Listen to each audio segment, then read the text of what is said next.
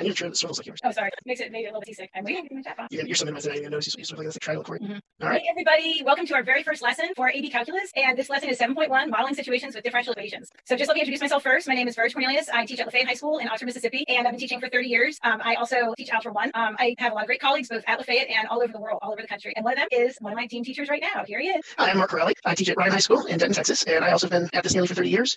Verge and I are actually good friends, so hopefully that'll come across in these videos, and we're here for you guys. So just a little bit about why we're here. We're here because College Board contacted us last week and asked if we would be interested in doing some virtual lessons to help students finish the course for AP Calculus and also help them get ready to review for the AP exam. And I just said sure, and I didn't even think about it, and here we are. What we're going to do is we're going to finish off the material for AP Calculus one lesson at a time, and then we are going to, one day at a time, get ready for our AP exam. I do want to say a special welcome. That's okay. I do want to say a special welcome to all of the students right now who are joining us, especially those of you who don't have much contact with your teacher right now. Mark and I are both teachers, and we know that different schools are handling this in different ways. Some folks have a lot of contact with their teachers right now, and maybe have way too much work to do, and then others of us have no contact with our teacher, and those students are able to seek out these videos anyway, so that's wonderful. Also, a huge welcome to our teachers who are out there listening to us, watching us, and also a huge welcome to our colleagues who are watching us and supporting us, and we love you all very, very much. All right, Mark, you can do that slide. All right, so the next few weeks, just as an overview before we get into our lesson today, so I know this has been a lot of people's concern and questioning and things like that, we are going to pick up where a lot of students left off and teach Unit 7, which is differential equations, and we're going to start that today, and that's going to take us about 6 lessons to teach that. Then in Unit 8, we are going to do selected topics of applications of integrals as they tie back to previous unit, and you'll see what we mean by that. Many of you know exam Units 1 through 7 for AB, but Unit 8 has so many great topics that tie back to things that are going to be tested, and so we definitely want to instruct on those topics. And then we are definitely towards the latter part and moving up towards May, we're going to review all tested topips and also give you lots of test-taking strategies for the exam. And I know that there's lots and lots of questions out there about the exam. Guess what? We have questions too. We don't know anything. We're not going to know anything until April 3rd, and that's we're ready for April 3rd, just like everyone else. Yeah, we really are. So we will, as soon as we know more, we will start weaving that into our daily lessons with you. But the most important thing is to do some calculus, and that's what we're going to go ahead and do. Anything else, Mark, before we get into our warm-up? I think we're pretty good. Okay, so let's go ahead and look at our schedule for the day as opposed to the overview of the next several weeks. We did our introduction. We're going to go ahead and do a warm-up in your classroom. That might be called a do now or maybe a bell ringer, and that takes about 5 minutes. And then we're going to do our lesson, 7.1, modeling situations with differential equations, and that'll be about 15 minutes. We're going to be very careful to try and keep this lesson to 45 minutes. We'll do guided practice for 10 minutes, but we're going to kind of alternate that as we're teaching. So it'll kind of go back and forth. I might do a few examples, and I'll have you try and do one. That makes me think to myself, you should have a pencil right now, and you should have a notebook right now, so that you can be taking notes like you're in class. If you're watching live right now, if you can't pause, I had a conversation with a current student earlier today, and she was trying to watch an AP live this morning, and she lives pretty far out in the country, and she said, I couldn't watch it live very well, so I'm going to watch it later tonight, and it'll be good because I can pause it as I watch it later tonight too. So that's definitely an option, is that you might want to watch it later and then pause so you can jot stuff down. Then towards the end, wrap up and further resources. This is something that Mark and I have really worked hard to provide teachers and students resources. Everything that we do in our lessons, we will have a PDF of it in the little bit.ly down below. We'll talk more about that towards the end, and you can always go to that Dropbox. The bit.ly link will take you to the Dropbox. Yeah, it should be in the description for the video and the channel. Yes, it'll be in the description. That's right, Mark, for the video and the channel. So anyway, we'll talk about that a little bit more at the end. Okay, let's go ahead and do the most important thing, and that's the math part. And so here's our warm-up. This is what I call a warm-up in my classroom. And the directions are: model the following situation with an equation. And the situation is the area of a circle is proportional to the square of the radius. All right, how does that look? Did I do it, Mark? Looks good to me. Okay, all right. So what I just did just now, and is I booted Mark off of the PowerPoint, and now I'm here on just my little hover cam. I actually don't honestly teach off of a hover cam normally. True confessions. I'm up at the board, or I'm walking around watching my students work, but this is a little different. All right, so here's our warm-up, and I'm trying to model this situation. The area of a circle is proportional to the square of its radius with an equation. I'm taking a verbal description, and I'm going to go ahead and write it as an equation. This is something that you probably would have done, last year before, definitely before calculus. There's no calculus in this little warm-up right here. So let's see, what would I do? The area of a circle, well, as a mathematician, I have to kind of assign that a variable. So I might say, I'm going to call that A, there's my equal, is proportional to the square of its radius. Okay, so proportional means that there's some constant proportionality. I'm going to call it K. It could be C, it could be something else, multiplied by the square of its radius. So R squared. So that would be the situation modeled with an equation. A is equal to K R squared. Now, of course, we all know that this K is equal to what, Mark? In the rehearsal, I said half of tau, but I guess we're going with pi today. Okay, so either half of tau or pi. Okay, so we know that this K is equal to pi. But in any case, there's our equation. So now, to get into really what we're doing in terms of calculus here, this is very high tech, I know. I'm just, whoa. All right. That font looks like handwriting. That looks like handwriting. It's my font, Mark. You know that. We worked on that with my own font. Okay, modeling situations with differential equations. I ran out of room as I was writing that. DE is how any mathematician is going to refer to differential equations, except for people who call them diffie-qs, which is also another abbreviation. So modeling situations with differential equations, our entire unit is about differential equations, but we're going to model situation in this one section. So here's my first example. The rate of change of A with respect to T is proportional to R. Sounds a lot like my warm-up, doesn't it? That's a little bit different though. The rate of change of A with respect to T, that's my differential expression. The rate of change of A with respect to T, dA dt. Now, if you think back to implicit differentiation or related rates, you saw expressions of the derivative written in this form. A lot of times we'll write a derivative with just an f prime or a y prime, but this with showing the differentials like that, that's what we're going to be translating today. There's my equal, I already wrote it here, proportional to R. So K, my constant of proportionality, times R. Translating from English, a very cumbersome language, to math, clean, tight, economical. Second example. The rate of change of Y with respect to X is proportional to Y. Let's see about translating this sentence into a differential equation. The rate of change of Y with respect to X, that's dy dx, is equals proportional to Y. So I'm going to have a constant of proportionality. There's my equal sign. And it doesn't have to be K like before. It doesn't have to be K every time. It could be any letter. Variables can be arbitrary. It could be C this time. So the rate of change of Y with respect to X is proportional to Y. dy dx equals C times Y. Now the next set of examples we're going to do comes from an activity that was really just written very, very recently. And I'm going to go ahead and move this so that it's easier to see. But this is what's going to be in our Dropbox. And it's a quiz trade activity that was written by Vicki Carter, who is a fabulous math teacher in Florence, South Carolina. We love her very much. We know her very well. And we want to share this activity with you. And also, she of course gave us permission to do it. I think it was about 7 a.m. on Saturday morning when we were talking on the phone getting permission. She said, of course you do it. So all of these are going to be available in that Dropbox. There's no need to scramble and try and write them all down now, but you can make a note of the number and then go back and write them for yourself. All right, so the first one is the rate of change of G with respect to the, sorry, I'm looking here. Can you guys see this okay? Mark, can you see It's showing up all right. It took a second for it to autofocus, but it's fine. Okay, I'm just making sure. Okay, so the rate of change of G with respect to T is proportional to the square of G. Again, we're taking this verbal description and we're trying to write a differential equation for it. So let's see what I can do here. The rate of change of G with respect to T, that's going to be dG dt is, so equals proportional to the square of G. So K, some constant of proportionality, times, and I can put that little dot or not, it doesn't matter, G squared, the square of G. Second example, the rate of change of H with respect to T is proportional to the square root of H. So the rate of change of H with respect to T, there's my dH dt is, there's my equals, proportional to the square root of H. So K, and then times the square root of H. Third one, the rate of change of J with respect to T is inversely proportional to the rate of change of J with respect to T. That's going to be dJ dt is, and then inversely proportional to the square of J. Inversely, oh, it's a little different. So in the other two examples, and actually in the A and the B example, we had what was pretty much a direct proportionality, even though it didn't say direct. That's implied or assumed. Here is explicitly we're saying inversely proportional, and so for sure I need to think about that J being in the denominator. So dJ dt is equal to K, my constant of proportionality or my coefficient of proportionality, divided by J. All right, here's one for you to try. I'm going to read it out loud. And I'm going to play at home. Oh, okay, Mark. Oh, and by the way, Mark's going to reveal his answer when I ask you guys to do it. Mark's going to reveal his answer, or vice versa. When he's doing the lead teaching, I'll be revealing my answers like I'm a student in class, and then they may or may not be right. Okay, like we're gonna look at his answer and decide if he's right or not. Okay, so here it is. The rate of change of M with respect to T is inversely proportional to the cube of M. So the rate of change of M with respect to T is inversely proportional to the cube. Sorry, the cube root. I don't know if I said that. Oh, I was listening to you too. You were listening? Okay, well you could have left it wrong. All right, I write that. All right. And I think you can switch me off, right? Yeah, there it is. I'm actually having trouble with it right now. Oh, there we go. Can you still hear me? Because I just lost it. Okay, sorry. Do I need to do No, something? no, you're fine. Zoom just got goofy. We're fine. Okay, so let me read this out loud because I see now Mark's screen showing. It says the rate of change of M with respect to T, that's the dm dt, is inversely proportional. So me personally, I would have the K in the numerator, but I love the way Mark wrote this, where he has K times and then 1 divided by the cube root of M. So inversely proportional to the cube root of M. It can be written either way. Oh, he's got a little nice variety going on here. What's it? I gotta move this over here. So It's over into the I 1/3. love that, Mark. M to the 1/3 right there. That's exactly right. All really good expressions. You don't have to say all of them, obviously, but you know, any one of those would be correct. All right, should I be good? Yeah, go ahead and grab it back. I'm gonna go ahead and share. So to all you watching, what is today? Thursday? I think Thursday. It's Wednesday. Wednesday. Whoa, today's Wednesday. Oh my God. I've been zooming for less than a week. I feel like I've been zooming my entire life. That's how fast everything has happened. Okay. I'm still not an expert at it whatsoever, but with more practice, obviously you get better. All right, here's our number 5. Number 5 says the rate of change of a population of bees and then lowercase b over time is proportional to the population of bees. So the rate of change of the population of bees, B, so there's your dB dt, is, that's my equal sign, proportional to the population of bees. So that would be K and then times B, population of B. It can just even be KB. You don't need to have that showing. Or sometimes you have parentheses around, especially a base that might be something like a 1 point, 4, something like that. Okay, 6 is one for you to try on your own. I'm going to try and read it out loud correctly this time. It says the rate of growth of a population of zombies Z over time is proportional to the population of zombies. Mark's going to show us his result this time. And again, whenever I'm going to wait just another 30 seconds, Mark. The rate of growth of a population of zombies Z over time is proportional to the population of zombies. You want to boot me off? Sure. Okay. Ah. Yeah, I was much better prepared. Okay. How do we feel about this one? Let's take a look. dZ dt, that's the rate of growth of a population of zombies Z over time. That's dZ dt is equals, and then proportional to the population of zombies. So K times Z. I like it. Yeah. What's the Z's? Yeah. Why would we cross our Z's? Because my 2s look like that. Not quite that bad, but close enough. Exactly. All right, we're gonna try 13, which might seem kind of weird, but we're this document. I gotta reshare mine. I'm gonna do that. But this document has 22 examples, which is great. You can go back and look at all 22 examples, and we have the answers for you as well. But that's great for a class because a lot of classes have about 22 students. Miss Vicky Carter's class probably does. That's why she wrote 22 of these. But I'm just skipping to 13. So in this one it says in a community of F farmers, the number X of farmers who own a certain combine changes with respect to time T at a rate that is jointly proportional to the number of farmers who own the combine and to the number of farmers who do not own the combine. What is jointly? Say it again, Mark. So what is jointly? What is jointly? Right. Well, what is with all these words? My gosh, these went from really easy problems where people are probably thinking like this is too easy. It's going to get harder, and now all of a sudden it is. Okay, so what is jointly? Jointly means that there's going to be 2 different variables there on the right hand side interacting with each other. If you don't see the word inverse, it means they're interacting by multiplying. But if you see inverse, then one of them is going to be in the denominator, or maybe both. But let's go back and read this again. There's a lot going on in this problem that we have to pick apart. It says in a community of F farmers, the number X of farmers who own a certain combine changes with respect to time T at a rate that is jointly. Okay, I think I see my differential expression right here. The number X of farmers who own a certain combine changes with respect to time T. That right there is dx dt. I'm gonna go ahead and write it right here. So that right there is dx dt. The number X of farmers who own a certain combine changes with respect to time T. And this is happening at a rate that is jointly proportional to the number of farmers who own the combine, the number of farmers who own the combine. Okay, the number of farmers who own the combine, X, to the number of farmers who do not own the combine. The number of farmers who do not own the combine is not F. So the number of farmers who do not own the combine is actually F, the total number of farmers, minus X, the number of farmers that do own the combine. Because you either own the combine or you don't. There's nothing in between. So total, all right, so dx dt is equal to K, and then times X, and then times, in parentheses, F minus X. Here's one for you to do on your own. It is not as hard as that farmer problem. Well, it's not as long anyway, but also not as hard. This one says the rate of change in the height H of a tree with respect to its age A is inversely proportional to the tree's height. And you know what, Mark, I'm going to stop share because I think you're going to share this one with us, right? Yeah, you just put my name or do you want to Yeah, no, you can put it in. Yep. All right, here it comes. Okay, so let's go ahead and read the verbal description out loud and also look at the differential equation that Mark wrote. So it says here the rate of change in the height H of a tree with respect to its age A. So the rate of change of a height in the height H of a tree with respect to its age A. I see a mistake right off the bat. Yeah. So it should be dHdA instead of dHdt. Yeah. It's really easy to put that dt reflexively. Yeah, especially if you are doing a lot of related rates. Okay, good. Thank you for making that mistake, Mark. Is equal to okay, it's inversely proportional to the tree's height. So equals K divided by H. There's that inversely proportional. The H has to be in the denominator. Nice. Okay. There's going to be another one for you to do on your own. So I'm going to go ahead and change back to my document camera now and read that one out loud to you. Yeah. You read it first? Yeah, I was letting them read it, but I'm going to read it. Oh, I'm sorry. That's okay. I didn't back. I was listening. Yeah.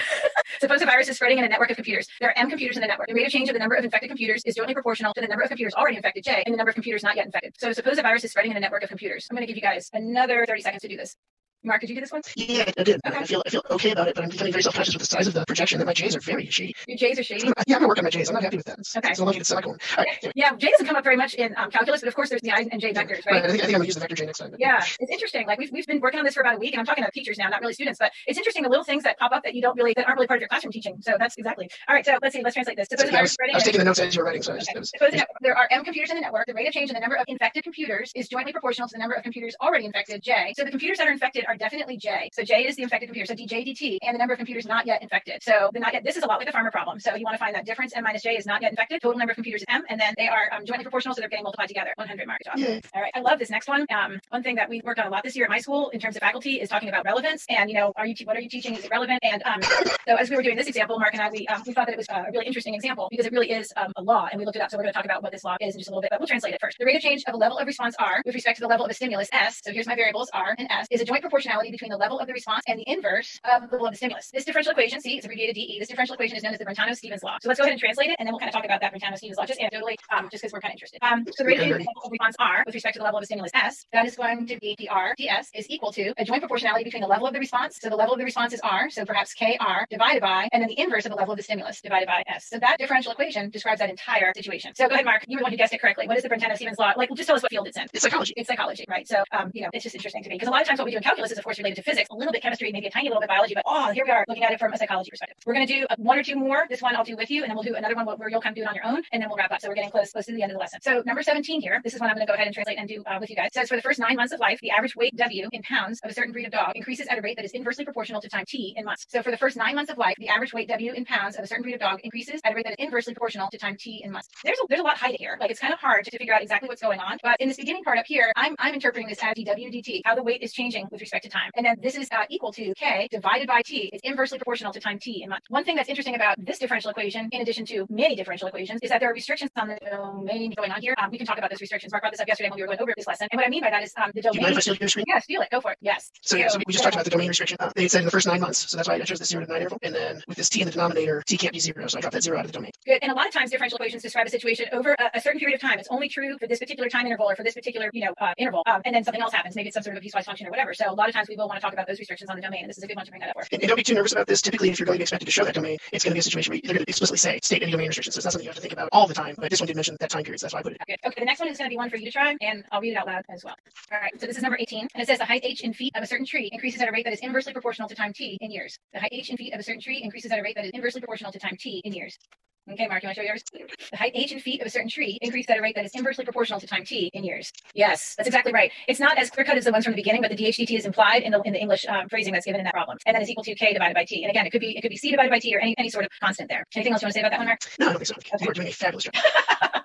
Wait until they see the next lesson, which we haven't practiced 3 times, right? It's fine. The content gets. We're going to get to play with these. That part will overshow anything else in the next couple days. All right, let me go ahead and share this last one here. And this one says number 20, barometric pressure P measured in millibars changes with respect to altitude A measured in feet above sea level at a rate that is directly proportional to the altitude. Barometric pressure P measured in millibars changes with respect to altitude A. Oh, how nice. At the very end here, we have a very explicit dP dA. dP change in the barometric pressure divided by dA change in altitude equal to this rate is directly proportional to the altitude. So we can write CA if we want, or we can write KA or anything like that. So again, there were 22 of these and we didn't do all of them. So tomorrow or whenever you next watch the video, we will start by sharing one of the other ones that we did not yet do. That'll give you a chance to go through and practice. But we'll go ahead and start by doing one of the ones that we did not do, go over that, and then we'll do our next lesson. In addition, just in terms of I know what's happening for our third lesson, some of these lend themselves very nicely to slope fields. And so we might pick one of these for one of our slope fields as well. So remember, and Mark, you might go ahead and share the PowerPoint right now. Absolutely. End of our PowerPoint. Remember that you can go to the description in the bottom below each video, and you can see the little link that you can click on. And there's nothing in any of those folders right now, but each day we will be adding things to the folder so that you can either download the materials before you watch if you're not watching it live, or you can download the materials after you've watched it live and kind of go back over the material and also get ready for the next lesson. Our next lesson is going to be 7.2, and it's going to be verifying solutions to differential equations. Hey, Mark, I think I've got a gray screen. Oh, sorry. It's okay. Mark, he's always doing a whole bunch of stuff. I will tell you exactly what that was. That was the file going into the Dropbox. Oh, yeah, that's awesome. But this QR code here, you can even all the modern phones, you can hold up your phone to it. It'll take a picture of that. But in any case, we are so grateful for this opportunity. We hope that we're helpful to you. We hope that if we make mistakes, that somebody tells us. We have a lot of very, very smart friends, and they will email us, I'm sure, right away if we make a mistake. We'll fix it for you during the next lesson, and we'll just keep moving forward one day at a time. We're very grateful again, and really thinking about all the students, just kind of all by yourself. It's very hard to be a teenager can be alone like this. The adults in your company. I know I have a teenager. It's been challenging, but I think you guys can make the best of the situation. And I just want to, I know we have a bunch, like you said, there's a bunch of people that will correct their mistakes, but we've also got a bunch of people that have been texting me during this, and the Dropbox is confirmed, so that file is up there for you guys. Got a little bit of homework, do what you can. This stuff is, as you saw, it was easy today, and we're going to get to play with these questions next 2 days. I'm really looking forward to that part. Me too, and I hope you join us next time. We're live, Virg. Hey everyone, thank you so much for coming back and joining us for our second day of AP Calculus Live, AB. Today we're going to do 7.2, verifying solutions for differential equations. But before we get started, we're going to do a few introductions and just kind of talk about some stuff that we also talked about yesterday. So my name is Virg Cornelius, and I teach at Lafayette High School in Oxford, Mississippi. I've been teaching for about 30 years. This is my first time ever teaching virtually, and I do want to mention one thing about that word Lafayette. It is only pronounced in that way right here in Lafayette County, Mississippi. Everywhere else is Lafayette, which is the French way to say it, of course. Go ahead, Mark. Hi, I'm Mark Riley, and I'm at Ryan High School in Denton, Texas. And Virg and I have been friends for about 12 or 13 years now, and I just found out that's pronounced Lafayette this week. Or it's not pronounced Lafayette, I'm sorry, Lafayette. It took me like 6 months to get it good. So Lafayette. Okay. Okay. So just so folks know, especially folks who are joining us for the first time today, what's going to happen between yesterday, March 25th, and May 1st, which is going to be our last live session, is that we are going to instruct on differential equations, which is going to take us about 6 days. We did topic 7.1 from the CED yesterday, and we're going to do 7.2 today. Then in Unit 8, we are going to do topics 8.1, 8.2, 8.3, and 8.4. If you want to look at your CED, those are all the units, but not volumes. And we are doing those because they compare very nicely to previous units that are being tested. As you know, many of you know already, AP Calculus this year, we're not testing anything directly in Unit 8 at all, but many of those first 4 units have a nice tieback. And for those of you, the CED comment was more for the teachers, but for the students that don't speak all of our acronyms and abbreviations, CED is the course exam description. You can find that on AP Central. That's an excellent point, Mark, because different textbooks that teachers use might have these all in different chapters. So these aren't necessarily going with your particular textbook chapters. That's exactly right. And then once we do those topics in Unit 8, we are going to review all the tested topics in 2020, in addition to weaving in test taking strategies for this exam, which is a unique exam because it's going to be online this year. We don't know anything really other than that much else, and we're going to know a lot April 3rd. So we're going to know what you know when you know it. So for today's lesson, we had our introduction, and this happened to me yesterday. I have a little list of things that I want to do, but we just introduced ourselves, but we also want to welcome everybody who's watching us, and in particular, of course, the students. We had over 55,000 views yesterday, so we know that those aren't just the teachers watching. We know that it's the students who are watching. So go, great job. Anyway, we are welcoming, of course, the teachers and our colleagues who are watching us and supporting us and giving us feedback, of course, fixing our mistakes for us and all that other kind of good stuff. In a little bit, we're going to see our warm up for today and go over that warm up. That's going to take about 5 minutes. Then we'll get into our lesson, verifying solutions for differential equations. That's going to be about 15 minutes, and it's going to go like yesterday, where I'll work a few, and then I'll give you one to work on, and then we'll talk about that one and proceed in that way. Towards the end, we'll talk about all the resources that are available below every single video. There's that little description, and you can click on that link, and those resources will be posted after the lesson, and we'll talk about that towards the end. So without further ado, we'll get started. So here's our warm up for today, and it goes back to yesterday's lesson, which was to model situations with differential equations. Our first one here, number 3, should look really familiar to you. It's the one that we made a mistake on yesterday. Well, I should say I made a mistake on it yesterday. So I followed your mistake. We're a good team. Who's the fool? The one that follows or whatever? You know the book better than I do, Mark. The fool or the fool who follows him. The fool who follows him, right. So here's our warm up. In number 3, it says the rate of change of j with respect to t is inversely proportional to the square of j. So we'd like you to write that as a differential equation. And then if you looked at your download yesterday, you saw number 22, which was not yet, I didn't go over it yesterday, but maybe you've already gone over it for yourself. The rate of change of the intensity of a response R with respect to the intensity of a stimulus S is inversely proportional to the intensity of the stimulus. This differential equation is known as Fechner's law. So those are our 2 warm up questions. I'm going to give you about 30 more seconds to write your differential equations. And if you're just joining us for the first time today, I reminded everyone yesterday that hopefully you're treating this like a class. You actually have a notebook, paper out, and you have pen, pencil, calculator perhaps right by your side so that you really can interact with the live session. If you're watching it afterwards, of course, you can pause as needed, and that way you can kind of pace it yourself. So, okay, I'm going to go ahead and switch to my document camera. Let's see if I can do this. I did it. And just so you guys can know how impressive this is, we just did the feed, went from Texas to Mississippi. That's pretty cool. That is pretty cool. Okay, this is my low tech right here. This is my reminder to myself that today is Thursday. We're in our second AB live. Yeah, 26 to go after this one. Okay, all right, number 3. So this is what I had written yesterday. And unfortunately, none of my students were watching me make a mistake, or they would have all shouted at me. Folks like DC or AH, they would have shouted at me to say, Miss Cornelius, you have a mistake on the board, or they're a little more polite than that. I think. Okay, so where was the mistake here, Mark? It says the square of j. The square of j. That's right. So how about if I do this? Would that be the square of j? So if you raise it to the 4th. Oh boy, that would be so cool. Yeah, now, listen, I'm using these pens because they're erasable. Because mistakes happen in math. And I know that some people have another kind of pen that's my favorite pen, and it is here in the wings in case I need it. Just so you know, we got my favorite pen here. Okay, so it should be j dt is equal to k divided by j squared. That would be the correct differential equation. And then for 22, it says the rate of change of the intensity of a response R with respect to the intensity of a stimulus S. So there's my differential expression right there. So I'm going to write dr ds if I can, maybe get it going. There's my f is so equals inversely proportional to the intensity of the stimulus. So the stimulus is the f variable, inversely proportional. So I could say this is equal to k times 1 divided by or 1 over s. I could also write that as just k over s if I wanted to. When we were preparing this, we were loving looking up these different laws. And Fechner's law is actually, go ahead, Mark, you look it up. It was psychophysics. It's related to the intensity, the perceived intensity. The patients that had better vision to see the stimulus perceived a stronger stimulus. Wow, that's cool. Okay, so that's our warm up, and we're going to go ahead and get into our lesson, which is, as you know, here comes some more of my low tech stuff, which is verifying solutions for differential equations. And as I was thinking about this lesson, I was thinking to myself, what does it really mean to verify solution? What does the word verify even mean? And the word verify means true. Figure out if it's right or not. Figure out if it's correct. That's what that word verify means. And I thought to myself, hey, we do that now for one. I can determine which of these, if any, is or are solutions to this quadratic equation. This is one of the first things I might do in my Algebra 1 class without even knowing how to solve a quadratic. I can just check and see if any of these are solutions. How would I do that? How would I check without knowing quadratic formula or factoring? How would I do it? Plug them in. So I'd say for 6, I'd say like 6 squared minus 6, and I'd check to see if that equals 0. Does it? 36 minus 12 equals 0? No, it doesn't equal 0. So that's not a solution. How about for negative 2? Negative 2 squared minus negative 2 and then minus 6. So let's see here. 4 and then plus 2 and then minus 6. We're trying to see if it equals 0. That's what it says. Does it work? Yeah, it does. So that one is a solution. For negative 3, let's see and check if that works. Negative 3 squared minus negative 3 and then minus 6 equals 0. So 9 plus 3 minus 6. Mark, make sure to shout at me if I'm wrong. This is looking like 15 minus 6, which is not 0. So that one didn't work. The only thing I might do different if I was doing this, when I do determines like this, I put a question mark over the equal sign. I love that. You know what? I was totally thinking that when I was doing that. So we were kind of checking to see if that was 0. That's just kind of avoiding that false equality, which becomes a big deal later on when we start talking about exam tips. That's so true, isn't it? Love that. Okay, and then for 3, some of you guys might have already worked it at home to see if that worked. 3 squared. Let's see if I can model what Mark just said. 3 squared and minus 3 minus 6. Does this equal question mark 0? Does it equal 0? And let's see, I have 9 minus 3 minus 6. Yes, indeed, it does equal 0. So that's my other solution. And I'm not going to get too much into quadratic equations and how many solutions it may or may not have. But my point being is that what we're about to do in calculus, we've already done before in other kinds of math courses. So now each day when we do our lesson, I want to definitely credit where we got our materials from. And today we actually got our materials from AP Classroom. And this is important for teachers to remember. All students have accounts in AP Classroom, but they can only do the practice if you unlock it for them. And so these came out of this 7.2 in AP Classroom, verifying solutions for differential equations. And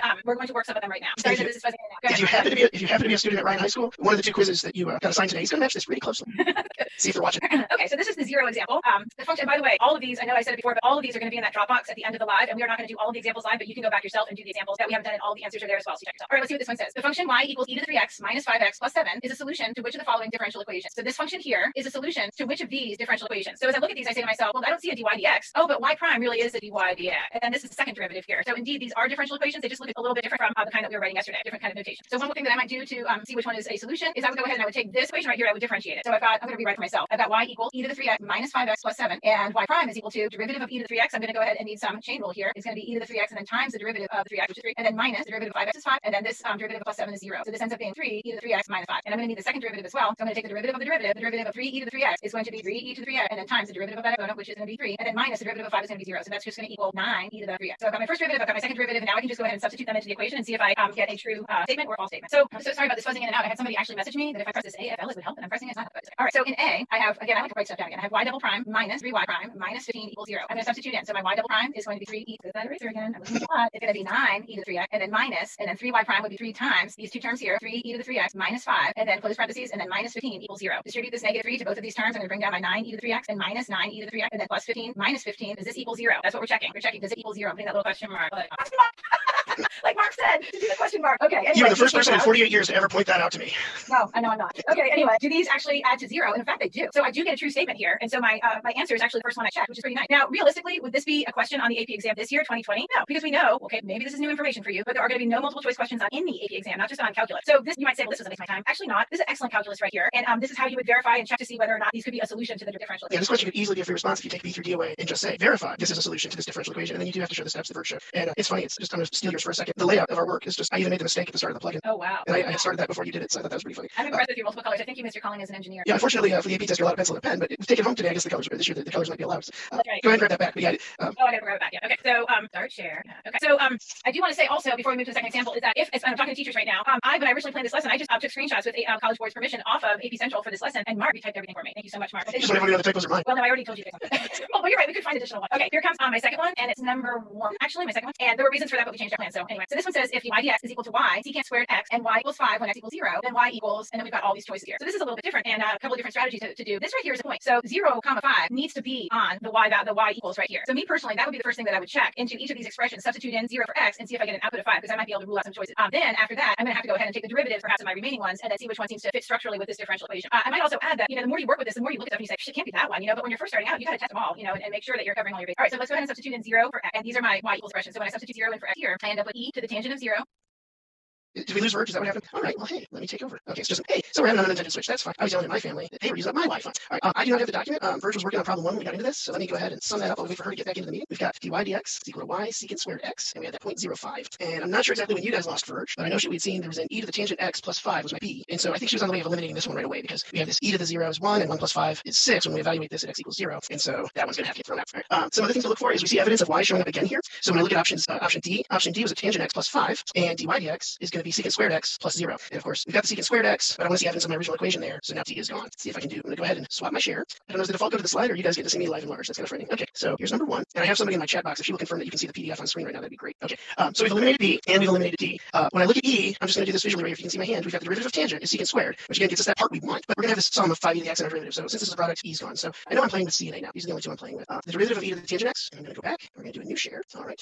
And I apologize for this. We weren't planning on going live with me until next week, but this is the fun of doing it live. If anyone thinks we take these things ahead of time. You know that's not true. All right. Hey everybody. Hey Verge. What happened? I think you lost your internet. So I eliminated I believe C, D, and E. Okay. No, I take that back. We eliminated B by the point, and we eliminated D and E. So if you want to pick it, take it back. I was just investigating B and C. Okay, thank you. Okay, so.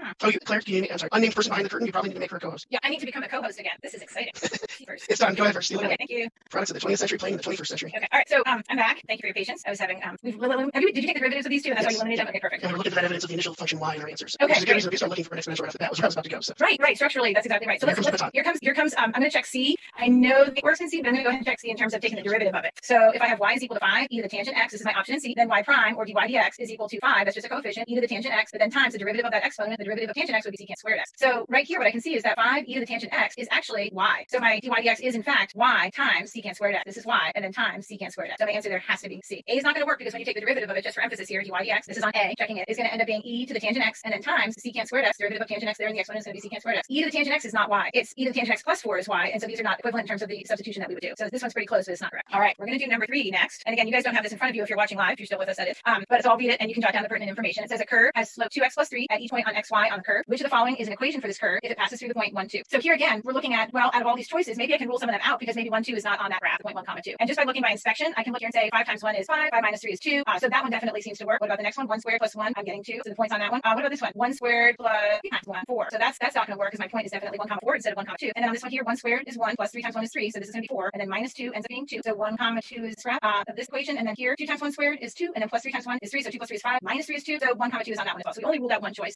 based on that point 1, 2. Let's see about the calculus though. Right here it says a curve has slope 2x plus 3. The slope is 2x plus 3. That means that dy dx is 2x plus 3. At every point xy. At every point xy on the curve. So which of these remaining choices has a dy dx equal to 2x plus 3 on every point on the curve? Well, certainly not A. What's dy dx for A? Rhymes with 5.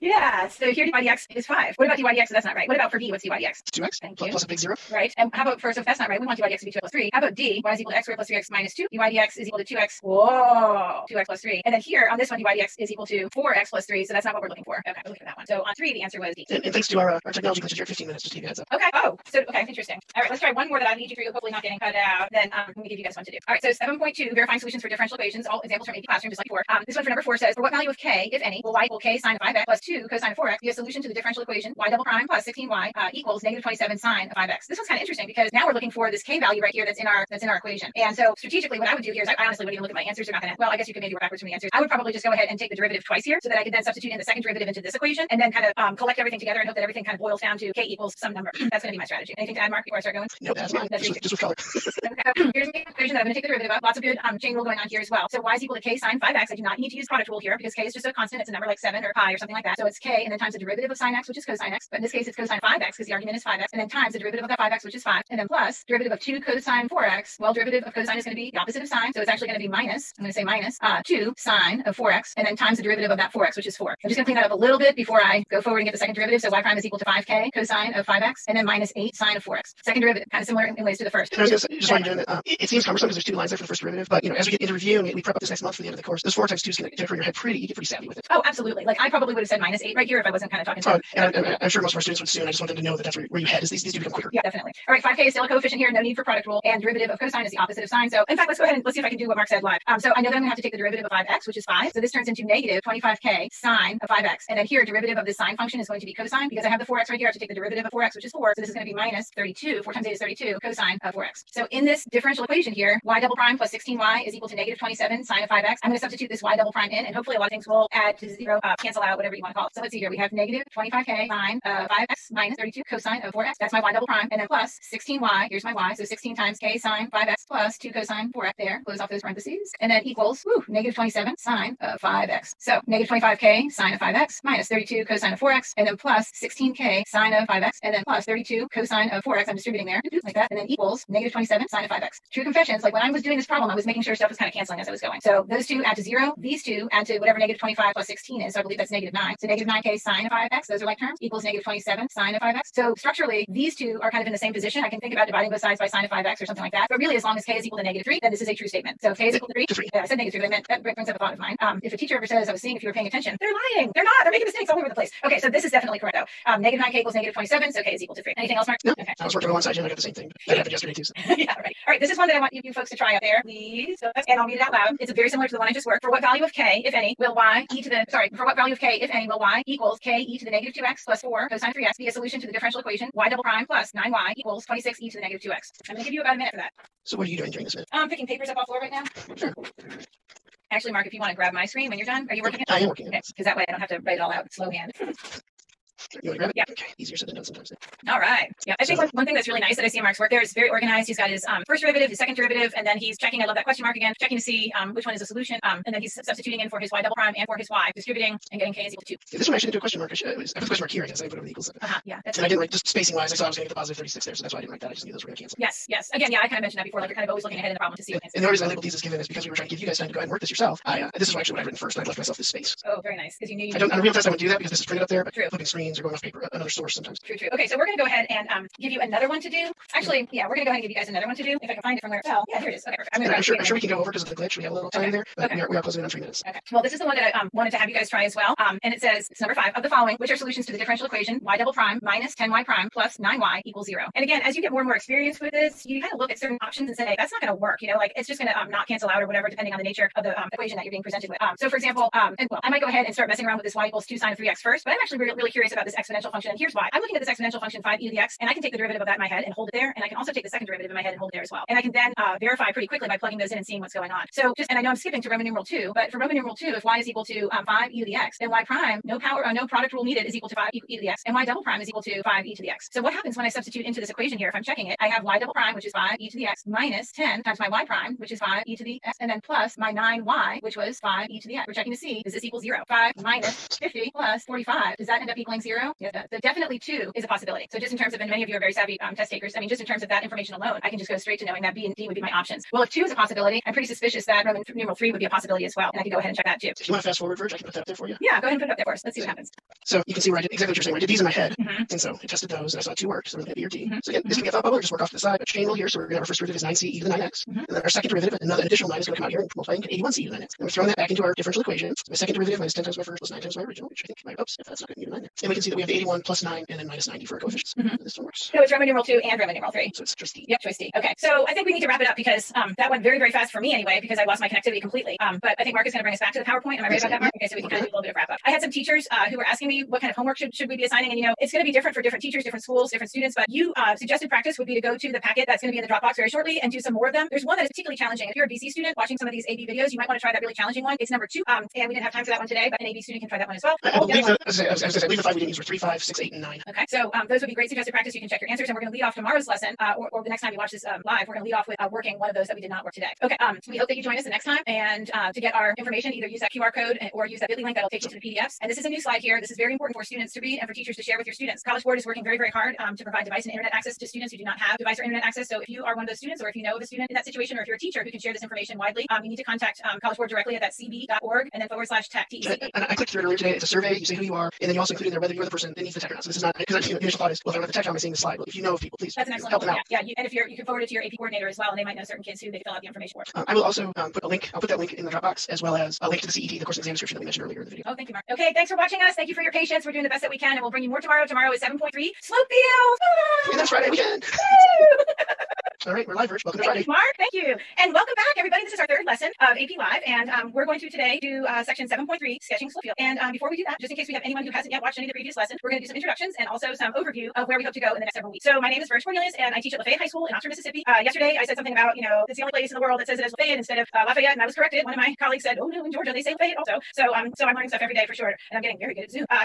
Go ahead, Mark. I'm Mark Rowley, and I'm from Ryan High School in Denton, Texas. And Verge and I know there's been some questions online as well as just this end after this week, since there's only 3 videos posted, and we are in for 4 more weeks. So through May 1st, we're going to keep this going. So if you're like, when are we going to get to the review? We've got lots of time, folks. All right. So with that in mind, the next several weeks leading up to May 1st look like this. We are going to be teaching Unit 7 differential equations because many students left off by not learning that in their AP courses. School got canceled or they went on spring break and didn't go back. So we're going to work on Unit 7. Then we are going to work on Unit 8, selected topics of applications of integrals. We're going to do 8.1, 8.2, 8.3, and 8.4 from the CET, which is that big binder that teachers have access to, and I believe students can access it as well. Am I right about that, Mark? Yes, there was a link in yesterday's folder to that PDF as well. Okay, great. So when we refer to 8.1, we're not talking about a particular textbook you might have. We're talking about the College Board's curriculum exam design, the CED. And we're going to tie those units back to previous units. That's why we selected those 4 units. And then even as early as next week, actually, actually. We're going to be reviewing and we're going to be weaving in test taking strategies. Once April 3rd hits, we're going to know a lot more about what this online test is going to be that only has free response questions. So we'll be reviewing all topics and doing some test taking strategies and tips and things like that leading up to the exam. This is a new feature, everybody. It's so exciting. We have a new slide called daily corrections and oversights, and hopefully this is only going to happen occasionally, but so far we're 2 for 2. So if we make a mistake, we are going to tell you what our mistake was the next day in some form or fashion. So yesterday as I was working, you can see that I said that 9 plus 3 was equal to 15. Bad. 9 plus 3 would be 12, and then 12 minus 6 is still not equal to 0. So it kind of was, one of those mistakes where I worked through it quickly and I didn't even catch it, obviously. But thank you so much to those folks who told us about the mistake, and maybe you'll find another one today. They are not planted; they're completely organic. So and I would like to give a shout out to a specific AP bio teacher that my wife caught it because she's watching our videos every night because she's a calculus nerd. Yes, that's fabulous. And one of my students caught it and texted me immediately. My phone is off right now, so I didn't get it until the end. But yeah, we had several different parts of our lives, including spouses, obviously, who caught that mistake. So okay, so this is our lesson overview today for Friday, March 27th. We did our introductions. We always want to welcome everybody back and also welcome any first timers, teachers, students, and colleagues to this lesson. We're going to spend about 5 minutes in our warm up, and this is going to be from the last lesson's material. So if you have those in front of you, if you printed it, that's great. You're going to take a look at that momentarily. And then our lesson is sketching slope fields, and we'll wrap in with that some guided practice as we go, and then do a final wrap up and further resources and what you might find in that Dropbox afternoon. Okay, so this warm up right here is one of the problems that we did not work yesterday, and this was the verifying solutions to differential equations, 7.2, and it reads like this, and it came directly from that Dropbox handout. For what value of k, if any, is y equals e to the negative 2x plus k e to the 4x, a solution to the differential equation y minus y double prime divided by 4 equals 5e to 4x. Now, if you're watching this live, we're going to have about 50 seconds to work it or to find your material. If you're not watching this live, you can go ahead and pause it for yourself and work it right now. We're going to show Mark's work and also his answer in about 45 seconds, and because we don't really want any dead air time, our new technique is going to be that if you're watching live, you're just going to go ahead and turn down the volume right now, and actually, I'm going to sound like this, and I'm going to tell you a joke. Okay, here comes a joke. My AP Stats teacher yesterday called me average. Wasn't that so mean? Okay, about 15 more seconds, and Mark is going to show you his work. Thanks so much for that. We're going to get like 60 stupid dad. I'm actually quite all right with that. My 12-year-old would love it. Okay, we're going to people want to find me and figure out how to send me a math dad joke. That would be fantastic. All right, Mark, you can show your work. Right. And if you want to narrate it a little bit. This, instead of me kind of doing all my handwriting through it, we thought this might be a little more efficient. Okay, so this was our given, of course, our solution that we're verifying. And we're trying to find the k. So I'm verifying our solution, we're trying to find the k for this. So I found my y prime, I need my second derivative. So there was a chain rule of negative 2, I took the derivative of e to the negative 2x, and a chain of a 4, I took the derivative of e to the 4x. K is constant, so it's just along for the ride. Second derivative, another negative 2 chains out, another 4 chains out, and so my second derivative is 4e to the negative 2x plus 16k e to the 4x. When I plugged it in, I did rewrite this divided by 4 as multiplying by a 4, because I didn't want to have a giant fraction within the statement. I know when Virgin and I were comparing, she put it over the 4 personal preferences. I distributed the negative 1/4. We got these e to the negative 2x's that cancel out, or opposites, and they add, they sum to 0. And then I've got this negative 3k e to the 4x equals 5e to the 4x as my final equation before I go ahead and solve for k is negative 5/3. Excellent. So that was answer choice A, I believe, yes? Yes, it was. Okay, excellent. All right, I'm going to go ahead and grab the screen now so that we can start on our lesson, which is the sketching slope fields. So this is what I write to myself every afternoon so that when I come down to my desk here, I know what day it is. I made that mistake on Wednesday. But anyway, Friday, day 3 of AP Live, and this is my very high-tech notes right here. Our title is sketching slope fields. And you don't probably know what a slope field is yet, unless for some reason you were able to learn this before spring break or before March. But a slope field is defined as graphical representation of a differential equation on a finite set of points in the plane. So what's going to happen here is that we're going to have a differential equation, and we're going to go ahead and draw little line segments at each of these integer pairs that will represent the slope at that moment in time at that integer pair. If you went to the Dropbox yesterday, you saw that we did put a whole handout of these dot pages there, or dot paper there, and we also put a handout of these different examples right here. Okay, so one. First, I'm going to go ahead and steal you for a second. Hi, Bob Ross. Hey, so these two, yes, we don't make mistakes. We've had the accidents to discuss the next day. Yes. These are to learn. These are the two. These are both in the 7.2 shared folder. Of course, there'll be duplicates of them in the 7.3 folder by about, I guess, 2 Eastern, within 15 minutes of the video ending. So first, you want to grab that back? Yeah, probably about 15, but anyway, okay.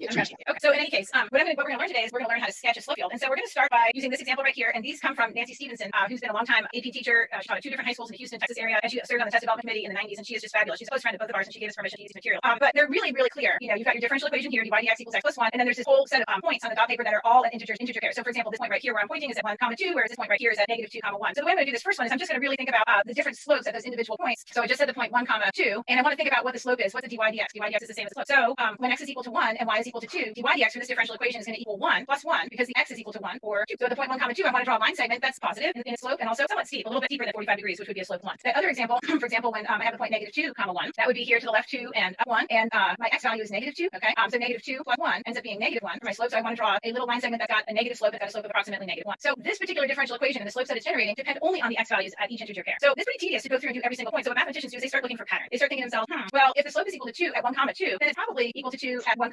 0, at 1, 1, at 1, negative 1. Any of these places where x is equal to 1, the slope is equal to 2, the dy dx is equal to 2. So I'm going to draw kind of a steepish positive slope here for those little line segments. One thing that mathematicians also look for is they look for slopes that are either 0 or undefined. And this one has some slopes that are 0. If x is equal to negative 1, for example, the point here negative 1, 2, let's just say, which is this point right here, then dy dx would be negative 1 plus 1, which is 0. I'm starting to not show my steps, but you guys are all really smart. I know you know what I'm talking about. So I've got a slope of 0 there, so I draw a little tiny horizontal line segment, and that's going to be true going all the way down. Wherever that x value is equal to -1. What about what's going on right here at this point? What do you think, Mark? At this point here, point 0, 2. Sounds like x is 0 to me. Yep. So what's the slope? So 0 plus 1 on Fridays in March is 1. Yay! So there's that little 45-degree angle there for your line segment, and that's going to be true everywhere where x is 0 and everywhere where x is -2. I can kind of stay with this logic here in terms of my slope. First, do you mind if I jump in with some test observations?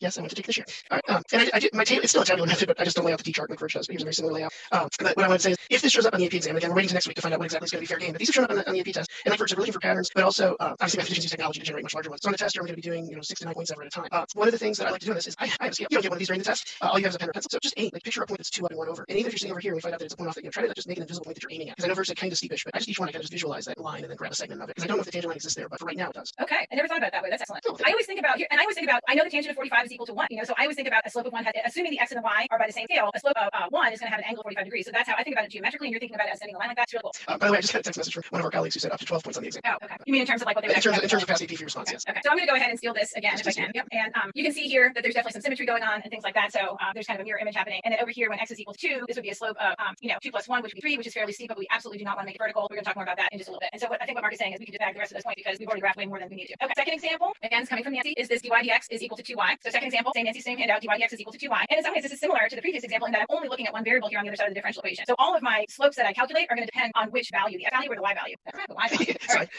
No, I'm kidding. You know if you're waiting for the imaginary voices or for mine? Yeah, I know that some of my students are talking at the screen right now. They're good. Okay, so for example, here, when at this point right here, the point 0, 1, the y value is equal to 1, so the slope would be 2 times 1, which ends up being 2. So that's going to have a slope of 2, fairly steep. Like Mark says, he imagines another point that's up to over 1 that he could connect to if he extended that line segment. However, if I had the point, let's see, -2, 1, this point right here, oh, that's going to be, the y value is 1, so that's also going to be 2 times 1, which is 2. So all of these going across are going to have the same slope of 2. I can draw it. This is how mathematicians do it. They go fast. They notice a pattern, they kind of notice it all for all of them. You can make a huge table, but and you'll get the right answer, but it's kind of quicker to look for pattern. Okay, what's happening at, I don't know, what's happening when y is equal to 2, like 0, 2. Then my slope is steeper. Just wanted to use the eraser. Okay, so there we have a steeper slope before, and all of these slopes here when y is equal to 2, whether it's a 2, 2, 2, 1, 2, these are all steeper than before, but still positive, of course. That one's bad. All right, so what's happening below the x-axis? Below the x-axis is like at 2, -1. My formula says the slope dy dx is equal to 2 times y. So 2 times -1 is -2. So that's going to have a slope of -2. And anywhere that y is -1, we're going to have a slope of -2. What's happening along the x-axis here? Maybe some of you guys have already calculated that. Mark, can you describe what the slopes on the x-axis are going to be? A whole lot of nothings. A whole lot of nothings. Like, should I put them there, or should I put, or did I not put them there? There's a symbol for nothing. I was thinking the value of 0. So a 0 slope. So we're going to have some horizontal line segments. Yes, all horizontal line segments. Exactly. And it does bring in mind that maybe somewhere along the way this thing's asymptotic. Yes. In fact, if you one thing that we're going to do is we're going to kind of look back at these slope fields and kind of interpret them and think about what potential solutions to those differential equations could be based on what we're seeing in the slope field. So it seems like what Mark is saying, there's some sort of asymptotic behavior happening here at the x-axis, perhaps something going down like that. All right, let's look at the third one. So this is number 3, actually, unlike yesterday where we started with 0 and then skipped 2, all kinds of craziness. So this one, dy dx is equal to x plus y. So now our slope depends on, let's see, our slope depends on both the x and the y being added together. That's going to create our slope. So at 1, 1, for example, this point right here, my slope would be 1 plus 1, which would be 2. And then at, let's see, 1, 0, which would be right here, my slope would be 1 plus 0, which would be 1. There goes my 45-degree angle again. So this to me seems kind of tedious because like I can't be like, well, for here it's all like this, and for here it's all like that. Oh, but there is something going on where I can say, oh, where is the slope 0? What's the nature of the points where I'm going to be able to draw a horizontal line segment? So Mark, go ahead and give me one of them. Well, if I do x plus y equals 0, it looks like they need to be opposites. So let's go 1, -1. 1, -1, I can draw a little horizontal line segment. 2, -2, 0, 0, -1, 1, -2, 2, like that. At -1, 0, I can go ahead and draw a slope of -1. Is there anywhere else I can draw a slope of -1? Well, if either coordinate is one more, has an absolute, absolute value one more than the other and they're opposites, we want to try and math speak it. So like 2, -2, 1, yep. and -3, 2. Yep. Oh, it looks like they're right along the 45 there. Does 0, -1 work? And 1, -2. Right. Ooh, I wonder if that 45-degree line will work on other ones. Huh. This is unrehearsed too. I'm thinking rehearsed. I'm thinking 0, 1. During our prep time, like changing our background, obviously, which I'm still not able to do because I have to do an update this weekend. Watch out for a new background today. Tune into that. You got a board laptop. How about 0, 1? Oh, 0, 0, 1. Okay. Those are going to be our 1 slopes. Uh-huh. So then -1, 2. So the -1, 2. Ooh, look at this diagonal. So this negative pi over 4 line here is coming in really handy. This is like ugly though. I don't know. To me, it is. It's still lovely. I'm not saying it's not loved. I'm just saying it's ugly because I'm not seeing a particular solution reveal itself to me like I did in the first two. Like I can say, oh, I can see this. This is definitely not one of the family functions we play with all the time, is it? No, it's not. Okay, what's happening at -1, Slope of -2 perhaps? Yeah. Okay, and then a slope of -3 here. Slope of -2. Oh, that's nice. I can do a slope of -2 there and there and there. Yeah, all those lines parallel to y equals -x are going to come in really handy. Okay, and then here, this is -3, slope of -3, slope of -3. I think that's enough. I'm done. That's enough for now. I think that was okay. I have one for everybody at home to try. It's number 4. And again, I'm only going to give you a minute because we don't want too much dead time, but we know that many of you are actually not watching live. You're watching later on when you have time to watch it. So you can press pause. It's not wait for me to put the thing up here, but you can press pause and then take your time to create the slope field based on the differential equation. And then in about a minute, we're going to have Mark reveal his slope field and talk about it. So there's our example number 4. It says dy dx is equal to 2x, and you can go ahead and create the slope field. This is number 4, so I don't get to pause it. This isn't fair. All right, so we've got about 40 more seconds on the problem. For those of you watching live. Oh man, definitely should have put ahead of time on this one. No, it's fine, Mark. I don't want to hear from Oro Valley. He knows who he is. Oh, I know who that is too. Busted. Yeah, we're about to see how good that 30-second delay is before I get a text. Okay, whenever you want to reveal your screen, Mark, and maybe you only have it halfway done, that's fine. That's probably true for the people watching as well. This is a lot of points in this lattice of points right here. But truly on an AP exam, at least prior to 2020, you would only need to sketch maybe 6 or 9 of the points. It would be. All right, I'm trying to share back. There we go. That's actually the last one, but here's this one. Yay! Yay! Looks so good. I just got the text from Chris, so there's our live delay, folks. That looks so good, Mark. Anything you want to comment on? No, other than I started off way too fast, and I saw the 2 times 0 was 0, and I immediately started laying them one horizontal. So this is why I need to have a pencil or invest in the cool pens like my friend Verge has. But fortunately, I had 3 copies, so there was the abandoned, and then we jumped in with another copy. Okay, so here's my question to our folks at home. I think that looks excellent. We've got the one that you all just created, and I'm just going to put a mock one up. I'm going to steal that screen in just a minute. I just want to, these are the kind of things I do in my classroom. Of course, you can't really do this virtually, but I'm going to try. It might be a total fail. We'll find out. Happy tree. Yes, mistakes. They're just, what are they, happy accidents or something like that? Okay, so like these are our 4. This is a one. This is one that I did earlier to practice, and you can see some pencil, but it's very similar to that dy dx equals 2x. So out of these 4, if I kind of said, well, which one seemed to be of the same type or family or same thing going on, just even looking at pictures, not looking at the differential equation, just looking at the slope field, which one do you think, Mark? Also unrehearsed. I come up with questions a lot, just because it kind of makes connections for me. Which one seemed the same for you or similar? The first and the last. Yeah, agreed. Although I respect the group that looks at 2 and 4 at these horizontal trends as well. But... Yeah, okay, good. We're going to do another one, which is number 6, and it's another one that has 2 variables in the differential equation, the y and the x. So it's dy dx equals negative y divided by x. There's some other issues that kind of come up in this one, so we definitely want to talk about those because not every single one of these little dots, these integer pairs, will actually have a little line segment on it. Okay, there's going to be places that are going to need to stay blank, not because I was lazy, like on the other one. Like here these stay blank because I was lazy. Okay, that I was lazy. I just didn't want to do that. These are going to stay blank because we actually do not put a line segment a place where we have an undefined slope. So I'm giving you a lot of hints right now, but you might be thinking to yourself, ooh, I know where that's going to be. Okay, so dy dx is equal to negative y divided by x. So for example, here at 1, 1, I always start like this. I might not start like this actually like on paper, but I start like this in my mind. I pick a couple points and see if I can figure out the pattern. Okay, so what is my dy dx slope? 1, 1. Well, it would be negative 1 divided by 1 since my y value is equal to 1 and my x value is equal to 1. This ends up being negative 1. I'm going to draw a little negative 1 slope there. What about what's happening at 1, 2, for example? That's here. Negative 2 divided by 1 is negative 2. So a little bit steeper there, but still negative slope up 2 over 1. Okay, giving me some ideas. Are there any other places where I might have a slope of either negative 1 or negative 2? I wonder. Well, so y and x have to be equal value, right? Equal absolute value. So like here at negative 1, this point right here, this would be negative 1 divided by negative 1 or negative 1. So that would be like right here. That's making me think that something else is going on here. I'm just like sketching that without calculating it. Is it right, Mark? Yes. Yeah, because of what's happening with this opposite signs in the quadrants. Yeah, well, along y equals x, along y equals negative x. Yeah. Yeah, and so there's going to be some mirror imaging going on here. There's going to be a lot of symmetry. A lot of symmetry. Okay. So here at 1, negative 2, this is what I'm saying. It's going to be negative, and then negative 2 divided by 1, which ends up being positive 2. So that's going to be positive 2 right there, and then here is going to be a negative 2. Okay. How about along the y-axis? Pick a point. Oh, 2, 0. Yeah, 0, 2. Sorry, 0, 2. Oops. 0, 2. Okay, so 0, 2. So negative 2 divided by 0. Oh. Division by 0 is undefined. So any time that I have an x value of 0, that's in the entire y-axis, I cannot put a line segment. No vertical line segments, no nothing. However, along the x-axis, so like at 2, 0, what Mark had originally said, this would be negative y divided by x, so negative 0 divided by 2 is going to be 0 divided by 2, which is 0. So that would be a little horizontal line segment there. And at 3, 0, and at 1, 0, and at negative 3, 0, and at negative 2, 0, and at negative 1, 0. And what about the origin? 0 over 0, I believe, is undefined. Still, okay, so this one's still nothing at the origin. Nothing at all on the y-axis. Is your graph more complete than mine? I think it. Wow, that's weird. Is it not graph? It wasn't giving me an option to grab my camera. Okay, I'll do my screen, I guess. Are you Oh, seeing yeah. it? Oh, I missed one. Right. Yeah, good, really good. Go ahead and grab that back. Okay, well, no, I like this. Okay. I just want to say a couple things, just because Mark and I have both read AP exams for a long time, and some of the teachers and students out there might not know that. But some of the things that students definitely mess up with while they're taking the exam is they first of all, what we emphasize about you don't want to put any vertical line segments where the slope is undefined. And then another thing is sometimes students make line segments that are all kind of crashing into one another. So we want to have these tiny line segments that are not touching any of the other line segments. And then in theory, there's an infinite number of possible tangent lines in here, and we're just trying to highlight specific ones. So you want to keep them discrete. Okay, and what about students like actually writing their slopes, numerical values right onto the actual slope field? Traditionally, we ignore it. Okay. Yeah, and also they won't ask you to evaluate along. These dots won't be here on an AP exam. I don't think they've ever asked the students to sketch a slope field. Normally they would just be blank. It would say the 6 dots, and you would see those 6 dots. Yeah. Okay. All good information. All right. So we do have one more that we're going to go ahead and do. I was going to go ahead and give it as kind of like an assignment or suggested practice, but I think we have time now, and I'm going to explain a little bit more what you're going to find in the Dropbox. So Can I grab this back? I am. It's weird. It is grabbing back right now. Well. One of us. I got it. Okay. All right. So this is the one that I'm talking about, and it's dy dx equals y minus 1, and we're going to give you about a minute to do that. If you're not watching live, of course you can pause and do it for yourself. dy dx equals y minus 1, and we'll have Mark show his if you don't mind. Mark, 1 minute is up. My hand has not started to cramp up yet. So good morning before we bring back. I just move my camera to get out of the way. All right. Interesting. Definitely some patterns on this one. And in my own classroom, one thing I would definitely say is, which one, without even sketching it, which one should it probably remind us of when we're finished? And then when we are finished, we look at it and say, oh, I was wrong, or yes, I was right, things like that. Notice how in this differential equation, there's no division by a variable, so every single point here should have a line segment. Should be in play, I guess. Every point is play. That's right. Okay, you ready, Mark? Yes. See if it shows. It still does not want to recognize that my I just did a stop share, so maybe that helps. I don't know. You know what's weird is it's not the software's not showing up. I'm sure it's something I have to reboot to get. Okay, great. So yeah, go ahead, Mark. I was just gonna say the one thing I just mentally doing what Verge was doing with the table is looking at 0, 0, 1, 0, 2, 0. Those all have a 0 y, and the only variable that this is taking action in this expression is the y. So I knew all along that was going to be negative 1. And that was when I first said, oh, there's a pattern. And obviously 1 minus 1 is 0. Getting steeper as y gets bigger, and getting steeper in the negative direction is y gets more and more negative. Great. And it should remind us of the one dy dx is equal to y, where the y is the one that's affecting the slope, not the x. But in a lot of ways, it reminded me of number 1, because number 1 was the sum of x and 1. Even though it's a 90-degree rotation, it was that similar idea of I just have to add 1 and then get this line. Okay. Yeah, that was the first thing that jumped to my mind when you said which one is it similar to, as I was thinking the constant with the single variable. So. Okay. I'm going to go ahead and see. I don't know why we're having trouble grabbing from each other's screen today, but that's interesting. Yeah, Siri, you have to stop share for me to share. You had no, I never stopped. Yeah, no, I'm you had it. Go ahead and grab it, Verge. You can't, because I'm not sharing right now. What did you want to share? Maybe I can load up. I was just going to go ahead and share. Let's go back to our PowerPoint. PowerPoint. I think I can wrap up early. I was just going to go ahead and share the definition of the slope field again. So maybe we can just go back to our PowerPoint. Oh, the slope field of this. We didn't have It's okay. Just get back to PowerPoint. So just what we did today was we learned how to sketch slope fields. And remember, a slope field is a graphical representation of a differential equation on a finite set of points in the plane. And we started alluding to this, but slope fields will provide us with information about behavior of the solutions to first order differential equations. And that's really where we're going with the next lesson, is really learning how to interpret slope fields to give us information about the solutions to the differential equations. So in the Dropbox today, you're going to find a couple of different things. You're going to find Nancy's entire handout that she wrote for the entire differential equation unit. And it's going to have what we did today and then some other things that you can do on your own and check your answers. And then it's also going to have stuff that maybe we haven't quite done yet, solving differential equations, which is coming up next week. And we also have something that Mark wrote, which is a matching activity, which teachers especially will love to download if they don't have it already. What's that, Mark? Oh, you lagged for a second. Oh, I was just saying what was in the Dropbox. So like we have Nancy Stevenson's materials, which are pretty broad in scope and includes the sketching slope fields in addition to some other stuff. And then a matching activity that Mark wrote that is really excellent. My students did it this year right before spring break. And it has the slope fields, the differential equations, and some verbal representation. And so teachers and students can find both of those in our Dropbox under 7.3. And Virg, I'm going to actually take over here for a second again.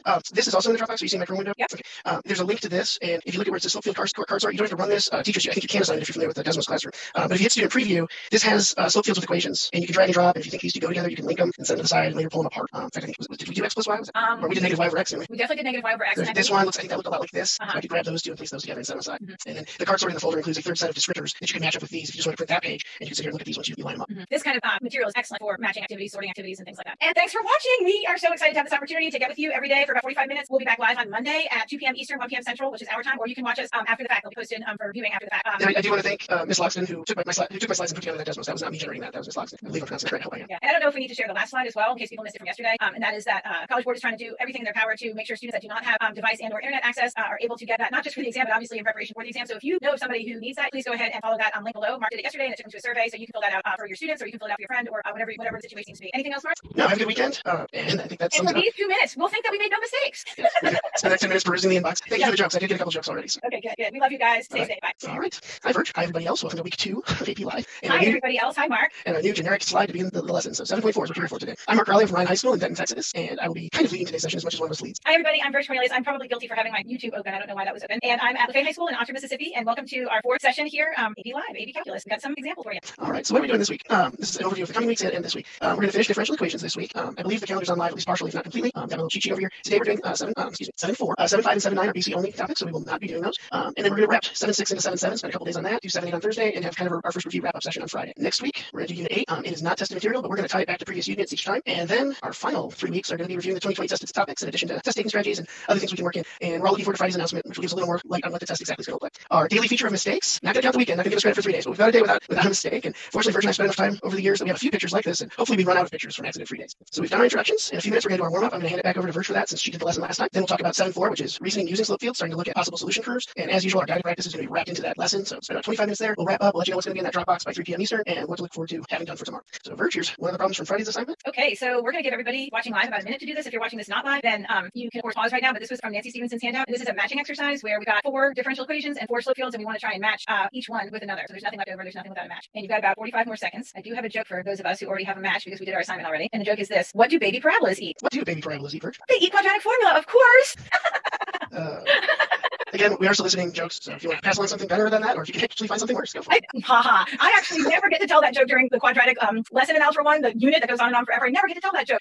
So I always forget. But anyway, I'm going to have to stick this little sticky note in with my Algebra 1 stuff when I get to go back to my classroom. Okay, I'm going to go ahead. Should I grab the screen now, Mark? We've had go ahead. Okay, so I'm going to see if I can do this. Oh, we need to, I cannot screen share. So needs to give you co-host? Yes, person needs to give me screen sharing ability. Wait, you're live and large now? Oh, now I am. Yep. Let's see if you can Okay, I got it. Okay, so this is just a paper handout of what we had. And we're trying to match the slope fields with their differential equations. So one thing I would probably notice right off the bat is this one, like number 14, dy dx equals x plus y. When you add the x and the y together, and the x and the y coordinates are opposite. So for example, -1, 1, or 2, -2, you add them together and you would have a slope of 0. So you have these little horizontal line segments here showing that 0 is slope. 14, which would match with A. 12, I might notice right away, dy dx equals 0.5y. This differential equation, the slopes depend only on the y value. And so as I look here, I might say to myself, okay, at a point such as 1, 0, I have a slope of a half.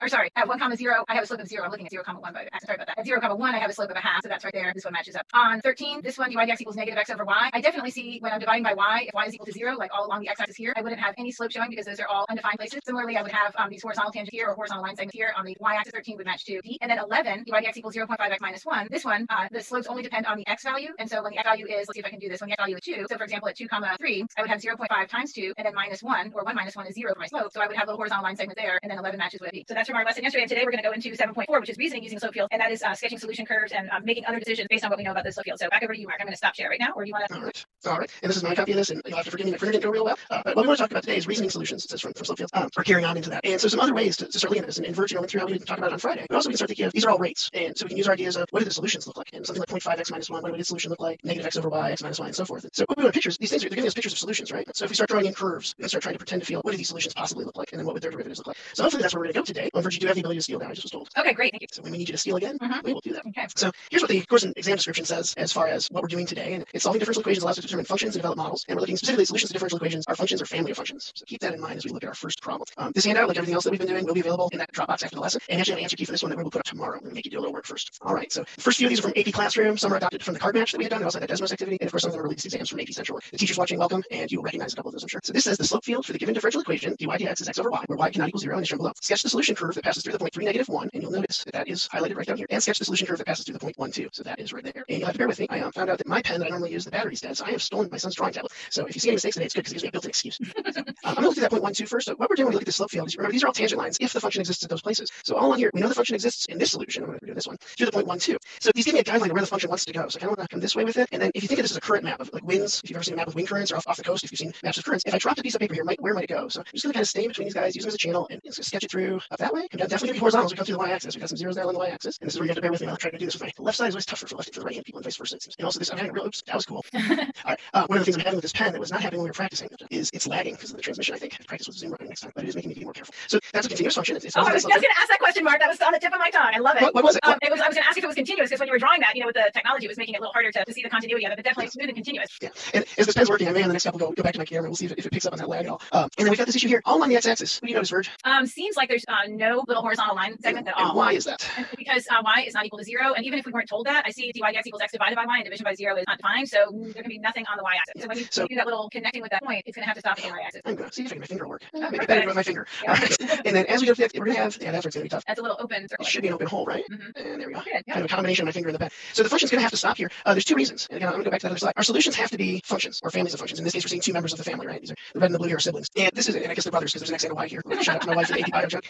We've got this hole here because we don't know if there's a vertical tangent there. Yes, if we have points and we find a zero denominator with a non-zero numerator, we can assume that's a vertical line slope. But this is instantaneous, and also y equals 0 is not in our functions relationship. So we put that hole there, and then we just continue the largest continuous we can. So if I wanted a domain for this, it would have to know where that intersects, but it would only be this part to the right of that hole. Could you say the range there is y is less than 0? I guess since dy dx is a two-variable function for dy dx, I could say where our solution is only good for y less than 0. I think that would be good. I have a question, Mark. Yes, Virg. What if there was a point, like instead of them giving us 3, negative 1, what if they gave us like 3, 3? So I do my fingers. And then we were supposed to draw the solution curve. That would be a curve, wouldn't it? Right. So we come back to this algebra definition of solution curve, right? So if I come to 3, 3, and let's see, this point was at 1, 2, is that correct? This one was. Yeah, there's your 1, 2. So 3 is probably right around. This is probably about 3, 3. Oh, that other point is at 3, 1, negative 1, so it should be right above it. So there's our little point right there. And you notice this, the tangent line there is a 45-degree or pi over 4 radian angle, and it shoots right to an identical slope all along that line. We still have this issue when we get y equals 0, though, right? We still have an undefined point, so we are going to stop there. And then I'm using the touchpad this time. I'm getting to play with all kinds of technology, and it's actually going to be that ray. And yesterday, when Virg was asking about this, she said she asked why I didn't put arrows on my original curves, and I just said because my calculus book doesn't put arrows on it. They continue to the edge, and then they stop writing. If you put arrows on yours, you can ask your teacher how they're going to handle it in their classroom. At the AP reading, we just ignore the arrows because some people write them and some people don't. If you want the graph to stop, you draw a point at the end. Like we have a circle here, it would just be filled in if it was included. Okay. So a curve, basically a solution curve, really could end up to be a line segment. Right, because the solution curve or a ray in this case. A solution curve is the set of all points that makes our equation true, right? And so if we have a line y equals x, the solution curve is the set of all points that makes y less true. That curve happens to be a line. When I say in classes, lines are just straight curves. Right? Okay. All right. So let's see. I've moved my papers around in infinite wisdom. We're just going to move along to number 2. Oops. I do that all the time in class. A whole bunch of kids in Texas just started laughing because I do this all the time on a Promethean board. I have to select the arrow over there before I can move things around. All right. So here's how it looks on a multiple choice situation. The same idea. So you're not asking us to sketch the curve, but notice how this one's different than what we did last week. If we read this question, the slope field for a certain differential equation is shown above. Which of the following could be a solution to the differential equation with the initial condition y of 0 equals 1? And they're using that y as a function notation, right? So that really is just saying containing the point 0, 1. So we want to have this point right here. And as I was playing with this in the last couple of days, I really got disturbed by the fact that the x and y axis scales aren't the same. So we have to keep that in mind. So with Virg's warm up and what we did on Friday, we would have been looking at derivatives down here, dy dx, differential equations, and trying to decide which one would match the slope field as a solution. But this time you notice, what does it have in front of that expression? It's just y. It's y equals. So these are actually they're asking are these members of the solution family, and specifically the member of the family that would go through that point. So the way I do this, I just go through the process of elimination, and I think, what does a cosine curve look like? And to me, a cosine curve should look like that, starting at 0, 1 over right about here, and then coming back the other way and doing something very periodic and similar. In this graph, it starts with the right shape, but it is flattening out before we ever reach the x-axis. So I'm going to throw 1 through there. 1 minus x squared. I seem to recall hearing a joke about these types of equations recently. Yep, my algebra students could totally tell you what that looks like. That is indeed a parabola, and it should be getting steeper the farther down we go, especially as it hits these intercepts here. So we're going to throw b out. C, our exponential function, which I imagine its derivative looks very similar to that. Yep. And so our exponential is going to look like that. It has the horizontal asymptote at 0 on the left. That makes me happy. But obviously the right side is not going to work out. D, and D is the reason the scale bothered me. Because Virg, what do you notice about D? Well, D is the top half of the circle. If you have x squared plus y squared equals 1 and solve it for y, yeah. Yeah, if I went through and actually solved this thing and tried to get, well, not solving it, is solve for y right now. I'd end up with an expression that looks really similar to x squared plus y squared equals 1. Now this principal square root is what, Virg, of course, is actually correct. It's the top half of the semicircle because we chose the positive square root here. And this is the one that I tried to draw down here. I realized how bad the scales were. Because if I go from 1 to negative 1, 1 to 1, actually looks very similar to our parabola. It doesn't look like a semicircle. So I would prefer it to be more semicircle, which this apparently is not that. It's more of a 10. But as best I can, it still obviously violates or goes against the slope field down there. So we're left with E as our answer. Perhaps we can figure out exactly why. And this one I'm going to actually try to use the pen. I'll probably regret this. But if I I already do. Okay. Sorry about that, guys. That was something I did not realize until about 12:50 that this was doing that. But if I look at the limit, I'm not going to be able to do this with a mouse pad. I'm sorry. But if I look at the limit of this, as x goes to positive and negative infinity, we have that polynomial on the bottom at second degree, this monomial on top of degree 0, and that limit is going to be 0. So we're going to get that horizontal asymptote on both sides at 0 that we expected y equals 0. And it's going to start through 0, 1 and go through it. I know Verge, when she did this, when we talked about this earlier, she also verified 0, 1 worked in all these right off the bat. Unfortunately, they all did, so that didn't help us eliminate it. So, and I'll just go ahead and let the people who want text me, but this guy has a special name, but I'm not going to throw it out there specifically because I don't even worry about stuff that they have to not know. Any questions you have on this, Verge? Anything to add? No, looks great. Awesome. I think we're saying the answer is E, marked in circle. Oh, I'm sorry, yes. But he didn't knock it out either, and he was talking about saying yes, definitely E. Yeah, definitely E. All right, so I'm going to go to my next slide. And oh no, words. This is when a lot of my students are like, why did I put so many words around it? But we're going to get through those words. We're going to read through this. So we have the number of frogs living in a pond at time t, measured in weeks, is modeled by the function y equals big F of t, that satisfies the differential equation dy dt is equal to 1/2500th of y times the difference of 1010 in y. The number of frogs in the pond at time t equals 0 is f of 0 equals b, where b is a positive constant. So we don't know how many frogs we're starting with, other than it's a positive number, which if you're going to have a population, that's a good place to start. A slope field for the given differential equation is shown in the figure below. Sketch the solution curve that passes through the point 0, 250, and sketch the solution curve that passes through the point 0, 1500. And I do want to take a moment to point out, and one of the previous problems had this as well, you'll notice that they're two different solution curves. It's not sketching a solution curve for both. So if anyone's concerned when we go back, and I did it in 3 colors to kind of emphasize, oh, I can't go back. No, but you know what, Mark, you're saying exactly what was in my mind, and that is when we draw the first one, that is a solution curve. Its own It's only the one through that point, right? Yeah, and then we're saving our resources here and using the same graph to draw a separate solution curve. Correct. So yes, it's they're not both solutions at the same time because they would fail the vertical line test very hard. So let's see if I can stay through these. No, I don't like the ending of that. So what I'm trying to do when I draw these, for those of you that are obviously you're watching and can't see what I'm doing with my finger, I'm trying to stay in between lines if I do, or if I get a line, I try to run parallel to it. So I'm kind of, and then this thing gets flat really fast, and it's supposed to be asymptotic. I'll forgive my finger there. And they did not restrict this, so if you carried it to the left, I think it would be okay. But realize that we have a starting point of 250, so I'm going to start my graph there. All right. And you'll notice it gets closer and closer to that 1000 without ever getting actually that line is actually I think a little above the 1000. That's okay. They gave us the solution. They gave us the slope field. Yeah, you can tell by the equation that it's yeah, actually 1010 that would equal 0 again. And now we're going to look at the 0, 1500. So I'm going to put my point there. So we're starting off above now. And see how asymptotic I can get. So no matter which side we start on, we start approaching that 1010. And you don't have to do all this, but if you look at the equation, when you put numbers in that are larger than 1010, you will notice you're getting negative slopes back. And as soon as you put in a number less than 1010, you're going to get positive slopes back. So it is consistent, which is good. I was like when math works. All right. And I'm going to erase it and change the arrows. I don't draw 2 little finger lines on the board like I did before. Oh, you're learning so fast, Mark. You're so smart. Yes. All right. I am going to turn my camera on for a second, and I want to do this because I want to try to give you guys a guide of how do I do this at home. And if you're stuck like me with a mediocre printer, I actually had issues that my printer didn't want to print these. So I'm going to actually do the last problem. I know you can't see it, right? But if I was doing this, I don't expect you guys to draw the slope field. I wouldn't expect my students to. So can you see that okay? Yep. It's kind of blurry. Because I can't see it when I'm looking at the other thing. And I'll just do this. All right, there's my 1000, usually with 3 zeros, 500. It looks like they went up to 60, cut it in half, call 30. And then just kind of do the sketch without having to put the slope field in. Or if you want to put a couple of the slope fields in, be like, okay, it's going up, it's going up. But you can still draw this without having the slope field in front of you and just know it's that shape. And then 500 more. And so you can draw these without having the slope field on a piece of paper. Obviously, it's easier with the paper, but we're adaptive people. And if nothing else in these times, we found out we're adaptive people. So are you seeing my screen again? Okay. So we're going to give you a little bit of time to do number 4 here. As you start, I'm going to read the directions. This is for the given differential equation. Sketch the solution curve that passes through the point negative 4, 4. And you can see that one highlighted here in the second quadrant. Sketch the solution curve that passes through the point 6, 2. That's this one over here in the first quadrant. And sketch the solution curve that passes through the point negative 2, negative 3. And while we're doing this, I guess Verge should be working on hers on off screen. I'll give you a minute or so since this is a lot to do. I know. So take a moment to take it in. The dy dx is x minus y. And you can pause this and come back, or I will tell a joke since Verge told a joke. This one was sent to me by a teacher. We've been told to avoid names on here, so I'm sorry. You're just gonna have to know that you're getting credit unless we use one of your documents. But my house has been chilly. I'm in Texas, but in North Texas, our weather is up and down. We had the 90s this week. It was in the 40s a couple nights ago, maybe even last night. But I found that if I do my math in the corner, I feel a little warmer because it's always 90 degrees there. Yeah. Yeah, And you thought mine was bad? Oh, yeah. Mine's bad because, I mean, really, who uses degrees? All right. Oh, that is so true. The problem with your calculator is probably because you left it in degree mode from physics. Okay, so here's mine, Mark. How do they look? Let's see. You're hitting the point, and that's very important. How close enough? People are always like, how close enough is close enough to the point? Hitting the point is close enough. You came through. I got this horizontal, and then what appears to be this vertical. And you know you don't hit that asymptote, or at least you should suspect you don't hit that asymptote, because if you do get to it, you're going to stay on it, and that's probably very unlikely. So plus we can see where it equals 0. 0.62. That looks good. Maybe a little steep there at the end, but who am I to talk after the digital stuff I've been putting up? And then negative 2, negative 3. And I notice your point doesn't stop at either of these zeros here. It keeps passing right through, unlike mine from that earlier problem. Yeah. So why didn't I stop? Well, this differential equation here doesn't have any places where it's not defined. In other words, I'm not dividing by x or dividing by y. So I think I can just continue to subtract y from x for the entirety of the coordinate plane, basically. So kept on going. We stopped if we hit an undefined point, and you did not. Yeah. I did it right. Until somebody told you later I did. Right, yes. We're really hoping to get a 2 up there. That's really Oh, if we ever hit non-prime again after 1, that'd be so nice. Okay, so let's see. What are we going to do next? Oh, that's the end of this page. My digital book here. Okay, these, you're going to see a couple go by right here, and I believe we're going to do number 6. Now, I'm going to blow this up in a second. You will notice that it's the same 3 points on every graph. So negative 4, 4 is getting a solution curve, 6, 2 is getting its own solution curve, and negative 2, negative 3. So we're getting 3 members of the family. And I'm going to blow that up. And should we give people a moment to do this one, or do you just want to go ahead and do it? No, I want to get that AP one at the end. Okay. So I think you can just do it. All right. What I really want to use is my geometry cheating skills, but there's a figure drawing device over here. So I'm looking at a point at negative 4, 4. So I'm thinking it's going to look something like this. Does that purple show up, or is that a little light? To me, it does. I can see it. Yeah. I'm actually going to still choose the darker purple. And again, we're not supposed to mention names, but if our chief reader ever happens to tune in, she will appreciate that. I'm going to see if I can do this with a mouse. It's going to be awful no matter what. I think if you're watching at home, getting entertained by Mark and his novice drawing abilities in this format, you hopefully were looking at this kind of a bullseye type slope field, and hopefully thinking to yourself it reminded you of circles. circles, and maybe we would be drawing a bunch of circles. But Mark is drawing only semicircles here. And missing the endpoints as well. And not including the endpoints. And if you look back at that differential equation, paying for it. anytime we have 0 in the denominator of that differential equation, it's going to yield something that's not defined. And so we cannot include that in our sketch. Right. And I know there's a lot of people who are working these backwards and already recognize derivatives. And the derivative of a circle is that dy dx is negative x over y. But the problem is we don't know where this came from. If this is just a rate formula someone found, if it is a derivative of a relationship, it would have to be an implicit relationship in that case, or a piecewise relationship. And so we just can't say that y equals 0 is there because remember, these are the solutions that we're drawing. And the solution inherits the domain's restrictions of the original problem. And since this original problem doesn't include y equals 0, we can't know that the solutions can include y equals 0.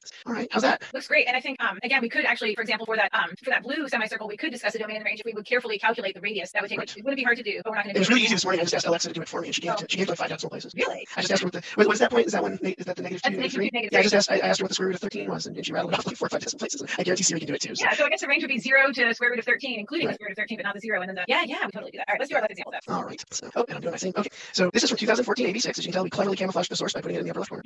And it is, consider the differential equation dy dx equals 3 minus y times cosine of x. Let y equals f of x be the particular solution to the differential equation with the initial condition that f of 0 equals 1. And the function f is defined for all real numbers. And you notice they gave us the initial condition, the stem, and a lot of free response questions, they'll take advantage of the fact, and I'm going to throw it up here one more time, that solutions, and this I'm looking at the bottom right, is families of functions. And so sometimes on FRQs, which is, abbreviations for free response questions, they might change the initial condition throughout the problem. Like the potato problem did not do that, but there's some others did too. But they gave it to us here at the beginning. So I'm going to go ahead, and I got it. The only ones they labeled on here are the 3. So 0, 1 is right about there. So look at those tick marks to figure out where it is. And part A says, sketch the solution curve through the point 0, 1. So let's see how good of a job I can do. First, do you want to talk about what happened when real students had to do this?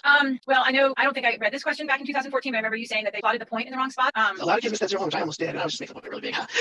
I could imagine a lot of students did not dip into the third quadrant like they should. And I think I actually dipped less than it should have. I think I'm actually going across some of them right there. Do you realize if this shows up on an AP test, they're very forgiving. You don't have a protractor, you don't have a ruler. I changed colors, which is really weird. So you don't want to spend 15 minutes on this, but you do want to make sure you're fairly close to what's going on. All right, what do you think of that version? Looks great. And also it says the function f is defined for all real numbers. I mean, that's also a clue that you should kind of stretch out along the entire coordinate plane. Okay. All right, and then we're going to get some embedded review here. We've got about 5 minutes left. It says, down here part B, it says, write an equation for the line tangent to the solution curve in part A at the point 0, 1, which is our same point. And then we're going to use that equation to approximate f of 0.2. Now, depending on how long you have been out of school, when you guys started the AP curriculum, I know some people start in January, but some people may not have found a tangent line in a while. So Verge, remind me, what do I need to find the equation of a line? Well, whether you're in Algebra 1 or AP Calculus, you need 2 things to write the equation of a line, in my opinion anyway. Ideally, you have the slope and you have a point. If you have those 2 things, you can write the equation of a line. So for calculus, the slope is the same as the derivative. So we actually have a recipe here, a formula for the derivative. We're told that dy dx is equal to the product of 3 minus y and cosine x. So all you have to do really is fill in. I'm getting way too picky, but this is horrible. That's all right. You guys can go online and talk about it. I'm still trying to find if you guys are talking about us on Discord or not. All right. All right, so 0, 1, I'm going to have 3 minus 1 times cosine of 0. Oh, shush.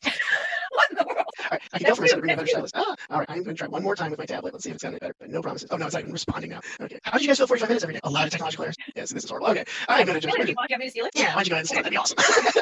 3 minus 1 is 2, and cosine of 0 is 1, so I'm going to go with 2 for my slope, if that's okay. Yeah. Okay, so no problem. So what Mark was at, and the notation. So the notation here, dy dx at 0, 1 is going to be 3 minus the y value of 1 times cosine of 0. So we have 2 times 1, which ends up being 2. That's our slope. And then what was our point? The point 0, 1. Okay. And then, my AP Calculus students a long time ago said goodbye to y equals mx plus b in favor of point slope form. It took some of them longer than others to completely jettison y equals mx plus b. But this is much better, in my opinion. Many people's opinions, yes. Y minus 1 equals 2 times x minus 0 is my tangent line. And then I'm going to approximate the y value on the f function when x is 0.2. So I can say y minus 1 equals 2 times 0.2 minus 0. 0.2 minus 0 is 0.2. 2 times 0.2 is 0.4. And then I'm going to add the 1 to both sides. So I get y is 1.4. So those are kind of what I was being asked to do. Write the equation of the tangent line and then use it to make the approximation. It's okay if you have equals here. The implication is that 1.4 is the approximation for f of 0.2. And I'm just going to add one thing. I'm going to steal this back, I think, for the last time today.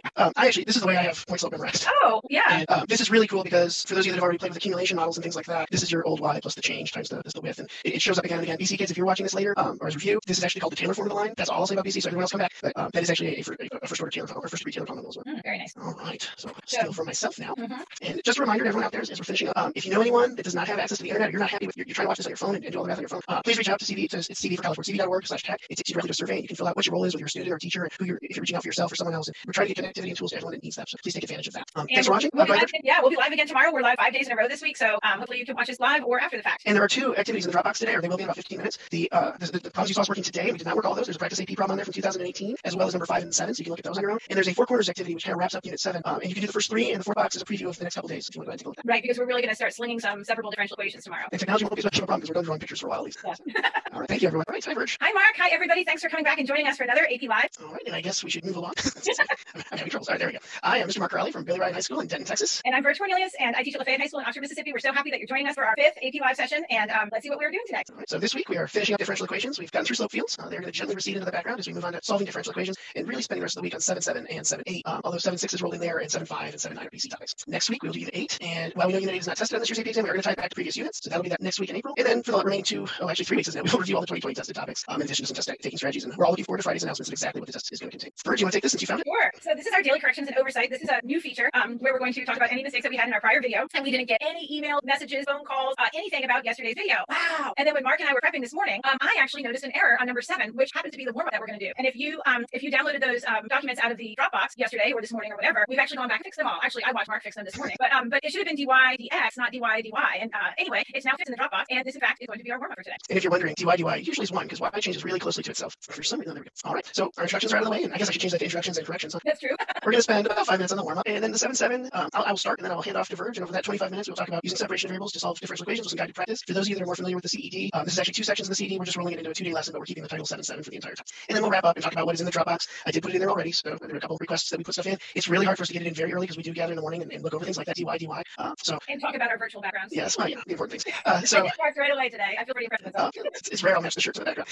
So we'll let you know what's in that Dropbox. If you want to pause this and go get those resources right now or whatever, those are in there. All right, so today's warm-up is the aforementioned number 7 from last night's homework, and I'm just going to reread it to you in case you didn't get a chance to look at it yet or you're watching this at some later date. For each of the given differential equations, sketch the solution curve that passes through the point -4, sketch the solution curve that passes through the point 6.2, and sketch the solution curve that passes through the point -2, -3. And then the reason it's plural is this was the directions for 4 different problems. dy dx is equal to x over y, and the slope field is provided there. And for those of you that did watch yesterday's lesson, you'll know that it was creative with using my technology, so I did a little foreplay this time. So I'm just going to give about a minute to do this. Oh, yeah, sure. Okay, so we're going to ask you guys to take about a minute to do this warm-up, or to locate, if you've already done it yourself, locate your note. You can kind of sketch it out the way Mark showed yesterday on notebook paper, just on the side. What would this one look like? What would that one look like? What would the other one look like? The 3 different solution curves. And meanwhile, while I'm filling up airtime, we've got about 25 more seconds. I've got another joke for you. So this is a good one.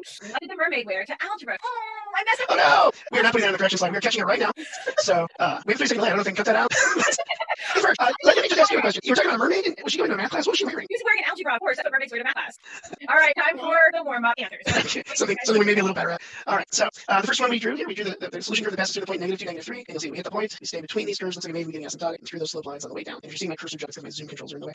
So next up, that one was pretty nice because it was a nice continuous function through the slope field. All right, next we went through the point 6.2, so it goes up here to the right, again, towards that 45 asymptote. Maybe she got a little steeper there at the end, but trying to follow those tangent lines. And when we get down here to the y-axis, or the x-axis, where y is 0, we have this hole, and that's because when y equals 0, this definition of the derivative is undefined, and so that point is not in the domain of our original function, which is our derivative. Our derivative is a two-variable function, and so the inherited solution can't include that point either. And lastly, we go through the point -4, We discussed this a little bit yesterday. I actually got some follow-up messages from some teachers, and I think I may have heard from one student. It says, hey, we've got this line staying on those tangent lines with slopes of -1, and then when it hits the origin is not included, and we have to stop there because our solution function is a continuous curve. That bothers some people. A lot of people wanted it to continue down over here, so let's talk about why that doesn't happen. So here's an example of a function, which I'm sure this is the first thing that jumped to everybody's mind when they saw the slope field, is this is the solution, right? So if we have a piecewise function that's defined y equals -x for x less than 0, and then the function is not defined at all in the open interval from 0 to 4 square roots of 2, but then picks up at x equals 4 square roots of 2 as the square root of x squared minus 32. If you take the derivative of both parts of this piecewise function, on the right side, this derivative does become x over y. It becomes actually becomes x over the square root of x squared minus 32, which for that fork is y. And for the left fork, the derivative is just -1. But if we look down here, I've kind of said, well, for x is y, if y is -x, then that function doesn't, that derivative is going to be -1. So this function that's represented by this blue and this green could be a solution to this differential equation. And that's why this needs to be open and stopped, because frankly, since the only point we were given, excuse me, was that point -4, I really don't know what's happening on the right. This might be happening. It might be the line continuing through. It could be any of these other pieces of hyperbolas over. It actually could be an absolute value function. The derivative, no, sorry, absolute value function with just x not being allowed to equal 0 would also satisfy this as a solution. Don't worry about that too much. You're not going to have to find stuff like this necessarily, but we just wanted to address why that was happening. But our friend Verge today is going to take over and tell us how could we find parts of this. I won't take over quite yet, but we do have a couple of slides before I go to my overhead, and these would be great to just take a screenshot of. What happened to those slides, Mark? You know what? Yeah. These are. We just wanted to do a little nod to the difference really between a general solution of a differential equation and a particular solution of a differential equation. So how do we compare that? What's the difference between a general solution and a particular solution? So we created this kind of comparison here. If you had a differential equation such as dy dx equals 2x, you can go ahead and take over, Mark. Okay. So if we have our differential equation is 2x, and what we're asking, we're trying to find a solution. Again, we can sketch this and look at the slope field, and it would look like a family of parabolas because 2x is the derivative of what? And at this point, Verge, what do you believe 2x is the derivative of? 2x is the derivative of x squared. I mean, I taught that to my own child when he was 3 years old. It's a great party trick. But it's the derivative of x squared and also other x squared plus 5, for example. It's the derivative of x squared plus 5. Right, and this x squared plus 1 is definitely x squared plus 1, x squared plus 5, x squared minus 7. We don't know because that plus c, I'm trying to remember from algebra 2, Verge, what does plus c do to this graph? That's that vertical translation, moves it up and down. So because of the nature of that particular kind of function, that's what happens when you add something to it. And that vertical shift is not going to change the slope at any of those x values since this thing is only dependent on x. So this is a whole family. So we talk about the general solution. This is kind of the slope field. This is all of the whole family with all these different constants added. But if we talk about a particular solution, and now we're talking about going through -2, 5. Well, now we're looking at y equals x squared plus 1 because if I stick -2 in there, -2 squared is 4 and 4 plus 1 is 5. Now that is the curve that passes through that point and has a dy dx equal to 2x. And let me just throw a couple more here to show you. So 3 is that's a constant slope, so that's just a linear function 3x plus c, but it's any line 3x plus c. And I guess you could use a little b there if you wanted, if you're a slave to the mx plus b family of functions. And you have to go through negative 2, 5. I believe it's 3x plus 11. So 3 times negative 2 is negative 6 plus 11. I think that's 5. We will find out tonight. Take on that one. All right, so moving on, just a last case, and this is one of them that was in the review assignment from yesterday, is this negative x over y. Sorry, I don't know if you can hear that in the background. My 4-year-old just came in the room looking for toys. Okay, sorry, I have to stop this for a second. My daughter. All right, now you can go back to mom. All right, so that was unplanned. Negative x over y. The general solution to this, in version I talked about this, and I know Brian Passwater is doing the BC review videos, so doing half of those. He and I have talked about this as well. One of the issues we have is the general solution is supposed to be a function, and neither of these are functions, because until we have a point, we can't really decide where the solution belongs. So we get this y squared equals negative x squared plus c, which is a nice relation that we can solve for y, but we have this choice of plus or minus, because we know it's semicircles, but we don't know whether it's top halves or bottom halves until we get a data point. And then once we have a particular solution through negative 2, 5, well now, I stick a 4, 2 in there, we get 4, 29 minus 4, 25 squared. All right, and so here's our semicircle that goes through negative 2, 5, and would fit in that slope field very nicely. Again, the endpoints are undefined because we don't know what's happening there. They're either not differentiable or they may not even be included in the domain of the solution. Questions, Verge? No, I think if you're watching, this slide right here is actually much harder than what we're going to do today. This is just where we're going and how we're able to come up with those general and particular solutions. We're going to learn the procedural, get better at the procedure for it, basically. And that's where I'm going to hand off to Verge. She's going to start telling us, like, where did this come from? How did they jump here so fast from here? And we didn't jump there really fast. Yeah. So, you want to grab okay, so I'm going to go ahead and grab the screen right now so that I know. Here we go. And this is my little sticky note to myself. It is Tuesday. This is our 5th AP Live, and we are predominantly working on section 7.7 right now. And 7.7 says that we are trying to find solutions to differential equations. Some differential equations can be solved by this technique of separation of variables. And there's actually many differential equations that we consider non-separable. And for AP, we do not worry about those. We worry about those in an entire semester class in college called differential equations. So the ones that we are going to solve today and tomorrow and Thursday and Friday as we're reviewing and practicing are all separable differential equations. Anti-differentiation is going to come into play here because how we are going to find those solutions is by anti-differentiating, kind of going backwards, thinking about what could the original function have been. So the materials we're going to use today that you apparently, Mark, you said you ordered them in the Dropbox, yes. Is that right? Okay. So as long as you're doing that, because instead of texting my friend here back who sent me something, I'm going to just go ahead and address it. And let me get the name, sorry. Because I'm sorry, I'm going to have to give proper credit tomorrow. But a colleague that teaches in Birdville High School here in Texas sent us a separation worksheet, and there's some rendering glitches on it. There's just some empty boxes that you have to ignore. That's because she wrote that in Google Docs for another entity, and so when it got translated into Word doc. But basically, just read those boxes as blanks, and everything will be fine. Okay, so in the Dropbox, there's actually 4 different things in the Dropbox for today. And one of the things in the Dropbox is a circuit that Mark wrote that I had never worked before. We were preparing for these lessons. I think I worked it maybe on Sunday or something for the first time. And if you don't know what a circuit is, boy, are you in for a treat because these are so much fun. The idea is that you're going to go ahead and work a problem, and then you look for the answer, and then that becomes your next problem. So what I've done is I've actually cut up this particular circuit here, and we're going to just work on kind of one at a time. So this one says solve for y, and I'm given dy dt is equal to 2t. So what that means is that I need to separate my variables, and then I need to anti-differentiate. Now, different teachers are going to do this slightly different ways, but I think what I'd like to do is show you the separation of variables right off the bat. In other words, I'm going to move the dt, the differential, to the other side and get it with a 2t, and then I'm going to anti-differentiate. So what that looks like is dy is equal to 2t and then dt. Integrate on both sides. The integral of 1 dy would be y. The integral of 2t dt would be t squared. And then this idea of the plus c would come here on the right-hand side. Now, I might say... Oh, I was about to ask. Why isn't there c on the left side, Vert? Right. Well, actually, there's kind of like a C1 and a C2, like a thing 1 and a thing 2 from Dr. Seuss. But generally what mathematicians do is they just lump this c all together on either one side or the other. I tend to do it on the right-hand side. But yes, when we integrate this dy, we get y plus c1. And when we integrate on this side, we get t squared plus a different c. You know, when you actually combine these together, you get just that single c. Okay, so we get y is equal to t squared plus c. That is the general solution to that differential equation. And then what Mark has here, he wrote this circuit. He says find a function that might be y. There's 12 or 16 problems here, so you have to kind of search around and find something that might be the same as y. And I've already done it, kind of like Julia Child. Here comes the out of the other oven. By the way, for anyone that's not a teacher, Julia Child would have been on the Food Network had it existed in the 70s. Just a 40-year-old, 50-year-old reference there. Yes, yeah, I went to the same college, although at different times. First, can I interrupt before you start number 2? Well, you already are, but go on. Yes. May I continue to interrupt? Yes. For that, I'm stealing your screen. All right. I just want to say, because I know there's going to be a couple emails from teachers, but you don't multiply the dt over. Okay. So our friend Leibniz, right? Great. Do you have a t? I always want to put the t. That doesn't look right to me, but it's okay. That's better. Godfrey. He was brilliant. This differential notation was his. This is actually the definition of a differential, which is not in our course anymore, although it's in lots of our textbooks, and I know many of us still teach it. And the differential of y is defined as y prime times dt. So the jump that you're making when you do this is you're plugging your derivative, which is dy dt, into this differential equation. It is not a big deal. Leibniz did this brilliantly, so it looks like we're multiplying both sides by dt. You can absolutely think of it that way. When I talk about it, I was referring to it as garbage math, but it's good. It's good garbage math. You can see where the dt's would cancel if this was actually a true fraction. Again, I'm doing this just for technical purposes because there's going to be one or two people like, you can't multiply by that, and so I just wanted to address that. Okay, thank you. I'm going to try and grab this back. If I keep doing that as the week goes on, Wikipedia says either spelling. Thank you, Nicole from Minnesota. All right, so this answer right here, which led me to the second problem, is of the form y equal t squared plus c if y equal t squared plus 8. So here's my second differential equation. Again, I'm prompted to solve for y. I have dy dt is equal to 1/2, and separate, so I get dy equal 1/2 dt, and then integrate on both sides, which is tantamount to anti-differentiating. The integral of dy would be that y plus c. Remember, that's a 1 right there. So think about, well, the derivative is 1, then the antiderivative would be y, or x, or whatever that variable is with your differential, is equal to 1/2 t, and then plus that c. That's where everything is lumped together. So that's my second one. That's my solution, my general solution to that differential equation, and that becomes my third problem. So my third she's looking for that answer at the top there. Yeah, so that's exactly right. So I've got y is equal to 1/2 t plus c. That's my general solution, and here is a function that might be y is equal to 1/2 t plus 7, where my c value is 7. Okay, looking at number 3, I have a new differential equation. Again, it says solve for y. It's dy dt is equal to 1/2 t. So I separate, dy is equal to 1/2 t dt, and then I integrate. The integral of dy ends up being y. The integral of 1/2 t. Now this linear term has to go up a notch and become quadratic, so I have to add 1 to that exponent and divide by my new exponent. So that ends up becoming 1/2 times 1/2 t squared plus c. I don't really show it like this. I don't do it like this myself. I just want to kind of show you what's happening. The 1/2 is right there, and then the 1/2 t squared is the antiderivative of t to the 1. So when I multiply these two together, I end up with 1/4 t squared plus c is equal to 1. Hey, Verge, yes, sir. if they brought the 1/2 out front of the integral? That'd be good. But then you'd have half a C. You mean like I'm just, yeah. I'm Are you being still a joke right now, or are you going to say like if you still put water in the sea, it's still the ocean? Yeah, it's kind of gives that idea. Yes. I'll do that. I'll do that on number 6 when we Okay, find that coefficient out. That's what you're talking about. Yes. Okay, I like it. Okay. This next one here, number 4. Oh, by the way, I do this. Hold on a second. I know that this is my next example that I'm going to do because I have this form y equals 1/4 t squared plus c, and as I look at this answer, y equals 1/4 t squared plus -2. So this c value is actually negative in this case, and that's totally fine. All right. So this time I have I'm going to solve this differential equation. dy dt is equal to t squared. So dy dt is equal to t squared. I'm going to separate. So I get y is equal to t squared dt, and then I'm going to integrate. The integral of dy is just y. Integral of t squared is going to be add 1 to my exponent, get 2 plus 1 is 3. Divide by my new exponent. That's the reverse power rule. 1/3 kind of plus c. What's the matter? You lagged out for a second. Oh, okay. So let's see here. SEE. Y equals 1/3 t cubed plus c. Y equals 1/3 t cubed plus a -4. That's in the same form. So that works.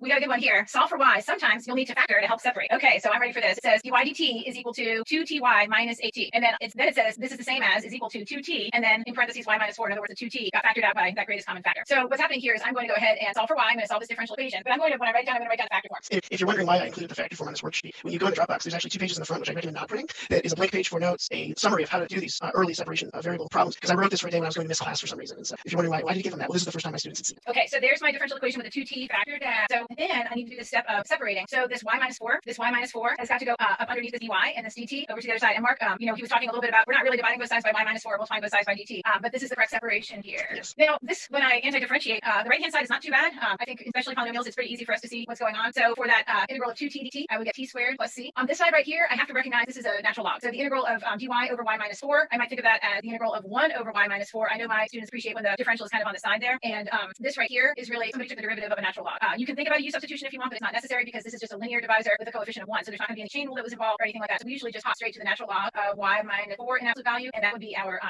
antiderivative. This is a case where I would have to definitely solve for y. So that's going to take a little bit of effort. I would exponentiate. So I get e to the t squared plus e. The c is up in that exponent, and then absolute value of y minus 4 is a result of e to the natural log of y minus 4 in absolute value. E to the t squared plus c. Yep. Oh, I see what you're saying. I always do the easy side first. Well, okay, yes, I always do the easy side. I got you. Okay, so removing the absolute value bars requires plus or minus on the other side, since the absolute value is the positive and the negative. And then to finally solve for y, I would add 4 to both sides. So I would get y is equal to 4 plus or minus e to the t squared plus c, and that t squared plus c is all up in the exponent. I'm going to circle that because when I look for it, something of that form, it actually doesn't look quite like what I have circled. And remember, we're trying to find a solution, a function that might be y. So we don't have any information. That's going to be tomorrow's lesson. We don't really have any information about how to find that c value because we don't know the point that's on this solution curve. But if I look here at this answer is definitely of that form. We've got y is equal to 3 e to the t squared plus 4, and here I have 4 plus. So I would pick that branch for half 4 plus e to the t squared plus c. So this definitely is the correct answer, and the reason is just to go a little bit algebra 1 on us here for a minute. This part right here, e to the t squared plus c, just this part, I can write this as e to the t squared times e to the c because if the bases are the same, if you're multiplying, you get the exponent. So I'm like splitting that apart instead of condensing it, and then e to the c right here. Wait a minute, e's a constant. Yes. I'm trying to help you out. Yes. Well, right. I mean, e to the c is just e is a constant. A constant to a constant is a constant. So e to the c is just another c. So that's why here it can be written as a coefficient. So like e to the t squared times c. So I could even write this as y equals 4 plus or minus c, which would be a different value of c actually than the c up in the exponent. E to the t squared. This is very common with exponential functions. So the one that it matched with was this 3 for my constant, and then e to the t squared and then plus the 4. When Mark writes his circuits, and we're both writers of circuits, when Mark writes his circuits, he tends to do things like this around problem number 5 that are very challenging, which is interesting to me. I always get surprised by it, but it's good because it's like, whoa, I just did that really hard part of the workout, and now look at this gift I have. Look at this one that's not bad. That doesn't seem nearly like that other big amount of work that I just did. So let's try this one. This is our number 6. If you're numbering them in your notes, I gotta find something bigger here. Number 6. If you're numbering them in your notes, and it says solve for y. Differential equation dy dt is equal to 2y. And I just want to interject here because now the bottom is to find a function that might be y. When we say a function of y, we do mean in terms of x, or in terms of t in this case. Yep. Because I'm sure someone out there's like, well, you just divide both sides by 2 and you solve for y. True. So we're understanding the differential equation when we say solve. We're saying find a solution curve with this differential equation. And there's anti-differentiating involved for sure. So in this case here, to do the separation, my strategy is I generally leave any coefficient over with the independent differential. In other words, I would leave that 2 there with the dt, and then I would divide both sides. Well, I mean, it's like you're dividing both sides by y, but I would have dy over y is equal to 2 dt, or in fact, 1 over y dy is equal to 2 dt. And the reason I do that is that my work becomes a lot cleaner in the long run. I don't have to worry about as much u substitution or chain rule gone bad or whatever if I leave that coefficient over there. What about you, Mark? Do you tend to do that too? Do you tend to leave everything? Yes, and early on, I'll even write the 1 in if there isn't a coefficient over there. Okay, yeah, it just will make your work a little bit less error prone, basically, more efficient. All right, so here we go. We're anti-differentiating. The integral of 2 dt is going to be 2t plus c, and then the integral of 1 over y dy is going to be the natural log of y plus some other c value. But like we said, we're lumping them all into that just general c. Exponentiate. Again, I'm doing that because I'm trying to I have to do kind of the inverse operation here. So I'm trying to get rid of this natural log. So I exponentiate. I get absolute value of y is equal to e to the 2t plus c, and then y is equal to plus or minus e to the 2t plus c. Again, because the exponential function, we tend to write that c in front, and this solution right here, or this function that might be y, is no exception. It says here y is equal to 5 e to the 2t. That's got to be my function that might be y. 2t up in the exponent there, and then this e to the c ends up being this coefficient of that function. Next one is a great one for you guys to try. This says solve for y. dy dt is equal to 2. And you might want to move your work out of the way in case someone faded out and comes in and thinks that work is because that 2 is. So we're looking at number 7. One for you to I try. think anyone would ever fade out on our videos. We're watching. Hey, I saw somebody posted yesterday that there were cats that were actually watching our videos. Yes. The video I posted was right when my software glitched and put a text box up. So. All right, so for dy dt equals 2, I would separate, get dy equals 2 dt, integrate, so I get y is equal to 2t plus c. I don't have to solve for y or anything because it already is isolated, so I would just go ahead and search for my answer. We're looking for a function that might be y, and here it is. Y is equal to 2t plus c. Oh, y is equal to 2t plus -5, where the -5 is the c value. And you were saying I throw a hard one in there and then I back off. This was backing way off. I was backing way off, like, yeah, definitely way off. We're at about 5-6 minutes left. Do you want to let them work on another one? Yeah, well, I don't know. This one seems so different, so I'm a little worried about it. No problem. I think I might, those of you who are speedy probably could work it faster than I could. But we've got dy dt is equal to 3t divided by y. So separate, I would say y dy is equal to 3t dt. Integrate, integral of y dy is going to be 1/2 y squared. Integral of 3t dt is going to be 3/2 t squared plus c. Oh, Mark, this is one where it would have been nice to throw this 3 outside of the integral. Well, we can actually cover it here when you get rid of that half on the right as well. Yeah. Yeah. Mark loves doing this. So like if I multiply both sides by 2, and now I really do have to solve for y. If I multiply both sides by 2, I end up with y squared is equal to t squared plus 2 times c. What is that? C. If you double the size of the red C, it'll still be the red C. So, yeah. If you just kind of double the c, it's still the c. Now, it is an arbitrary constant, which is why we're allowed to do this. Your instructors, your personal instructors, when you get to Cal 2 or Cal 3, they may want you to differentiate those C's, to not to totally use a horrible Calc one. But so if someone says you should have a C1, a C2, and a C3, then do what your instructor asks you to do. But in this case, we feel it's an arbitrary constant, and there's a group of people who agree with us that until you actually apply a point to this, that C can just keep absorbing whatever it needs to absorb and remain the C. Exactly. We're going to go ahead and solve for y here. Take the square root of both sides, and y ends up being plus or minus the square root of 3t squared plus c, and that would be that general solution. But as we look for one that might be y, this one y equals negative the square root of 3t squared plus 9. That's definitely a particular solution going through some point that we didn't know about. So we are going to kind of end on that one. There are just a few more of this circuit for when you go to the Dropbox. I'm going to go ahead and Mark, you can go ahead and grab the PowerPoint back again. Again, there's 4 things in the Dropbox today, so you can get that circuit. You can get the separation activity that somebody shared with us. You can get answers from yesterday's lesson. And what was the last one that was in there? Or maybe that was it. I should pull it up. Can you still see the PowerPoint slide? Okay, I was going to try to open something. If you get a gray box or something, I apologize. But there's the key for yesterday's. There's a worked out key for yesterday's with the number 7 correction on dydx. This circuit is a session is called it. That TJ's, and I just don't want to mispronounce her last name, so I'm going to look that up before I get full credit. Or differential equation separation practice. And then we put that 4-corner quick skill review into yesterday's Dropbox, and the key for that is in there as well. Right. And that also gives you a preview of what we're doing tomorrow, because that 4th corner that is finishing this with a particular solution. That's right. All for the next lesson, it's all about finding that particular solution, and we would have to have just a little bit more information to do that. We need to know a point that's on the solution curve, and that's exactly what tomorrow's lesson is about. And we will carry that through even on Thursday and Friday. We'll keep doing more of those as we move forward. And I guess it's time to say bye. Don't forget to message College Board if you know somebody who doesn't have connectivity or doesn't have a device. They want to help. They want to make sure that as many people as possible can watch these videos. So don't forget to take advantage of that and help each other out. We really miss our students a lot. It's getting a little teary just thinking about it, but I know that they're working hard, and we really appreciate you coming and watching our videos and learning with us. Yes, and this is a new opportunity. Unfortunately, neither one of us could do this if schools were in session, right? So that's right. We miss our classrooms quite a bit. Yeah, thank you guys so much for being with us. Reality. I'm going to go. Bye. All right, Verge, hi. Hi, Mark. Welcome to 7.7 Take 2. Welcome to everybody who's tuning in live and folks who are watching us later today or even another day, especially to our students. We really appreciate you coming and watching live. I am still Mark Rowley from Ryan High School in Denton, Texas. And I am still Verge Cornelius from Lafayette High School in Oxford, Mississippi. I have these new things on, so we're going to see if that helps to not blip out so much during the broadcast. I am not a gamer in terms of like this kind of gaming, so I don't know what I'm doing. By the fact that she thinks that's what gaming looks like. Yeah, I play games, but not like video games. So these headset things, I feel like I'm wearing earmuffs and it should be 20 degrees outside. But anyway, enough about that. Let's see what we're doing these next few weeks and what we're doing today. Okay, we're halfway through our differential equation week. It's Wednesday, I believe. We'll see if Verge confirms that for us. We'll be finishing up differential equations next week. We will look at Unit 8, which once again on the 2020 exam, maybe not as important, but we will tie it back to previous units and start building in for a review, which will be the remainder from April 13th through May 1st. And this slide right here, we have one full day without any corrections or oversights that we need to address. It was our second day, just not in a row. That's true. We're going to count these as consecutive days. And many of you watching, especially our AP colleagues from Kansas City readings, probably know who's trying to photobomb there. This was actually a picture taken at a College Board information session at one of the AP readings, I don't know, 5 years ago. I had different glasses, so it was definitely a while back. And I look younger. I was going to say, I think that's pre my daughter, because I have less gray hair. That's a good point. and just a clue for those of you trying to figure out who the red-nosed guy back there, that's the red-nosed my God.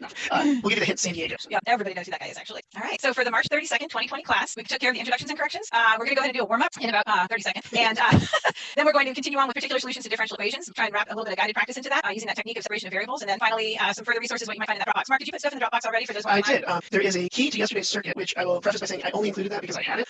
We're doing another circuit today, and that is in there for particular solutions. And that is Verge's circuit. I don't know if we'll have a key in there tomorrow because Verge and I both believe we usually don't make keys for circuits. They should be self-checking. So you know what answers are out there. You can try to find it and kind of use process elimination to find your errors. All right, so this warm-up is from yesterday. And the directions are, which of the following could be a solution to the given differential equation? And the differential equation is dy dt equals 3t squared y plus 3ty all divided by y. There are 3 choices, and we kind of did it in a multiple choice format as we decided how to present this. So D is none of these. That could possibly be the answer. And go ahead if you're watching later. You can pause your screen right now and work it. We're going to give you about 45 seconds, those of you watching it live, and you can kind of locate it. If you did this yesterday, this was number 10 in yesterday's circuit. Yeah, if you picked up where I kind of left off, you probably came across this one pretty quickly. I'll tell you for the remainder of the time so that we don't have quiet air time. Before you start, go ahead, I want you to remember what the punchline is. I have it all written down. Okay, excellent. Yeah, and so here we go. All right, it says, why can you never trust a math teacher holding graph paper? Ooh, why can't you trust a math teacher that's holding graph paper? She's obviously plotting something.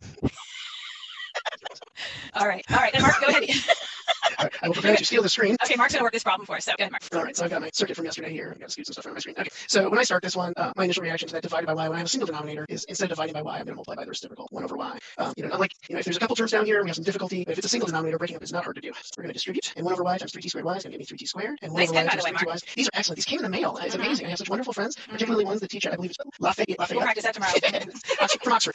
Oxford, Mississippi, not the other Oxford. All right, and I did, look at that. I get to take advantage of the eraser because I'm happy to T. What in the world? Why isn't it? Oh, there it goes. Pressure issues. Actually, it's funny. I do that on purpose. I do that on my chalkboard all the time. It keeps grazing where I don't actually erase what they want me to erase things. All right, so it looks like the y variable's gone away completely here on the right, so I can separate. And now I have that dt on my right-hand side. Integrate both sides. And the 3t squared is the derivative of t cubed, and then 3 has t squared plus c. And on the circuit, then that's what I'm looking for. But if we come back over here, try to remember that one there, and put that in the back of your brain for about 7 seconds. It's a trinomial. T cubed plus 3s in a third degree, right? Third degree trinomial. And we have one candidate. Roman numeral 3 is our correct answer. Right? It is a possible solution, right? This could be a solution. We're not sure if that 7 is going to be for ours, but they didn't give us a point, so it absolutely could be. Good. All right, thank you, Mark. I'm going to go ahead and grab the screen now, and with my new setup, I have a slightly different. Oh no, it actually worked. Excellent. Yeah. Okay. So today is Wednesday. As I said earlier, before I leave my desk every night, I write down what the next day is going to be, so that when I wake up, I don't have to ask Alexa or anything like that. I can just look at that and say, okay, this is what day it is, and this is what we're doing. So this is our day 2 of finding solutions to differential equations. You saw this yesterday. Perhaps you took a screenshot of it or copied down notes. I know I have some of my own students who are being very diligent about copying lots of good notes so that they can use them on their quizzes when they take them. So it's a whole new world with open note quizzes and things.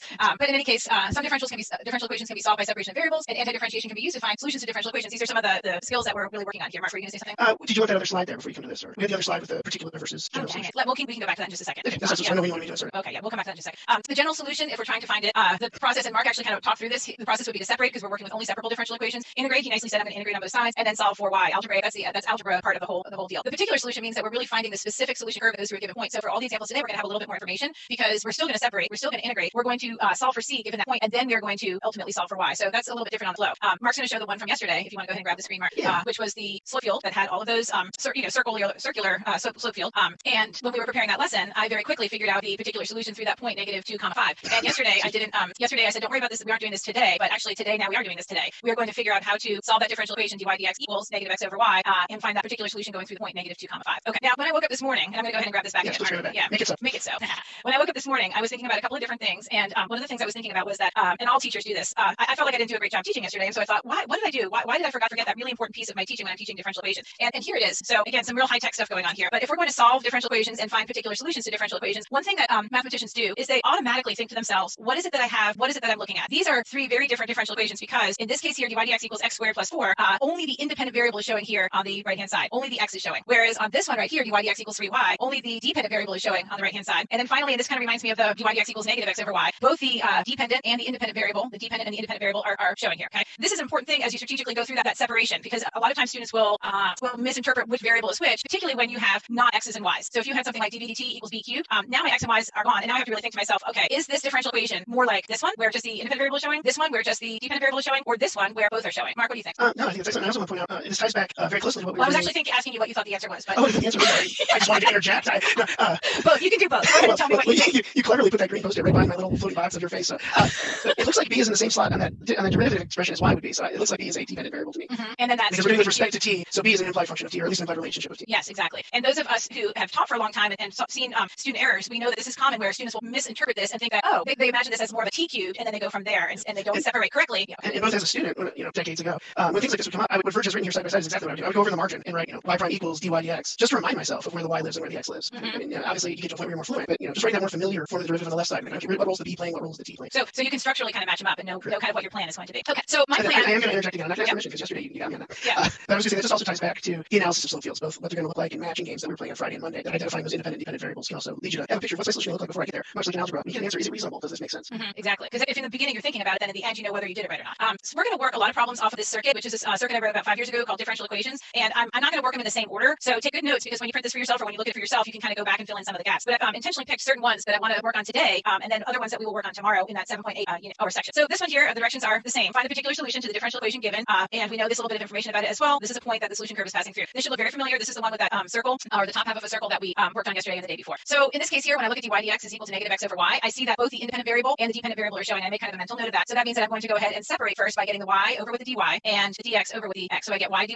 is equal to -x dx. Then I'm going to integrate on both sides. So I have the integral of y dy which is going to be 1/2 y squared, is equal to the integral of negative x dx, which is going to be negative 1/2 x squared plus c. And we spent a long time yesterday talking about that c value just being on that one side. So if you're just tuning in for the first time, you might kind of go back and watch that other video. Now I'm going to go ahead and use this point and substitute in -2 for x and y to be 5. So I have 1/2 times 5 squared is equal to negative 1/2 times -2 squared plus c. This is the way I do it personally. Other teachers might do it slightly differently, multiplying both sides by 2 or whatever first. But notice in my directions I said I separate, I integrate, I find my c value or solve for c, and then I find my y value. I don't know why this is flashing so much. Maybe I'll press that, see if that works. All right. So in any case here, I have 25 over 2 equals, this is going to be 4 times -1/2 is going to be -2 plus c. And so I make sure I'm right.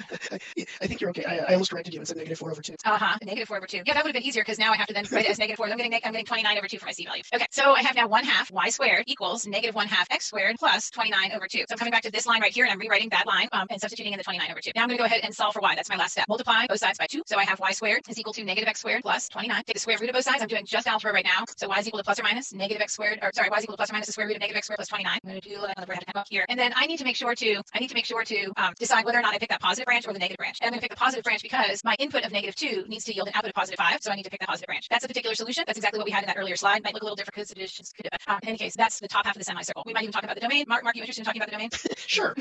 Let's see. So our domain is going to have to be, we're going to look at. We knew that we had this, right? Right, because we have a radical. So obviously our interior has to be greater than or equal to 0. So the radicand, the -x squared plus 29 has to be greater than or equal to 0. And then the reason we have the open holes at the ends is because this actually is y equals. And so from the original differential equation, y cannot be 0, or that is undefined.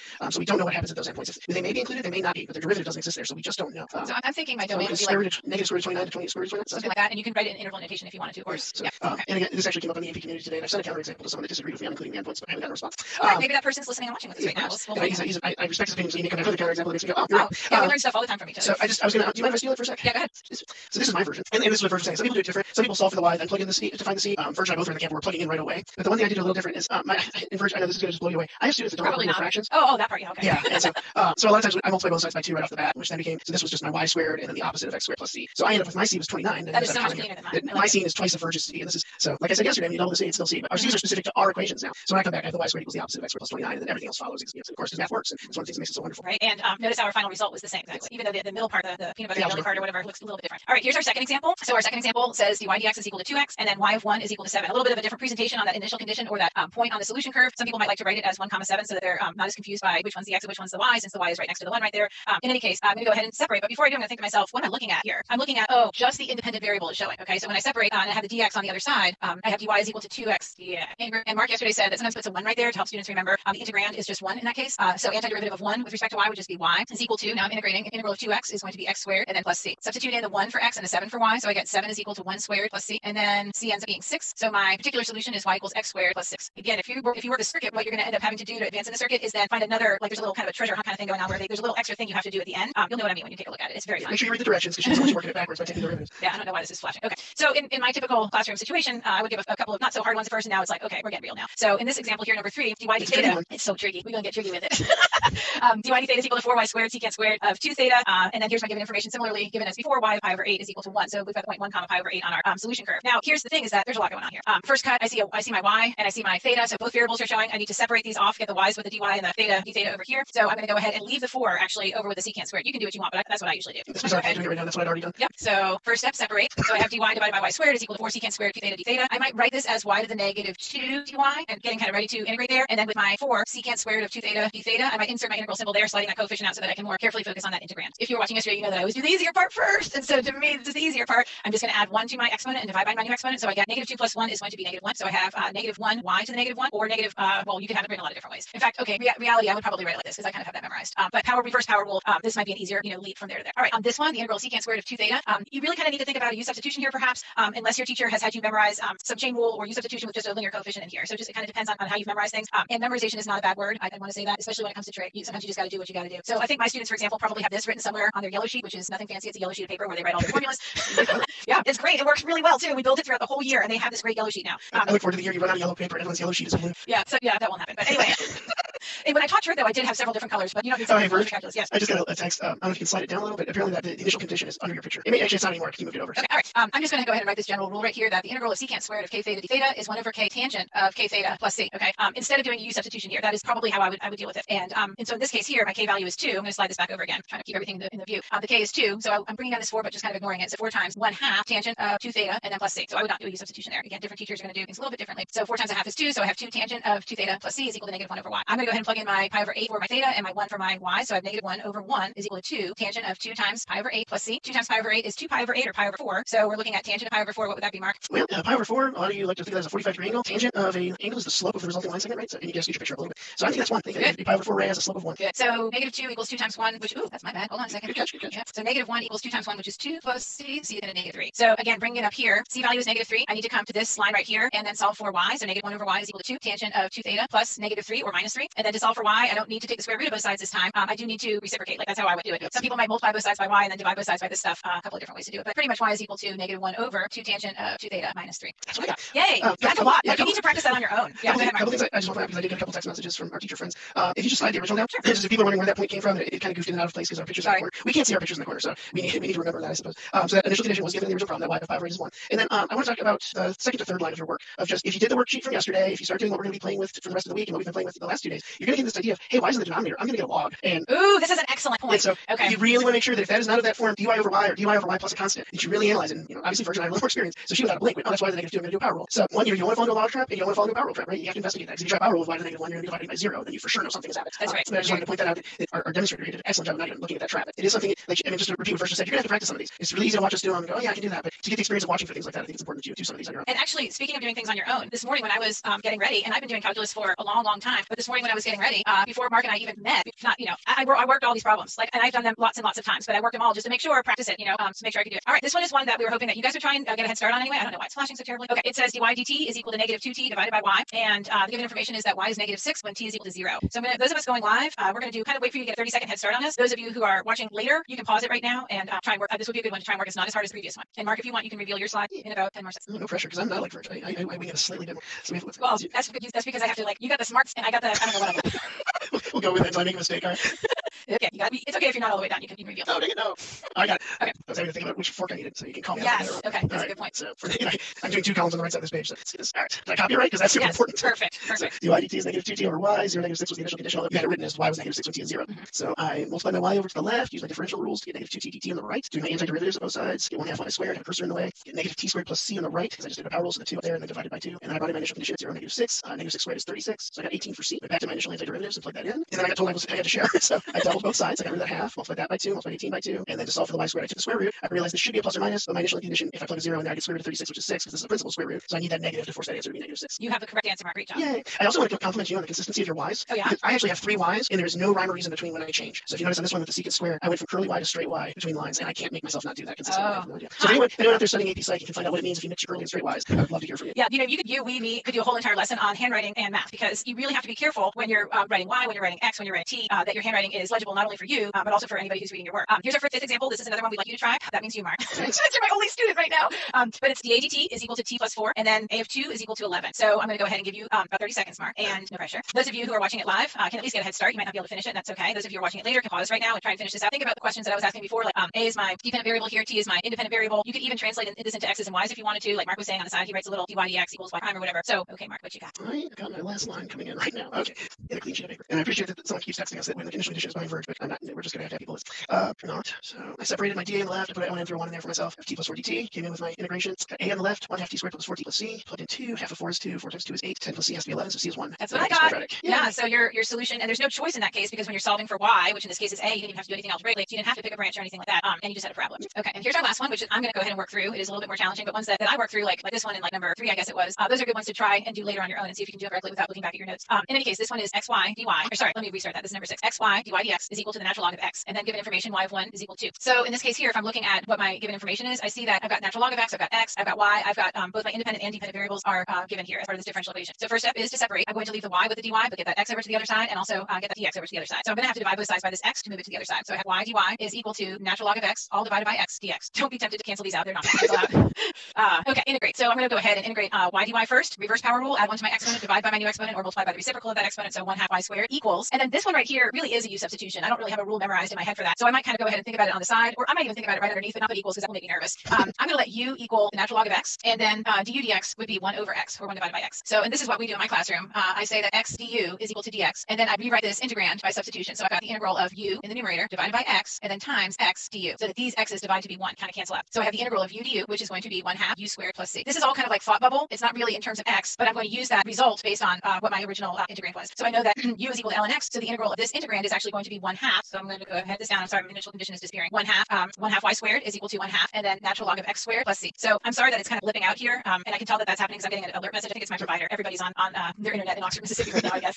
In any case, so my natural log of x was my u. I substituted it in there, and so now I have 1/2 y squared equals 1/2 natural log of x squared plus c. Y of 1 is equal to 2. So I'm going to bring this up here and use that initial condition to find the c value. 1/2 times 2 squared is equal to 1/2 natural log of 1 squared plus c. 2 squared is 4 times 1/2 is 2. Natural log of 1 is 0. Half times 0, well, 0 squared is 0 is 0. So I'm getting c value to be 2. So rewrite 1/2 y squared equals 1/2 in parentheses natural log of x squared plus 2. Solve for y. Y squared multiplying both sides by 2 equals natural log of x squared plus 4. And then take the square root of both sides. Get y is equal to plus or minus the square root of natural log of x squared plus 4. Which branch do I want? That depends on the output of your initial condition, or kind of. I mean, like you have to do an input output and make sure you reconcile the branch that you need, and we need the positive branch this time. So the final answer is y equals the square root of natural log of x squared plus 4. And again, part of the reason we reconcile those branches, if you remember yesterday, was that we're always looking for a function solution. And up until then, that was not a function. It was a parabola opening to the right, typically. Okay, something for sure. Or no, we did not take that back. Composite function. Yeah, the outer function is a parabola, but yes, composite. So I retract that. Yeah, who knows? But I think that's all we have time for today. We don't want to keep you too long, and we're going to go back to the PowerPoint, just kind of do a little bit of wrap up. We really encourage you to work on those resources provided. Your teacher might have some ideas. Maybe you'll do them together in your own classroom setting virtually and work through them and discuss them further. Or you might be kind of on your own doing it, and wow, you're amazing if that's the case. We really, really applaud you. Even if one person's watching, we're doing it for that one kid who's working their tail off.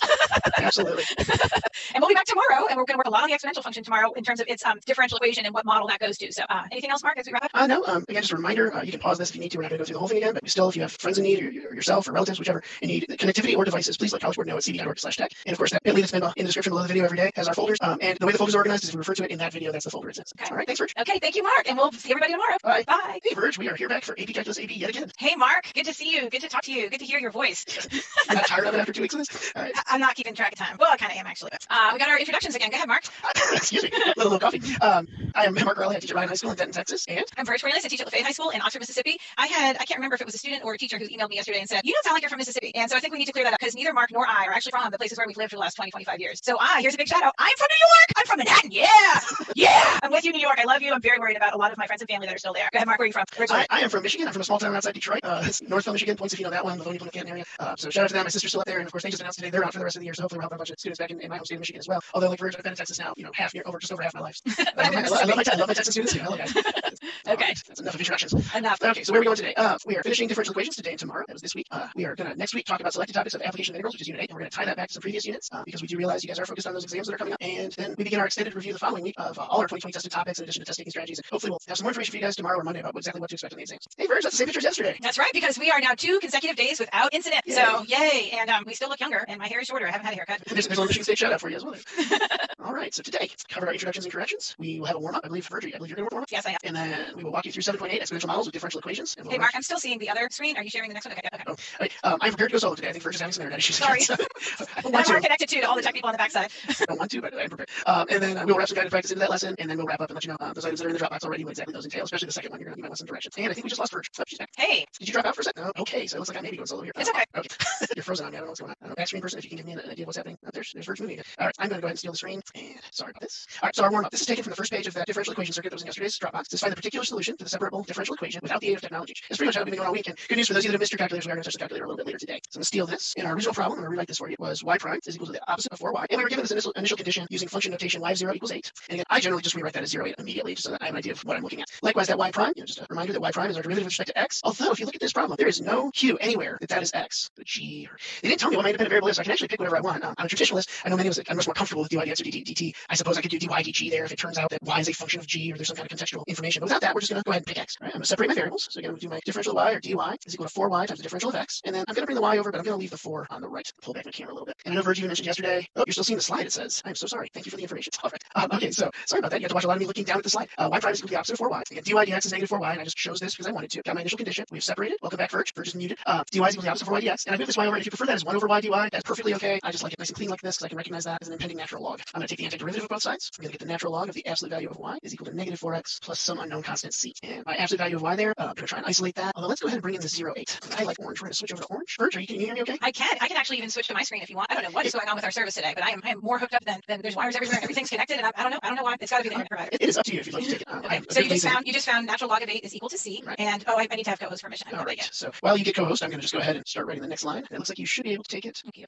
And I see. There we go. Hey, it's Thursday. Yep. And once again, proving we're live. So here's my work, which is going to look really similar, except the color is different than Mark's. And he was down here at this natural log of 8 is equal to c, and then substituting back in e natural log of absolute value of y equals e to the natural log of 4x plus natural log of 8. And then the reason we exponentiate is so that we can go ahead and free up that y. So we have absolute value of y is equal to 8e to the negative 4x. Y is equal to plus or minus that. And then we pick the positive branch because we want that output to be 8 when the input is 0. So that ends up to be the solution to our differential equation, a particular solution I might add. Awesome. And I think where this lesson is going, and luckily considering my internet situation, I guess, this lesson is kind of going in this direction. And so as we think about where we're going, I might, as a mathematician, look at this equation and look at my given information and realize that if I understand what just happened, I might be able to be more economical in my steps. Let's just put it that way. Go ahead, Max. All right. So I guess I'm going to steal your screen back one last time, or at least for a little bit. And I got my back. Okay. So what I'm going to talk about today, and this is going to relate a lot to past courses for you. And what Verge, she said it the first day, and it just rang with me that first day, is we're looking for patterns in mathematics a lot. And so you may recall in Algebra 1 and Algebra 2, you learned how to complete the square and have found some uses for that since, I hope. In fact, we can use it to integrate, which we'll talk about during our review sessions in a few weeks. But we ended up going with the quadratic formula, which is just completing the square in a general form. So I kind of like to do a general form because we've seen this before. Verge, remind me with this problem, what is the variable on the right? The one that we just did? The one we just did, yes. Okay, so it was dy dx is equal to negative 4y. Okay. And so what is the role of that guy? What is the role of y? Well, you mean in this differential equation? Yeah. Well, I would name it as the dependent variable. That's how I usually discuss it. So I'm seeing a differential equation with only the dependent variable showing. Okay. And we see this a lot, and you saw it a couple times in the circuit that I gave a couple days ago and Verge's circuit yesterday and in the practice, where we've got this constant times our dependent variable, our variable that's in the numerator of our differential. So you got a letter you want to pick for me, Verge? Just give me a constant. Any old constant? Any old constant. Okay, so dy dx is equal to m, capital M. Ooh, capital M. I like capital M. Capital M. So if we had something like this, and one of my friends sent me these pens with this eraser. It's so guilty. So we have this dy dx equals capital My or mu y if I move it down a little. But this idea that the rate of change that would be the dy dx, yeah, of y with respect to x is, and then how do we do this equals a constant? It's proportional. Oh, this is reminding me of the very first day. Yeah. To our y, to our function value. So the more y I have, the faster this is changing, and the less y I have, the slower it's changing. So we're going to try and come up with a general solution for this, and then relate that to a particular solution. So I guess we need a point. What if we had a point? How about yeah, 0, capital B. Okay, so we're going to, when we start, we have b, y has value b at times 0. We use to steal that function notation in the previous. So I'm going to go ahead and do my separation. We're going to dy over y and capital M dx. You'll notice this looks very familiar. I can't use the same colors, so I use purple as my integration in the last one. We'll integrate, and we're going to get our natural log of y equals mx plus c. And wow, there's a lot of letters in there. I don't know if I can remember the name. Actually, I think I do. And I think we got dinner from the restaurant her dad owns last night. One time when we were doing implicit differentiation, I had a student look at the board and just say, I miss numbers. I was just thinking the same thing. I see 0. I see 0. That's a very significant number right there. All right. But Mark's working, and I just want to make a little commentary here. This is really justification. Like, this is doing a proof of the fact that we can have this general result, irregardless of any kind of numeric values going on. We're able to completely generalize here. So he's doing the same thing. Yeah. So I use my exponential on each side, and we've got the absolute value of y now. And again, when we're adding exponents, we get to multiply. I promise my kids every August that by the end of the year, even if they don't really understand what's happening in my class, their algebra skills are going to be fabulous. And if any of you have younger siblings in algebra 1 or algebra 2 at home, you've been helping them. I'm sure you're surprised at how easy it seems. So I do remember from algebra courses that when I'm adding exponents, I'm really multiplying. And this e to the c here is going to equal some other constant, which I'm going to call big C for now. Obviously, I just switched from lowercase to uppercase. And at this point, I kind of want to find out what that c is. So I'm going to come down with my initial condition. And actually, I'm going to get rid of that y first. That absolute value is plus or minus. Because how am I going to decide on that fork? Well, you're going to think about input output. That's how I always do it. You're going to slice paper up just a little bit. Thank you. That's always the front row person's job in my class in my workshops.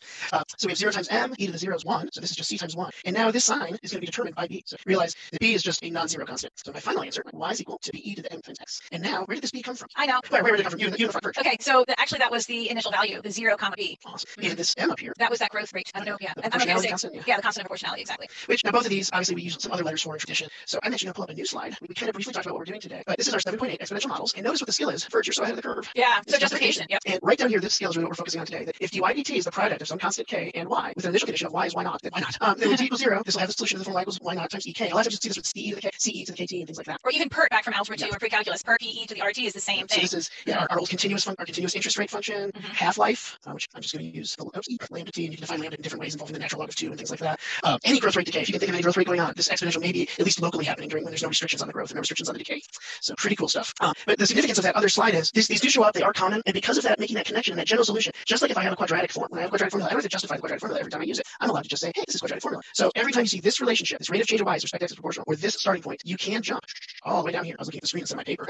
And you can jump to this general solution. Of course, this does not need to be as many lines as it is. We're doing this very drawn out the first time. You start the process, you can do it in 4 or 5 lines, no problem every time you need it. But you are allowed in the free response and obviously the multiple choice portion of an AP calculus exam to jump from this relationship to this relationship, and that's what we want to take advantage of today. Right? So if you're watching live or if you're watching at home, we do have some materials that Mark is going to lead us through that are in the Dropbox. They are some practice problems from AP Classroom, and we're going to do them in, I believe, in order of 2 and then 3 and then 1. Am I right about that, Mark? That is correct. And there are 6 total, so there'll be 3 for you guys to practice on your own. Yeah, and the answers are going to be there as well. So the answers are hidden at the bottom, upside down, like a puzzle. And again, we know that multiple choice is not on this year's AP exam, but these are still such rich problems that we definitely wanted to use them in our instruction. Yeah, especially the second and third examples we're going to do could very easily be open-ended as well. Also, when I say they're adapted from AP Classroom, I may have changed the answers. If you didn't notice, sometimes in AP Classroom, you'll see 2 very similar problems, and the answer choice is the same each time. I'm sorry if I'm ruining those quizzes for some teachers right now, but I think the brighter students who are our students have already realized this. Yeah, because patterns. Yeah, because we're training you to find patterns. And let's look at number 2. And it's a kitten. I love kittens. A kitten weighs 85 grams at birth. During the first 4 weeks after the kitten's birth, its weight in grams is given by the function w that satisfies the differential equation dw dt is k times w. Remember, that's where t is measured in days and k is some positive constant. That's good. That means the kitten's actually growing. Which of the following could be an expression for w of t? So let me grab my favorite of these colors for some reason. I have this blue because it matches my sky background today. Also, I should probably scoot that over in case my picture's not over that. So what do you notice about this? Since Virg is my only student, I'm going to call on her again. I know there's some people in the back that really wish I would call on them. Even though the variables are different, the form is the same. It's just like the dy dx equals m times y or whatever we had there. So yeah, we're still the way the kitten is changing. It's something proportional to the kitten's current weight. So as the kitten gets more food and more weight, it's going to grow faster. Now, obviously, this is during the first 4 weeks, so these are local a lot of times because if it kept growing at that rate, we'd eventually be able to be on Netflix. Oh boy, watching that too. That's a crazy show. So I think it's unit separation, but what this unit is about is this. We've already justified it, so we're allowed to jump to the solution. I know w has got to be of the form w naught e to the kt, and they actually gave us w naught. That is w0. That's the initial weight of the kitten. That's right. And so we come down here and look at our choices, and we actually don't have enough information to find k. What do I need to find k? You need another measurement. Like when I do these in my classroom, a lot of times I do Newton's law of cooling type problems where there's an initial measurement and then another measurement like an hour later. So you need another point on the graph, another weight of the kitten at a different time. You set 0. Like after 1 week, how much the kitten weighed. In fact, if they don't give you the initial, but they give you 2 data points, a lot of times just like we can find slope with 2 data points, you can use 2 data points to create a system to find the initial. Yeah, or you could do a horizontal shift. That's much more the type of thing we do with 3 Cal or algebra 2, right? Yeah. Okay, and this goes through the point 085. I think if you check all these, they all go through the point 085, but only one of them matches this exact format, and that would be t. Yeah. And also, just understanding in terms of that rate of change that you have that exponential model, you can immediately rule out the quadratic. I mean, throw out the a for sure. It's not. Yeah, it's easy once you understand it, but at first you don't understand it. Right, and this one's a decay as well. Not to mention this shift. But okay, so 3 next. Number 3's got a little icon. Good job on that, Mark. You made that yourself. I am one of those people that was really upset for 15 minutes a couple years back when they said they were going to take MS Paint out of Windows. Then they said, okay, you people that are stupid won't learn the new one. We'll leave it in there for you. Me and my brother went, yes. All right, so I do have my handy calculator right here, my TI-84. My Inspire and my Casio and a couple others are also in my classroom for folks. So, but I think I'm going to pop out into Desmos in a second for some of you so that you can just quickly talk about other options. I may not show it, but you can at least look at it, mention that you have other tools out there. There are also a lot of online calculators that made themselves free during this strange shop. Extreme heat applied to the colony of microorganisms causes the size p of the colony measured in grams to decrease according to the exponential decay model dp dt, wow, this is good stuff to say, is equal to negative 4/10 p. Where the time t is measured in hours, the size q of the second colony of microorganisms, also measured in grams, decreases at a constant rate of 1 gram per hour. According to the linear model, dq dt equals negative 1. So they gave me the information I needed to write each of these, but then they did give me my differential equations. If at time 0, the first colony has size p of 0, population at time 0 is 2, and the second colony has size q, which is just a misspelling of population, I suppose. I think they went alphabetical. Q of 0 is 3. At what time will they have the same size? So there's a lot to digest here, but I'm just going to go and say, all right, they gave me a differential equation here. In what form is that equation? That's definitely exponential. It's the exponential model. That's our k times y with dy dx, or in some form. So I can jump down and say, all right, p is going to equal p naught e to the negative 0.4 t, because that 0.4 is playing the role of, oops, these are erasable. That's so cool. All right, although I took some toner with it. Yeah, when you erase actually on a handout or something like that, it does smudge up here. All right, and we know p naught, right? Yes, that's we know that's 2. Okay, so we have our p, and if I was doing it in chalk, I do it in yellow because I'm a child at heart. Whenever I find p, I use yellow chalk because I'm 12. All right, so dq dt is equal to negative 1. I can integrate that. You can also understand that it's linear. Yeah. Sorry. No, go ahead. Yes, this is absolutely this is linear, so that's telling me that I have a slope. They also gave me my y-intercept because they said that q of 0 is 3. So you don't have to do calculus there. Exactly. Yeah, this can absolutely happen here with it's a line. All right, and then I did use my integration of constant this time as mt plus b because it's a line. And my m is negative 1, and my b is going to be 3. Because if I come over here too, oops. You'll also notice I try to write over first. I forget they're erasable. There we go. So q is negative t plus 3. And I'm going to try to stay away from that pink again. I think that's a little light. I can totally see it. Yeah, but for people that are watching these on phones, I need to keep that in mind. So, all right. So here's my handy dandy calculator, and I want to know when they're the same size. So what am I really looking for? Intersection. Yeah, I'm looking at p equal to q. So I'm going to come in. Oh, these are. Hey, look at that. Oh, my daughter must have been playing with my calculator. Typed these in earlier. No, actually, we planned these lessons, right? All right. This is the turkey coming out of the oven. Yes. Hello, Julia. What was not intentional, but I am so happy is notice the colors. Wow, that's really providential. So I have my graph. There's my clearly an exponential curve. Hopefully a line comes. Oh, they hit twice. So at some point they had the same negative. At some negative time they had the same population. If these were continuing for a while, sometime before they started measuring this, they may have been. But they do say at time 0 heat is being put on this, so the model really doesn't hold probably to the left of 0. But I certainly want to know when they're going to be the same at a positive time. So I'm going to calculate something. I'm going to slide this up. So I'm going to calculate on my menu. And I want to calculate an intersection, and I'm going to drive over that point. So my first curve is the exponential. Second curve is that linear negative x plus 3. Also, yeah, do notice that up here I did spell it with an x, and clearly these are t's. But if you tilt your paper, it can be an x. It's a common math teacher thing. S doesn't on there, and my intersection, and I'm going to write this as if it was free response. I know I've got some choices over there, but at time t equals 2.1555, so I can write that as 56 or 55 on an AP exam. And my units are hours, so at time 2.15555 or 556, sorry, let me just say, I'm going to write it down because I'm doing a horrible job of saying it out loud. At either of those times, they have the same population, and specifically here they asked for the time. But what I would do is just for completeness, say P and Q are both 0.844 rings. Is that right? Yep. And that way, I've answered the question no matter what they asked. They said, what population will they be the same, or at what time, or if they asked for both. I just feel they're reporting both. If you're doing this as a science experiment and this was something legit in a lab, and you go back and you're a research assistant, you go back to your professor and say, okay, we got 2.156 hours, we're going to have the same populations. The obvious follow-up question is, well, what's it going to be? So I think reporting both is the most responsible thing I can do. You know, while we're talking about this brings up another point, and Mark and I are really more concerned about calculus for calculus' sake, honestly, as we're teaching and instructing. And these problems come up a lot in the lab, in chemistry and in biology labs. And so it's important to start understanding this model. Anyway, that's it. No, that was excellent. All right, so get my hands ready, because now we're going to do some algebra. Yeah, when I did this problem here, folks, it is a long one. My students always say things like, do I need to get another piece of paper right now? I'm like, yeah, you're going to need another piece of paper right now. As scary as she's making it, I'm also going to give you guys a tip for college in the next. I know we've got freshmen and sophomores, and even some eighth graders occasionally got it. But those either are probably on a college track. I am going to do a couple things in here. Well, I may skip a step that you might not. That's okay, and that's going to happen in your college courses. You finish your notes at home. You write down the steps the professor did. You leave some spaces if you need to, or you recopy the problem. So I'm going to take a few jumps in here just to make it fit in the space. And also, Mark, you might scoot it over because of where your head is. Yeah, yes. We learned that yesterday. Thank you. Mark's head.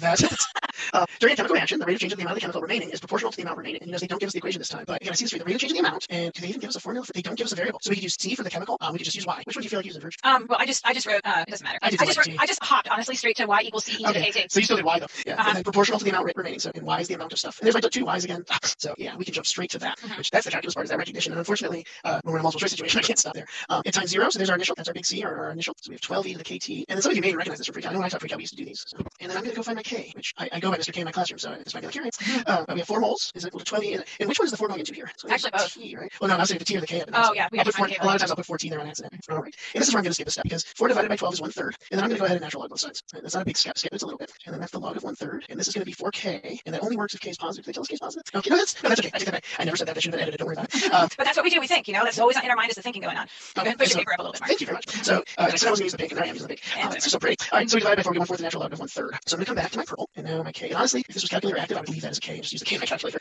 And let's put some grouping symbols around that to keep that K and T separate. And now they say, at what time T is it 3? So is that 3? These 4s are easy. I can plug them together. Is that 3 a T or a Y? Y. It's a Y. So it's Y equals 3. T equals what? Yeah, I usually think also about, like I said, at what time. So I know T is what I'm looking for, so I know to keep that as the variable. So once again, I'm going to go ahead and divide this. 3/12 is 1/4. I'm going to natural log both sides. So I'm dividing by the 12, if you want to put a thought bubble over here, and I'm doing a natural log. So this is just going to become 1/4 the natural log of 1/3 T. And this is where the algebra got fun for me. Of course, I have a different definition of fun. Not than mine, though. Not than mine. And I could divide by a 4th. I guess we'll go ahead and show that. I am not a fan of dividing by a 4th, because that's the same as multiplying by 4. So I'm going to put that 4 on top, and I still don't think I'm going to see my answer, because all of these are just 4s and 3s. How could that happen? Well, I know. If you okay, you go ahead, tell me, Rich. What do you know about 1/4? Well, the natural log of 1/4 is the same as the natural log of 4 to the negative 1 is the same as negative the natural log of 4. I don't know if that's where you were going with that. Yes, that's where you were going with that. Okay. So same reasoning in the denominator. Yes. And so this negative divided by negative is positive, and so then yeah. And then so this is a negative 4 log 4 over negative log 3. And and I know if anyone's noticing, I just say log, and I'm just as biased to natural log as I am to radians. If I say log, I mean the natural log. I will say common log, but I mean that thing that is related to these digits. So yeah, it's and the negative over negative is usually a positive. Yes. I'm looking at T, which I think is right. And that's a lot of algebra. And that, I know there's always this issue of, hey, we're at home, we have these exams, we don't know what's going on, and the exams are not multiple choice. And so on a free response for AP, you can stop here and you can leave it like that. And I highly recommend that whenever we end up taking the exams. But you are going to college, you are going to be taking multiple choice tests in the future. You're going to have professors that want a cleaner answer. And so this is practice that's worthwhile. It's manipulations you may use and other things. And honestly, like log properties and things like this, even if you don't end up going into a STEM field, at some point you're going to have, I need to show this, I know rules to get here, how do I make that connection? So even when you're not playing with numbers, this type of puzzle work, as I think of it, is a really good thing to keep in mind. Awesome. So I think we're going to start wrapping up. We're going to talk a little bit about what's in the Dropbox. So Mark will pull up the PowerPoint. I didn't get my chance to tell the joke. I'm not sure if disappointed about that. Oh, no, we can tell you on your own, but these are pretty straightforward, so hopefully you get your. Well, the 3 that are in the Dropbox, so what Mark was just working, there's actually 6 of them, and there's 3 that are in the Dropbox that we would encourage you to work on your own, and the answers are there for you to check. And then what else is in the Dropbox is something that I wrote several years ago, so some of the teachers and even students might be familiar with this activity. But go ahead, you want to talk about it, Mark, or it's what's showing you? Sure. Yeah, I was actually going to also say I did write new distractors and rearrange the answers. So the 3 columns that parallel those in the assignment are not going to have the same 3 answers necessarily. All right, so this card sort includes 12 cards total. We've got a preview one down here. Don't squint. We've got it bigger on the next slide. And you're going to look at them and decide, are they independent variable only, dependent only, or independent dependent? And you slide those in these slots right here. You don't have to print this page. You can write it down on a piece of paper. And you can check your work and make sure that you have it sorted correctly. And the key is included. And then you'll work each problem as well if you're, depends on how bored you are. So here's what a card looks like. First, you go ahead and walk through this. Well, and I wrote this to help students really with that first process when they're solving differential equations to make sure they understand what it is they're looking at. So as I look at this card, dh dx is equal to, in parentheses, h plus 7 raised to the 3rd power. That's a differential equation. So the first thing I want to do is really kind of home in on the differential equation, then decide, is it dependent only showing, independent only showing, or do I see both? So all I see is the h in the h plus 7 to the third. So that's the dependent variable only showing. And so I would sort it in that way. And there's actually 4 of each type. And then I ask you to do different things with the differential equation. Sometimes write the equation of the tangent line. Sometimes solve and find the particular solution. Sometimes just make a prediction or something. So there's a lot going on. We might refer to this activity tomorrow, and we also might refer to the activity as we review for the exam. So we wanted you to have that there and make a hard copy of it if you can, or if you want to. All right. And tomorrow, of course, we will be wrapping up Unit 7. We're going to look at some free responses. Another activity, actually, that is from Brian Passwater, who's doing the BC ones in the morning. If you're somebody who's watching both videos, so I look forward to being able to brag on some of his work. And thank you for bearing with us during our little drop. I know I wanted to make sure Verge was gone before I stole the screen. That creates some before you talk bad about me, you mean? Yeah, they got their joke for the day. I just can't tell you. Oh, I'm gonna have to watch it in reruns. No. Okay, so obviously there's a link to the Dropbox. It's in the description below the video. And once again, a shout out to if you can get people tech. We still got at least a month to the exams, so there's plenty of time for people to get tech, get caught up, watch videos as they can. I think you can watch them on 2 times, which changes the timing of the video a little, but we are still audible at 2 times speed, so you can zip through the old videos if you wish to. Good. Okay. And tomorrow is Friday, and we are wrapping up our Unit 7 tomorrow. So we hope you can join us for that. So until then, see you later. Bye. Bye, everybody. We love you. Hi, Verge. We're back for another Friday. Hey, Mark. Good to see you. Good to hear your voice, which I've heard already today. Wow, that sounded very future ex-whitefish. Here's what I'm saying. Yesterday, when we welcomed each other, I was like, these people probably think we only see each other this one time. Oh no, we're prepping in the morning, we're prepping in the afternoon. We're seeing each other lots. Texts, all kinds of stuff. All right. It is Friday, and I'm Mark Crowley. I teach at Ryan High School in Denton, Texas under normal circumstances. And this is... I'm Verge Cornelius, and I teach at Lafayette High School in Oxford, Mississippi. And welcome to AP Live, our 8th session. Oh, this slide again. I'm so sick of this slide, Mark. Hey. It's much better. Okay. Whew, that slide was really beginning to bore me. And everybody probably got an email recently because we have exam information coming out. There's a new website that College Board has. Can't click that link, but we did put it there. So you can find all the updates in one spot, and not just the updates as of right now, but obviously continual updates. And that's AP coronavirus updates.collegeboard.org in case it's all scrunched together on a small screen for you. So. Okay, good. And so what we did was we kind of distilled this information for AP Calculus and for pretty much BC and AB simultaneously. The information we're going to give you. Yeah, this is what we think is important for right now. Moving forward, and we'll continue to weave in other stuff as we go. But in terms of the exam, this is what we have. So May 12th is our exam date, which we didn't know that. Clear, right? Yeah, so it's on Taco Tuesday. That's good. True, but it's at a different time. It's at 2 p.m. Eastern, which is what we are right now live, or 1 p.m. Central, which is the time zone for Mark and Abby. If for some reason that date doesn't work for you, there'll be another one on June 1st at 4 p.m. But recommendations are you try that first date and save this for emergencies. Yep. And this we kind of already knew. Online 45 minutes, probably taken at home unless your school has reopened. No multiple choice, only free response. But what we didn't know is that there's only going to be 2 questions for AP Calculus. And here's something even more interesting. The first question is going to have a 25-minute allotment, followed by 5 minutes to submit your result, whether you're submitting it by doing the typing or whether you're handwriting it out on separate paper and then taking a picture and uploading it. So they're building in 5 minutes for that. And then the second question is going to be 15 minutes, followed by another 5-minute upload. So Mark and I are like, that doesn't really. It's at 45. Yeah, but, anyway. I prefer doing math without numbers, but when I work with those numbers, it seems to be ending in 0. Yeah. So 4 5s in there. So this is the 45-minute window is obviously for all AP exams this year. But if you add it up for calculus, it seems like we are a little bit more than 45 minutes. So anyway, that's going to be interesting. There's going to be lots of videos. Go ahead, Mark. No, I was just going to say, they are 2 questions, but I intentionally put 2 free response questions here because this 25 minutes probably not going to look like a traditional AP problem. Is my guess. Yeah, we don't know anything. In terms of that, we know calculus, but nobody's telling us anything about it's going to be this kind of question. But I do know the times are disproportionate. Yeah, and one thing that I think we've alluded to, but it's going to be open notes, open textbook, and calculator allowed. So it pays to be organized, and definitely get in that mode right now where you can access all your stuff quickly, look things up for yourself in your notes, in your notebook, in your textbook. And calculator allowed probably means that a calculator won't help you. You want to say anything else about that? Yeah, the phrase that both versions I've heard from someone else is calculator agnostic is maybe how these are written. Also, don't, just as a teacher tip, because that's who we are, don't lean on this too heavy. It's a 45-minute time test.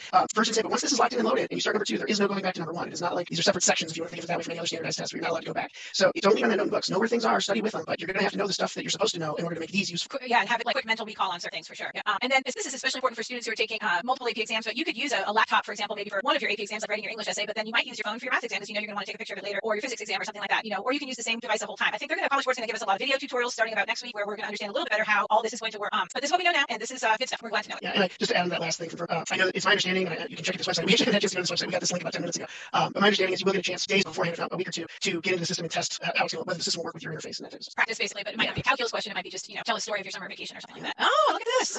We're doing well. Yeah, we are doing real well. Mr. Shea is the lucky charm, I guess.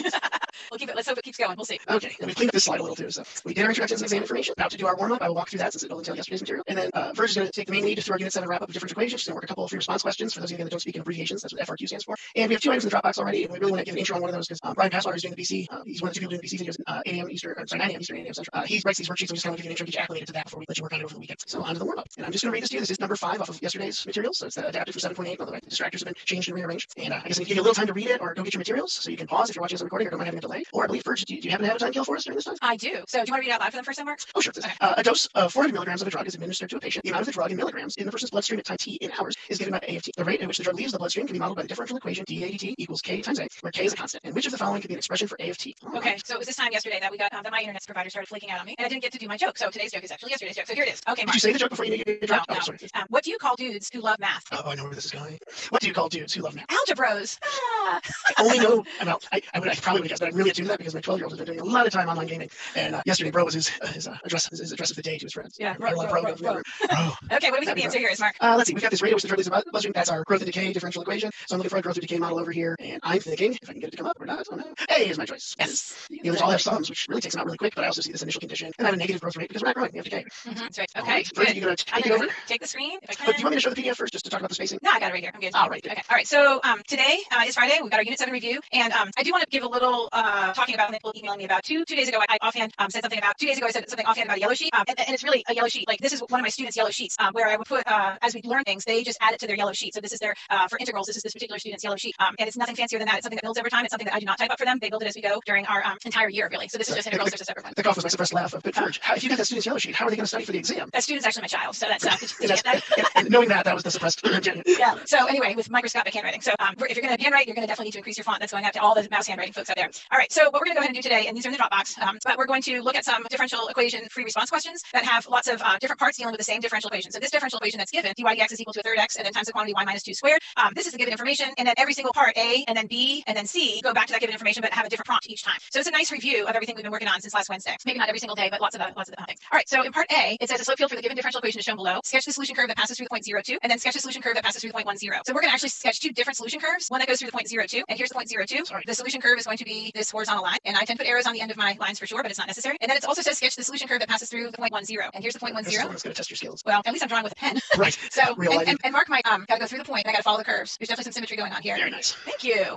That the other curve that I had to draw. I'm not using two different colors here. I tend to you kind of glitched out there a little bit. Okay. I'm not using two different colors, but this is this one, and then this is this one. Oopsies. And you wouldn't have to label those on the test. The readers would look through the ones that go through the given points. So. Yeah. Just to add a couple things before Vic scoots up and she's erasing it. On that line, please be, again, we mentioned this the other day, but we're not sure who's here every day. Solution curves can be lines. The line is the set of all points that solves that. And if you even plug 2 up into the differential equation that they give you there, you'll realize dy dx is going to equal 0 and y is 2. And the derivative of y equals 2 is 0. So that's why that one shows up as a solution, which is kind of a neat you can confirm that one. The other one, you're really taking your best guess, but that is kind of a neat double check. And I would like to shout out to whoever took the exam in 2018. This is the 2018 release exam. I'm sure some teachers recognize it. It's available on AP Central. But shout out to whatever student was in 2018 who wrote on the test, did you really just make me draw speedo on my AP calculus exams?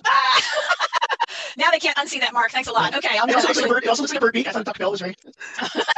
Okay, part B, I'm going to rewrite the differential equation for us since it's now off the screen, but it says let y equals f of x be the particular solution to the given differential equation with initial condition f of 1 equals 0. So there's my, I might like to write that as an ordered pair, 1, 0. Write an equation for the line tangent to the graph of y equals f of x at x equals 1, and then use your equation to approximate f of 0.7. So I need to do two things here. I need to write the equation of the tangent line. I'm going to need a point, which I have, and a slope, which I'm going to get in just a second. And then I'm going to use that tangent line to make the approximation. So my differential equation, which is going to be my formula for the slope, is dy dx is equal to 1/3 x times y minus 2 squared. And when I substitute in 1 for x and 0 for y, so this I'm going to evaluate it at 1, 0, I end up with a third times 1. Sorry, a third times 1. Sorry, a third times 1 times just because I was going to crash into it. And then this slope here ends up being a third times 1 times negative 2 squared, which is going to be 4/3. Then I'm going to write my equation still. So, and Mark and I do this a little differently if you've watched the previous videos, but I like to go ahead and use this point slope form with my y minus y1, so y minus 0 equals m, my slope 4/3 times, in parentheses, x minus 1. There's my tangent line, and now I'm going to use it to make the approximation for the function value at 0.7. So it's going to be y is equal to 4/3 times 0.7 minus 1. Y is equal to 4/3 times 0.7 minus 1 is negative 3/10 or negative 0.3. And then when I multiply here, I end up with negative 12 over 30, I guess, or negative, I tend to cancel that stuff out, so negative 0.4 is the final result. I think Mark mentioned this the other day, when you're working for a college board, AP type stuff, we can kind of leave our final answer without simplifying. Probably a good idea. I don't know if you want to share it, but I do have a fully robust version if you want to see it, unsimplified. Nah. Okay, yeah, because you don't even have to simplify the slope. You can bring in that. Oh, sure, right. You can bring in all that stuff as your slope. That's true. But the reality is, and it's hard for me to do it, to be honest. But it's because the reality is your professors are going to want to see negative 0.4. If you're consulting for a team of engineers, they're going to need to see negative 0.4, not all this other stuff. So that's really the end game, I would say. All right. Yes. So same differential equation, and the part C is going to ask us to find the particular solution given the initial condition of f of 1 equals 0. So this is really what we've been working on for the last couple of days, where I have dy dx is equal to 1/3 x and then times y minus 2 squared. And I'm going to use the separation of variables here to solve for y. Let's see here. So okay, I have dy divided by y minus 2. So I'm going to get this term over to the other side is equal to 1/3 x dx. So there's my separation step. Now I have to anti-differentiate, kind of take the integral of both sides. I tend to do whatever one seemed to be easier to me first. So I probably would integrate 1/3 x dx, just reverse power rule, add 1 to your exponent, divide by that new exponent. So you get 1/3 times a half x squared plus that c value. So that's really a 6 x squared plus that c value. On this side, what we really have is, you could think of it as a u substitution, where u is equal to y minus 2. I don't know, Mark, is that how you would do it, or do you just hop in that form? I do the y minus 2 to the negative 2, and since the chain of the interior is 1, I don't worry about u. Okay, very good. So that's exactly right. So he's saying that he thinks about this as y minus 2 in parentheses to the negative 2, and kind of doing that reverse power rule on it. Right, because the dy is the chain. So. Yeah, he's not worried because the derivative of y minus 2 with respect to y is just 1. So u substitution is not really necessary here. So we're going to add 1 to our exponent and divide by that new exponent. So negative 2 plus 1 is going to be negative 1. So I have y minus. Surprisingly harder than it sounds sometimes. Yes, absolutely. In fact, it's no shame to do this on the side. Are you kidding absolutely me? Absolutely not. You're spending money to save money on college tuition. Do what you need to do. Yeah, all divided by negative 1, but in this case, I would probably put the negative out front. Okay, so now what? I'm going to go ahead, Mark. Yeah. You said now what? Okay. You can can solve for y, or you can use that initial condition. I think Verge and I both are in the camp. We try to get rid of the c as soon as possible. Yes, So. it just makes your algebra obstacles like lower. I'm gonna just because Verge hasn't used it herself. I know she has used this term in the past. It reduces the chance of algebra before you find that c or some mistake in algebra. Plus math, yeah, algebra.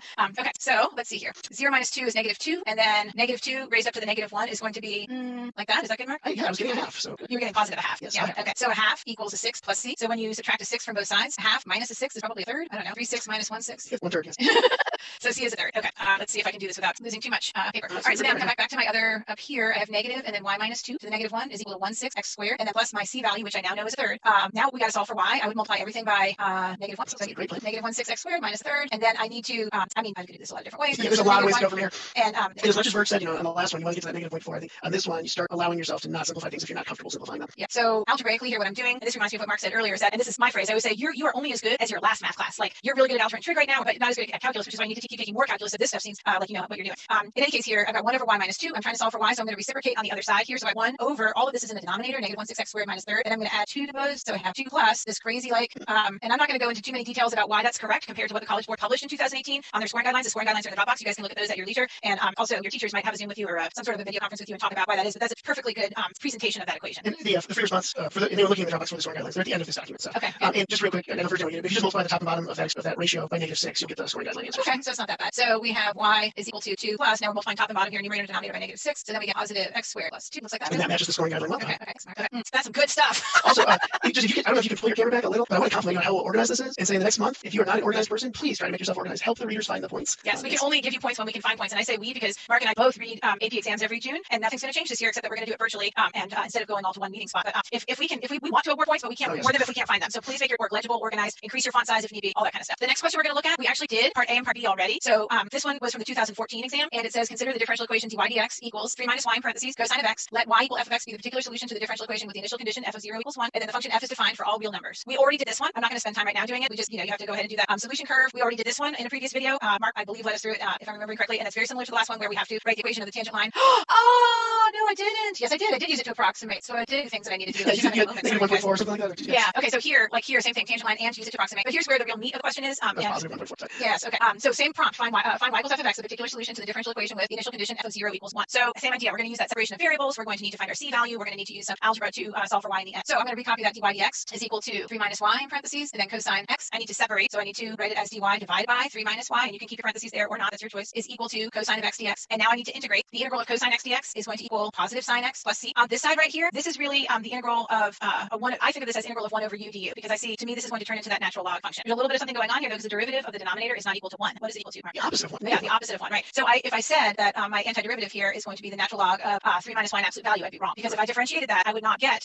this to be a positive expression. So I need that negative out front to compensate for that. Again, you can do u substitution on the side, but I think a lot of us just kind of hop and go straight to that antiderivative. Do you have anything else about that, Mark? No. Okay. Also, some students, and this is your prerogative, some students prefer to see that 1 there in the numerator, so they kind of slide y to the side to a line. Remember, this would be something on your yellow sheet. The integral of 1 over u du is equal to the natural log of the absolute value of u plus c. So that's kind of that general form. And in the form you have it written right now, it's really easy to, if you kind of do this hybrid of, I don't want to write the u du, but I'm considering it, of going ahead and putting a negative sign on that 1 and throwing a negative sign out front. I actually was just thinking about that. Like you could factor a negative out of the integral symbol and rewrite this denominator. I do that. No, I put the negative on the one on top. Okay, yeah, all those algebraic there's my negative 1 dy, which is my du, and so on. Yeah, excellent. Okay, a lot of good stuff here. We're going to go ahead and substitute in this 0 for x and this 1 for y. So I have negative natural log of 3 minus 1 in absolute value is equal to the sine of 0 plus c. Sine of 0 is 0. That's a unit circle value, or however you want to think about it. Natural log of 2. So I have natural log of 2. So negative natural log of 2 is going to be my c value. Now I can go ahead back up to this line and rewrite it. So I have negative natural log of absolute value of 3 minus y is equal to sine x minus the natural log of 2. And my calculus here is done. So my algebra keeps going. I need to solve for y to really have the great answer. Even the rich problems usually have one step that's actually calculus, right? Yeah. So go ahead and I would multiply everything by this negative in an effort to start isolating the y. So it ends up to be negative sine. Well, I can say it, but I can't write. Hold on a second. Negative sine x and then plus natural log of 2 exponentiate. And this might seem a lot clearer now than it was this time last week. Even that negative sine x plus natural log of 2. A lot of mathematicians are just going to bring that 2 out front. You don't have to. You can leave that plus natural log of 2 up in the exponent. And then here we have absolute value of 3 minus y. So then 3 minus y is equal to plus or minus 2 e to the negative sine x. How do you decide which one? Well, can I do this? I'm going to go ahead and add y over here. You can do what you need to do. Yeah. So I mean, basically, I'm going to do this. Okay. So I added y to both sides, which is strange, but then I moved this term to the other side. It's still plus or minus. So yeah. So I don't want to box this off as my answer not yet because I have to think about when I plug in 0 for x, which was my initial condition. When I plug in 0 for x, I need to have an output of 1. If I plug in 0 for x down here, negative the sine of 0 is going to be 0. Even 0 is going to be 1. And then so I'm going to have 2 times 1 is 2. So do I want to say 3 plus 2 to get my output of 1, or do I want to say 3 minus 2 to get my output of 1? And Mark? I don't think you want to add them. Nope, you do not. Which is really lovely. That a lot of times people are like, oh, well, if the output's negative, then I'm going to pick the negative. Well, you got to really look at what's going on with your function before you make a decision like that. So this is a nice example of that. Yeah, and the reason I interrupted earlier is, and this is just different. We're different people feel like I make the call on that plus minus right away, but it's the exact same process. I stick the 1 in on the left, I get 3 minus 1 is 2, and then I have either the 0, so I know I need which one do I want to have. So you kind of plug it in here before you even remove the absolute value? No, the line below. Okay. When I asked you how you would choose the plus minus and stuff. Okay. But, okay. I gotcha. It doesn't matter. I would end up with a positive 2, but then when I solve for y, we would have subtracted, and we end up at the same place, of course, because math works. But yours might be a little more efficient actually, because here you plug in a 1 for your y and a 0 for your x, and you're trying to make a true statement. Is what you're saying. Right, exactly. I love it. I do want to add, because I know there's going to be some people who do these again, which you should. When you look at the scoring guideline, both the previous problem and this one include the domain of the solution. It's listed as a note. If you look at the scoring guideline, there are no points tied to it. The domain is testable, but you don't have to make any kind of call or say what it is unless specifically asked. So don't worry about, did my students not get that point a couple years ago, or do I have to mention the domain? So that's exactly right. What Mark is saying is that like if we don't ask for it, we don't expect you to give it to us. So like if it were asked, then I might then have to make a statement about the domain. Correct. But that's good. Okay. So speaking about what's in the drop boxes, I think that we want to definitely take a look at Brian Passwater's activity that we put in there in addition to these free response questions and their solutions. Do you want to grab the screen, Mark? Yeah, I'm trying to. But I'm going to say that so there's 2 files in the Dropbox. One of them has these free response questions and another free response question that I did not just work. So that would be a great one to try on your own, in addition to practicing these again on your own at some point. Like I don't just work a problem once; I work the same problem many times. So just to make sure that I can do it without making an error. Okay, go ahead, Mark. I was saying that last problem, the slope field is one that gives you 6 points, and you have to sketch the line segments. So just kind of bring it back together. Yes, good. So that's one in there. It's just labeled Unit 7 wrap up free response, and the scoring guidelines are at the back. And then there's another one that's Unit 7 wrap up, and it's Big 10 is how it's labeled. Which this one actually, my screen's blocking. The Big 10 is the 10 digits from 0 to 9, and these are the instructions. It says in the box below are the numbers 0 to 9. Complete the following and cross off the number for each answer. If you complete all problems correctly, you will cross off each number exactly once. And I love his directions because if you don't do it right, you might cross off a number more than once. And I thought it was very nice of him when he phrased that. So and also, if you get an answer like 7.5 or -2, you know you've made a mistake. So exactly. it's crucial to practice correctly and be checking your work as you go. So this is we're just going to do one of the examples. They go A through J. I believe is the 10th letter in the alphabet. And this is example D. So it says the differential equation dy dx is equal to the difference of 3 and x squared divided by y, and it has a particular solution y equals f of x with initial condition f of -1 is equal to 4. Find the slope of the tangent line to the graph of f at x equals 1. I'll give you a chance to read that while I copy it before I switch over to my camera. Yeah, f at x equals -1. And they want so one thing that Mark and I were discussing when we were picking this problem was if you spend a lot of time in differential equations, which I do, I'm there, I love that, then your natural inclination is to just start separating. No, absolutely. Okay. You go. On the previously mentioned speedo problem, we saw a lot of students that started that problem by separating the variables in A and B before they ever got to part C and the next part C. Like, no. Fortunately, you don't have that problem this year because you take pictures. But there were a lot of arrows going, here's my problem, it's over here. Yeah. Because my initial reaction when I see that is, I'm just going to move y over here. Yeah, so there, well, it's going to be a polynomial. And it's going to go into that particular solution mode. But that's what they asked you to do. They asked the tangent line. I think they asked you just even for the slope. Oh, yeah, just slopes. All they want is the slope of the tangent line. That's it. So it's super quick. So let's see, x is the -1, y is 4. Ooh, I could do that at 60 over 4, or I could be super cool and cancel a 4. So looking like 4 is my answer. So I come back out here and I cross out my 4. Excellent. And then you move on. So if you get to a problem that seems a little rougher, you're having trouble with it, keep moving because you start getting process of elimination here by knocking out some other numbers. Mark, is it too much? We have about 5 minutes. Is it too much trouble to pull up that entire PDF and maybe look at another one and see? Because he's got several good slope fields on there and some really good stuff. Okay, you see my PDF screen? Okay, so there it is. Oh, and then I did that. We're just gonna keep going. Yeah, there we go. I was trying to blow it up and spot it instead. Okay. So A is saying find B, if I read it backwards, the equation of the tangent line with the differential equation. B gives a slope field. So there's a really nice variety as we go through our unit. I love C. C is cool. Yeah. Find H, and then as x goes to infinity. You definitely on C, you definitely have to separate, integrate, solve for C, solve for Y, and then find that limit. So C has a lot going on. It's a great question. I'm sure we will probably include that when we start doing our review. It's really good. I just got a text from somebody that the Dropbox file is different, so I may have to make a correction there. So. Okay, it'll be correct eventually. Within 5 minutes of being off the I'm sorry about that. I guess that may put us back into, we'll have to discuss whether or not that's start the countdown over on Monday. D we just discussed. E, ooh. E is very challenging, as is F. So he's giving you a clue what G should look like though. So Yep. F is very tricky. We may talk about F on Monday. G is a multiple choice, which is the following. And you notice they're labeled with numbers instead of letters because you're trying to cross off that big 10 digit. And H. Oh, that reminds me a lot of what we That's just a lot did. of yes. Yeah. Oh, I has got a lot going on. Yeah. Oh, second derivative. Teachers will remember baby bird and potato. And we will definitely review a lot of those topics as we get closer to the exam. And then J has an initial condition, simply find f of 1. So find the function and then find that function at the value of x equals 1. So these are just a set of very creative, a variety of problems. Some are challenging, extremely challenging. Some are not. Oh, you did it again. So anyway, great. The Big 10 should be in there. And then the free response with the answers that we work on. And there's still another one to work on in there as well. And we wanted to put this slide here towards the end as we wrap up for the week, for the day. And that is we know a lot about our exam now. We're probably going to understand more later as we hear more from the College Board. But you should definitely be checking that website. That's what we have to do. We don't get special emails. We have to check that website too. So read it, and share it with each other if you notice that something is new. Share it with your friends or whatever. Anything else, Mark? No, I think we're good. I want to say I heard that that in BC today they went to England or something for. Oh yeah, shout out to Tony Record for doing a little tour of England today. Unknowingly, I actually brought a dog to my entire Zoom today. Nice. She's been snoring the whole time. I'm boring the death out of her, poor thing. But she's adorable, and I just wanted to share with everybody. Have a happy Friday. Tell me what the England thing was. Oh, I was just saying, in my backdrop today is a train station in England reference. It is a reference. This is kind of like maybe my owl or something then, right? Yeah. Medium regardless. Thanks everyone. Have a great weekend. Great weekend. See you guys on Monday. Hi, Verge. Welcome everyone. Monday. I'm Mark. I'm in blue navy with horizontal stripes. And I'm Verge, and I'm also in navy with horizontal stripes. This was completely unplanned, but this apparently is what happens when you start working together, even when it's virtual. So I'm from Lafayette High School in Oxford, Mississippi, and Mark, you are from? Ryan High School in Denton, Texas. And I'm sitting here in Mississippi, just like Mark is sitting in Texas. And we are getting more streamlined as we knock a week off. This week we're going to talk about Unit 8. We're going to talk about the exam in a bit. And Unit 8 is not an exam, so you'll notice we said we're tying it back to previous units. So we're starting our integrated review for you, which will then continue on through May 1st. And my slide doesn't want to advance there. Okay, so we went over this on Friday. It was really brand new news on Friday. But just to recall, our exam is going to be on May 12th. That's a date change, and it's online, which we already knew, only free response questions and only 2 of them. One will be 25 minutes, followed by 5 minutes to lock it in and upload it. And then the second one, 15 minutes, followed by that 5-minute time to lock it in and upload it. Units are going to be for AB, units 1 through 7 in the course exam description. And you're going to be most likely testing at home, although maybe you might be testing at school. In any case, it'll be open note, open book, and calculator permitted. Anything else, Mark? I think that's it. Although I almost decided to live edit the slide, but figured that'd be a lag issue. But it really should be 45-ish minutes. We need to talk about we can do that for tomorrow. Yeah, right. We can do that for tomorrow. And we're at 4 days. I can't. This is unbelievable to me that we actually are without a mathematical error or a verbal mistake or anything like that for 4 class days. And if you have the weekend in, that's really 6. So pretty good. Well, I made an algebra 2 video Saturday. I made a mistake and I caught it. So I don't know if you catch those. If you catch them, all right, so we've done our introductions and our lack of corrections. We're going to spend about 5 minutes on warm up here in a minute. It is not from any of last week's material. We're actually using it as a lead into chapter 8 or unit 8. Sorry. And we're going to talk about the average value of a function on an interval today. But what you're going to find is there's a lot of fundamental theorem of calculus and definite intervals here. We're finding a lot of practice antiderivatives and plugging in bounds and subtracting. We're guided practicing with that. And then we'll wrap up. And I did not get a chance to get stuff in the Dropbox this morning. I'm sorry about that. We had a faculty meeting for my own school. I will get that online before 3 Eastern. I also know if you like to print ahead of time, and I apologize. But if you're not watching live, you can absolutely print that stuff or look at it and then be able to follow along later in the day or tomorrow or whatever. Excellent. All right, so here's our warm up, and this is not calculator. No calculator. Okay, so if everyone could figure out the definite integral from 1 to 25 of the square root of x dx, we're going to give you about 40 seconds. If you are not watching live, of course, you can pause the video. And in this interim, I'm going to tell a joke. Oh, I look forward to these. This is a good one. It's especially a good one if you don't get it because you should look it up. Anyone who's high-level math should get this joke. Why did the chicken cross the Mobius strip? Why did the chicken cross the Mobius strip? To get to the same side. I see what you did with the twist there. Okay, maybe we'll have a live action Mobius strip kind of a thing one of these days. So just to make sure you know what a Mobius strip is. It's actually a branch of math called topology, which some of you might end up studying some point. Some of you probably already have. All right, Mark, do you want to go ahead and show us how you did this warm up? Yes. All right, so new share my camera. So this is the original problem, the integral from 1 to 25 of the square root of x dx. And the first thing I do normally, I would just copy it down immediately as x to the 1/2, at least mentally, if not with pencil and paper. And then this is our review, right? How do we find the antiderivative of x to the 1/2? We've been doing some power rule with indefinite intervals already. So I add 1, get 3 halves, divide by 3 halves, is multiplied by 2/3, and we're evaluating that from 1 to 25. So I plug in my upper bound of 25, and I plug in my lower bound of 1, and I subtract 25 to the 3 halves. Since this is not a calculator, you could do 25 cubed off the bat, but it's a lot easier to do the square root first. So square root of 25 is 5, cube it, and I get 125 times 2. The 1 is a much easier game since that's just going to be 1. And I end up with 250 thirds minus 2 thirds for 248 thirds. That's what I got. 248 is not divisible by 3, right? It was 82 2 thirds if you're going to mix number, but not yeah, that's correct. Yep. All right, so back to our slideshow. Actually, you're going to want to hold on to that for a little bit because that's going to become one of our examples when we extend the idea. So just saying. All right, thanks. Oh, that was for them. I'm sorry. Oh, yeah. I'm playing. So before we get into the guided practice, I actually made a video. I know the BC guys have all the fun. I made this video on was it Saturday afternoon? Well, today's Monday. Yeah, no, yesterday was Sunday. So I was looking at, so I have this curve, it's this blue stripe here, and I've made this highly scientific and extremely accurate model of this function by putting strawberry milk mixture into a pitcher. And if I could get the video to run, I have to go over. I'm not even relive it. Oh man. It's okay. Oh, here it goes. I think it's going. There's motion. Yeah, there we go. So what we're doing is we're trying to find the average value of a function. So it's shaking down. There it goes. And so I'm pounding on it. I'll skip ahead to the end here. And I believe I'm writing. I drew my line on there. So what we're seeing. Oh, back. All right. So here was our original curve that measured the volume of, or at least it's cross section of the volume. Shook it down, and now our cross section's here. And what I suspect is that that's the average value of the function. And we want to figure out how to do that with calculus because we can't always make these highly scientific models. So I did my best to draw that original curve, try to make it the equivalent lumpiness. And we're going to try to find the area under there. And virtually, how do we find this area between the x-axis and f of x? You would set up a definite integral, the integral from a to b of f of x dx. That's going to give you the area between the curve and the x-axis. In this case, that result should be positive since everything's above the x-axis there. Wow, that was a very thorough answer. Yeah, I already saw these slides about 4 hours ago.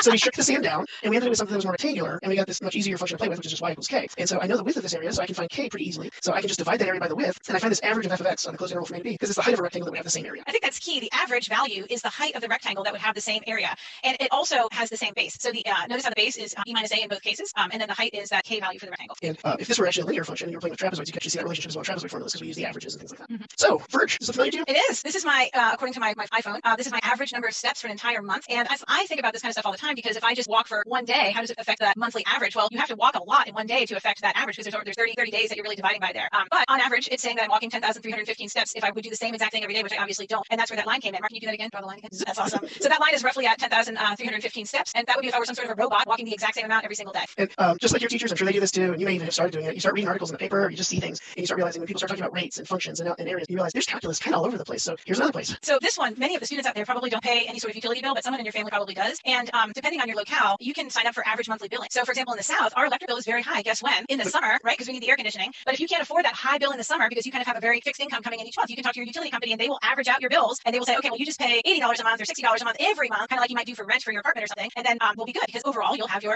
right amount. That's the average value. That is it. And this one's neat because it's actually the inverse of the situation you just talked about, right? Because it's higher in the winter here. So that looks like a heating bill. This would be like a southern heating bill, yeah. Yep, totally. Yeah, we actually do need to turn on our heat where I live. People don't even believe me. And this one has a vertical shift of 1/12 of your deferred balance as well if you really want to have fun with it. Yeah, so that's actually my picture that I took a long time ago, I think, Mark. Yeah, I stole both of those from you, yes. Yeah.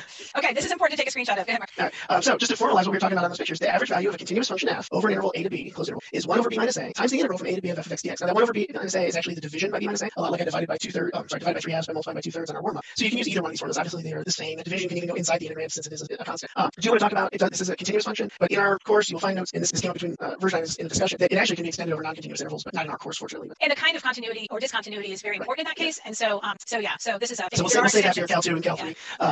So how can this apply to the warm up? Well, let's say that instead of just being asked to find the definite integral, the integral from 1 to 25 of the square root of x dx, what if instead we were asked to find the average value of f of x equal root x on the interval from 1 to 25? So that's really going to be our first example in our notes. So I'm going to go ahead and grab the screen. Is that okay, Mark? Okay. So AP Live number 9, 8.1 average value. Today's Monday. Yes. Okay, Monday's an afterthought because it's a Monday that's easy to remember. Yeah. No, ever since I've been doing this though, I've been really good at knowing what day it is. I think I do this the night before, and it seems to work for me. I guess I dream about it and I wake up knowing what day it is. Okay, goodbye. All right. So here's the problem written out in my highly technical font. And notice how all I need to do here by definition is take our result of our definite integral right here and go ahead and multiply by the reciprocal of b minus a. My b is 25 and my a is 1. So I'm going to multiply by 1 over 25 minus 1. So actually when I did this problem, I did the exact same thing as Mark, and I'm just going to go ahead and slide in this 1/24th right here. So I'm taking this total area and I'm multiplying it all by 1/24. And the reason I'm showing this and not redoing it is that he and I did it a slightly different way here. We did anyway. I kept my 2/3 with my integrand and you put it outside. And that's and not only that, but like I was able to do then 125 minus 1 and get the 124. I don't know. I just thought and that's actually not integrated, so you have to integrate it. But yes, yeah. So then I have this 1 over 24, and then final result here is I believe 31 over 3. I actually cheated and used my calculator on it. Oh, I'm lying. It's 31 over 9. Okay, I wanted to just reduce it. Yeah, should be a 9 left there. Yeah.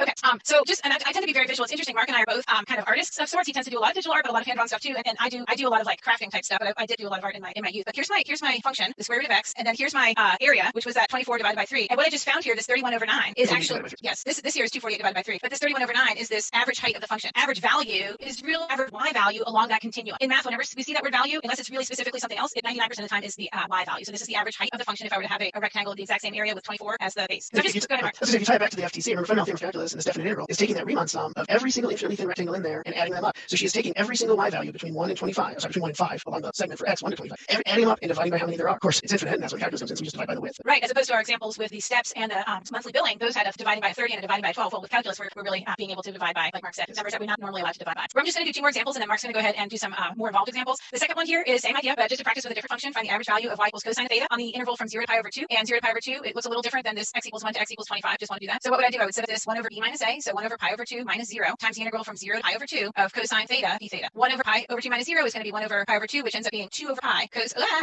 Well said.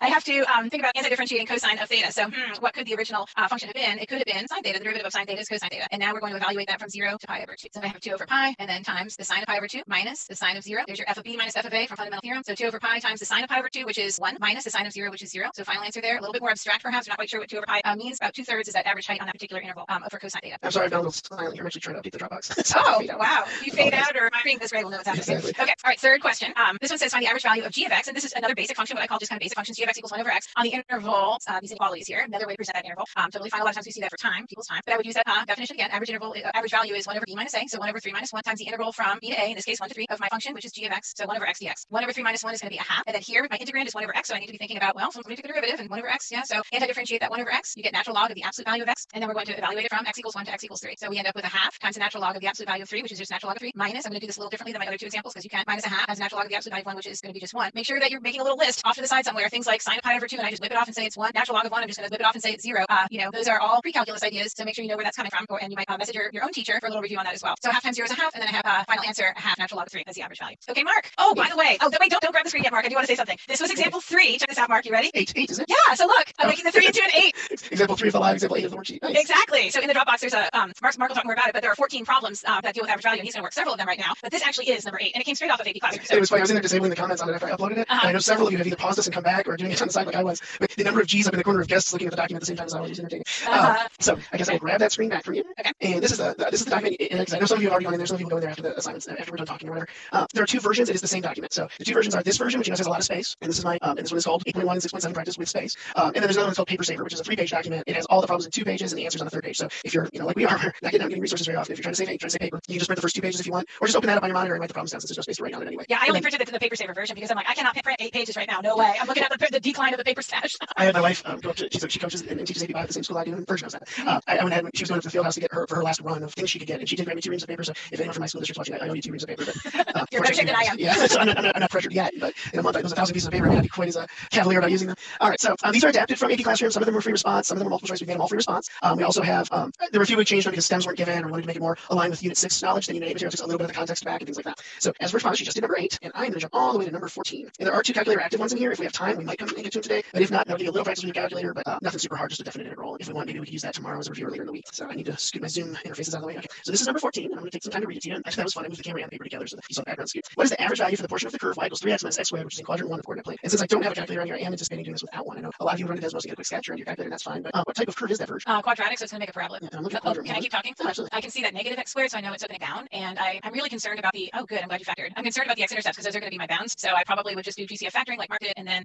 yeah, we don't really care the y value of the vertex. Although I guess at the end it might make sense. Yeah, we care deeply. We're just not going to find it right now. Yeah, it's just not necessary. So we're trying to find that area under this parabola. So we're going to integrate from 0 to 3. I'm going to go back to the expanded form. And then again, we're finding average, right? So I'm talking about finding the average value, and my interval is 0 to 3. So I'm going to have to throw 1/3 out front. And then I'm going to get 3 halves x squared, adding 1 to that unseen exponent of 1, and dividing by 2, and then adding 1 to my 2, and dividing by 3 by multiplying by the reciprocal. And then 1/3 still out front. So there's my antiderivative. And then again, our fundamental theorem of calculus is I just get to plug in my b and plug in my a. I would normally, obviously, this time of the year, not plug in the 0 unless it's the first time we've done it in a while, and it's the first time we've done it in a while. The danger is if you think, as Mark's bringing everything down, if you think plugging in 0 to whatever your function is, your antiderivative, if you think plugging in 0 is always going to yield 0, well, here comes cosine of x, and then that doesn't yield 0 when you substitute in 0. So you have to be pretty confident that when you are not plugging in your 0, that the value there actually is 0.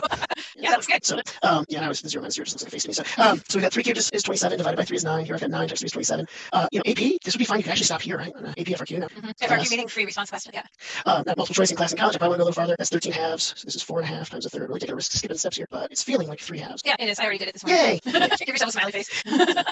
All right, so yeah, so when you guys are taking the exam on May 12th, don't run the risk of this. You've got a 25-minute or 15-minute time limit. You probably won't do anything straightforward anyway, but well, you won't be doing average value for sure. But in any case, as soon as you have an antiderivative and plug in those bounds, and you have a numeric solution, an AP FRQ I would bail, but you're going to have to go farther on multiple choice during your college courses. Or if you're doing this in real life, no one wants that. Is it? Hey, boss, this is how much. This is our average value for the month.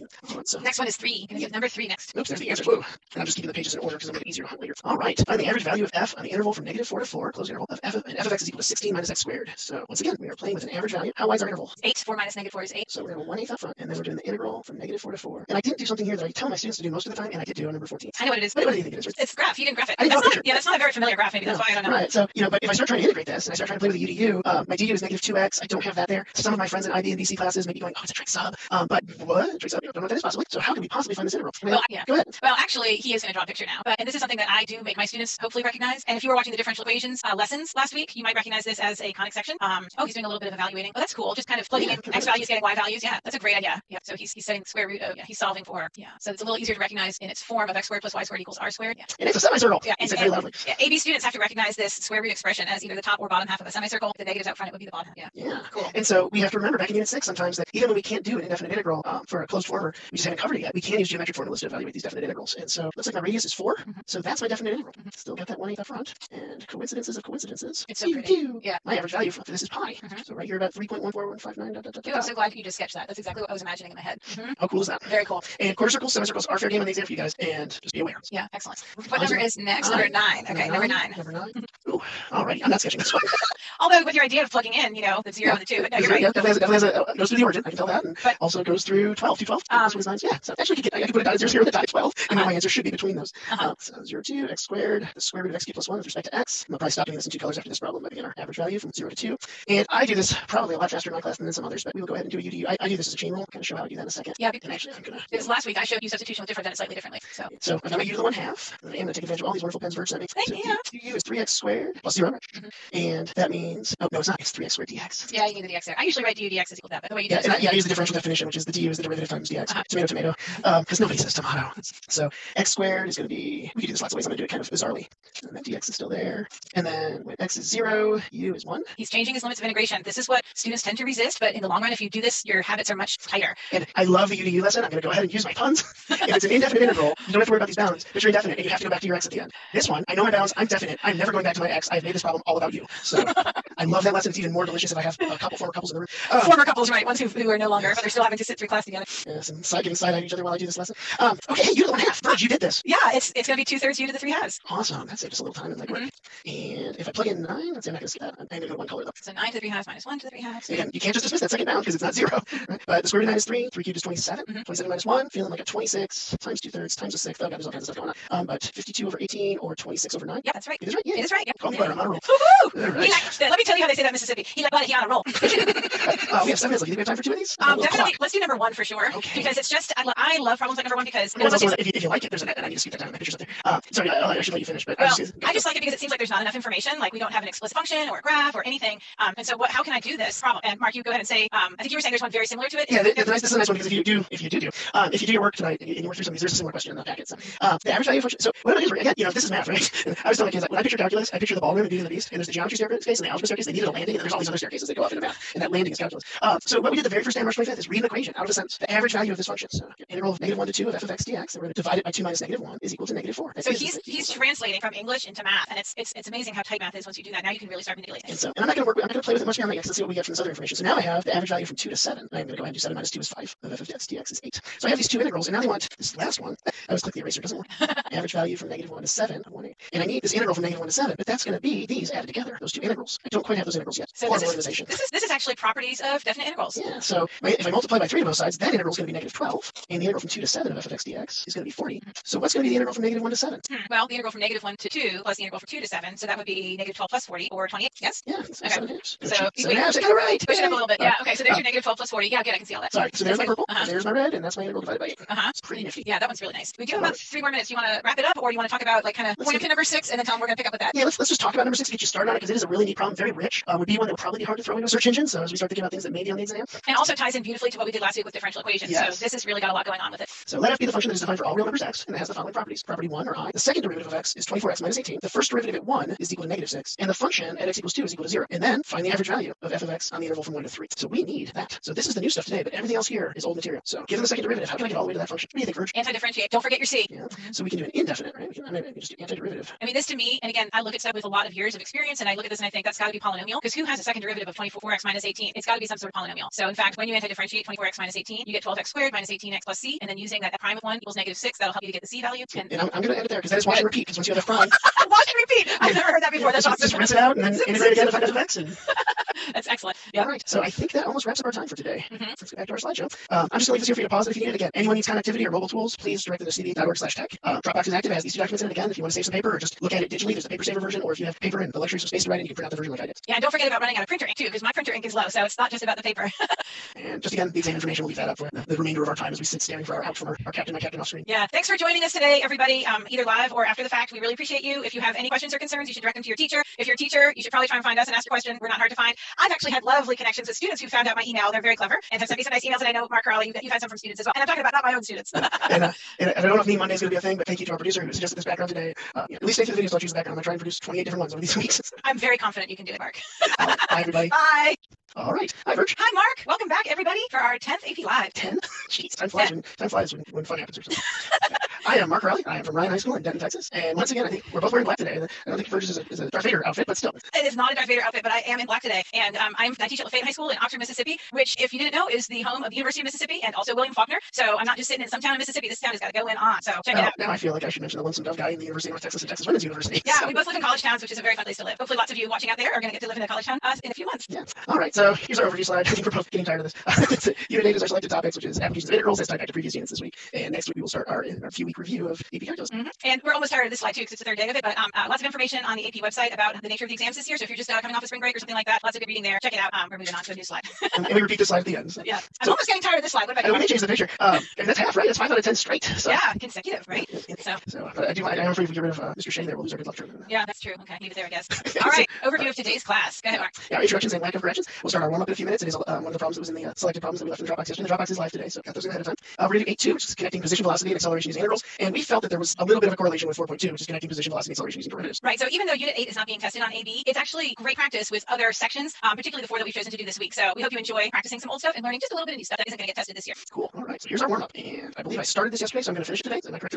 That is correct. This was the exact same problem that we left off on. If I remember, there was actually a ... where you said, I'm not going to do this anymore. We're going to see this one as our warm-up tomorrow. Right. So I'll read it, and then you can put in our time filler for those who can't pause us. Let f be the function that's defined for all real numbers t and has the following properties. And I believe it was an x yesterday. Did we change that? Yes. Yeah, I think we did. If you tilt your head, it's the next. Yeah. The second derivative of f of t is 24t minus 18. The first derivative of f at 1 is equal to -6, and the function itself is equal to 0 when x is 2, or when t is 2, excuse me. And then we asked you to find the average value of f on the interval from 1 to 3. So Vert, how are you going to spend some time for the Tabular? So I know I've been giving you a lot of lame jokes, and so no joke today, but I do want to talk a little bit about a Mobius strip, and I'm going to actually use my hover cam to show you a Mobius strip, maybe tomorrow or the next day, and show you what happens. But yesterday I told that joke about the Mobius strip and the chicken, but pretty much a Mobius strip, if you've looked it up, you should be taking a long thin piece of paper and making it into a loop, but making a twist in it. That's why Mark said that twist part, make a twist in it, and then something cool is going to happen after that. So look it up, see what you can do even maybe on your own. Take a picture of what you do and email it to me. I've had so many students email me just different stuff, and Mark has too. Shoot, maybe we'll stick your picture in the in here next time or whatever of what you've done with the Mobius strip. So okay, yeah, not your picture. I'm not saying quite a few legal documents through the CD. Not a picture of the student, just a picture of the Mobius strip. Okay, Mark, let's see what you got here for the answer. All right, I got to switch my share. So let me see what I can do. All right, I've arranged my desk space here. So here we go. Okay, sorry, my Zoom interface is on. So I got the properties over here. I left the stem off, but here's our antiderivative that we found yesterday. So adding 1 to that exponent and dividing by the new exponent of 2, we get 12x squared minus 18x plus c, and then we're going to use this f prime of 1 is -6 to find c, and so that's where I'm going to pick up the work. And you'll see that 12 minus 18 plus c, so we get -6 plus c is -6, which leads me to suspect c is 0. So now I've got a function for my f prime. I have f prime in terms of x, so it is 12x squared minus 18x, and that's our using that information. Actually, I think that arrow is supposed to be like this. So then we're going to go ahead and find the antiderivative of that. Adding 1 to the 2, dividing by 3, we get 4x cubed. Adding 1 dividing by 2 minus 9x squared plus k. It actually started life as a c, but I decided since we had c to find up here, a quick slash there turned into that's clever. I like that. It's k for clever. Plugging in the 0.20, when t is 2, f of t is 0, I get 4 times 2 cubed minus 9 times 2 squared plus k. I can bore you with the arithmetic, I'm going to throw my arm across the screen here. And we get 32 minus 36 plus k is 0, so k has to be 4. And my final function is 4x cubed minus 9 squared plus 4, which is all fine and good, except I had nothing specifically to do with what they asked. They asked me to find the average of that from 1 to 3. So then I came in with that, my integral from 1 to 3 of my f of x, and I left off a dx. I just saw that the same. Oh, you just wanted to use that. No, what's funny is I left a space, like my brain knew. Yeah. All right. And actually, this should all be t's.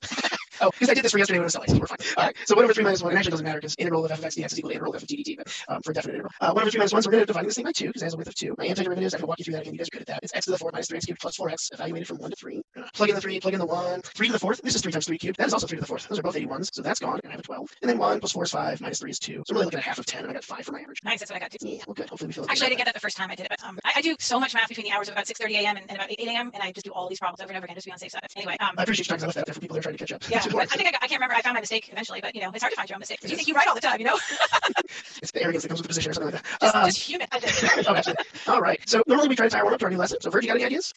Yeah, you read my mind. Wow, that is so cool. So I see some animation going on there. No, did it freeze up on you? Yeah. Oh my gosh, look at that. All right. Wow. That is pretty much the exact same problem, except instead of f double prime and f, I now see an a, a v, and an x. These could be none other than the acceleration, velocity, and position functions. Am I right? Crazy. That is crazy. What is the position of the particle at time t equals 3? Did anything else change other than the namings? No. Oh, So we actually know. Yeah, we actually know the x of t. Yeah. So let's see how that changes our work because I do just happen to have this ready. So now a of t is 24 minus 18. If I do these side by side, I don't know if that's helpful. Yeah, I think you're good the way it was. Yeah. Okay. Thanks. All right. So again, we're taking our antiderivative, and my antiderivative of acceleration is velocity because that relationship that we do remember from back in the first is unit 4.2. It may have a different name in your books, and you know, so maybe a chapter section, maybe in chapter 2 or chapter 3. Back in October or November. Yeah, exactly. But in unit 4.2, we established the derivative of velocity is acceleration. So now in unit 8.2, we're establishing that the antiderivative of acceleration is velocity. Still using that. It's not an initial condition. It's not at 0, but a data point. At time 1, the velocity was -6. Allowed me to find out that this constant at the end was 0. And then the antiderivative of v of t is x of t, where this is position. Sometimes position is called x of t, y of t. It could be called s of t, like SpongeBob S, that kind of s of t. You can see position a couple of different variables there. Yeah, position in space is how I always learned it. So I did always learn it as s of t, but then physics they talk about along a single axis, and so they call it x of t, and so we kind of bounce back and forth. And this time I planned ahead and actually had that as a k from its origin. And we get our position formula was 4t cubed minus 9t squared plus 4. One of the things we did change in that problem is instead of asking for the average position or the average value of x, we asked for position at time equals 3. So I went ahead and did x of 3, got 4 times 27 is 108, 9 times 9 is 81, and then 112 minus 81 is 31. So at time 3, this has a position of 31 on the x-axis, if indeed it is not moving along the x-axis. Okay. I'm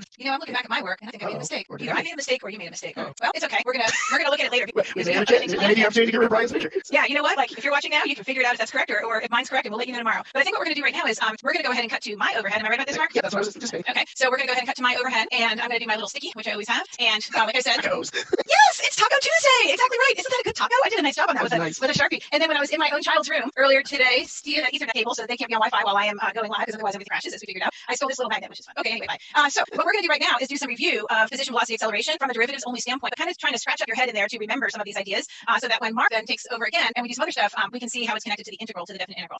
So I'm going to go ahead and do some problems with you that are from a circuit, which is in the Dropbox, and they're just good review problems for this topic, physics type topic.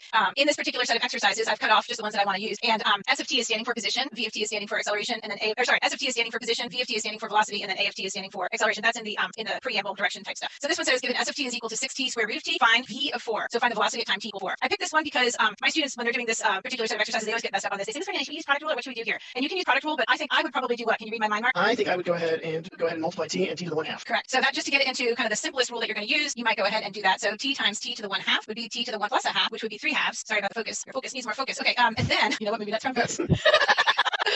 Substituting in, cheapers, I didn't even do any calculus yet. I'm getting distracted. I was going to see if you got it here. I saw it as soon as you wrote it. Sometimes just give you a little rope, see if you get it. Okay, I'm going to take the derivative of the position because that's going to equal my velocity. So that's going to be 3/2 times t, 3/2 times 6, which is going to be 9. T to the 3/2 minus 1 is going to be 1/2. Am I good so far, Mark? Yes, you're good. Okay, so S prime of 4 is the same as V of 4 is the same as 9 times 4 to the 1/2, which is 9 times 2, which ends up to be 18. So for this set of exercises, ignoring this answer of 2 up here, I would move along and I would search for that answer of 18, and that would open up another exciting problem to do. Delicious, just like tacos. Okay, anyway, my next problem, and I'm telling you the numbers that I'm doing. I hope they're right. But the next problem is number 7. It says, what is the speed at t equals 3 if S of t is equal to 10 over pi sine of pi t? And in this case here, I'm given the position function again, but I'm being asked about the speed. And the speed is actually connected to the velocity. But hey, go ahead. Go ahead, you go ahead. Oh, I was just going to, no, you finish, and then I'll interject. Okay, well, I don't know why you're being so nice, but I'll take it. Anyway. Anyway, so the speed is actually the absolute value of the velocity. The speed is only a magnitude. It's not a vector. Velocity is a vector. So if velocity is either positive or negative and all that kind of stuff, but still, I'm going to procedurally do the same thing. I'm going to figure out the derivative here because that is going to be in fact the velocity, and then at the end I'll just take the absolute value of it, and that'll be my speed at t equals 3. So here again, I don't need product rule. This is just a coefficient over pi. So I have 10 over pi times the derivative of sine pi t. The derivative of sine pi t is going to be cosine pi t times the derivative of this pi t. A little bit of chain rule going on there, so times pi. These pi's actually cancel. So I have v of t is equal to 10 cosine of pi t, and then v of 3, that's the time t equals 3, is going to be 10 cosine of pi times 3. So I can't let a day go by without having a little bit of trig. Cosine of 3 pi, that means I got to go around the unit circle like a Cinnabon over to here, and then that's going to be -1 is my cosine at 3 pi. So 10 times -1 ends up being -10. But like I said before, we're going to take the absolute value of it. So my speed at t equals 3 is actually just positive 10. Any other comments, Mark? Yeah, I was just gonna say, one of the ways I try to keep track of these is in your cars. You have speedometers, not velocimeters. And so if you put the car in reverse, and don't do both rules. If the driver's in reverse and a passenger looks over their shoulder at the speedometer, they will see a positive number on the speedometer as you go backwards. Yeah, that's true. It's a speedometer. If it was a velocimeter, there would be a 0 and space below it for when you were in reverse. Yeah, or maybe when you were turning left or something, right? Like, yeah.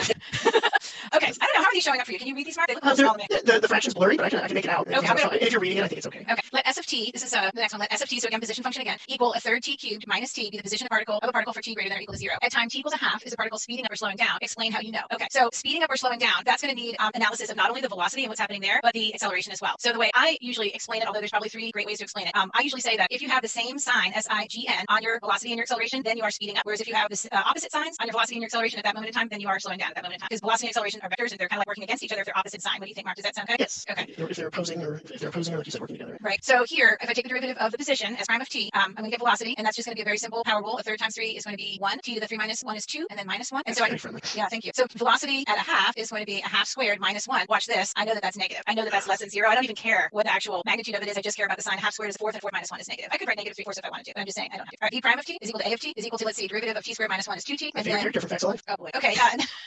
Let's see. This is going to be a of a half is going to be 2 times a half, which is none. So this is greater than 0. So I would say, what do you think, Mark? What would I say? The velocity is negative, but since acceleration is positive, it's getting less negative, and we're slowing down. Okay, so slowing down. Okay, excellent. I saw a really cool way to do this on a calculator active problem reading. I've never seen it reading. I know there's people who teach it this way, obviously, but I had not seen it. Where it was calculator active, and the student actually took v of t times a of t. And what happens if the signs agree? What do you mean the signs agree? If the signs are the same, like I take a of t times v of t, what am I going to get? Oh, you're multiplying a of t times v of t? Yeah. I don't know. What are you going to get? You get a positive. So they looked at they would have taken the product. So they took v of a half times a of a half, and would say it's negative, so they knew it was slowing down because the signs must be opposite. Oh, because of the rules back from like 6th or 7th grade. Right, they just multiplied v times a and looked at whether it was positive or negative for speeding up, slowing down. I thought that was really cool. Oh, that is cool. Okay, I like that. Okay, next one, and I want to kind of go a little quick, but not too quick. But the next one here is number 15, I believe. So if you have it printed out. What you sent me. Okay, so on this one, instead of giving a verbal description and an equation, here now I have a graph, and it says find a of 7 given the piecewise linear graph of s of t. So this is a graph of position, and I'm being asked to find the acceleration at 7. So I really have to understand conceptually how I can't just mechanically move through some derivatives. I really need to understand that to move from position to acceleration, I have to differentiate twice. What does that mean on a graph? I have to consider the slope, and then I have to consider the slope of the slope kind of a thing. You know what I mean? So here, and it might be a little hard to see, but I'm at 5, -1, and then here I'm at 8, looks like 3, something like that. This slope here, 7, would be my velocity. So v of 7 is some sort of a constant slope. I'm not even sure honestly what it is because I don't care. I'm bypassing it to get to acceleration. I mean, I could say it's 1, or I could say it's 1.5, or I could say it's 1.2, or something like that. But the thing is that now when I take the derivative of it, the derivative of the velocity is acceleration, the derivative of this constant is going to be 0. Any other comments on that one, Mark? No, I think that's really cool, and I like the fact that this is an important aspect of I don't know, I don't have enough information, but you can tell it's constant. The piecewise linear. Look back at that stem. It looks like until you read that, oh, it is a line. And you know a lot. And you know a lot, especially if you differentiate twice, you get down to that 0. Okay, good. That's a good tip for letter F in the Big 10 last week as well. That the second derivative is always 0. Oh yeah, very true. Okay, this is 16. I had messed it up. Or linear function, not for all calculus. This is 16. I messed it up earlier in my numbering, so that's why I had to erase there. This one says the following following table gives the velocity of a vehicle. So the table is representing velocity to me. Velocity of a vehicle at different moments in time. What is the average acceleration for the vehicle from t equals 3 to t equals 10? So average acceleration. A lot of times in calculus we think about average velocity, not necessarily average acceleration. Am I right about that, Mark? Yes. So I had to mute it for a second. Yeah, you're also like zooming into the trench there. Wow, that's a pretty cool animation.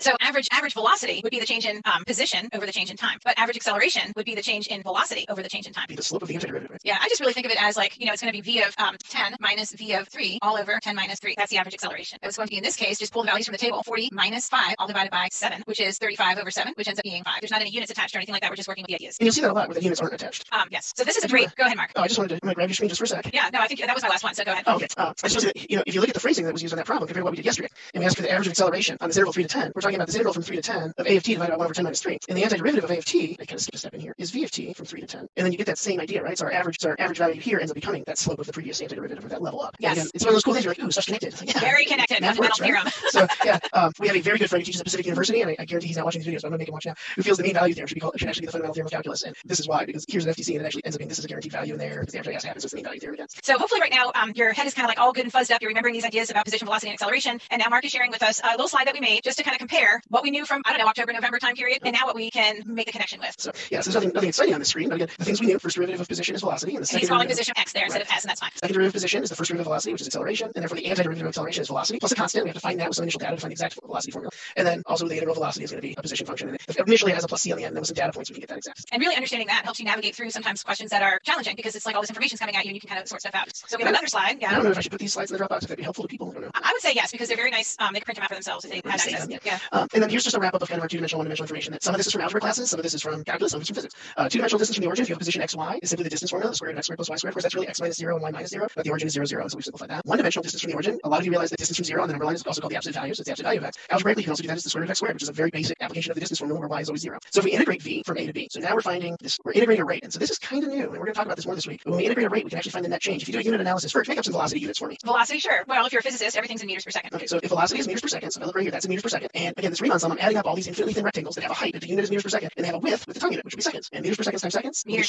This will tell you the displacement of the particle from time A to time B, and that comes in very handy. We're going to use that a little bit. Again, like Vert said, speed is the absolute value of velocity. Now I'm using s for speed on this slide. You'll notice at the bottom, in this context, s of t is speed, but you have to be aware on Vert's circuit, s of t is used for position in space. I even put the s in italics there for you. Just you have to watch for context. You guys are aware of this. You know, there's words that have two meanings, homonyms and things like that. Context matters. Is a point is an interval. Speeding up if the signs agree, and what I mean by agree is they are both positive or both negative, and slowing down if they disagree. So one is positive and one is negative, or vice versa. So what happens if we integrate the speed? Well, if we integrate the absolute value of velocity, then we're always making this function positive. And so we're counting all displacement the same. I mentioned a speedometer earlier. This is your odometer, and this will find the total distance traveled, whether forwards or back. So those of you that watch Ferris Bueller's Day Off, if you run the car in reverse long enough, the odometer still goes forward. So don't mess up your dad's Ferrari. That is such a movie of the 80s. Oh yeah. I'm having a hard time not quoting Breakfast Club with our off-screen producer. And I'm sure she knows why. So how we're going to apply this to final? I'm grabbing the screen from myself. Oh no, full screen. Oh, you just wanted to do that. No, I did not. So this is the other document that's in the This is our other document that's in the Dropbox today. And as you can recognize by the fonts and everything else, this is number 5 from the 2017 for response. These are the problems in our AP Central. They're easy to find. If you don't want to print this off and look online or save it. And number 2 from 2018. And number 2 is a calculator active problem. We're going to leave this one for you guys to work overnight. You do not need a calculator for the whole thing, but there are times you absolutely need one. So keep that in mind. But I want to look at number 5 right now. So we're going to read this. It says two particles move along the x-axis, and for time 0 to 8, the position of particle p at time t is given by x sub p, or the position function for p of t. In terms of t is log of t squared minus 2t plus 10. While the velocity of particle q at time t is given by this velocity formula with a little subscript q. So the velocity of q at t is t squared minus 8t plus 15. Particle q is at position x equals 5 at time t equals 0. And then there's these 4 parts that I'm going to read through now, but I'm going to write them on the paper as we do this. So for 0 to 8, what is particle p moving to the left? For 0 to 8 final times t, the two particles are traveling in the same direction. Find the acceleration of particle q at time t equals 2. At that time, at time 2, is the speed of particle q increasing, decreasing, or neither? And explain. And then finally find the position of particle q the first time it changes direction. And I'm going to have to be fancy about this. Try to do this without showing you my little item large self. All right, back to my camera. And I'm going to ask for Verge. You're going to have to tell me. Do you see a gray box right now or no? Okay, so I can have this where I can see both at the same time. Sorry, I have my mic on. I can read it to you too if you need it. Well, I want to be able to look up and see where I am. So thank you. All right. So for part 8, they have asked, and it says over the interval, but obviously I'm going to abbreviate a little bit. When is p moving left? And we didn't talk about this, but it's actually an understood convention that along the x-axis, left also, if we're moving left, we're moving towards which numbers? Moving towards negative infinity. Right, so we're looking for negative velocities here. And the information they gave me about particle p was the position formula. So this is just an extension of what Verge was doing. To find my velocity for p, I'm going to find x prime. Oh my gosh, there's subscripts and superscripts and all kinds of stuff going on. I guess we should be fortunate we're not using the Leibniz notation with dx p of t over dt. True. All right. Oh, derivative of a log. We've talked about antiderivatives. I don't know that we've actually taken a derivative of a log, but it would be something from the yellow sheet. Yep. See, that's what if I write it on the side, my students know that should be on my yellow sheet. If it's not there, I need to put it there right now. So something like that. The derivative of log u is 1 over u du dt. I always just do derivative over function. So t squared minus 2t plus 10 on the bottom, and then the derivative of t squared minus 2t is 2t minus 2. And I assume you can see that it's behind my little window. But, all right, so that's our velocity formula. We want to know when is it moving left. So you do things off on the side when it's on your yellow sheet. I do things off on the side when I think they should be having mentally. I do cloud bubbles too, though, actually. This denominator, and I know this isn't the way everyone's going to look at it, but this is the way I'm going to look at it, and that's what we're going to do today. You might recognize this expression. Oh, definitely. Discriminate. Yeah, that's the discriminate. It's going to discriminate what type of solutions I'm getting here, and I'm getting imaginary solutions out of that. So I know that this, because it's an upward parabola, is always positive. And you know what? I love this, Mark, because this is exactly what I do in my head all the time. And this is. We'll draw virtue. I can see blue. Nah, you don't need to. But this is great stuff too. It's hard to see what people are doing in their head, obviously. That's so. all verge, but that'll be our verge for today. So really, all we need to look at is the sign of the numerator. So I'm going to look at 2t minus 2. When does that equal 0? Because that'll be whenever our particle p changes direction. And it looks like it only changes direction once, and it happens at time 1. And I'm going to just draw myself a little number line for t. I'm going to put 1 on it, and I'm going to label this above it as VP of t. If I pick a number, can you pick a number to the left of 1 for me? Well, I could, but the question is, do you want to have that number line stop at 0? Because this is for t is greater than or equal to 0. So I usually like make a vertical line. Okay. Then you can erase that mark. Okay. So basically, I only really need to test. Well, I mean, I guess you could test a point like Ooh, I got lucky on that. Okay. So I put a half in there. Yeah. But wait, it's going to be negative, just like if I plug in 0. And And if I plug in a number bigger than 1, like 3. I'm going to get positive. So we're going. So particle p. Push your paper just a little bit. Thank you. So particle p is moving left from t equals 0 to t equals 1. Yeah. They didn't ask us to explain how we know that. Like justify would be the highest bar. Right. But I think what you've done is plenty. But there does need to be some work. If you just try to go in absolutely. your head, we call that a bald answer. That's not acceptable. Okay, so for part B, scoop myself up. Part B asked, find all times when the two particles are going the same direction. Well, I do know, remember, P is going left from 0 to 1, and it's moving right from t equals 1 to 8. And that, I wouldn't have to rewrite that down on the exam because it's in the information right above. I just want to import that down so everyone can see it. And what did they tell me about Q? Well, Q, they gave me the velocity. They did. This was back up in the stem. That the velocity of Q at time t is t squared minus 8t plus 15. And I want to know when it will change directions. So I'm going to factor this. We're kind of tight on time. I'm going to be very good at this. Factors of 15 that add up to -8 or -3 and -5. And both of those are actually in the interval. Yep, so it changes direction twice. And I could picture a parabola if I wanted to, and realize when it's positive and when it's negative and things like that. But I'm going to go ahead and do something consistent with what I did in the previous. That's your art skills coming in, Mark, that you can do those tick marks with perfect. And if I test these numbers here, I plug in 1, I'm going to get a positive. If 15 is going to be 8 times 1. If I plug in 4, this is negative 32. The positive part's 31, so we're going to get -1. It's going to be positive over here. If I plug in 7, I'm going to get 49 and 15. And that's going to beat that 56. And so we're moving right from 0 to 3, left from 3 to 5, and right again from 5 to 8. So our overlap, if I look back at my key, is, let's see, well, this is going right from 1 to 8. This is going right from 1 to 3. Yep. And then at 5 again from 5 to 8. They're only both moving, they're never both moving left at the same time. So and those could be written, those could be written as intervals, with inequalities, brackets, well, parentheses. I did it this way on purpose, actually. Yes. I'm avoiding a discussion. I like that. Well, P and Q are moving left. I'm sorry, moving right. Oh, I looked at my watch and I got rattled. Are moving right at. It's not the best way to construct a sentence, but if I'm pushed for time and space, there we go. It's right. great. C, and I know we're pushing time out. If we've ever gone over, we've been told we're allowed to go a little over. So C is acceleration of Q of t at time 2. And again, they gave us that velocity. So my acceleration formula is my derivative, which is 2d minus 8. And that's going to be 4 minus 8 is -4. And then they said speeding up, slow down, or neither. Oh, you can't see that. Sorry. It's okay. At t equals 2. Well, I have from the previous section, for my number line, I can look up at that number line and see VQ of 2 was equal to a positive. I believe it's actually 8. Actually, I have it written down somewhere, but I'm not going to worry about it. This is positive, that's negative, so Q is slowing down. And you could say also the speed is decreasing. Yes, absolutely. Which is how they asked it, but it would be okay to say what Mark wrote, obviously, as well. And D actually ties finally into 8.2. But you can see how a real free response question has a lot of old stuff on it, not necessarily, it's all, yeah. Find the position of Q the first time. I don't know why I wrote Q like it's abbreviated. The first time it changes direction. Maybe under my head. No, it's good. All right. So the first time it changed direction was at t equals 3. Yes. They gave me up in the stem an initial position that xq of 0 was 5. So what I'm going to do is I'm going to look at displacement. And I'm going to do the integral from 0 to 3 of the velocity of Q of t dt, which this is my t squared minus 8t plus 15. And then Julia Child. Ta-da! It's 18. I'm almost positive that's correct. Let's see. It's fine. It is. And so since that's my displacement from t equals 0 to t equals 5. T equals 3. Thank you. I looked at the 5 initial there. And xq of 3 is going to be the 5 plus 18, which is 23. Because I can take my position at time 0. I kind of screwed up again. My position at time 0 plus my displacement tells me where I am at the end of the interval. Perfect. So 23 is the final answer there. Yeah. Excellent. So this leads in really nicely to what we're going to work on tomorrow, which is just kind of accumulation functions in general, not necessarily position, velocity, and acceleration, but maybe bananas on a shelf or people getting on an escalator or some of these other kooky things. Amusement parks, all kinds of good stuff. Yeah, some of these other things that you can describe with a rate and figure out an amount. So anyway, anything else about that, Mark? No, thanks for your patience as I ripped through that last response. And I guess we'll see everyone tomorrow. We will. We're so happy you could join us. We look forward to these times too. All right. Hi, Verge. Hi, Mark. Welcome to Wednesday. It is Wednesday. That's a good thing. You didn't wear pink. No. Well, not that you can see. Socks. I have lots of good socks. I don't know, there may be some pink on this mess of it. It's Guardians of the Galaxy Hawaiian shirt. All right. So I am Mark Riley. I'm from Ryan High School in Denton, Texas. And you are here for AP Calculus, we hope. And Verge Morales from Lafayette High School in Oxford, Mississippi. Here to do a little calculus with everyone. Let's get it on. All right. We're starting to streamline some of these slides that probably cause our ratings to plummet. This is Unit 8. We're in the middle of this week. I know we're going to have our mistake page in a second, and this set's starting today on Tuesday, but we're not counting that. We're looking for mathematical errors. So, and then next week we start our review leading up to May 1st, so we can all get ready for that May 12th exam administration. Verge, is this your slide?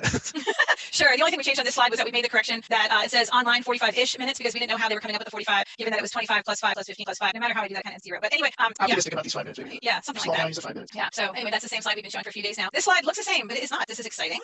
We're up to 6. 6 consecutive days without any mathematical errors.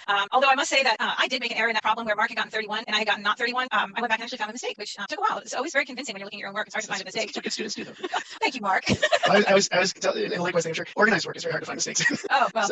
Okay, so since we haven't had any corrections, we made a slight change here. And we also cleaned this up. The guided practice, you guys know the guided practice and lesson are rolled together now at this point if you've been here once. And that being said, whenever we are working a problem, of course you should pause it. Even if you're watching live, you have the capability to pause, work it on your own, and then tune back in and see, compare your work to our work. So. Absolutely. And so we've got our warm up today, and then we were going to talk about 8.3. And Verge, do you want to? First, I'll read the points written, and then you can possibly translate translate using app func and def in app contexts. Yeah, this is called Mark wants to get the entire thing on one line, so he abbreviated it all. 8.3 is using accumulation functions and definite integrals in applied contexts. And given what we did yesterday, ACC could be acceleration, so I did a good job there. Oh yes, an app could be applications or applied, right? So 4.3 is what we're going to tie back to today, which is rates of change in applied contexts other than motion, and 6.5 interpreting the behavior of accumulation functions involving areas. So here's today's warm up, and we are tying back to I believe it was problem 6 yesterday, correct? Or was this? No, sorry, this was one of the free responses. This was one of the free responses. Yes. Right. And so this was the one we finished with yesterday, right around 247 here. Let the velocity of q of t be equal to t squared minus 8t plus 15, and as the velocity of particle q, and we've added some context for you, so in miles per hour, and 0 to 8 where t is measured in hours. And we would like you to interpret the following in context using correct units. So two of these are the first two values we found yesterday. The third is extension. So a sub q of 2 is equal to -4. The integral from 0 to 3 of v sub q of t with respect to t is 18, and 1/3 of the integral from 0 to 3 of v sub q of t with respect to t is equal to 6. And we'll give you a few seconds. You can pause it to try to interpret each of those in context using correct units. And for those of you that don't want to pause or already have it done, Virgil, kill some time here. Well, I just want to let everybody know that yesterday we have our meeting before the live session with our producer, and then the meeting after the live session with our producer. And by the time we were kind of wrapped up at the end of that, and I checked my email, I got this lovely image in my email from a student in Wisconsin who this was the first person to send me anything. Okay, this person was the only person to send me. But anyway, look at those Mobius strips, how beautiful they are. There are 5 Mobius strips there, and you can see the twist. And then she's attached them together with tape. So anyway, I think one thing that I do want to talk about is I have a loop right here, and what I'm going to do with the loop tomorrow is I'm going to cut this loop, and this is not a Mobius strip. I'm just going to cut it all the way around and see what happens. You can maybe imagine what happens, and then think about what's going to happen with the Mobius strip. Same thing, or maybe something different. Okay, all right. Safe money is on something different. Something different. That's why it's so cool. Yeah. Right. Okay. So interpreting these, you want to take a shot? You want me to take a shot? I'll do the first one, and then you can do the next two. So a sub q of 2, this would be the acceleration of particle q at time t equal 2 hours, and that acceleration would be -4 miles per hour squared, or miles per hour per hour. I think you could also say something like the velocity is decreasing at 4 miles per hour squared when t equals 2, something like that. Now, don't write that stuff down, folks, because we are going to show you a slide that you can actually access in our shared folder of these verbal descriptions, interpretations. And so I guess I'll take the second one. And also, not only do I frame next, we're going to share these as a slide. And sorry, I was checking. I'll be honest, I was looking at my phone. I don't think first. I've actually got the slides ready. I'll put those in the Dropbox after the lesson. The assignment parts are in the Dropbox already, but I'm holding back keys until after. So. How nice. Okay, So the integral from 0 to 3, this v sub q, as we said up here, that's the velocity. So we're integrating velocity. When we integrate velocity, we find displacement. So this is going to tell me how far the particle is from where it was at time 0. We did know that yesterday, but in this context, I don't. So this is telling me that from time 0 to time 3, in the 3 hours from time 0 to time 3, the particle has moved itself 18 miles to the right of its original position. And then dividing this by 1/3, this actually multiplying by 1/3. You're right. Yeah, dividing by 3 is the same as multiplying by 3. Dividing it by 3 or multiplying by 1/3 obviously makes it a 6. But then when we do a unit analysis, this velocity is miles per hour. dt is hours. So that's why we get miles when we look at that as a product of units. But now dividing by this 3 again, which came from the width. So this is miles per hour again. So that 6 miles per hour represents the average velocity of our particle q from time 0 to time 3 hours. Nice. And let's see how we did. Yeah. So again, these slides just straight up as a PDF will be in the Dropbox after the lesson today. And this is something that we wanted to start with because we're going to circle back around to it as we work on this next section. Things in context is really what we're about, but we also are going to examine the accumulation model somewhat with and without context. At first, we're going to examine it without context and then get more and more into the context. And specifically, its context other than velocity. The velocity model is what we really want to look at. So this is a warm up brush up of last time, but you can see how we're going to extend it. Okay, so should I grab the screen? Time for you to grab it. Yeah. Okay, we're getting into a routine here. Kind of funny. Okay, let's see what I can do. And it worked. Okay, yay! This is our 11th live session. Thank you all so much for joining us. And it's Wednesday. Not that really matters, but whatever. Okay, anyway, we have a wonderful set of exercises here that Mark wrote maybe a year or two ago. I can't remember when you actually wrote this. I'm not positive. And this is a circuit called accumulation models. And so what we're doing here is we are using the accumulation model to find out a missing value, basically. Sometimes it's a very generic version, no context at all, and other times there's a word problem or something like that. I'm only going to do 4 of these with you, and then turn it over to Mark, who's going to do some other problems. But this will just kind of get us into the mode. And these are great problems. If you have your calculator, lots of them are calculator active. We'll see how mine does. Stop freaking out there. Okay, well, anyway, this first one says, given f of 2 equals 5 and f prime of x is equal to x plus sine x, find f of 4. These are the kind of problems that a lot of times my students, when they first see them, go, what are we supposed to do? And the thing is that if you think about it, and I'm going to be very generic right now. In fact, so generic it's fundamental theorem of calculus. The integral from a to b of f prime of x dx is equal to f of x evaluated from x equals a to x equals b. So it's f of b minus f of a. So this is fundamental theorem of calculus right here, and I can use these parts and substitute into this theorem, this formula. So my limits of integration are going to be 2 and 4. So I'm going to think about the integral from 2 to 4 of my f prime, which is x plus sine x dx, is equal to f of 4 minus f of 2. So I know that f of 2 is what I'm looking for, or sorry, f of 2 is what I have. That's 5. F of 4 is what I'm looking for. And then this right here, I can use my calculator, and I can use a function that on my calculator, I just say math 9, and my students usually know what I'm talking about. I like to load my function into my y1 before I do that. But then I just go to my home screen or my clear screen and hit math and then 9, which pulls up this, getting blinded by the light, pulls up this definite integral right here. Yes, sir. Just a pro tip with dealing with light glare. If you have a 1/4 inch of sticky notes and you put it on one side of the calculator, it'll just put it right on one side of the calculator. Well, that's worse. You mean because the glare gets adjusted? Yeah, I'll just angle it.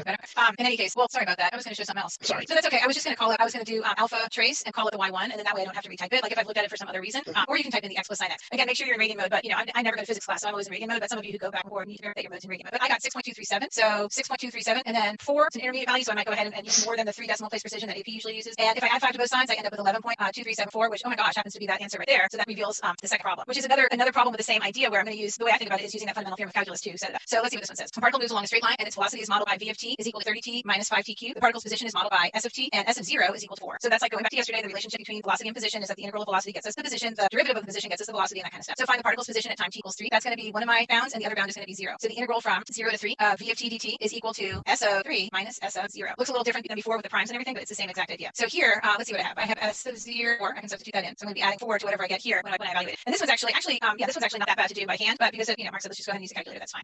This is one of the units where I first really start using the calculator heavy, so as to force my students to start mastering that skill. Yeah, that's a good point. I do that definitely with volume. Is I definitely start because we don't use calculator much at all in my class until like after spring break, which here we are after spring break. Okay, so I think I typed that all in properly. And then, okay. You misspelled T. Oh yeah, but we can tilt it, right? All right, so I got 33.75, and if I add 4 to that, I'm going to get 37.75, and I would search for that answer. If you haven't yet done a circuit, that reveals the next problem. So the next problem is actually right here. I did these already at like 6 this morning, so I numbered them all as I went. So easy for me to find. All right, so this next one right here is a no calculator, so that's aside.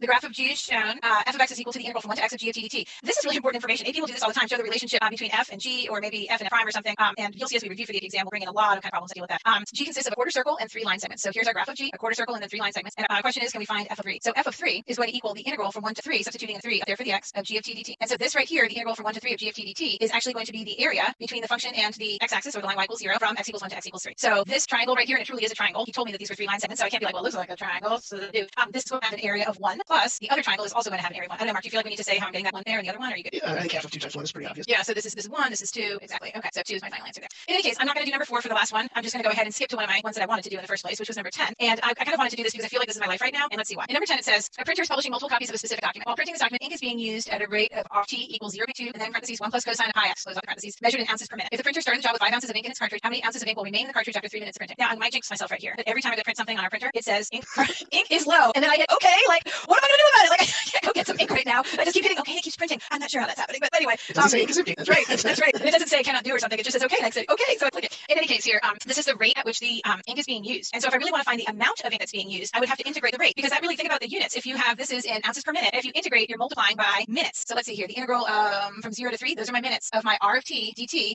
This right here is really minutes times this right here is ounces per minute. So I will know how much I have used up when I figure this out. And then I think I need to then subtract that off of the 5, because the question is really how many ounces of ink will remain. So I'm going to go ahead to my calculator because it says I can. Well, let's try this little sticky thingy. While you type, I'm just going to throw out a nugget, because students in my class know that they're going to leave with information that has nothing to do with calculus. Ounces, you know why the Z's there? No, but like, look at that. I crossed my Z. Did you know it's from the Greek word for ounce, which doesn't have a Z, but used to. Huh. So I thought, wow. that was cool. And it is from the origin language, but even in the origin language, they've lost that letter. Wow. Yeah, we were talking yesterday about like dicot in biology, the die means 2, whereas in math, a lot of times we say like binomial, where the bi means 2. Of course, English came out of Latin and Greek, so all sorts of fun ensues. It's a Germanic. Don't forget oh, yeah, not to mention all the Northern European friends out of the mix. True. Okay, so I'm getting 0.6. So it seems like since that's equal to 0.6 ounces, then 5 minus 0.6 would be 4.4 ounces remain. And if I look to where I said number 11 was at 6:30 this morning, there it is, the 4.4. Now I'm opened up to a new problem. This would be an excellent set of exercises to do. My students didn't do these problems yet this year. It's a good set of exercises to do, and my students can definitely expect one on their quiz this weekend. So there you have it. Okay, go ahead, Mark. You're going to go ahead and grab the screen. Yeah, and I'm actually going to start with hopefully something relevant. Oh, my Zoom controls have disappeared. That's cool. All right. Okay. And then it asks, are you sure you want to take it? Yes. All right. So Virgil's doing all these accumulations with fundamental theorem, part 2 or 1, depending on your book. But I just want to say, and I love this, because I'm sure Virgil's can't be with the yellow sheet. You want to memorize as few things as possible. But one of the ways I also do this is the traditional accumulation model, where you take f of b and then add f of a to the integral, which is what we're doing so much in these. Which makes so much sense, yes. I mentioned the Taylor form of the point slope that I used last week sometime, right? Where I moved the y naught over, and so the y sub 0 plus m times x minus x0. And of course, we're doing a tangent line. This is delta x, and that's f prime. But if you look at the parallels here, this is the new y, this is my function value of b, my initial value, the value I know, my f prime, and then my change in x. And so just so cool how all the stuff we do works. Yeah, and I would say too, like when you're looking at the, well, don't move it too fast, but basically I'm starting with a value, and then I'm figuring out my new value by adding a little bit to it, and I'm going up and over by this amount or whatever. So like both of those, that's what it's saying. Right, exactly. I'm starting here. It's almost like they're all related. Yeah. All right, so I'm gonna have to bounce back and forth because Virg is having printer issues with her black ink. My printer doesn't want to print graphics, and I think it has to do with the fact that I don't have color ink in it, but I only have black and white. And a PDF file is actually a graphic. So I'm going to show you the problems we're doing, and then I'm going to have to hop over to the paper work. I think number 6 we can do on screen now. Oh, definitely. And this is called, you can see the tab up there, I'm sure. This is called 8.3 practice. It is a non-calculator activity made of non-secure problems off of AP Central, or not AP Central, AP Classroom. Some of them are multiple choice, many of them are free responses, and things like that. And they've been retyped, a couple of them have been rephrased, so just say adapted. So for number 6, we have a function f of t gives the rate of evaporation of water in liters per hour from a pond, where t is measured in hours since 12 noon, which of the following gives the meaning of the integral from 4 to 10 of f of t dt. So again, focus on the unit analysis. I love doing what Virg was doing. So f of t is our rate of evaporation, and that is in liters per hour. And it's with respect to time, and time is in hours. So liters per hour multiplied by hours, the hour units will evaporate, and we get liters. So our final answer is in liters. So as I start looking at choices here, total volume in liters, net change in liters per hour, average rate of evaporation in liters per hour. I think I can take C, D, and E out. I agree. Because our units need to be liters. And then it's from time 4 to time 10, and those are hours after noon. So 4 p.m. to 10 p.m. So I'm looking at B as my answer. And I don't know if you agree with me or not. I did. I got all of these right, actually, or at least the same answers as you. I was really worried about this key because they're not in the same order. We selected them from AP Classroom for spacing purposes, and so I really expected to get an answer in the wrong slot. Well, I worked them all just and then checked. You know what I mean? So, yeah. so I don't know how people teach by themselves. Like we're so lucky to have each other. My gosh. Oh, I love this question. Are we doing picnic? This is number 9. Yes, the picnic. That is from something. Oh, come on now. Picnic basket. Oh, it's Yogi. Yeah, I actually have a math shirt with Yogi in front of a Cal 3 problem because he's smarter than the average bear. It says the rate at which ants arrive at a picnic is modeled by the function a, where a of t is measured in ants per minute and t is measured in minutes. The graph of a for t from 0 to 30 is shown in the figure above. How many ants arrive at the picnic during the time interval from 0 to 30? So I am going to slide on over to my camera now.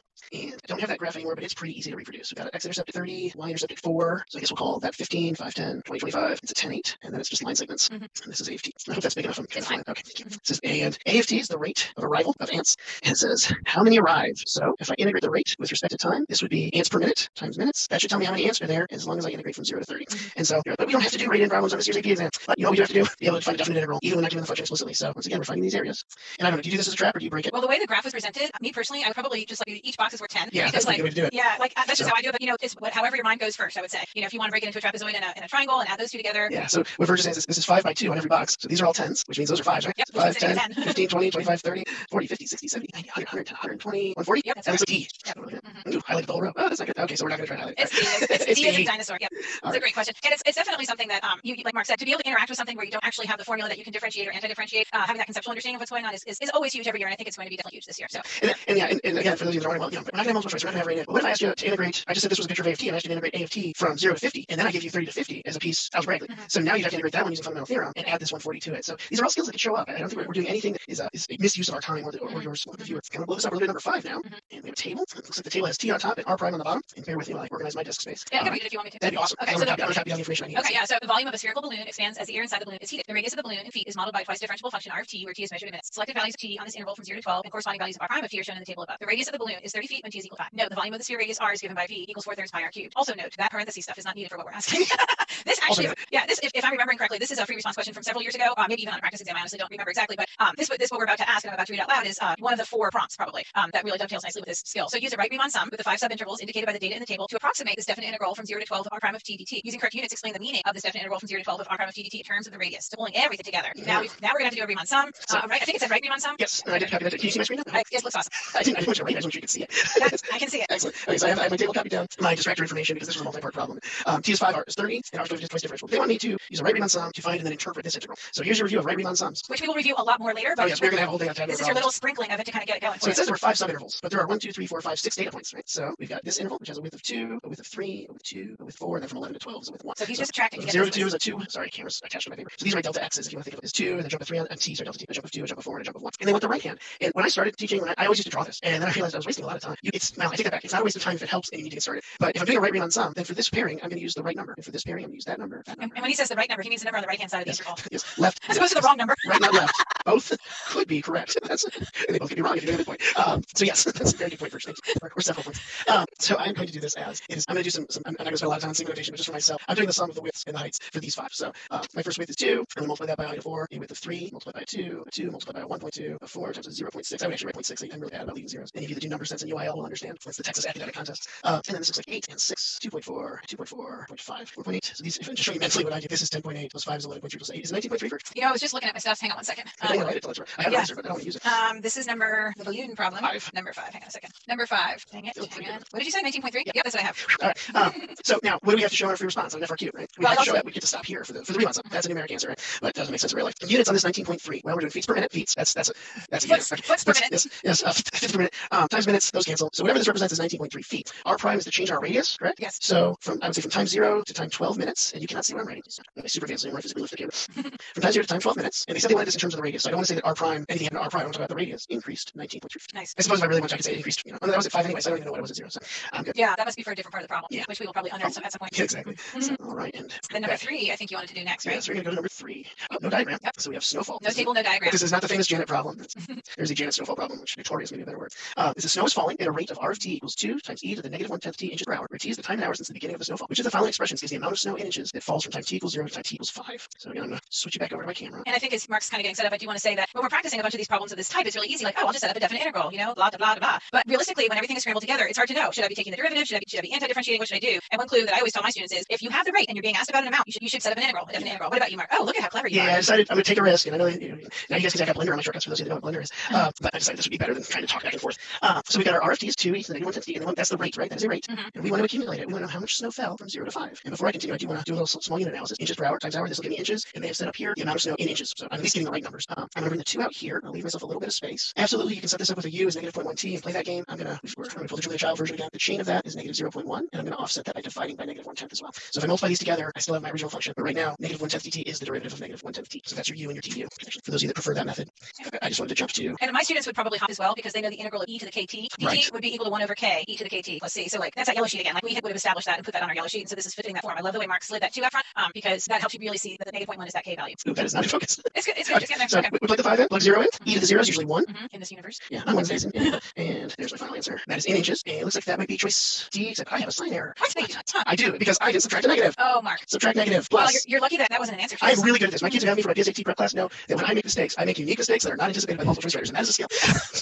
It served me well. Yeah, that is good. So, lucky. Number 1. Oh, do we win number 1? Well, we're kind Yeah, of we're close three minutes. You know what? I'm gonna okay, or we could maybe start it and I don't know. Okay. I think whichever decision we make is the right one. Because what else are you guys gonna do than listen to us chatter away? I don't know if that's true based on Don't our close the tab. So the only thing I would say is I'm gonna leave this for you guys. It's the first one in the worksheet. But something to note is, the initial condition. If you look down here, the initial condition is actually the value of the function 8. So as you look at this as an accumulation model, this is f prime, so it's an accumulation of change in f. You're walking backwards. So the function from this point, which is like 6, from x equals 6 to x equals 8, f grows 7 units. So when you're walking backwards, you're gonna want to walk down 7, so on. And again, this one has a little more information that you might need because it's the stem of a free response that had multiple questions. But you're just trying to determine the absolute minimum. So this is an extreme value practice for you guys. And I would suggest making a table. That's usually how I do it. And I would put like a 4 on the table, kind of low down, and then all my critical points would be I put like 0, 1. What do I see there? What is that? A 4? It's 4. A 4 right, because 3 4 is the peak. Yeah. 1, 4, 6, and 8. And yeah, so we'll leave this for you guys. There's lots of problems like this also on the circuit where you can examine the minimum or the maximum based on the information and stuff like that. So what else, Mark? Again, connectivity. Thanks for coming. That activity, the circuit that Verge was working, are both in the Dropbox already. And I'm going to put the key for that and the 2 slides from the warm-up are going to go in the Dropbox while we debrief with our producer in a few minutes. Yeah. So again, yes, thanks for coming. And we really enjoy getting these lessons together for you, and enjoy the fact that so many of you are getting so much out of these lessons. So thanks a lot. We appreciate you. Bye. Bye, sons. What am I going to do with them? Hey, Mark. Oh, we're live. Sorry. We are live. I was prepping my desk. Yeah, we're live. Hi, Verge. Hi, everybody. Hi, everybody. Welcome back. All right. So I'm Mark Sledge. I'm Mark Rowley from my high school in Denton, Texas. Verge Cornelius, Lafayette High School, Oxford, Mississippi. We are wrapping up on the downhill slope of week 2.5, week 3 here.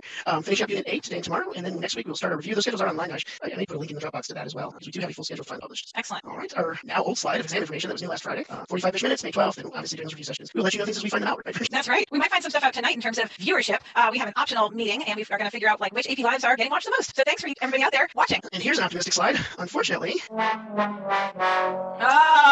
a couple emails yesterday that in the circuit that was in the Dropbox, VFT was in terms of X. VFT is now in terms of T. I updated it this morning, so if you must have a pristine copy or you want a copy to have for future practice or review, you can go back in and drop that. Go ahead and download it again. And if it didn't take, please let me know. But I believe I corrected it in both the file and in the key. So I guess we will look at a new video here tomorrow and hopefully get up to 1. And that's actually a shout out to several teachers who pointed out to us. Some of them were actually our friends, and we ignored them until somebody we didn't know contacted Mark, and we were like, okay, we'll fix it.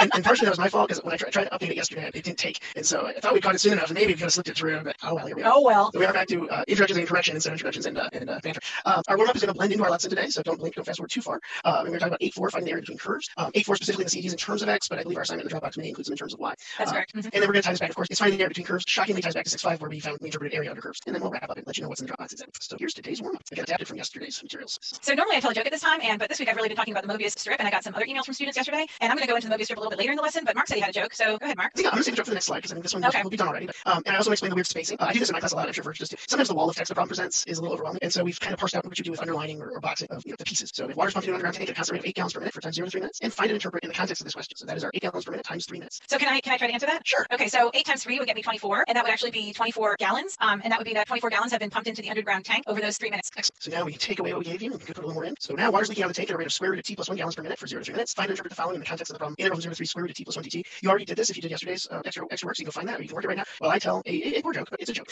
So Verge, you know what 0 said? You know what 0 said to 8? I actually do. And this is completely unrehearsed, everybody, but I'm going to tell you 0 said to 8, hey, I like your belt. Nice. Now the follow-up. What did 11 say to pi? I know this one too. This is my favorite. Nice hat. See, I have a nice beret if you draw it curly. Or tam. How about a tam? All right. Oh, I can see a student out there making a little cartoon about this and then taking a picture and emailing it to us. That'd be so cute. Okay. And before you go online talking about our quality of our jokes, you get what you pay for. All right. Go sign a 90. Degrees. All right. So water is pumped into an underground tank at a constant rate of 8 gallons per minute. Water leaks out of the tank at a rate of the square root of t plus 1 gallons per minute for 0 to 3 minutes. At time t equals 0, the tank contains 30 gallons of water. How many gallons of water are in the tank? So we've really amped it up now. This is the full problem. If you did do the previous slide, right, you have this in here. That interval from 0 to 3 of the square root of t plus 1 is actually where we ended yesterday, and I believe it was 18. Is that right, Verge? It was 18 gallons leaked out in that 3 minutes. I honestly, now I gotta look it up. Sorry. That's okay. Should have saved the joke for this. All right.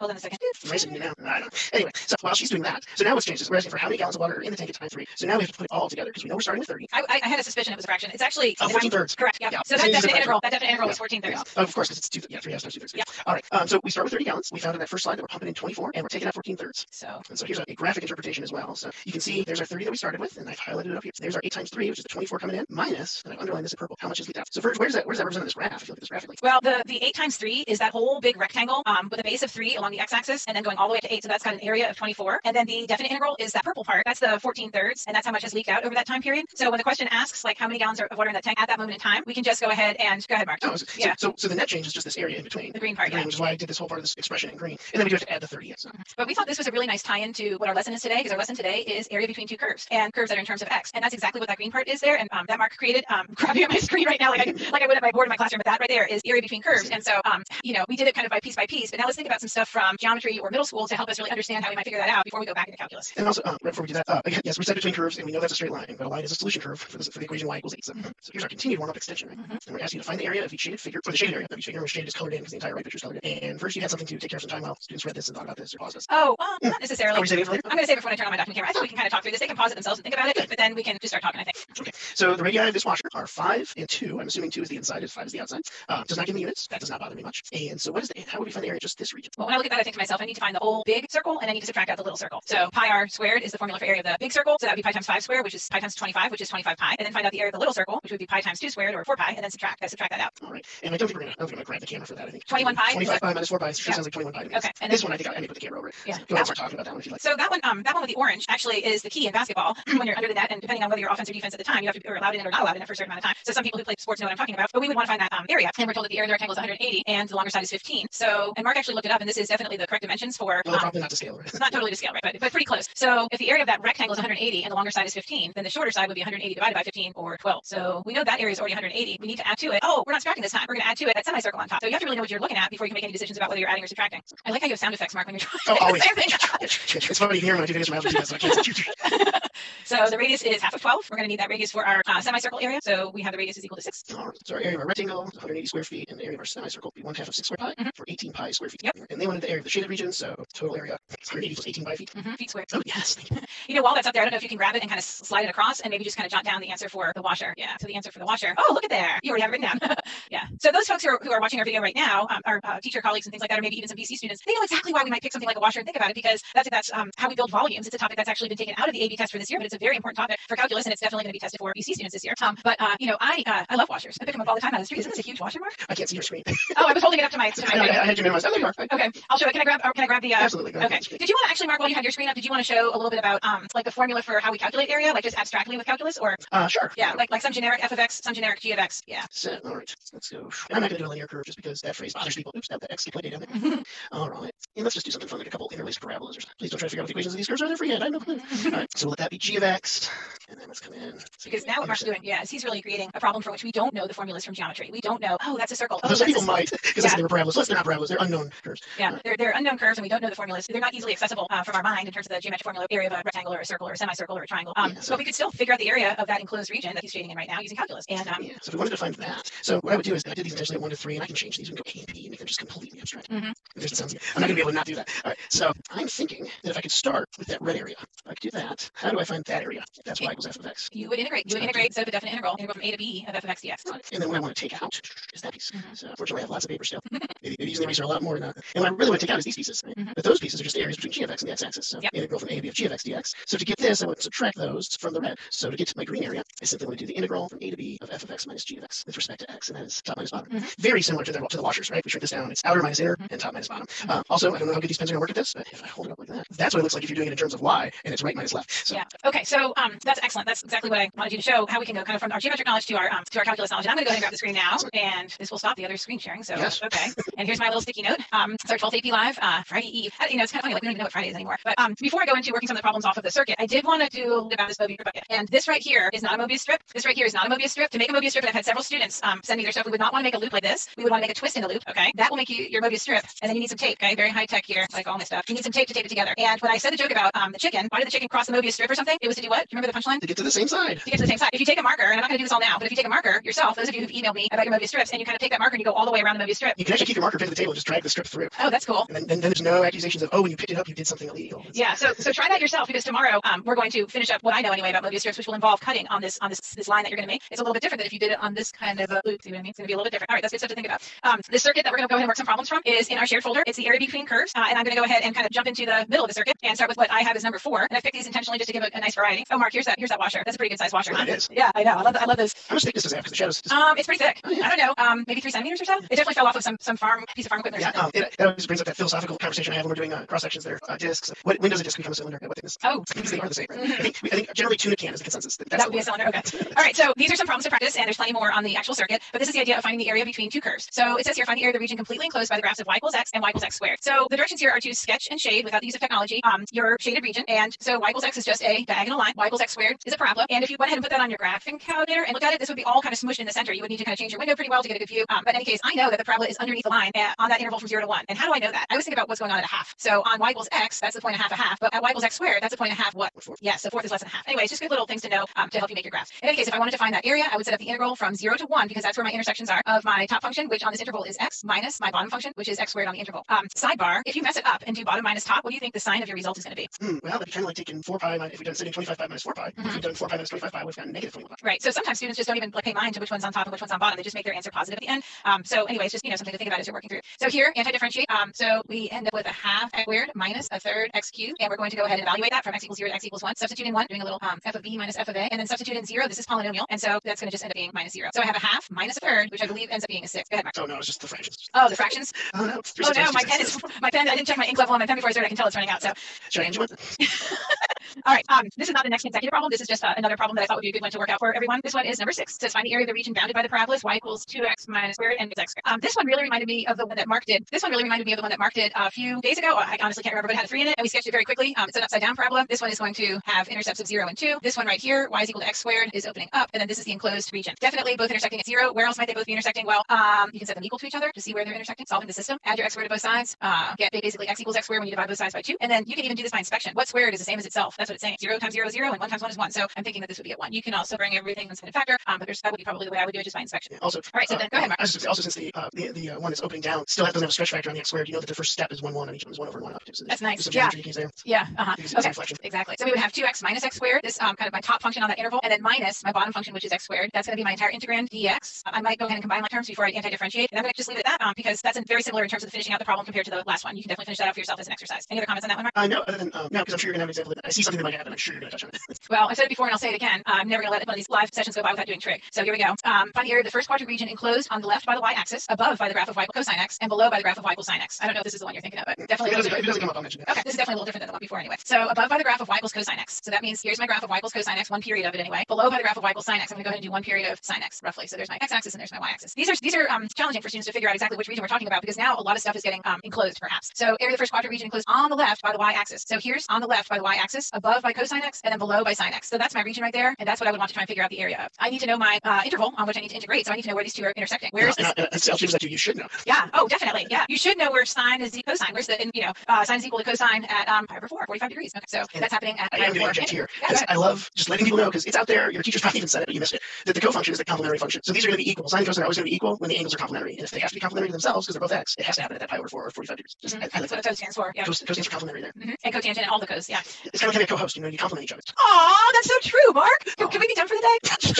And out. And done. Okay, now we have to finish this problem. Okay, so this intersection here is at pi over 4. So my definite integral would be the integral from 0 to pi over 4 of my top function, which is cosine. So cosine of x minus my bottom function, which is sine of x dx. Now this one I actually am going to finish out because you do need to remember what these different values are for the cosine and the sine function. When I anti-differentiate here, the integral of cosine x would be sine x, and then minus the integral of sine x would actually be negative cosine x, and then we want to evaluate that from x equals 0 to x equals pi over 4. And I'm going to actually move this down just so that we have plenty of room. So we really have sine x plus cosine x, and we're trying to evaluate that from x equals 0 to x equals pi over 4. So sine of pi over 4 plus cosine of pi over 4 minus, and I don't want to just be like, oh, it's 0, so I'm just not worried about it. I'm very worried when I have to plug in 0 to anything but a polynomial. So sometimes I get 0, sometimes I don't. So sine of 0 plus cosine of 0. Sine of pi over 4 is root 2 over 2 plus cosine of pi over 4 is also root 2 over 2 minus sine of 0 is 0 and cosine of 0 is 1. So this final result, root 2 over 2 plus root 2 over 2 is root 2 and then minus 1. That's my final answer for that one. Mark, you want to say anything else? No, other than if you don't like that as an exact answer, I'm sorry, that's it. You get an approximation like I do here, but that there be exact. And math teachers, we love those numbers don't bother us at all. Like we love those kind of answers, right? You can find square root of 2 on a ruler. That's not a problem. All right, got two more. So here's the next one. This one is find the area of the region enclosed above by the bell-shaped curve of y equals 8 divided by 1 plus x squared and below by the horizontal line y equals 4. Okay, so if I'm talking about the curve here, this bell-shaped curve, thinking about what Mark does, plugging in 0 for x, you would have an output of what? 8. Yep. What about plugging in 1 for x? What would you have an output of? That'd be 8 over 2 or 4. Ooh, that actually hits our line. Yeah, so that's not 4, is it? That's like 6. What's going on with that? Logarithmic graph paper. Okay, probably so. So yeah, so that's good. So in fact, this function is even, which means that f of negative x equals f of x. So if I plug in negative 1, what do I get for my y value? Positive 4. Still 4. Negative 1 squared is still 1. So I have this bell-shaped graph. And we've seen this graph before. This was our slope field match. That was one of the multiple choice. It sure was. It wasn't 8 over 1 plus x squared. It was 2 over 1 plus x squared, 1 over 1 plus x squared. Right. And watching this right now ends up becoming a mathematician dealing a lot with probability and stuff like that. This is a curve that you see a lot. So in any case, you might remember this kind of a curve from algebra 2 class when you're doing standard deviation, things like that, or even in an AP stats class, something like that. Okay, so the area that's enclosed by these two graphs or these two curves would be that area there. And my symmetry is having issues right now, but that's a little better. There's symmetry on both sides. I said this was even. So one thing that I might do if I have to figure out that area is I would just go take the figure out the area of one of the sides and then double it. So in any case, I really could figure out the integral from 0 to 1 of my bell-shaped curve 8 over 1 plus x squared that's on the top minus 4 that's on the bottom. Get that result and double it. That's probably what I would do. I usually exploit symmetry anytime I get a chance. Mark, do you have anything you want to add about that? Or? No, actually, I was just thinking if I wanted to actually put the equation for the bell curve because it's not the bell. It looks like a bell curve. It's a similar shape, but it's not. Because I know the students are fine with it. We're gonna get emails from the teachers. Well, it says the bell-shaped curve. It doesn't say the bell curve. So all you people who are composing emails right now can just hit delete. Virgin Mark, you're doing a great job. That's you can say that. Okay. So I like this example though. Again, I'm going to double it at the end. I hope I remember to do it. I could write it to you up front, but it's going to get a little bit crowded. I in particular really want to talk about this part right here, the integral from 0 to 1 of 8 over 1 plus x squared dx. Here's your embedded review, right? Exactly. And I'm actually not going to finish out this problem right now, but I do want to talk about this, how to work this part. Again, this right here with this 2, I would I would finish that one off some other time. But this right now, I want to really talk about what this is. So the integral from 0 to 1 of 8 over 1 plus x squared. Well, I can go ahead and slide that 8 out of the integral symbol, and hopefully this integrand reveals itself to me. Oh, antiderivative of 1 over 1 plus x squared. That has nothing to do with u substitution. No, in fact, u substitution is going to. Without using the u substitution you would use means you know what this is. So, and it's not going to be a log or anything like that. You know, this is actually. I'm feeling a gentleman from the south. You are? Somebody who spent some time in the sun. Oh, a tangent? Yeah, a tangent. Yes. A tangent. I was thinking of an inverse tangent actually. Oh, yes. So not just tangent. That's why I was confused. Arctangent. This is arctan. Yes, that's right. So the antiderivative of this 1 over 1 plus x squared would be inverse tangent of x. This 8 is that coefficient, and then to evaluate it from x equals 0 to x equals 1, it would be 8 inverse tangent of 1 minus 8 inverse tangent of 0. So what does inverse tangent of 1 mean? It means where is the tangent equal to 1? Where, radian-wise, is that happening? And actually, the tangent's going to equal 1 when the sine divided by the cosine equals 1. So when the sine and the cosine are the same, which we already just did. We know where it is. Very good to know. The slope is 1 at pi with a rate. It has a pi over 4 angle, right? And you told that joke about pi and 11, and now I'm just making all these little 11s with chapeaus, berets. Okay, inverse tangent of 0 is 0. That's where the tangent equals 0. So my final answer here for this portion, and this portion only, would be 2 pi. 8 times pi over 4 is 2 pi. Again, I would still have to integrate from 0 to 1 of this 4, subtract and multiply the whole shebang by 2. And we can do that some other time. I think 4 pi minus 8 is where it's headed. Just. Yeah, that's the final answer. Or actually, 16. Is it 8 or 16? That was with the 2. Yeah, that's right. That's 4 pi minus 8. No, you're right, Mark. It's actually not hard to do that stuff in your head, which Mark just proved. So, That's evidence. Marcus did it. Yeah. All right. Plenty of good places to end this video today. All right, let's get one more there. This really is the last example. Okay, so this one says find the area of the region enclosed by the graphs of y equals square root of x, y equals 2 minus x, and y equals 0. And I'm sketching them all by hand. I've been doing calculus for 30 years. I've been studying math a lot longer than that. If you need to slap these into your calculator and take a look at what's going on, that's totally fine. Especially 2020, where we're allowed to use our technology. It takes time though, right, to get out your calculator and turn it on. Without it, the advantage is yours, right? Huge advantage, right? So equals square root of x is my square root curve, something like that, and then y equals 2 minus x is a linear curve where it's kind of coming down. It's got a negative slope of 1, and then this y-intercept of 2, so it's kind of coming down like this. Okay, I'm drawing it intentionally vague. So anyway, Mark doesn't like it when I put the arrows on the curves, but he'll get over it. Okay.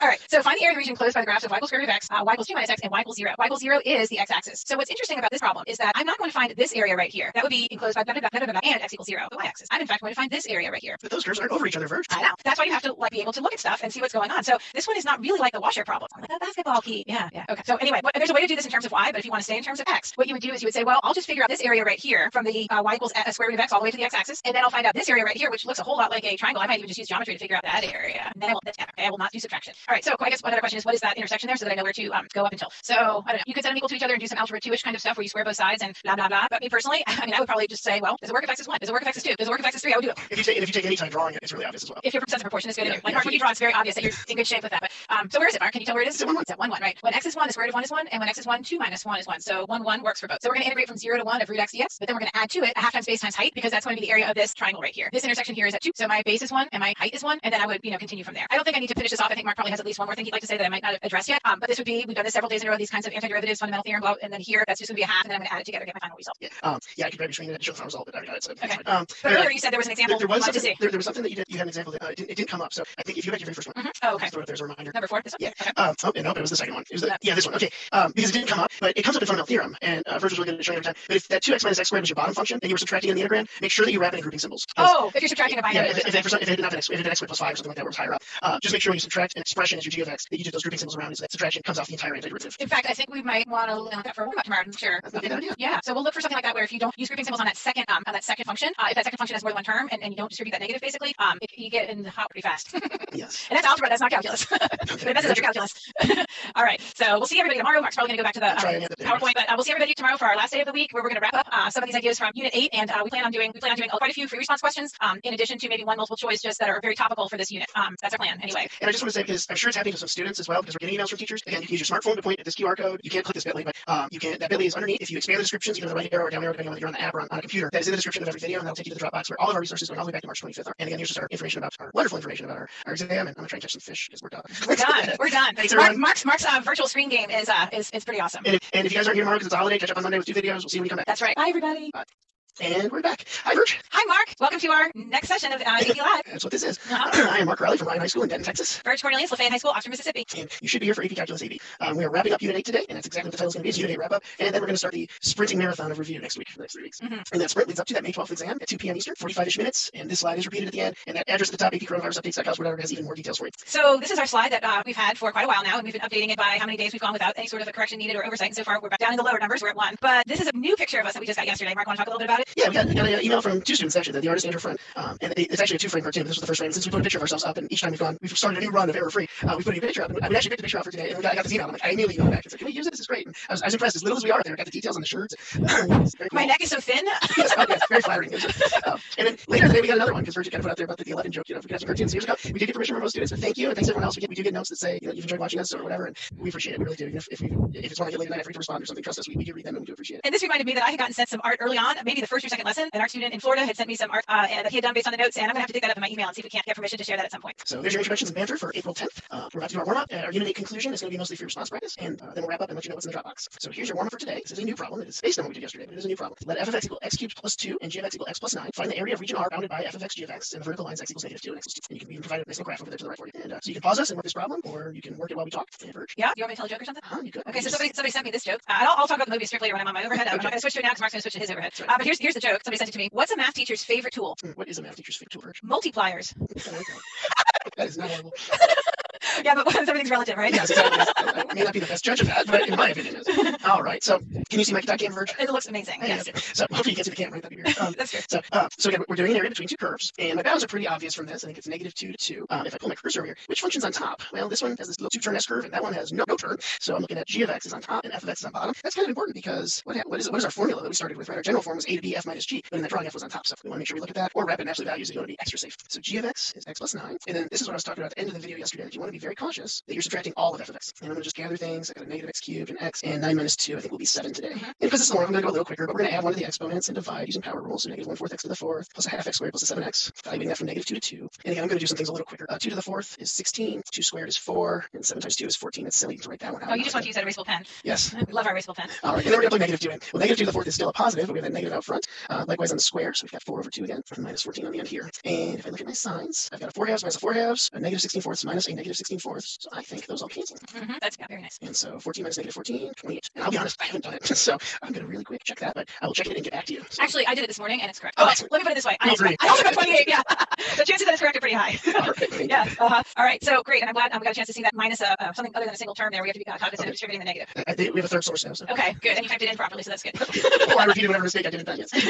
Okay, so we're going to go ahead and do our wrap-up lesson today, and we have selected several previous free response questions. They were like old friends to me when I went ahead and, you want me to grab the screen, Mark? Sure. Okay, when I went ahead and oh yeah, it's box up there, right? No, that's good. When I went ahead and started working on these this morning, I had done them all already in the past, but in any case, I hadn't done it in a while, so it was kind of fun. They were like old friends. So today is Friday. Some of you might be joining us on Monday. Several districts and schools might have today off for holidays and things like that. But in any case, it's our 13th AP Live. So it's kind of Friday the 13th. That's what I was thinking. That you picked up on that, Mark. Okay, good. Before we go into those free response questions, I do want to wrap up maybe some information. Remember, this is just a little loop, and if you cut it in half, you get 2 loops. So just a little loop. If you cut it in half, you get 2 loops. When you cut the Mobius strip down the center all the way around. Did anyone out there do it? I bet several of you did because you sent me great pictures of the Mobius strips you've made yourself. Mark, what do you think's going to happen? I'm sorry. My daughter's trying to get her hot chocolate that's across the room, so I have to mute it. I think since you're cutting that one side in half, you're still going to have one side. Yeah, it's still one side. And what's interesting, first of all, that's kind of a shocker to some folks, but also now there's 2 loops. And I'm not going to do this, spend any more time on this since we're doing calculus, not topology, but I would encourage you who've already cut it once. If you haven't cut it twice, I would encourage you to do it again sometime this weekend and see what happens. I love it when people are curious about stuff. All right, so we're going to do for sure 2 free response questions. This is from the 2016 practice exam, and Mark is so clever the way he puts these little 8s all the way across, just like the AP booklet in which you would write your answers on any other year. In any case, I'm going to go ahead and read this stem here, this get information, and then we'll work on parts A, B, and C. So in this problem here, it says a hive contains 3,500 bees at time t equals 0. During the time interval from 0 to 4 hours, bees enter the hive at a rate modeled by E of t equals 16t minus 3t squared, where E of t is measured in hundreds of bees per hour. During the same time interval, bees leave the hive at a rate modeled by L of t equals negative 2t plus 15, where L of t is measured in hundreds of bees per hour. And then part A, it says how many bees leave the hive during the time interval 0 to 2. So I'm going to go ahead and make some more Mobius strips here, just so that we can focus only on part A. Put that to the side, and I can write. So in part A, again, it says how many bees leave the hive during that time interval from 0 to 2. So I'm looking for hundreds of bees that are going to leave the hive. That's a perfectly reasonable unit, by the way. HOB. HOB, perfectly reasonable. Reminds you of the hundreds of elephants or something like that. Or hundreds of ants or something. Yeah. Okay. All right. So how many bees leave the hive during that time interval? I'm going to need to use this function here, and I'm going to go ahead and integrate from 0 to 2. Ooh, that looks like a 6. It's supposed to be a 0 of L of t dt. So that means I'm going to say the interval from 0 to 2 of this linear function, negative 2t plus 15 dt. This was a no calculator question. Of course, on this year's exam, calculator is going to be able to be used on everything. So you could go to your calculator and evaluate that. But in any case, in real life, not in 2020, in real life, we all need to know how to anti-differentiate here. So negative 2t squared, or sorry, negative 2t, the antiderivative is negative t squared, and then plus antiderivative of 15 would be 15t. And we have to evaluate that from t equals 0 to t equals 2. So I would have negative 2 squared, and then plus 15 times 2, and then minus. These are both going to be 0 when I'm substituting into the polynomial. Unlike what Mark did in the warm-up, where we had a lower bound that was, like negative 2 in the warm-up, we really had to be careful about substituting in there. But this all goes to 0. So negative 2 squared is negative 2 times 2, which is negative 4, and then plus 30, so getting 26. And then this is, what are my units? Hundreds of bees. I guess you could go ahead and write this as well. Would that be good, Mark? Is it 2,600 or 26,000? That would not be good. I wasn't about to suggest 2,600, but yeah. Yeah, so that would be better, right? Yeah, 2,600 bees. Either one of these. But also notice that virtually put an equal sign there. Although I guess that would technically be correct with the units. But what you don't want to do is have that original integral equal to 2,600. And I think really I'm playing with fire here, because if I'm thinking back to what I did earlier today, I never did this. Yeah, it's a dangerous game. And this is important for those of you that are taking the exam, because if you write the integral equals 2,600 and you don't say of bees, you're in a fuzzy land, because that function equals, that expression, that integral, that integrand equals 26. And if you start saying it equals something it doesn't, you are playing with fire, as Rich says. Well, and I think too, because we've gotten some comments about units and things like that. Here, I was never explicitly asked for the units, so actually I can just leave my answer. Well, let's see. How many bees leave the hive during the interval? 26. Oh. I don't agree with that. Okay, then I'm with you. Yeah. I think we go back to the question and make sure we answer the question, and also make sure we don't have any false equivalencies. I might not have much eraser left after this. You never use the pink one. Just go grab the pink one. Yeah. Okay, that's my answer today. 2,600 bees. All right. So in part B, and we haven't read part B yet. I'm going to go ahead and cut it. It's not that you're cutting it. It's the thing that I can hear it. You can hear the scissors. Yes. Zoop, zoop, zoop. I'm going to go ahead and cut this part off too. These are, in a house when you have kids, like this is the best I can do on scissors. But Hello Kitty scissors from I don't know when. Okay. Hold on. Sorry, unplanned steal. Because I just reached 2 feet behind me. I'm a 12-year-old. Yeah. These are on the shelf behind me because of the 4-year-old, right? Yeah. It's the best thing you can do on your scissors. All right, go ahead and grab that. Okay. Oh, we stopped share completely. All right, back to me. Okay, so in my B, it says write an expression involving one or more integrals for the total number of bees in hundreds in a hive at time t for t is in between 0 and 4. Find the total number of bees in a hive at t equals 4. So again, write an expression involving one or more integrals for the total number of bees. This kind of reminds me of what we were doing yesterday, where we've got this initial amount. So it starts with 35 plus bees are entering, and they're entering at this rate E of t right here. So the integral from 0 to 4 of, you can write E of t dt, or you can write that binomial right there would be fine. And then they are leaving at this rate right here. So leaving indicates that you would subtract the integral from 0 to 4 of the leaving bees, the bees that where the rate is going out. Okay. Yeah, it's the water tank, right? Yeah. I was trying to remember what the actual problem was, but that was what we did on the warm-up, wasn't it? Yeah, it was the 30-gallon water tank. It's exactly the same. That's right. Okay, so here I want to go ahead and then figure out each of these. I feel like, did I already figure out no, I went 0 to 2 on the other one, so dang, I have to do that all. But anyway, 35, and then plus, I'm going to go ahead and figure this part out. So 0 to 4 of 16t minus 3t squared dt. I'm just going to only work on this part right now, if you don't mind. So antiderivative here is going to be 8t squared, and then minus t cubed from t equals 0 to t equals 4. So substituting in the 4, 8 times 4 squared, and then minus 4 cubed, and then minus, again, substituting in 0, 0 minus 0. So 8 times 16, and then minus what, Mark? Am I messing up? No, it's a big number. Okay, I'm just going to leave it like that then. We're just going to leave big numbers laying where they are. It's 128. We know it's not that big. Okay. Maybe it'll cancel out with something else. I'm optimistic. All right. On this one, the L of t, that would be the integral from 0 to 4 of negative 2t plus 15 dt. And we already figured out that was negative t squared plus 15t. Evaluating that from 0 to 4, I get negative 4 squared, and then plus 15 times 4, and then minus that part's going to 0 again. So negative 16 plus 60. So I've got 35 plus, you said 128, and then minus 64, and then minus 16, and then plus 60. And that would be the total number of bees. And I did this earlier today and came up with 5,500 bees. How does that look, Mark? Are you subtracting out that entire integral on the right? Oh, dang it. Okay, this one right here. Is that what you're talking about? Yeah, that makes a lot closer to 55. Oh, it is so Friday, isn't it? Oh my gosh, my head is in a fog. That looks much more like 39 plus 16 to me. Okay, good. Right, okay, so that's 44 there. Okay. Yeah. Okay, good. Yeah, good. Yeah, now I'm good, but now I have to do the hardest part. Good to have 2 sets of eyes. Totally. I'm excited to watch you do the rocket problem. Me too. All All right, so here's part C, and I'm going to go ahead and make sure this M is showing. In part C, it says find the minimum number of bees in the hive on that interval from 0 to 4. Justify your answer. Okay, so the minimum number of bees is going to occur. Move this little thing on my screen. The minimum number of bees. This to me sounds a little bit like extreme value theorem or something like that, where I have to find the lowest down part. And I really want to check a couple places. I would check my endpoints, and I would have to then also take the derivative of, well, not really that because it's not a function. I'm going to write it as a function, but I would have to take the derivative of this and set it equal to 0, and that would probably give me another candidate. So let me see if I can show you what I'm talking about. So let's go ahead and just name this as a function. The total number of bees, T of x, is equal to the starting amount of bees, 35, and then plus the entering bees, which would be the integral from 0 to x of e of t dt, and then minus the leaving bees, 0 to x of L of t dt. And I want to know when this total number is at a minimum. So I would want to know when, or a possibility would be when the total equals, or when the t prime equals 0. That's really what I'm trying to figure out. Okay. So I would go ahead and take the derivative here of both sides. I don't know if I can squeeze that in over here, but I will. So this is going to equal the derivative with respect to x of this entire expression here. Yeah, I'm just looking at the variables. I feel like my variables might be a little bit messed up, but I think they're okay. All right. Okay. Good. All right. So then the derivative with respect to x of capital T of x, and this was arbitrary on my part. I could have called this capital B of x for bees or something like that, but I just called it t. So t prime of x is equal to the derivative with respect to x of 35 is 0. And I'm just going to write that down, although I don't have to. Plus the derivative with respect to x of this integral, this is fundamental theorem, is going to be x, and then the derivative of this integral expression with respect to x is going to be another fundamental theorem, L of x. So basically, I'm trying to figure out when does e of x minus L of x equal 0. So e of t, and I remember Mark saying this earlier, e of t and e of x, it's just really a variable swap. I can go ahead and substitute in 16x minus 3x squared, and then minus my L of t. I'm going to be careful with my parentheses this time. Ooh, it's like the day of the parentheses. Okay, and then I'm going to go ahead and do a little bit of combining here. In fact, I might sling this 3x squared to the other side, get it positive. 16x minus negative 2x, so that'd be 18x. Yes, but I'm going to bring it to the other side because I think I'm getting ready to factor. Minus 15, so that becomes plus 15 to the other side. I really like the multiples going on here. I do too. Divide everything by 3, and so you have x squared. 0 divided by 3 is 0. But yeah, so I tend to do that a lot when I'm looking at quadratics. I consider the 0 the Sarlacc pit. We're just throwing the 3 into it. How's the child doing, by the way, Mark? He seems to be all right. He's definitely with some controls over here. But he's so cute. We're going to have to get a better look at him towards the end of class. Okay. Factoring here, I'm getting x is equal to 5 and x is equal to 1. So again, this is what I would call the candidates test. Thinking back around November, we might have done some extreme value theorem with the candidates test. Maybe haven't done it in a while. But in any case, on my table here, I might put 5 and 1 and my endpoints. But actually, 5's not even on my interval, so I'm not even going to put 5 as an option. Just 0, 1, and 4. So this is the time. Okay. No. I was just going to say, in case, because everyone, not all textbooks or teachers necessarily know what is candidates test. So just a reminder that the extreme value theorem is for any closed interval of a continuous function, and these are all polynomials. There has to be a minimum and there has to be a maximum. And it has to occur either the endpoints or the critical numbers, which is what first just found, the two critical numbers for this function. So, because I think that was actually a reading convention that started calling it the convention of the candidate test. But in any case, the candidates are the critical numbers and the endpoints. Okay, good. Thank you for clarifying that. So at time t equals 0, that was at the beginning. There were 3,500 bees. I kind of lost it off the screen there, but 3,500 bees. At time t equals 4, I think that was what we had for 55. Yes, and I was going to mention, I don't know if you said 5,500 when you answered part B, but it should have been 5,500. I know. You mean this? You mean this? Oh, yeah, never mind.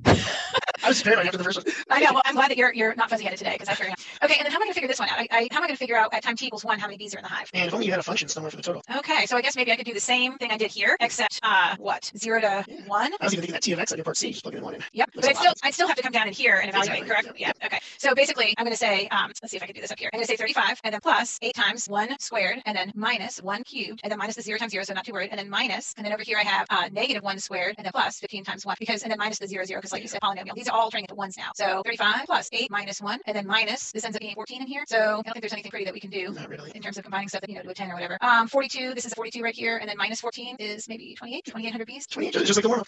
Oh my gosh, that is creepy. Okay, so right here I'm getting 28. So find the minimum number of bees in the hive. I would say the minimum number of bees is going to be 2,800 bees, and justify your answer. When you are asked to justify, that is the absolute highest bar. You have to be very explicit in all of your work and leave no stone unturned. I've used extreme value theorem here, but there's another way that you totally could have justified this. You want to talk about that a little bit, Mark, before you go on to the rocket problem? Because it probably occurred to several students of like, well, why when you found that T prime of 0 and 1 was the only critical number in the interval, why didn't you just use the critical number? Because that's how we find relative ends and axis. But when absolute, so you have to make sure those endpoints are higher. And so that's what Virtue did by finding her 28 was lower than 35 and lower than 55, since those are the only three values that might have been the minimum. But if she had done a sign analysis on it and looked at when is E of t greater than L of t, then you could do that by taking your derivative, which I think is the 16x minus 3x squared minus negative 2x plus 15, that line right before she started trying to factor it. If you took that and you plugged in, a number to the left of 1, like say 0, and a number to the right, like 2, and you could do a sign analysis and go, all right, this thing is decreasing up until 1 and increasing after, so why can't I say that's the minimum? Well, that's a local argument. So you just have to be very explicit, and you have to say that between 0 and 1, we know the function is decreasing. And then from 1 to 4, this total number of b function is increasing from that point on, so that you cover the entire interval. And you're not just talking about a little bit on the right-hand side of 1 and a little bit on the left-hand side. Which is what we do with the first derivative test, right? Right. Yeah, So you talk about a local min or a relative min. And likewise, you can do a second derivative test the same way, but it's still a local argument. You have to talk about the fact that it's continuous, and there's no other critical number between 0 and 4.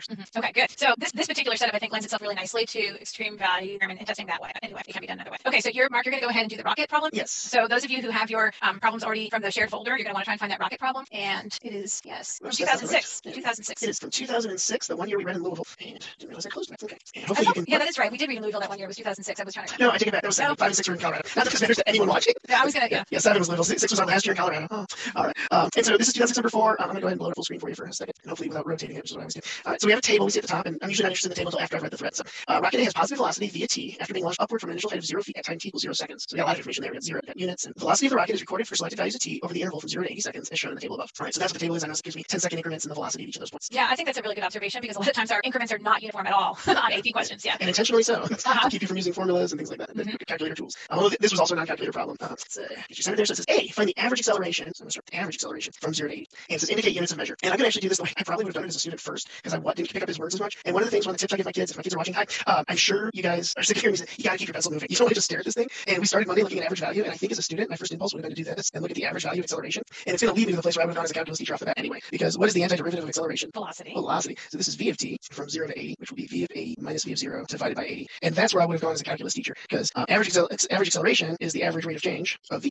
And average rate of change of v, to me, when I see average rate of change, that's a slope of v, which is, again, what I got right there. So 2 routes, we ended up at the same spot. I still need to get a numeric answer, but I can come over here to my table, and v of 80 is 49, and v of 0 is 5, and I can leave it as 49 minus 5 over 80, or 44 over 80, or even, 11/20ths, or rounding over 20, I guess. And it says indicate units of measure. Hey, I think we lost Mark. Sorry, everybody. I'm very confident that Mark is going to come back to us any minute, but I believe that we just lost him. So he was in the process of talking about this problem here, which is the rocket problem from 2006, and he had just calculated the average acceleration of rocket A over the time interval from 0 to 80 seconds, and he was just about to say what the indicate the units of measure. So that's where I'm going to go ahead and pick up. So I'm going to get my little scissors out again. Here we go. And so it's this little part right here where he had said 1 over 80 times the integral from 0 to 80 of a of t dt, and this was equal to v of 80 minus v of 0 all over 80, and he came up with 11 over 20 after he had set in those values. So what would the units of measure be? Well, as I look at this, I think to myself, acceleration was in feet per second, and then I went ahead and I multiplied feet per second times my dt, my seconds, and those canceled. Oh, sorry, that was feet per second squared, and those canceled, so then I only had feet per second. But then I came along and I multiplied by this 1 over 80, so this is back to feet per second squared. Those would be my units of measure for my average acceleration. Okay, so part B says using correct units, explain the meaning of the integral from 10 to 70 of v of t dt in terms of the rocket's flight. Use a midpoint Riemann sum with 3 subintervals of equal length to approximate that definite integral. So me personally, when I usually do these, I go ahead and I make my calculation first, I do my midpoint Riemann sum first, and then I might go ahead and write a sentence about what that means in the context of the problem. So let's go ahead and take a look at that. I remember Mark doing, it was a right Riemann sum the other day, and he was looking at the table. We're going to go ahead and now do a midpoint Riemann sum. So from 10 to 70. So we're only talking about from t equals 10 to t equals 70. So my first interval would be from 10 to 30. My next interval would be from 30 to 50. And then my last interval would be from 50 to 70. I'm just going to get myself in a clean paper so I can do this. Okay. So then from 10 to 30, I would have a width of 20, and then I would be multiplying it by a height of 22. Plus, on my next interval, I have another width of 20, but I'm multiplying it by a height along on the midpoint of 35. And because these widths are even, or uniform, I guess I should say, I can just factor that 20 out, which is what I'm doing. And then plus, on the next interval, I have a height of 44 on that midpoint. So I have 22 plus 35 plus 44, all times 20. And this is getting me this approximation for this definite integral. And I had done this earlier today, so I'm just going to take a quick look at what I got. And I had gotten 2020. And let's think about what the units would be there. I'm integrating velocity, and so I'm coming up with feet. Using correct units, explain this meaning. So that would be the rocket's height increased by 2020 feet from time t equals 10 seconds to time t equals 70 seconds, something like that. Then in part C, it says rocket B is launched upward with an acceleration of a of t equals 3 over the square root of t plus 1 feet per second per second. So now we've got this other rocket. Instead of rocket A, we've got now rocket B. At time t equals 0 seconds, the initial height of the rocket is 0 feet, and the initial velocity is 2 feet per second. Which of the two rockets is traveling faster at time t equals 80 seconds? Explain your answer. So let me read that again. Which of the two rockets is traveling faster at time t equals 80 seconds? Traveling faster really means, oh, Mark, are you back? Yes. What the heck happened? It wasn't internet. It was a hard crash. My computer froze. Every screen was frozen. No input, control, delete, nothing. So I just went through a whole hard reboot. And sorry about that. Hi, I'm back. Well, my work on this was, I think, okay. I'm sure it was spectacular. Well, if it wasn't, we'll find out. But I was just getting into part C. We'll figure out which one is faster. Okay. At time t equals 80. I think I know for rocket A, I know how fast rocket A is going at 80. Sure, it's like 49, doesn't it? It's 49. So I have to figure out if rocket B is faster than 49 or slower than 49 at time t equals 80. Do you want me to keep going right here, or you want to try and pull up your screen, Mark? Well, let's see. Because initial velocity of 2. And actually, no, they did this one different, right? If you look at the scoring guideline for this one, which I know you guys don't have with you right now, I'll go ahead. I'll grab a screen. Yeah. Well, no, I can't, so I'm going to talk you through it. So, no, I do it as an accumulation, right? So me the initial too. velocity of 2 plus the integral from 0 to 80 of 3 times t plus 1 to the negative 1/2. Okay. Just because I want to do that as a power law, I would have rewritten it. Okay. I'm just going to do this. Yeah. Okay, there you go. So, 2. So this is initial velocity plus this accumulation of velocity, because that's what's happening when we integrate the acceleration. Oh, that's nice. I'm actually doing it here. So the integral of t plus 1 to the negative half is 2 times t plus 1 to the 1/2. So we add 1 and divide by half or multiply by 2. Yep, we have this little 3 out front still. The 3's there, the 2 plus is still there. Oh, the first has to do the integral separate, right? Well, this case, I guess and then this is matter. 0 to 80, but that 0 to 80 is only on that's 6 times the square root of t plus 1. And so that's going to get you, I don't know if I have the ability to, I'm not a co-host right now, so I can't steal your screen. It's okay. So just talking through, it says 6. Yeah, plus the square root of 81, right? Minus 6 times the square root of 1. Oh, I got my co-host again. I just made chat bubbles. Thank you. 6 root 81. Thank you, unnamed person. Yeah, you can now. So that looks a lot like 54 minus 6 to me. Plus this other 2 plus from the 2, before. so that sounds a lot like 50.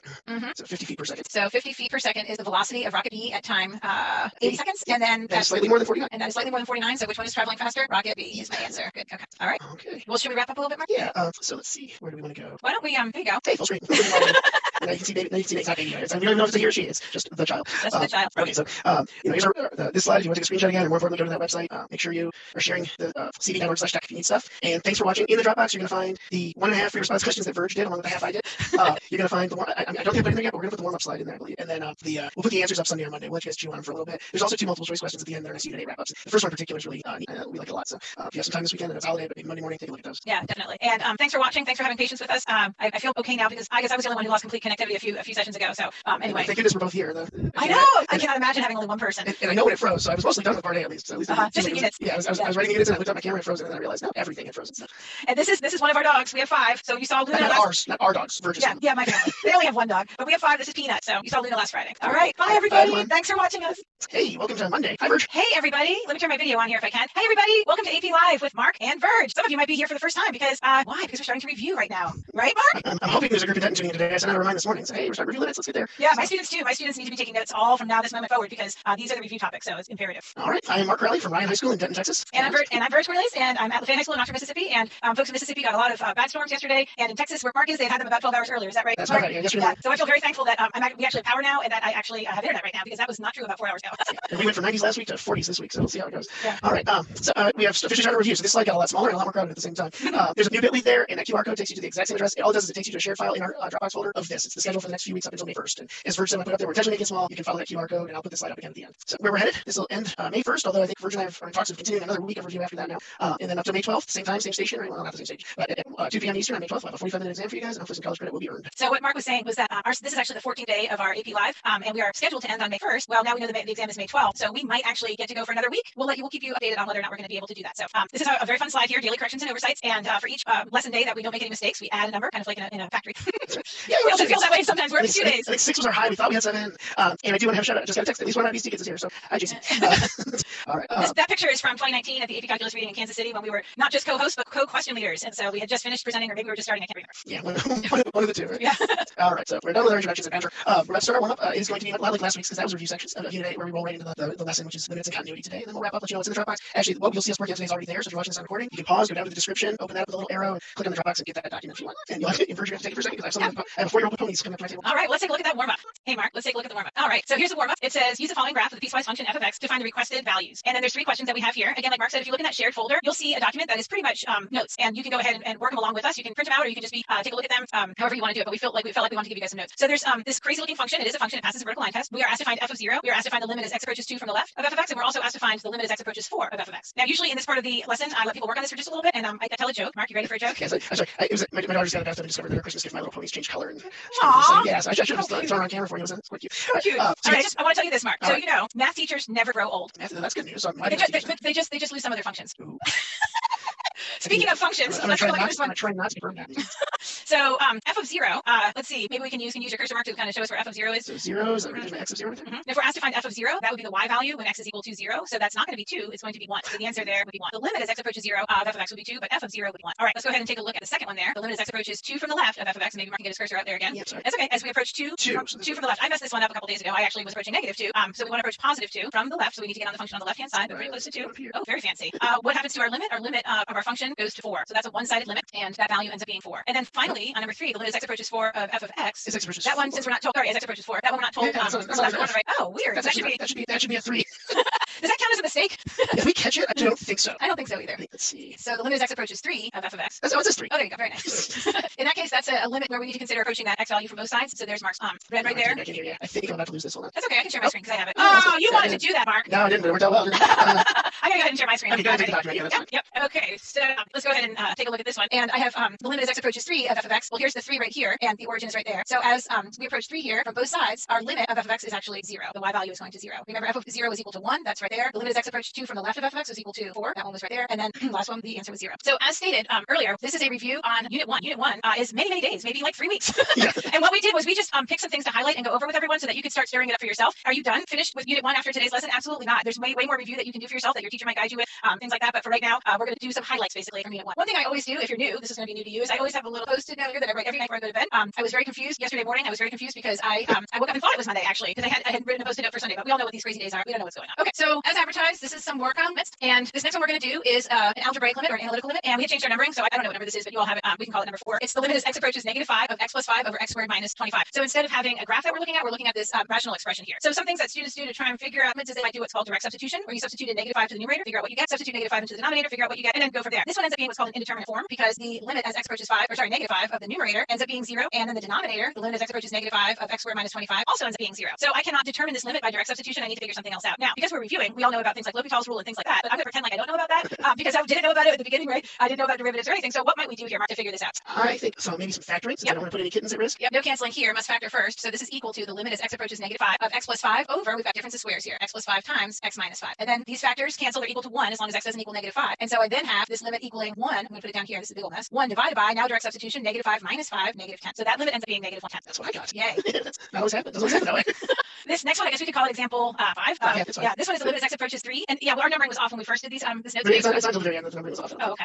Limit as x approaches 3 of another rational type expression. Let's see what happens with direct substitution. 2 times 3 is 6. 6 is 9. Square root of 9 is 3. 3 minus 3 is 0. Divided by 3 minus 3 is 0. So this is another indeterminate form where I need to do something else to figure out this limit. Probably something algebraic. Got a square root. What do you think, Mark? Oh, geez. Well, it's kind of related to that denominator number 4. If I could do some handy conjugate work, that would be pretty cool. Ooh, so back to algebra 2. When you think about a conjugate, a lot of times it's when you're trying to rationalize a denominator or dealing with an an imaginary number. But here we're going to rationalize the numerator. So square root of 2x plus 3 and then plus 3 is what I'm multiplying numerator and denominator by. And I intentionally set this up strategically because my middle term will cancel in the numerator here when I expand. So I get root 2x plus 3 times root 2x plus 3 is just 2x plus 3. And then -3 times 3 is -9. And then in the denominator here, because I've done about 657 of these in my lifetime, I know to not. How do you know how to do that so fast? Because I've done a lot of them. Yeah, well, I know also not to distribute in the denominator because I know I'm setting this up. I know that I'm setting this up so that I can cancel somehow with the numerator. And indeed I can. 3 minus 9 is -6, and then I can factor out 2 because I have 2x minus 6 is the same as 2 times x minus 3. And this is still my limit as x approaches 3. I'm just trying to do some algebra to kind of massage this and get it to where I can substitute a direct substitution that'll work. I think now I can. This is equal to 2 divided by the square root of 2 times 3 is, wait, I already did that, didn't I? I think I did that, right? So I end up with 1/3. It's 2/6, which ends up to be 1/3. Is that what you got, Mark? Actually, no, I got 2 over 6. Square root of 9 is 3 plus 3. Yeah, 2 over 6. Isn't that the same as a third? Oh, yeah, I was thinking, I don't think I can simplify it. I think I just looked at it. You're right, 2/6 would be a third. Giving me a Sorry. attack. Oh my Sorry. God. No problem.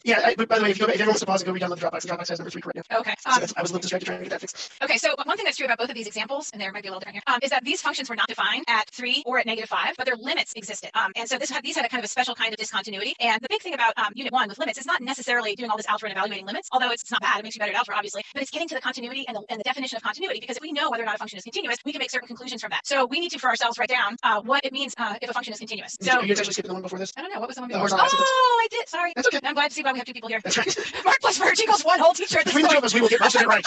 Okay, sorry about that, but this is another use of limits besides talking about continuity. It says here on this one, find the horizontal asymptote or asymptotes. This function f of x is equal to the square root of 4x squared plus 7, all divided by 3x minus 5. Now, horizontal asymptotes are going to be really discussions or equations that are telling us about the end behavior, what's happening at the extremes. So this is really a question about what's happening to this function as x approaches infinity. So what's happening to the square root of 4x squared plus 7 divided by 3x minus 5 as x approaches infinity? That's going to be one of my possible asymptotes, and then maybe something else is happening as x approaches negative infinity. We'll take a look. So here in these kind of problems, I think to myself, well, as x gets really, really large, this minus 5 and this plus 7 is like sand on the beach. I mean, it's like this, right? It's like just like the pixie dust. It doesn't really go to help understand what's happening at the end. But this square root of 4x squared is really, really important, as is this 3x. So in terms of the degree of the numerator and the degree of the denominator, you might say to yourself, well, I see a square here and just an x here, so the degree of the numerator is higher. No, the square root of 4x squared. So essentially, as x goes to infinity, the square root of 4x squared is actually the absolute value of 2x. And then in the denominator, I have here 3x. So as x gets very, very large, this ratio right here actually becomes 2/3. You can even think of numeric analysis here, like what happens when you plug in 100? What happens when you plug in 1,000? I always do things like when you're talking about house, grains of sand or whatever. Is that, if x is like Bill Gates, we had $7 at the end. Yeah, it didn't really change Bill Gates much at all. So it's Bill Gates divided by, Mark Cuban. And if plus or minus 7, $5 is not going to matter. Right. So when I'm saying like a numeric analysis, I'm thinking about like an input output here, 2 times 1,000 as x goes to infinity over 3 times 1,000. That ratio is still 2/3. So y equals 2/3 would be one of my horizontal asymptotes. And maybe it's my only one. I don't know. Let's see what's happening on the other side. A lot of times there's only one horizontal asymptote, but if there were, we probably wouldn't have picked it as an example. All right. So limit as x approaches negative infinity of the same expression here. Same idea as I'm going all the way out to negative infinity. Really what I'm considering is the absolute value of 2x because that's the square root of 4x squared and then divided by 3x. Numerically, what happens there at these very, very large negative values or, negative 1,000, negative 100, negative 222 million. I don't know. What's going on? Same thing. Y equals 2/3. Wait, are you throwing negative numbers? I'm throwing in a negative for each of the x's. So I've got now 2 times negative 1,000, take the absolute value of that, get 2,000 numerator over 3 times negative 1,000. That's just going to be negative 3,000. So to me, it's looking like my other asymptote is y equals negative 2/3. Yeah, sounds right. Sounds good. I'm going to steal your screen for a sec. Okay. And just for anyone who wants to analytical in that absolute, because that absolute value 2x and it bothers some of my kids. I actually don't write this. I do it exactly how Verge showed it. But if you factor 4x squared off of this, or I rewrite this as 28x squared over 4x squared, or I guess, I'm sorry, 28 over 4, the next square root. If you factor this off, this square root is going to approach 1. If this gets really big, that's going to be really small. So just 1 times that and then minus 5. Of course, we end up at the same place because math works. Yes. But for that analytical of like, well, how can I pull that part out and just leave the 7 behind? Well, because the 7 over stuff that you divided out is going to approach 0 and go away as x gets really large. It's going to approach going away. Never quite goes away, which is why we never get to the asymptote. Yeah, that's excellent, Mark. I tend to be not as formal like that. Even though I dress formally, I'm wearing velvet today. That's how cold it is here. But I tend to be a little bit more informal as I approach math, and Mark tends to be a little bit more formal. So we definitely complement each other. I was gonna say, hopefully that works out right. Yeah, hopefully. All right, now tell me if I'm right now, Mark. And we're going to talk about this. You're where I am now. Okay, so function f is said to be continuous at x equals a if and only if three things are true happening here in this neighborhood of x equals a. First of all, f of a must be defined. F of a must exist. Okay. Secondly, the limit as x approaches a of f of x also must be call it L or something like that if we wanted to, or we might say exists. That would be okay too. What this means is that the limit from the left, the limit as x approaches a from the left of f of x is equal to the limit as x approaches a from the right of f of x. These all exist and they equal that same result. And then finally, a function is said to be continuous if these two are equal to each other. If the limit as x approaches a of f of x equals f of a. If that's true, then the function is continuous at x equals a. Likewise, if f is continuous, then that will be true. That's what the if and only if means. It goes both ways. And you'll see it used both ways quite often.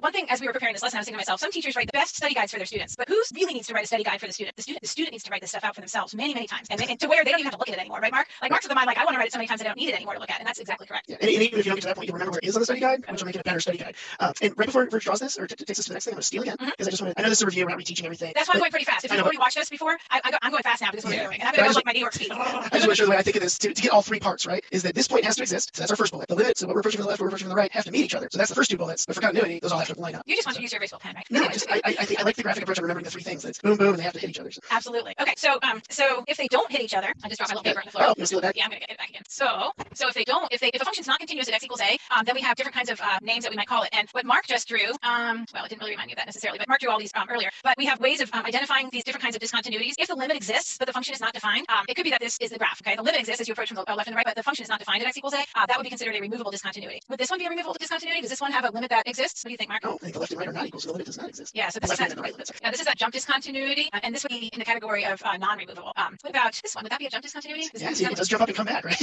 That's true. But the first thing you said for the removals was the limit exists, right? Yeah, the limit has to exist for the removal, so that's a nice example. There's a hole we can fill in to fix it, right? So we can move the dot, or we can just color in the circle, and then it's removed.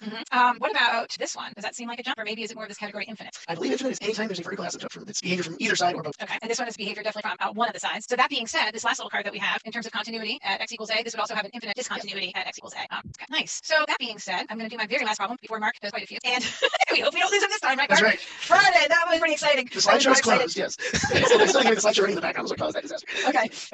So in terms of continuity, these are some classic questions. It says here, find a value of q that will make g of x continuous. And then we've got g of x as this piecewise function, q x plus 3 for x is less than or equal to 1, and then x plus q quantity squared minus 10 for x is greater than 1. So we want to find a q value that will make this continuous, so that as we come from the left and as we come from the right, we get to the same y value. So we're not being asked to prove or justify anything here. I'm not going to go ahead and throw limits up there. I'm just going to think to myself, well, I want when x is equal to 1, I want this linear piece to be equal to this quadratic piece. That's where the issue is happening. This is linear, this top piece, very continuous, quadratic, very continuous. It's at x equals 1 where the issue is. So I'm going to go ahead and substitute 1 in for x. So q times 1 plus 3 is equal to 1 for x on the quadratic piece, 1 plus q squared minus 10. Q times 1 is q. That looks like an 8. Gosh. Hold on a second. So the q is my wife's fault. Okay. When I was writing these up last night, I kept saying, hey, pick a number. There was a 43 at some point. She's like, is that too big? I'm like, no, but the q, she's like, q. I was like, this is terrible. Okay. You run out of letters pretty quickly though in math, and some letters are definitely like, reserved, why right? don't you pick the letter O? That would be good. That doesn't happen. Lowercase l. Yeah. All right, so here we go. These are better, looking like a first grade cube, but it's okay. All right, so q plus 3 is equal to, I need to expand this. Well, times 1 plus q, I'm going to get 1 plus 2q plus q squared. Bring down the minus 10, and then I've got q plus 3. And this is looking like quadratic. I'm probably going to need to factor, so I'm going to bring everything to one side. So let's see, subtract q, get my q squared plus q, and then 1 minus 10 is negative 9, and then minus 3 is negative 12. That's not too bad to factor. Q plus 4, q minus 3. So my 2q values would be q equals negative 4 and q equals positive 3. So true story, when I was doing this last night working on what Mark had typed up, I actually made an error in here. It factored really nicely. It factored great anyway. And then I went to check it and I started plugging in and doing a little mental math. I was like, this isn't working. So I think that's important to check the reasonableness of your answer. Both of these, if I plug back in, end up working. And you can make beautiful graphs on Desmos showing, the line coming into the parabola and all that kind of stuff. And it really does work. But there are two solutions that work. I think in the interest of time, we might go to the next question, but I would encourage you to check those for yourselves and check them graphically as well in Desmos. Mark, you ready to steal my screen? Yes, we cheat. Trust no one. Not even yourself. Just rearrange that, please. So we get this one, number 80, and 8. So give a selected value, continuous function, check for fewest number of times, age of 43 on the interval from 0 to 3. There's that 43. Well, yeah, there's a 43 moment right after the cube. That's her jersey number. Alright, so we've got, looks like regular intervals here, 0, 5, 10, 15, 20, 25, 30. And h of x is 100, 40, then 40, then 110, followed by 30, 10, 15. So fewest number could be 43. So what are we talking about here? So we go from 100 to 40, but what do we know about how we're going from 100 to 40? We're going there in a continuous fashion. We are, right? I mean, it says continuous, so. I just realized my headset's not working, so you probably see my chat. I can hear you just fine now. Yeah, but it's using the microphone up here. Yours on the fishbowl. That was what I was like, because I still got the muffs on. Okay. Sorry about that. All right, so I was like, why is it so weird? I'm going to lose signal again. I don't know. So we're over 140 in a continuous function, which means we're hitting every value or all of the intermediate values. Looking at intermediate value theorem. And the conditions for intermediate value theorem are continuous function and looking for a value, 43, that's in between 140. So if I just want to say, where could 43's be? There could be a 43 right there. From 40 to 40, do I pass through 43? Maybe, maybe not. We're not guaranteed. That is the correct answer. Thank you. I asked, I said, are we? I don't know. But must we? No. And then 4110, we're going to have to pass through 43 if we take a continuous curve. From 110 to 30, we're going to pass through 43 again. From 30 to 10, we don't have to, but we might. We have no idea what's going on between these. It doesn't even have to be differential. There could be a zigzag going on, and we can hit 43 6 times in here, but nothing has to happen. So it looks like 1, like 10 to 50, there's another one. So it looks like 4, because they did ask for the fewest, and I have to hit at least 4. What's the most I can hit? There is no answer. So Mark brings up intermediate value theorem, the condition for which is continuity. So if you know that a function is continuous, you know that you can appeal to that intermediate value theorem. So anyway, there was no justifier or anything here. Just had to answer how many times fewest number is 4. So number 9, given that the limit of v of x as x approaches 7 is 6, and the limit of v of x as x approaches negative 7 is 3, and lastly that the limit c of x as x approaches 7 is 5. First, did you notice these were your initials? Aww, so nice. And that v of x and c of x are continuous. You were really grasping. Like, I was like typing this up. I just didn't want to roll f and g. Yeah. If you say that fast, it sounds a little risky. F and g. All right. The limit as x approaches 7 from the right of v of the opposite of x minus 5 times c of x. So we're looking at limit properties. We didn't discuss these at all today, but you have some properties, and a lot of them have to do with continuity or the limit existing. But because we're continuous, we know the limit exists everywhere. And if the limits exist, this gives us a lot of flexibility with these properties. Now, I know the limits can exist because these are two continuous functions. I'm combining them in various arithmetic operations. So we don't know about the limit as x approaches 7 from the right. If the limit exists first. If you approach 7 from the right or if you approach 7 from the left, it doesn't matter. If the limit exists, you're getting to the same spot. Yeah, I'm more curious about what's going on with that v of negative x. That was totally superfluous. And then I can also break these up. So yes, I just did that on my paper. And so I'm losing the plus, and I'm pulling the operators out. And I'm talking with my hands, which is wonderful. You can't see. This negative here, obviously, is just the subtraction. And then I can pull the constant out, because if I multiply a graph by 5, all I'm doing is stretching it 5, so all the limits get moved proportionally. This one's really easy. Limit is x approaches 7 cx, they flat out gave me. And like Verge said, this is the one she was concerned about. This v of the opposite of x. So x is approaching 7. So as x approaches 7, what is the opposite of x going to approach? Are you asking me? Yes. Okay, so that would be negative 7. Negative 7. So I'm really looking at, as this inside approaches negative 7, what does v approach? So that actually becomes that. And so the reason we can do this is we're looking at symmetry, right? Or at least reflection. Or at least a reflection, right? Yeah. We're plugging in 7, and then we say opposite. Well, the opposite's over here, and I've got this graph of v doing whatever it's doing, but I know it has a limit of 7 since it's continuous, so I know that's the actual function value. And it's 3 at negative 7. So I'm asking for the limit at 7, but then when I look at negative 7, I flip over here. So this is going to be 3 minus 25, or negative 22. And that is not a usual problem, but it is the kind of problem that's cool to stick on a test when you're not going to be able to Google the answer on the internet. Try typing that into Wolfram Alpha and see what you get. And I might also say that we went through that really quickly right now, but I had never seen that question before last night when I was working it, and I thought about it for a while. It took me a while to figure out what was going on there, and I think that's an important challenge to take and think about it for a while, and then come back to it and see if you understand it better. Yeah, it's a cool problem. All right, number 10, I'm going to slow down on. We got 5 minutes left. This may be the last one we do. I think we may leave the others as your assignment / homework to discuss tomorrow for warm-up, possibly. I don't know if that seems like something you want to do, Verge, or if we just want to jump into unit 2. Yeah, I mean, we could definitely, we can definitely put one of those on the warm-up, but there's also going to be something else in the shared folder that they can work on that extra circuit that we put in there, but you'll talk about that later. Yes, actually, it's not in there yet. I'm going to put it in immediately after, because I have people working on it instead of listening to us. Clever. Yeah, no, it's a teacher trick. You hear those out ahead of time. Some kids working on it in the corner. Okay, so we're looking at the limit. And this one you might try approaching properties. I know a lot of people have this one memorized, that, as a approaches 0, sine a over a equals 1. Yeah. I have it memorized. Yes, or as b goes to infinity, sine b over b, which is 0. But this doesn't actually, you can make this a 1 over x squared, and you can do a little bit that's close, but it's not going to get you that exact stuff. So there's some other strategies we can use. What I do know is, let's look at this actually isn't going to exist. But what's the limit as x approaches 0 of sine of 1 over x? Well, it's got an oscillating discontinuity there. Right. But I believe that value is always in between 1 and negative 1. Right. I mean, yeah, because sine never goes higher than 1 or lower unless you have an amplitude change. Yeah, 1 over x, right? If we're approaching 0, it's approaching infinity from the right, negative infinity from the left, and faster and faster. So this sine wave is getting faster, faster, faster, but it's always bounded by 1 and negative 1. So we know it's hitting all of those values over and over again. But now I'm going to think about, what about x squared? As x approaches 0? Yeah, what if can I say this? I'm going to take the limit away for a second. And actually, I probably should take the limit away there. There is no limit. The limit doesn't exist, but the function is bounded. Thanks for the erasable pen. No problem. I'm a big helper. Might need to send some more. I know, right? So I'm going to multiply this side by x squared, the interior, the middle, because it's a compound inequality equation, and the right side. And now, why don't the inequalities change? Normally we have to check for that when we start manipulating like this. X squared is always positive, so you're not going to need to change the inequalities. X squared is greater than equals 0, so we're good as far as it actually doesn't equal 0. We'll talk about the limit. So we're allowed to do that. And now I'm going to take the limit of each part. And the limit of the opposite of x squared is x approaches 0. That's a polynomial. Now, how do I evaluate limits of polynomials? Just direct substitution, which, by the way, you did not do at the beginning of this problem, but I think you assumed that people kind of went ahead and plugged in and saw there was an issue. Yeah, all right. And the limit of x squared is x approaches 0 is also 0 by direct substitution because they're continuous. We know the limit equals the value of the function. And polynomials are everywhere to do. So now it looks like my limit is between 0 and 0. Seems like it's getting squeezed. Seems like a squeeze theorem. I totally understand that so well, Mark, because you explained it. That's great.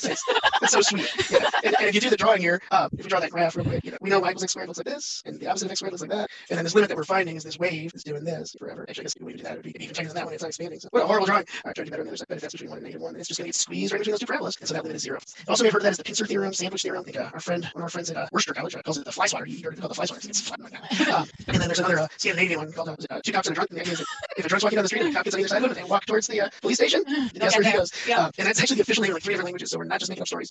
All right, it is 1:45. Problems that are left for you on this document is a tram problem, which it looks a lot like number 8 that we did, the intermediate value theorem. There is another table that has a calculator on it, which means you're going to have to do calculator active to evaluate some numbers there. A particle problem with the table, and then a compound inequality that we ask about continuity. So you're going to have to look at those 3 bullets of continuity as well as figure out how to show each of those is true. Along with that, there's a review circuit that is that's going to be in the Dropbox very soon. It's one I wrote. I do want to warn you, there's a calculator active one that's a table, and things like if you get an answer like 1 over the square root of 5, it is not in there as 1 over the square root of 5 because I want to make you have to look for it. I don't want you to be able to work the circuit backwards. So you'll have to transfer that into a calculator. You can type over SQRT5 into a search engine, and the number will pop up for you, so you can find those decimals. And there's also a factoring of 2 cubes in there that you might want to look at. Right, but our exam this year is 100% calculator allowed, so definitely blow the dust off your calculator and use it some, between now and 4 weeks from tomorrow, because that's when the exam is, May 12th, 4 weeks from tomorrow. Something like that. Yeah. And again, thanks for watching. Those are the links, and I'll put that one up last. Well, that was a stop sign on me. If you have people that are looking for tech, there's still that site, and I said I was going to put this slide back up. I'll give you one last chance to get that schedule, because that is not the bit.ly that's in the description. The bit.ly that's in the description is to the whole folder. So. Okay. Tomorrow we'll be doing a review on derivatives. That's the entire unit, basically all the derivatives you need to know, except those that require chain rule. So that will be tomorrow. I'm looking forward to it. We've got lots of good resources to share with you tomorrow, so we hope you can join us. Anything else, Mark? No, Bye, everybody. And we're live. I was actually producer sending internet connection problems. I was afraid, what if she loses this connection while we're waiting for the go command? So well done. Yeah, welcome to our second day of review. Hi, Mark. How you doing? Doing all right. Good. So I am Mark Riley from Ryan High School in Denton, Texas. And I'm First Cornelius. I'm from Lafayette High School in Oxford, Mississippi. This overview is for where we're headed before May 1st, right? Before we actually, maybe we'll see. But this is our plan for review, getting through these units. It's really small on screen. That's okay. You can take a screenshot or you can take a picture of this QR code, click that link. It's at the top level of our Dropbox. So if you go to the Dropbox link, which will be shown at the end of the video, it's in the description below. You can go, it's at the top level, just as scheduled from April 13th to May 1st. So. Or you can not worry about it and just join us every day. Yes. Because you know what? You guys are awesome. We had, I think, the second most number of views yesterday, and that's amazing because we were only behind a course that has way more students than AP Calculus, but everybody came to ours. Yay for you. So this slide again, if you go to apcoronavirusupdates.college.org, you can get all this information. I think we've covered it, but expecting 2 free response questions of 25 minutes and 15 minutes coming up on May 12th. So. That's right. And we've had some questions from teachers about the AP exam, and so definitely go and do some of that research on that site so that you know it's ready, what's happening for your students. And I think this is 3 out of 6. So. Yay! We're going to go for 4 today. Today's easy day. Way to jinx it. So yeah, we didn't have any mistakes in the last 3 classes. All right, so we've checked off our first bullet here. It is April 14th. I think the next slide I may not have changed that much. We're going to do our warm-up. We're going to talk about derivative definition and basic rules of differentiation, and then we'll wrap up and let you know what is already in that Dropbox if you haven't gotten it already. Yay. So here's a couple warm-ups. If you want to say anything about them, you want me to read them first? Well, no, we worked on limits yesterday, so we thought it would be good to give you a couple limits as practice. We did discuss whether or not we wanted to do some of those problems from our notes pages yesterday as a warm-up, but we're probably moving those to Friday. So these are limits that we intentionally picked, not just to keep you busy, but to try and bridge us over to what our lesson is about today. So you can evaluate those, just straight up evaluate them using some direct substitution or algebraic techniques or whatever. But you might also think about why they pick those. All right, do you want me to tell a joke or not? Well, I expect you to. Okay, here's the joke. Why couldn't the angle get a loan? Okay, so probably gonna avoid the acute. So why did the angle get a loan? Why could not? Is that why it couldn't? Yeah, why couldn't the angle get a loan? Why couldn't the angle get a loan? Because its parents wouldn't cosine. All right, Mark, are you going to steal the screen and go over the warm-up? Sure. Yes, let's. Okay, so this is the limit as x approaches 4. So he's doing that. The limit as x approaches 4 of x squared minus 16 over x minus 4. You probably try direct substitution first. That doesn't work for you because it's an indeterminate form, so you try and do something else, such as what? So x squared minus 16 over x minus 4, is that correct? Yes. And if we plug in, we get that indeterminate 0 over 0, and so we know that didn't work. But the 0 over 0 is a clue that there might be something more going on. So when I teach algebra 1 algebra 2 kids, I say this, if they see 2 squares with a minus, that should set off a bell in their head. Like that? Yeah, difference is Or more like this. Something Pavlovian. Because that's definitely something where, I haven't taught algebra in a while, but the last time I taught algebra 1, we did 50 of those a day until everyone got them right. It took 2 days. They didn't believe me the first day. And then I can cancel those because it's in a limit, right? So it'll be the same as the limit as x approaches 4 of x plus 4. Now direct substitution works, and I get a limit of it. Yes. Right? And my second one, if you want to read that to me. Sure. It's a limit as h approaches 0 in the numerator x plus h quantity squared minus x squared. Okay, you remembered it. Yes, all right. Okay, yeah, because we kind of know where this is going. I also have inside information as the author of the problem. I'm sure I'm not the first one to have written it, though. Okay, so you want to use conjugates here first? Yes, sir. That would be for a square root. And if I plug in the 0, if we try the substitution method again, you'll see that I get x squared minus x squared on top and 0 in the denominator. You'll also notice my notation of limit gets sloppier and sloppier as the problem continues. So x squared, x plus h squared, that's an x squared, and then we do that distribution of x times h and h times x, 2 x h's, and then h times h, and I misspelled my addition sign. Just turn it 90 degrees again. Reach. And now some stuff goes, right? I've got those guys can take each other out. We'll have a good time. Sorry, I can't help it. It just reflects. I've never heard that one before. Oh yeah, Where'd they go? Yeah, I've got a bunch like that. Like, how do we get x alone? Well, invite a couple drinks and we'll factor h out. Why am I factoring an h out? You're going to go ahead and h divided by h as long as h is not 0 is 1, and so that cancel. And then using the direct substitution, 2x plus 0, or simply 2x. And so my answer's in terms of x, because we didn't know what x was. We know h is approaching 0. We have no idea what our x is doing. So switch out.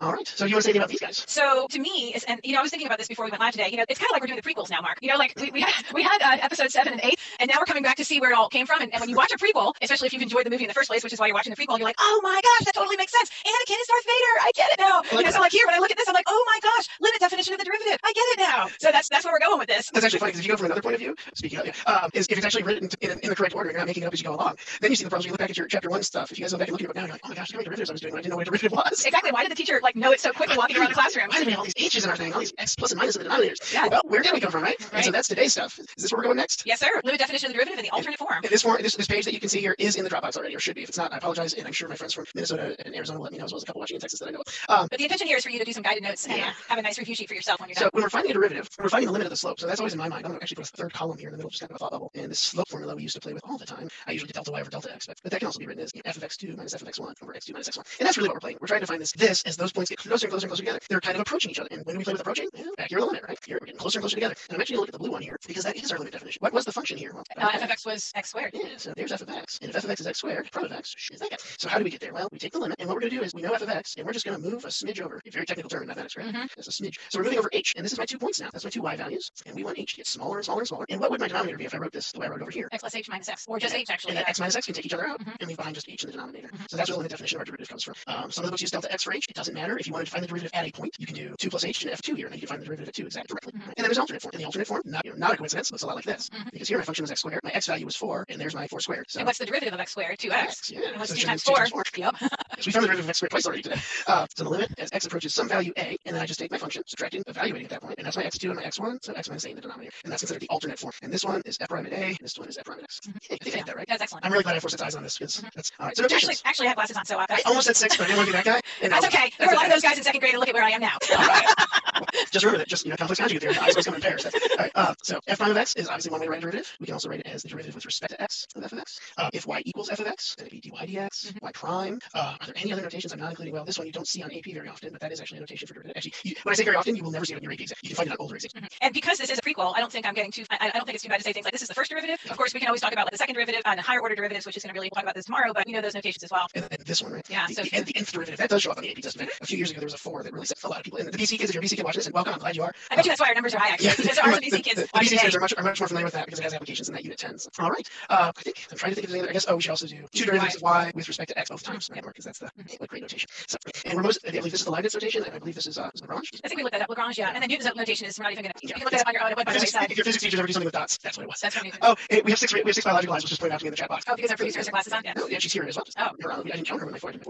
All right. Do you want me to do this one? Or? No, keep going and do the differentiability, and then I'll take it over from the derivatives. Okay. So what derivative tells us that x equals a? Well, what does it tell us? We're taking a slope. We're going incrementally smaller. So we're going from the slope of a secant line, and then we move that over, and we start getting these guys. Right? Here's a better secant line, and eventually I find the slope of the locally tangent line. And I'm also going to separate that. And I say locally because we know if this is a polynomial or a sine wave or cosine wave, it very well might turn back and hit the tangent line again, and it kind of breaks that tangent line to a circle definition in geometry. But in this area, hits it at one point. That's the slope. Also can be, and this is the one I always like, instantaneous rate of change. Right? Yes. Slope of the tangent, slope of the function. And I guess I should say instantaneous rate of change of the function, because in itself, of whatever function you're looking at, the second derivative is the instantaneous rate of change of the first derivative. So slope of the function. Oh, what else can it be? Well, it could be instantaneous velocity for. In context, it's the instantaneous rate of whatever your function is. And then because I do first derivative is velocity if it's in motion, but it's not velocity if we're talking about water going into a tank unless you're actually measuring the actual velocity of the particles of water, which is an interesting question. It's always in flux. Anything else? I think that's it. I think we covered it. So I think at this point I'm handing off to you. No, keep going. Oh, I have to do this one. Yeah, get this. I think just talking about how do we know that something is differentiable? So differentiable well, first of all, differentiable, remember, to find a derivative, no, that's what we don't say. To find a derivative is called differentiating, right? We differentiate. And so differentiation means we can differentiate, so the derivative exists. And I'm having trouble with my spelling of derivative all of a sudden. Well, that's okay. So does Microsoft Word. It always squiggly underlined. So the derivative exists. Yeah, that's what differentiable is. The derivative exists at every point where the function is differentiable. We don't say we derive the derivative because derive means to find a function that was already taken. I did have a class one that we called it derivatizing. I probably should have said that out loud to thousands of people. Differentiate means the derivative exists. If the derivative exists, that means the function is smooth. And there actually is a formal definition of smooth. I'm putting in quotes because I'm not going to get into the formal definition. But I guess what's easier to say is where is it not differential? Where can the derivative not exist first? At a corner, like an absolute value function will have a place of non-differentiability, or at a cusp. The seagulls that I still draw this way. That's a cusp, or perhaps at a vertical tangent, like cube root of x. The instantaneous vertical, yeah, okay, nice. And of course, if a function's not continuous at a point, then it's definitely not going to be differentiable there. Right. So it has to be continuous, and that is huge. If you guys, this is your review notes anyway, so it's all special stuff. But later on when we talk about this function is differentiable. Well, differentiability implies continuity, so that is a leap that a lot of times you have to make on a justification. A couple of the problems we gave you yesterday, we cheated. We said the functions are continuous, and in reality, the original problem said she's differentiable, and then you have to make that connection, and you have to write that connection because as readers, Virgin and I both read, and as readers, we only know what you write. We don't know what you know. I can't feel the paper and be like, no, they didn't know. It'd be explicit. And NTK down here is need to know for those who aren't familiar. So it has to be continuous to be differential. So this does imply that continuity maybe it's differential if I know continuity, right? Because these are continuous curves, right? They have points that aren't differential. So differentiality implies continuity, but not necessarily vice versa. And continuity, those 3 bullets yesterday, right? F of A exists, the limit as x approaches A exists, and those 2 are equal. So if you're asked to check for differentiability, you need to first check for continuity, in my opinion. That's what I would teach my students. It's a lot easier to rule these out before you have to investigate these situations, absolutely. Because those situations have to do with abrupt changes in slope, so you need to consider the slope from both sides. All right, should I steal the screen? You may steal the screen. Okay, so those of you who've been with us for several weeks, boy, do we love you. And also those of you who are just us, I need to remind myself every day what day it is. It's Taco Tuesday, and this is Unit 2 of Derivatives. It's our 15th AP Live, so if you don't have any more Tiger Kings to watch, you can go back and watch the whole AP Lives. It's crazy. But I talked a lot about the yellow sheet in our previous videos, and so I want to talk a little bit bit about what that yellow sheet might look like. It's not something I do for the students. They make it 100% for themselves, but these are the kind of things that would be on it. So for derivatives, they would need to have on their yellow sheet somewhere the derivative with respect to x of sine x. And so I'm just going to say equals cosine x. Maybe you were sitting and listening to everything we were just saying, and you've already filled out this entire thing yourself. Derivative with respect to x of e to the x. Again, this is the prequel. We already have been working with these antiderivatives, so I'm not going to spend time like proving why that is or having you guys draw out the slopes or whatever like I would in my own classroom. But the derivative of e to the x is e to the x. Power rule, that's a biggie. Derivative with respect to x of a x to the n. Take that n, multiply it by a, and you get n times a x to the n minus 1. You see that one? It's kind of blending in. How about this derivative down here? Go ahead, Mark. I just took it over to look at my text messages, and somebody said yes, definitely the garage and sent me a link. A little secret. If I say I think, I usually I know. Yes, I know. This one down here, derivative with respect to x of cosine x, that is negative sine sine of x. It's important that g makes a difference. Here, derivative with respect to x of natural log of x is 1 over x. Again, if you watched all of our videos those last 2 weeks or so, you know that we've gone backwards on all these. Derivative with respect to x of 1 over x, you can write that doing a power rule. We developed this idea so deeply in my classroom that most of my students actually have that memorized. You get negative 1 over x squared. Same idea here, derivative with respect to x of the square root of x. We developed that idea pretty deeply in my classroom, justifying a limit definition and stuff like that. You can do a power rule, you get 1 over 2 root x. Then finally up here, these are the biggies, product rule and quotient rule. So the derivative of a product, and your teacher might have used u's and v's, ddx of u times v, for example. But I'm going to go ahead and use f and g. This derivative of the product, in other words, these are being multiplied together, is going to be the first f of x times the derivative of the second, so times g prime, and then plus g of x, the second, times the derivative of the first f prime. And that is the product rule. Addition and multiplication are commutative, so it doesn't really matter which one you decide is your first, At this point in the year, most of you are probably comfortable enough that you just kind of put it where you want to put it. This one here, the quotient rule, derivative with respect to x, f of x over g of x. This one is low, high, mine, high, low, oh, low, low. So low meaning the denominator. Oh my goodness, the denominator, abominator. The abominator. Is the other was the numerator operator. Okay, the numerator operator. So we've got low, high, so the denominator times the derivative of the numerator. Low, high. It's like singing the alphabet. You got to start back at the beginning again. Low, high, mine, high. That's f of x, d low times g prime of x, oh, low, low, over the denominator squared. And I'm just going to use brackets there for clarity. You can of course use parentheses there. I can also take a chance to just apologize to all the kids in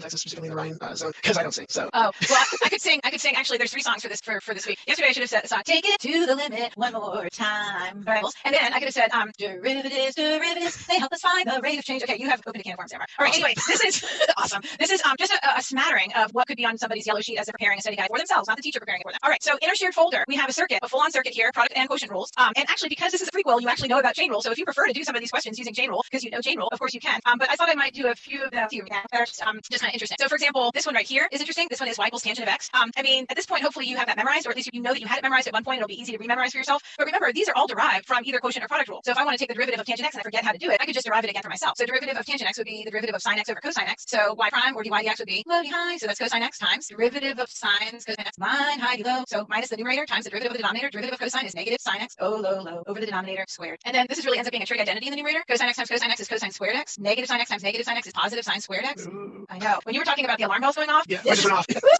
What's the numerator, Mark? E to the 0. Okay, 1. Sorry. So no problem. So this is 1 over cosine squared x, which is the same as secant squared x. So perhaps on this right here, I might write it down for myself. The derivative with respect to x of the tangent of x is equal to secant squared x. Realistically, on the AP exam, and Mark, you can disagree if you want, but there's not a lot of like trig identities or heavy trig really on AB anyway. However, in real life, there's a lot of it. So I need to, as a teacher, I've always kind of gone in the middle. Like I want to, as soon as they've forgotten a trig identity, I want to bring it back again. So anyway, I'll prove this stuff a lot for my students just to keep it fresh for them. Okay, another one that I thought was interesting to do on here was, and then Mark's going to do a few problems, was this one here, because to me this is a very AP question. Given f of 5 is equal to 3, f prime of 5 is equal to 3x plus 7, g of 5 is equal to 2x minus 1, g of 5 will half. Then this is the statement: if k of t is equal to this quotient g of t over f of t, calculate k prime of 5. So here we go again, quotient rule, third time's a charm. I got to figure out the derivative here, and then I've got to calculate, substitute in a 5 and actually get some sort of a result. So let's see what happens. So k prime of t is going to be low and high. So careful. This is why I don't have things memorized with f's and g's. I have things memorized with first and second and low and high. That's that's just a tip. Very important tip. Yeah. Oh, thank you, Mark. They've done GFF on the exam before, and poor kids. Oh, you're talking about tomorrow, chain rule. Yeah. Oh, they did a quotient rule with G over F. Oh, I think it's G of F just now. Yeah, sorry, no, G over F. Yeah. Okay, yeah. Low, high, mine, high, d low, d oh, low, low. So yeah, okay. All right, so that's my symbolic derivative there. Now I need to start kind of plugging stuff in. I'm gonna actually scoot it up and just use my white paper right here, so I don't have to run out of room. Oh, that's fine. All right, so anyway, f of t. Let's see. F of t is F5, right? Yeah, oh, yeah. Well, I guess that's true. We were looking at 5. So f of t, f5 is 3, and then times g prime of 5. G prime of 5 is a half, Yep. and then minus g of 5 because we're evaluating 5 is 2x minus 1. That's a 9. Oh, because x is 5. X and that t. That's at least you want to flip the 5. Right? Oh, yeah, no, we can't do that. Okay, and then f prime of 5 is going to be 3x plus 7. X and t are not the same variable. No. And then this is all equaling k prime of 5, and then over f of t quantity squared. So f of 5 is 3. There's a 9 there for you, Mark. Yeah. Yay, 3 squared in the denominator. Okay, so this is 3 times a half is 1.5 minus, and then just a PSA. When you have quotient rule, there are lots of issues distributing. The students will distribute to the first term, but not any of the rest of them, and that's bad news. Anyway, so go ahead and get this all expanded in the blah blah blah. I think this is a plus 11x, and then minus a 7. And so this ends up equaling. Well, if it were the AP exam, you really could leave it right here, to be honest with you. But in real life, you'd have to finish it up. So I'm just going to go ahead and finish a little bit of the way out. That's good enough. Anyway, but those are just a few examples of using some of the rules of derivatives, in particular quotient rule. But Mark's going to go ahead and do a 4 corners with us, which is that in the Dropbox right now or not? It is. And this was originally written by Brian Passwater. We did change a couple of the problems because they had some chain rule, and we didn't want to do chain rule today. And I also prettied it up because I wanted it to look like our branding or whatever you want to call whatever version I produced in the last 15 months. Okay, so if you're familiar with 4 corners, corner. So the way this looks is derivative rule 11, or rule 1, level 1, sorry. And then there's analytical, numerical, graphical, and verbal, or conceptual. These 4 ways of representing rules. And so we're going to go through one of each, and got about 10 minutes left. That should be plenty of time. And I'm glad Verge went first on these, because with I do product rule, I have left hand, because I do F prime G instead of G prime F to start. And it doesn't matter, right? Because the multiplication's commutative, the addition's commutative. And honestly, what I tend to do is what looks easiest to me. And so I've heard that before. What's easiest, right? So the derivative of x squared to me is easier than the trig function. So sorry, I'm moving my camera. I realize I'm leaning out of the camera. All right, so we get 2x, and then times cosine of x. Only take one derivative at a time. That's real important throughout the whole course. It's just don't take 2 derivatives at the same time. You're probably doing something wrong. And then plus x squared, and then the derivative of the cosine x is negative sin x. And like for example, this was open-ended. You could leave it like that. I probably cleaned it up. So 2x cosine x minus x squared sin x. And that's about all you can do with it. You can factor an x out. But that's just your pure analytical. That's f prime of x. And if you had negative x squared sin x plus 2x cosine x, you have the same answer. That's fine. Numerical. This is actually the problem Verge just did was like this, except instead of a table, these values were given as a list. And some of my given information was actually like an expression. So analytical, yeah. Yeah. So Verge, you want to tell me why I can't just go ahead and plug in k negative 1 and 3 times negative 1 and then take the derivative? Well, a couple of things. First of all, you always take the derivative before you plug in. Second of all, if you did that, then you would be getting 0 every time, and you should be by about October wondering why you kept getting zeros every time. Answer's always 0. So we actually have to find h prime of x before we can find h prime of negative 1 because it's instantaneous rate of change. And if you plug in constants, constants don't change. I always told my wife I want to name our daughter constants, just so I can say constants, you never change. Okay, so derivative of the top times the denominator minus derivative of the denominator times the numerator all over that low or denominator squared. And there is going to be a printed key for this in a couple days in the Dropbox. We're giving you guys a couple days to work on before we clean things up and put in the key because we would make you have the intellectual struggle. And that's a good phrase. That's not a bad thing. Only thing I'm really going to clean up is I'm going to throw those constant coefficients in front and that 9x squared I'm going to clean up. I did on that key, you'll see in a couple days, I did go ahead and do more, but I think at this one, plugging in the negative 1 actually is too bad. Negative 1's really easy to work with. I probably would plug in like 3 times negative 1 and then square the negative 3 percent. Yeah, exactly. Yeah, there's all kinds of fun stuff we can do. So k prime and negative 1, there's my negative 1, there's my k prime, so that's going to be 4. Negative 3 times 4 down there at the bottom. And then minus 3 and k of negative 1 is negative 3. I make the sounds again. And then that looks like negative 12 plus 9 over 9. Slide it just a little bit. Thank you. And negative 3 over 9 is going to be negative 1/3. So cancel the 9s. No, don't do that. Yeah, I believe that's the answer I got earlier. So it is. It's the answer too. All right, so let that up there for you if you want to take it in a second. And then moving on to the graphical. I love this one. I like this style. Wait a minute. We haven't talked about graphs today. Every day. Your graph is much prettier. Part of this being stay-at-home stuff is I print black and white beautifully. I can't print any graphics right now. It's my favorite because it's parts of this. Toner specifically. Let's see. So we're looking at p prime of 3, but again, I need to find p prime analytically first. So we're going to go, we'll do it with the way Verge does it. We're going to go 5x times g prime plus 5. The derivative of 5x is 5 times gx. And then we're going to plug in 3. G prime at 3. You'll have the graph of g here, and this is a line segment. It's very clear on the actual graph of the line segment. If this were an AP problem, they would have said the piecewise function g made up of 3 line segments. Or they would have said piecewise linear function g. Right. So this is a line, and it goes down 2 over 1, down 2 over 1. So that entire thing has a slope, which is g prime for that interval of negative 2. Plus 5 times g of x, or g of 3, is just 0. Just pulling that off the board. So I think that's cool. You're still pulling stuff off above, just like we did with the table up the upper right. But now we're going to pull values off of the graph. And 15 times 2 is going to be 30. Negative variety because of that 2 plus a 0. So p prime of 3 is negative 30. What? And conceptual verbal here. It's more conceptual than verbal because we don't really have a context when we're learning our basic rules. But I've been given a function g of x is e to x, and f of x is 3 times g of x minus x squared plus 3. Find the derivative of 2. We didn't talk about the properties because this is a review session. But when I take the derivative of a difference or a sum, I can just take the derivative of each part. And then what I look for is do I need product rule? On that term, how many x's do you see, Verge? 1. I'm glad you're saying this because this is exactly what I would have talked about as well. If there was an x on the outside, I would need to know product rule. But that 3 as a constant is just stretching that graph, stretching its slope. It's not a separate function of x. So it's along for the ride. 3 times g of x minus the derivative of x squared is 2x. We've seen that before. We're finishing right where the warm up started. And then plus 0. And then we can go find f prime 2. And I don't have g prime anywhere. So we're going to come back up here. Go g prime of x is Verge showing us under her summary of the yellow sheet. There's a little excerpt, I guess. G prime of x is e to the x. So that's going to be e squared. And that's actually the final answer because that does not simplify. Hey, Mark, just move it down a little bit so that you're I'm just a little bit, yeah. Just in case I was hiding behind my picture. Yeah. So right there. And I love what you said there about 3, the derivative of 3 g of x. You know, you can do product rule and get the same result. It's just going to take you longer. Yeah. And derivative of 3 0, right? Right. The issue is, especially as you prepare for the exam, is to be very fluent. And fluent means efficient and correct. You know, so so try and go to the direct, quick way of doing things. Oh, did I lose somebody? No, not me. Okay. I heard a static jump that scared me. So usually at this point in the lesson, we go back to our PowerPoint just to kind of wrap up a little bit and talk about what's in that share folder. I left a lot of those circuit problems. If teachers want to give that as an assignment or work through those problems with their students virtually by conferencing, or students want to work them together with each other, great idea. Some of them are pretty algebra intensive on that circuit, but every answer should be found. Sometimes maybe working backwards. So now you know how to take a derivative and differentiate, so you actually can maybe work backwards on some of them too. That's true. Yeah, and again, this is the link to the Dropbox. This QR code. If you take a smartphone and aim your camera at that, a prompt comes up to go to the link. That takes you to the top element of our Dropbox. In that Dropbox is this schedule. These 2 codes take you directly to that schedule. And again, you've got College Board has their resources up. And thanks again. And tomorrow we're doing chain roll, and I can sing for that one too. Chain. I knew that one was gone. Chain of fools, right? That one.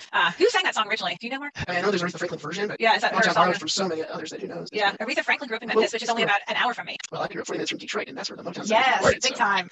All right, shout out to Detroit and Memphis today. Thanks, everyone. Bye. See you tomorrow. Little Richard. And we're live. Hello, Verge. Hi, Mark. How's it going? Oh, just Andy. Wonderful. There's my hand dissolves in your kitchen. Okay. What are we doing today? Oh, we got good stuff today. All right. I'm Mark Raleigh from Ryan High School in Denton, Texas. And I'm Verge Cornelius from Lafayette High School in Oxford, Mississippi. All right. Those of you that are not joining us for the first time, this will be new. Everyone else, old news. Point your phone at the QR code. Write down the bit.ly, pause if you need to. That's our schedule for the next few weeks. How we're going to review for the coming test, which is on May 12th at 2 p.m. Eastern, same time as we're here now, right? That's right. There's 4 weeks to do it. 4 weeks from now, yesterday. That's exactly right. Yeah, 4 weeks from today, you will be done with your AP calculus. You will. It'll be a day away, and you'll have forgotten everything you wrote on the test. You'll be scrambling for another AP, probably. Except that one moment in the shower when you're like, oh. All right. So how are we doing? Very well, I must Works. say. Excellent. Yeah, we'll see what today brings because, you know, we I got good stuff today. don't want to plan on an accident, but I do like the fact that I'm getting tired of the picture, which is a good sign of our consistency. All right, so introduction banter is over. We got our warm-up coming up very soon. And today's title, there are a lot of words there, but it's really just Chain rule. chain rule. Yeah. In fact, I sang a little bit at the end of yesterday's lesson, chain of fools. And we would really love to play live music for you, but unfortunately, the way the streaming works and copyright laws work and things like that, I can't play any sort of live music, so you're stuck with my voice. Don't you come back tomorrow and just have a black screen video no longer available? Yeah. So yeah, and for those of you that hung on to the very end, Little Richard did a cover in 2011, but Tom Convoy read it and gave it to Aretha Franklin, who later written it for his writing originals. We did a little light research there at the end. She made it famous. Yeah. All right, so here's our warm-ups. It says, I'm sorry, I have to move my zoom boxes. All right, it says find the derivatives of the given values of the following functions. We have a table. We have p of x given in terms of f and g, and c of x given in terms of f and g. And you're being asked to find p prime of 5 and c prime of 5. Do I need to read the table? Or? No, I think we're good. It looks beautiful. And I know you worked hard on it because I watched you do it. So I'm going to tell a joke right now, and you should really pause this video and work on the warm-up, but you can hear the joke after you unpause the video. Here's a joke for you, Mark. It's not quite mathy, but it is sort of science. He said, what does a cloud get for trying? What does a cloud get for trying? Precipitation points. That's a serious joke there. That's a good fifth grade joke. Yeah. Nice and clean. Okay. Fluffy. All right, Bert. So you want me to talk through this, or do you want to tell me what you got for p prime of 5? Well, for p prime of 5, do you want me to steal the screen? Or Yeah, that'd be awesome. Okay, so you're going to have to keep those values there. I'm going to just go ahead and write down what p of x is, and then I'll write down. See if I can share my screen. Okay. So p of x is f of x times g of x, and so to find p prime, I would use product rule. So I do first f prime of x times the derivative of the second. Actually, I've been hanging on Mark for too long because I just did it the way he does it. So first times the derivative of the second plus the second g of x in this case times the derivative of the first, and we're looking for p prime of 5, and so that would have been f of 5 times g prime of 5, and then plus g of 5 times f prime of 5. And then I had f of 5 was 2. Correct me if I'm wrong, Mark. G prime of 5 was 4 from the table. Correct. And then plus we have a negative 1/2, and then times 3. So 8 plus negative 1.5 or positive 6.5. Yeah, the negative half and the 3 are reversed, but of course multiplications can be additives. Okay, so that was actually the value of f prime of 5. Yeah. Okay. I'm going to go ahead while I have the screen here because we're going to go back to the PowerPoint in just a minute. I'm going to go ahead and do the other function, and the other function was c of x, if I remember correctly. Was it g of f or f of g? It is f of g of x. Okay, so f of g of x. So c prime, I'm going to need to use chain rule. Now this is actually the subject of today's lesson, but today's lesson is a reviewed lesson, so I know everybody out there has already learned chain rule and has already practiced it and struggled with it, and practiced it again and struggled with it again. Chain rule, and we'll take notes on this in a little bit. It's going to be f prime of g of x and then times g prime of x. So c prime of 5 ends up being f prime of g of 5 times g prime of 5. So g prime of 5 ended up being 4. Correct. G of 5 ended up being 3. I'm pulling those values from the table. F prime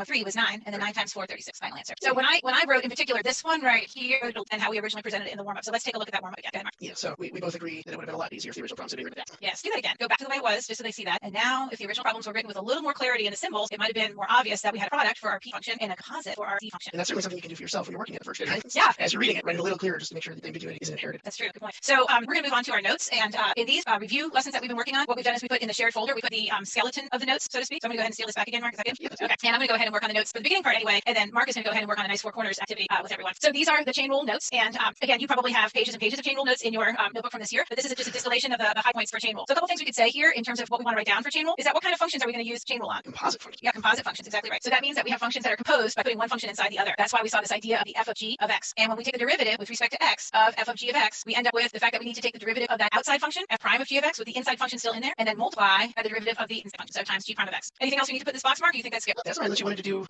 did you want to do the derivative of y? Yeah, sometimes you'll see like u or something like that. Yeah. So like if y is equal to u, then dy some dx. other function of x. Yeah, some other more complicated function of x, not just x, and dy dx is equal to, and then what could we see these with the differentials all the time. What could be right here? So you do derivative of y with respect to u, since that's the way it's written. This one here. And then your chain rule, right, would be derivative of u with respect to x. Okay, so hold on a second. Get me from the beginning there, Mark. Okay, sorry. So if you have y is equal to u, which is some function of x, go ahead. So dy dx is on the left, right? Yep. On the left, right. Awesome. It's on the left, correct. And then we take the derivative of u with respect to x, right? So then du dx. Yep. And then what? No, I'm not sure I know what I'm doing here. I'm going to come back to that idea a little bit. That's all right. Okay. All right. So let's go ahead and take a look at these right here. So these are, we saw some of these boxes yesterday where we had the derivative of x, for example, of sine x. Well, this is sine u. In other words, some sort of more complicated function. Like it could even be another trig function that's put inside that sine function. So how would I take the derivative with respect to x of sine u? Well, that would be cosine of u, that inside function, and then times the derivative inside function with respect to x. So take the derivative of that outside function and then times the derivative of the inside function. Here, derivative with respect to x of cosine of u. This is going to be negative sine of u, but then times the derivative of that inside function, du dx. We put this one on the bottom of our sheet yesterday. Derivative with respect to x of tangent of u. This one is going to be secant squared u, and then times du dx. I kind of did the same thing yesterday where I went straight to the trig functions. I don't know why. I just like to do those. You love your trig. I do love the trig. I really miss teaching pre-cal and stuff like that, which I taught for years and years. All right, looking here at the derivative with respect to x of e to the u. So this would be e to the u, but then times the derivative of that exponent, du dx. Power rule. This is a times u to the n. So again, it's going to be n times a u to the n minus 1. Gosh, there's a lot of letters here, but then times du dx. Also emphasizes how u and n are just rotations. Yeah, and you have to be very careful when you're making that u. Make sure it has a tail, because otherwise it's going to look like a v, and then v's and u's can become very important in math as well. This one here we didn't do yesterday. This is an exponential function base a. The derivative with respect to x of some exponential function. Well, that kind of reminds me of e to the u. This is a to the u. So this is going to be the derivative is a to the u, but then times the derivative of that exponent du dx, and then times the natural log of a. Here we could say times the natural log of e, that's the base, but what's the natural log of e? 1, so we don't really do that. This one's pretty obscure, but it's good to have it down anyway. If you forget it, you can use change of base, really easy to find it, but it is easier to memorize it when it comes out. So if you worked on your product and quotient rules circuit yesterday, I'll put into these guys. The derivative with respect to x of secant of u. Okay, so the derivative of secant x would be secant x tangent x. So in this case, it's going to be secant u tangent u, and then times du dx. Make sure that you have that function that's inside in both of those places. Derivative with respect to x of cosecant u is going to be negative cosecant u cotangent u, and then du dx. And then the derivative with respect to x of cotangent u is going to be negative cosecant squared u times du. Those cofunction derivatives are always negative. So bizarre. Yeah, so that's exactly what I was going to point out. Boy, Mark and I are like this. That's amazing. It's so good. But yeah, the derivative of all those cofunctions are always negative. So you always tell if you didn't know I was going to interject something because that genuine laugh shows up. I am going to steal your screen just for a second and go back and help you. We're going to fix this. Yes, that's what it is. Yes. So you can see mine now, right? All right. I'm going to tie it to what you were doing because you were doing it perfect, but it wasn't all abstract. So if we're taking the derivative with respect to x of some function y of u, and so like down here, e to the u is a function. We can call it y. It's a function e to the u. So we take the derivative of y to the u with respect to u. So the derivative of e to the u is eu. E to the u, sorry. And then because we take it with respect to u, but we need to be taking it with respect to x, we do this chain rule, du dx. And then you can rewrite this because du's instantaneous change and du's instantaneous change are pretty much 1 to 1. And so you end up with the derivative of y of u over dx or just dy dx, which this is just the derivative of that, which is dy dx. It's a way to play with the Leibniz notation and look at that. Well, if this is as y changes to u times as u changes to x, then those changes of u are going to become independent of the relationship and go away. Nice. Yeah, that's exactly what I was trying to do. Thank goodness you're here, Mark. I think there's a song for that. That's why I'm here. Yeah, no, that's a good one too. And this is what I was trying to write, and I've now written it properly.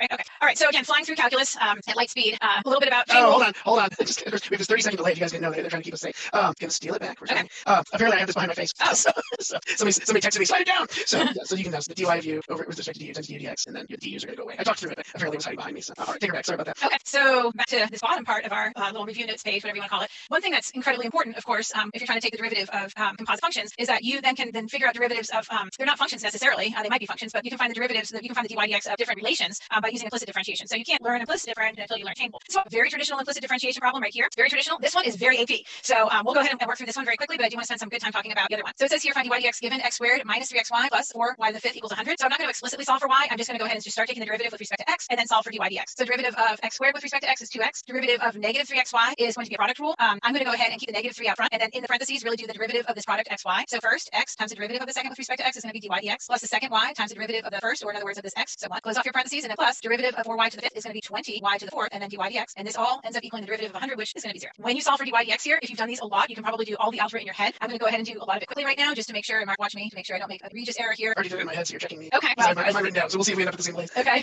Let's see. Oh, you rearranged the subtraction the same way I did. Oh yeah, baby.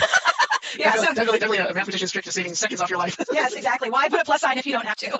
Exactly right. So that's our dy dx. It's a very traditional problem. AP tends to ask things that are a little less traditional, especially this year, given that students are going to have access to calculators and stuff like that. So here on this one it says find the second derivative in terms of b, given that db dt, the first derivative, is equal to 6 times the square root of 10 minus b. So now I have to take the derivative of this expression here and with respect to t, and then I need to rewrite it so that my final answer is in terms of b. Okay, so I can do it. We're going to be able to do this. I trust you. Okay, so I'm going to take the second derivative here with respect to t. So the derivative of 6 square root of 10 minus b is going to equal 6 divided by 2 square root of 10 minus b times the derivative of what's inside this 10 minus b. The derivative of that with respect to t is going to be negative db dt. Now I might do a little thought bubble on the side. Of course, I only have purple, but I might go ahead and do a little thought bubble on the side. I said this yesterday. But you only have purple. You sent me 10 pens. How do you not have the multicolor pen? I order purple for myself, just purple. And actually, just so you know, when I order it, I order the refills too. So there's a pack that you can order that has like 3 pens and 10 refills or something. And so nice. Yeah. So in my classroom, we memorize the fact that y is equal to the square root of x, y prime is equal to 1 over 2 root x. And we know that. I said that yesterday. So that's where I'm leaping with this. Okay, I'm making a huge jump there. Some people might prefer to write this and use power rule on it. In any case, I don't do that. All right. So let's see. 6 divided by. Are we losing the Not me. I can hear you. Can you hear me? You're not moving anymore. Uh-oh. Okay, sorry guys. All right, so what happened here was this negative db dt is actually negative 6 square root of 10 minus b. So I substituted that in right here, negative 6 square root of 10 minus b. Ooh, this is so pretty, I can't take it. Look at these square roots are going to cancel out. And this, let's see, 6 times negative 6 is going to be negative 36, right? All divided by 2. So I believe I'm getting negative 18 here. Okay, that's a really nice one to rewind, watch me work it again, work it for yourself, maybe change the numbers on it tomorrow and work it for yourself again. What's interesting is I did rewrite it as a power rule, and I divided the 6 by 2 before I multiplied, so it's kind of a fun little, there's a lot of routes to get here. Before you take it out, I do want to, because this is, to me, it falls into that same category of a line can be a solution, a line can be a solution curve. Because I want to draw a line with an draw curve. Number 2, the directions say leave in terms of b. There's no b in your answer. True. But I definitely want to. It's in terms of everything, right? It's in terms of j right now. When j7, the second derivative of b with respect to t is negative 18. It's in terms of everything, and I think that's kind of. Well, that's unique to this function. That's the way it worked out in this function. But if the variable goes away, you don't have to try to slap it back in there somehow. Absolutely. And here, what we don't want to do is leave it in terms of b and db dt. We need to move off of this. That's really what we could have left it right here, really, if we wanted to. Am I right, Mark? Yes, yeah. So that would have been a happy answer. Happy, not happy. In terms of the way prompt was written. Yes. So just want to get that out because I know occasionally, that was a while ago that we did these, and so remind you. Okay, another thing about composite functions is that the definition of inverse is a composite function. If two functions h and g are inverses of each other, then h of g of x equals x, and similarly g of h of x equals x. But what happens when we take the derivative of this equation right here? So I need chain rule for that, and I get a result that helps me take the derivative of inverse functions, especially when I can't explicitly solve for y. So derivative of h of g of x equals x would be h prime of g of x times g prime of x is equal to the derivative of x is 1. So that means that g prime of x, the derivative of the inverse, is equal to the reciprocal 1 over h prime of g of x. In other words, 1 over the derivative of that evaluated at y, basically. Mark's probably going to draw a picture right now. Am I right, Mark? No, but I can't because I love drawing pictures. Yeah. So I agree. I spent a lot of time developing this idea in my class, at least one class period, on just this idea. So because this is a hard one to remember, and so if you can have an image in your head of what's going on, it helps to make sense. I just stole the screen from it's great. And I'm actually going to play with a real simple one. I'm going to start with the square root of x, and this is right down by my face. No, it's good now. Yep. So it goes through 1, 1 goes through 4, 2. That's y equals square root of x. And then its inverse, which I guess will come in with a different color, also goes through 1, 1, because when you invert 1, 1, you get 1, 1. And when you invert 4, 2, you get 2, 4. And that's y equals x squared with the caveat that x has to be greater than or equal to 0. So they're both inverse functions. And what we can do is, if we start talking about what virtue over here with this h and j, is if I find the tangent line at 4, 2, so I can find the slope of that, and it's 1 over 2 square roots of x, so 1 4. Well, that's going to correlate to this point at 4, 2 in its tangent line. And the things I like to point out to my kids, because it's natural, when you see reciprocals, you start thinking, ooh, they're perpendicular. Yes. But if this one's positive, this one's going to be positive. So no sign change. But this reciprocal, this multiplicative inverse, as I like to say, because I look for excuses to say multiplicative, is going to be 4. Because this is the derivative evaluated at 4, so that's here, if I want to put that over here. But then this is the derivative of the reciprocal evaluated at 2. And that's yeah. So all it's really doing is you invert the point, take the derivative of your inverse, and then the reciprocal of that evaluation. I always do it as, where's it, the three things I always do is, where's it happen, what's the derivative there, and then flip it for the inverse. So, but it's that visual of when this one's shallow, this one's steep. If I stole a point down here that's real shallow, it's going to be super steep on my inverse, and so that's why this reciprocal is correct. I hope that helps. It totally does. And so I'm going to go ahead and I'm going to share my screen now, but I have already worked out this problem here, and you can take a screenshot of it and kind of follow my work, but pretty much I was able to explicitly solve for y. You haven't taken it back yet. I don't think I have. Yeah, okay. My screens are arranged different. Sorry. Okay. I was able to on this function explicitly solve for y, then I took the derivative of that and evaluated at 5. So I mean, if you can explicitly solve for y, that's great. But the thing is that on the AP, a lot of times we're given information about a function and we don't really know what the equation is or the graph or anything. We're just given a few little bits of information. So let's take a look here. The function f of x is an increasing function about which little else is known other than f of 2 is 7. So that means I have this point on f of x at 2, 7, and f prime of 2 is 5. So the slope here at x equals 2 is pretty steep. We have some sort of a snaky thing going on here. There's my f of x. I don't know what it is, but there's my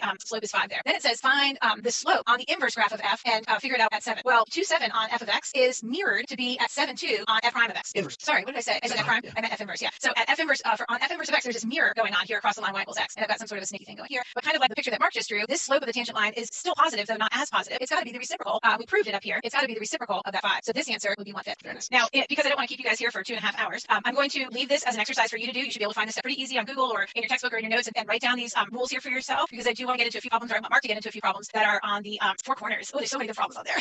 So go ahead and take a look at the 4 corners, Mark. Right. And again, we borrowed this 4 corners from our friend Brian Passwater that's doing the PC ones early this morning, I think 8, 9 Eastern, 8 our time.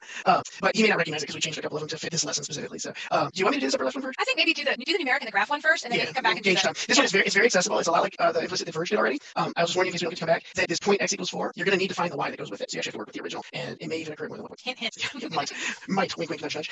So I actually had sorry, this is why we're not going to get to it. I had a girl this year make me a rectangular, she knitted it one night, a rectangular piece of fabric, and she knitted the word hint on it, so I could hold it up in class when I said things like that. Hey, there might be 2 points, and I hold it up. Scoot your thing over so everybody can see the table. Thank you. I'm actually just going to go hide you over there, because I'm going to look way to my right, and then you can see Freddy, all kinds of stuff. All right, so we've got this table, and you can see the values -1, 0, 2, and 5 for x, and then the associated f and f primes. And g of x is f of f. Also, one of the wonderful times we don't pronounce of with an f sound, and that would be really hard to say. So I can't find -1 immediately. I need to find the symbolic first, right? So I'm going to come in and find g prime of x, f prime of f of x, kind of peeling away the layers of the onion to the outer one first, and chain out your f prime of x, and then we're going to go find these values. So f prime of f of -1 times f prime of -1. Oh, and by the way, if you're wondering when the keys are available for these things, I know we've gotten some emails from teachers and students. Monday's key is already in the Dropbox. It's back in the unit 1 folder. So if you're looking for those, this one will probably release Fridays. Let's see, f of -1. Now I went outside in for my derivatives, but I go inside out when I'm evaluating. F of -1 is 0. So I'm looking at f prime of 0 times f prime of -1. My f prime at -1 is -3, and my f prime at 0 is 4. So g prime of -1 is -12. That's what I got. Yay! So pretty straightforward. Reminds me a lot of the warm-up, but it is weird to have that f of f. So I think that's a good one to do. F of x. It's so weird that we pronounce it like it's spelled UV.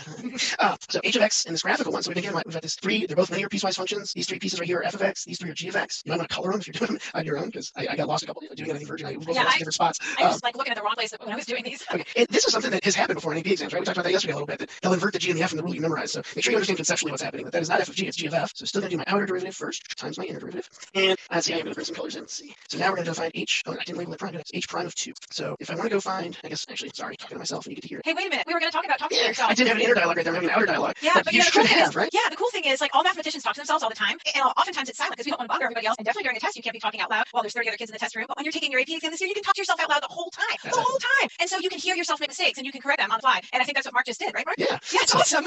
Strategies for 2020. That's right. Yeah, you can talk to yourself out loud at this one as long as you don't have a sibling in the room or something. Okay, so while we're just discussing our inner dialogues, f of 2 is 3. I'm pulling that off the graph. You scoot up. Can I scoot my camera when I scoot? Oh no. Okay, I'm still moving. That's good. My camera just. Yeah, you're good. Oh no, that was exactly what I thought happened. That's right. So, all right, so I'm gonna have to triangle back and forth. I'm sorry, this is tough. All right, so G prime at 3. Well, I have G at 3. I'm gonna scoot over to right here. I'm looking for the slope of the tangent. And your graph is much nicer. As I said yesterday, my computer's having trouble with graphics. But this is going up 2 over 3. So we have a slope of 2/3 on that linear segment. So that's my derivative. And then F prime at 2. Well, we come back up here to F of 2. Now we're looking at this slope. And that actually is -1. And so H prime of 2 is -2/3. That's pretty neat. It's pretty easy, but you just gotta keep track of your slopes are your instantaneous change, your derivative, right? And you'll be able to read values off the graph and not go to the wrong spot and jump around the graph like I did earlier when I tried to sit earlier. Me too. Mark, let's at least get started on the last one because that's that's a really great one. So this one's cool. So this is our conceptual verbal. So you're told G is a linear function, and both G of 3 and G prime of 3 are equal to 4. So this is going on there. And then K of X is G of X over G of X plus 2. So then they took this line and shifted it to the left 2. And they want to know the derivative of this new function at 3. So I'm going to do the same thing I just did. I'm going to go find that conceptual derivative first, K prime of X. And this is just 1/2, right, Virg? I can just cancel those. No, you're not friends anymore if you do that. Kitten's in danger. Isn't it? You're not part of my friend group anymore if you do that.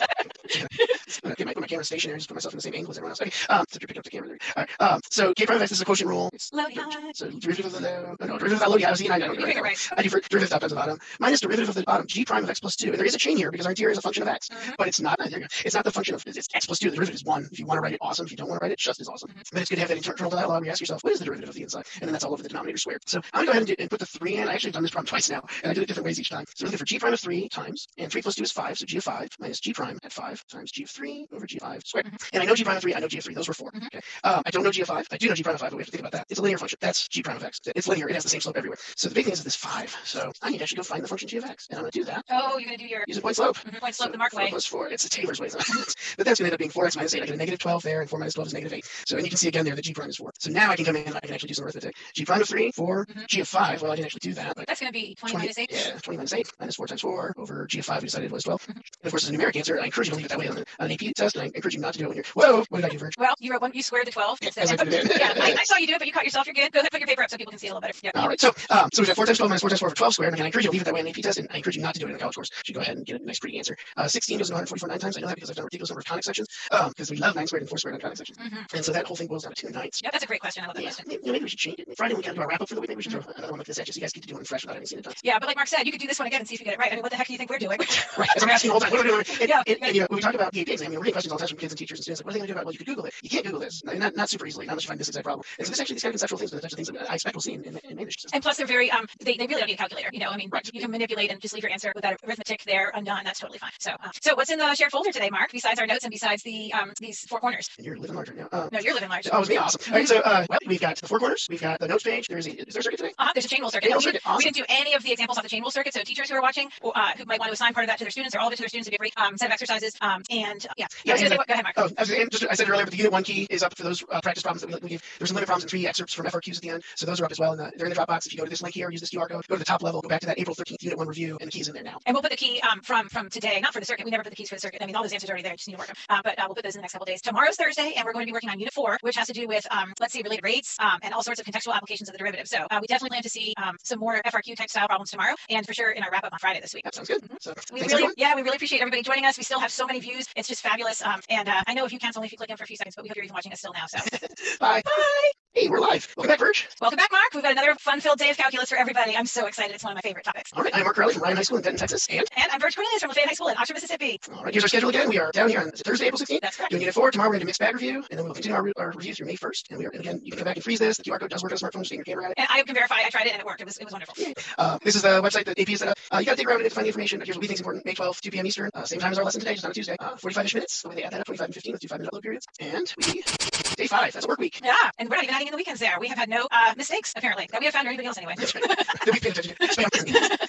All right. So we've done our instructions. We're about to do our warm-up. Unit 4 review is contextual applications of differentiation. So basically taking Tuesday and Wednesday and applying it to application. And then we'll wrap up and let you know. Quote-unquote real-life problems that are slightly sanitized. Completely set up. And we will also be letting you know what's in that Dropbox. It's already in there for today and Tuesday, which was basic differentiation. The relevant keys are in the Dropbox for that already. Yeah. And there is a notes page that's in the Dropbox in case you want to print that and follow along when I do the notes. But the warm-ups are not in there on the notes page. So we're just going to go ahead and start with that. So here's our warm-up for today. This is always a fun conversation that Mark and I have pretty much immediately after the lesson. We talk about what should we do for our warm-up, blah, blah, blah. And so we had a couple of ideas we were tossing around, but we wanted to do this one. So you're given x squared plus y squared equals 39. And you have to find 3 things. First of all, you have to find dy dx, you have to find dy dt, and then finally for what values or value of x is the graph of x squared plus y squared equals 39 have a horizontal tangent. And both 1 and 2 will be symbolic answers. Those will not be numeric. Okay, good. So you can pause the video right now and work those problems. I think that would be a good thing to do. I'll tell a joke. By the way, I'm kind of running out of jokes, so if anybody wants to send me any jokes, I'll be happy to review them anyway.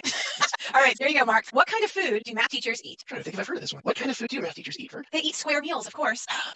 I've heard a variation of that. Because you've got y was 6 in front of 7. And that was why I did 789 because it gets 3 squared meals a day. Oh, that's so cute. Okay, so I'm going to go ahead and I'm going to project my overhead for a little while anyway, because I'm going to go over the warm-up with Mark Captain, of course, making sure I'm not making any mistakes. And then I'm also going to do our, so here we have it. So we've got x squared plus y squared equals 39. We may or may not recognize what that is. It doesn't matter. We're just going to use implicit differentiation to figure out dy dx. So the derivative of x squared with respect to x is going to be 2x plus the derivative of y squared with respect to x is going to be 2y. dy dx is equal to the derivative of 39 with respect to x is going to be 0. So I'm going to subtract 2x from both sides, divide both sides by 2y, and I wind up with dy dx, like Mark said, is negative x over y once I divide both sides by 2. Secondly, here I need to find dy dt. So now I'm differentiating with respect to not x or y, but I'm introducing a third variable t. So when I differentiate x squared with respect to t, I'm going to wind up with 2x dx dt plus derivative of y squared with respect to t is going to be 2y dy dt, and then still the derivative of 39 is 0. And now I'm solving for dy dt, so I'm going to subtract, and I'm going to actually show it on this one, subtract 2x dx dt from both sides. So I have 2y dy dt is equal to negative 2x dx dt, and then divide both sides by this 2y. So those 2's kind of cancel out, so I get negative x dx dt all divided by y. Any comments on that, Mark? Looks good? Of course, that dx dt can be out back, right? That you could just have the negative x over y. Fractions allow a lot of freedom for how that can be written. Oh, when he says out back, I was imagining like a nice steakhouse dinner or something like that.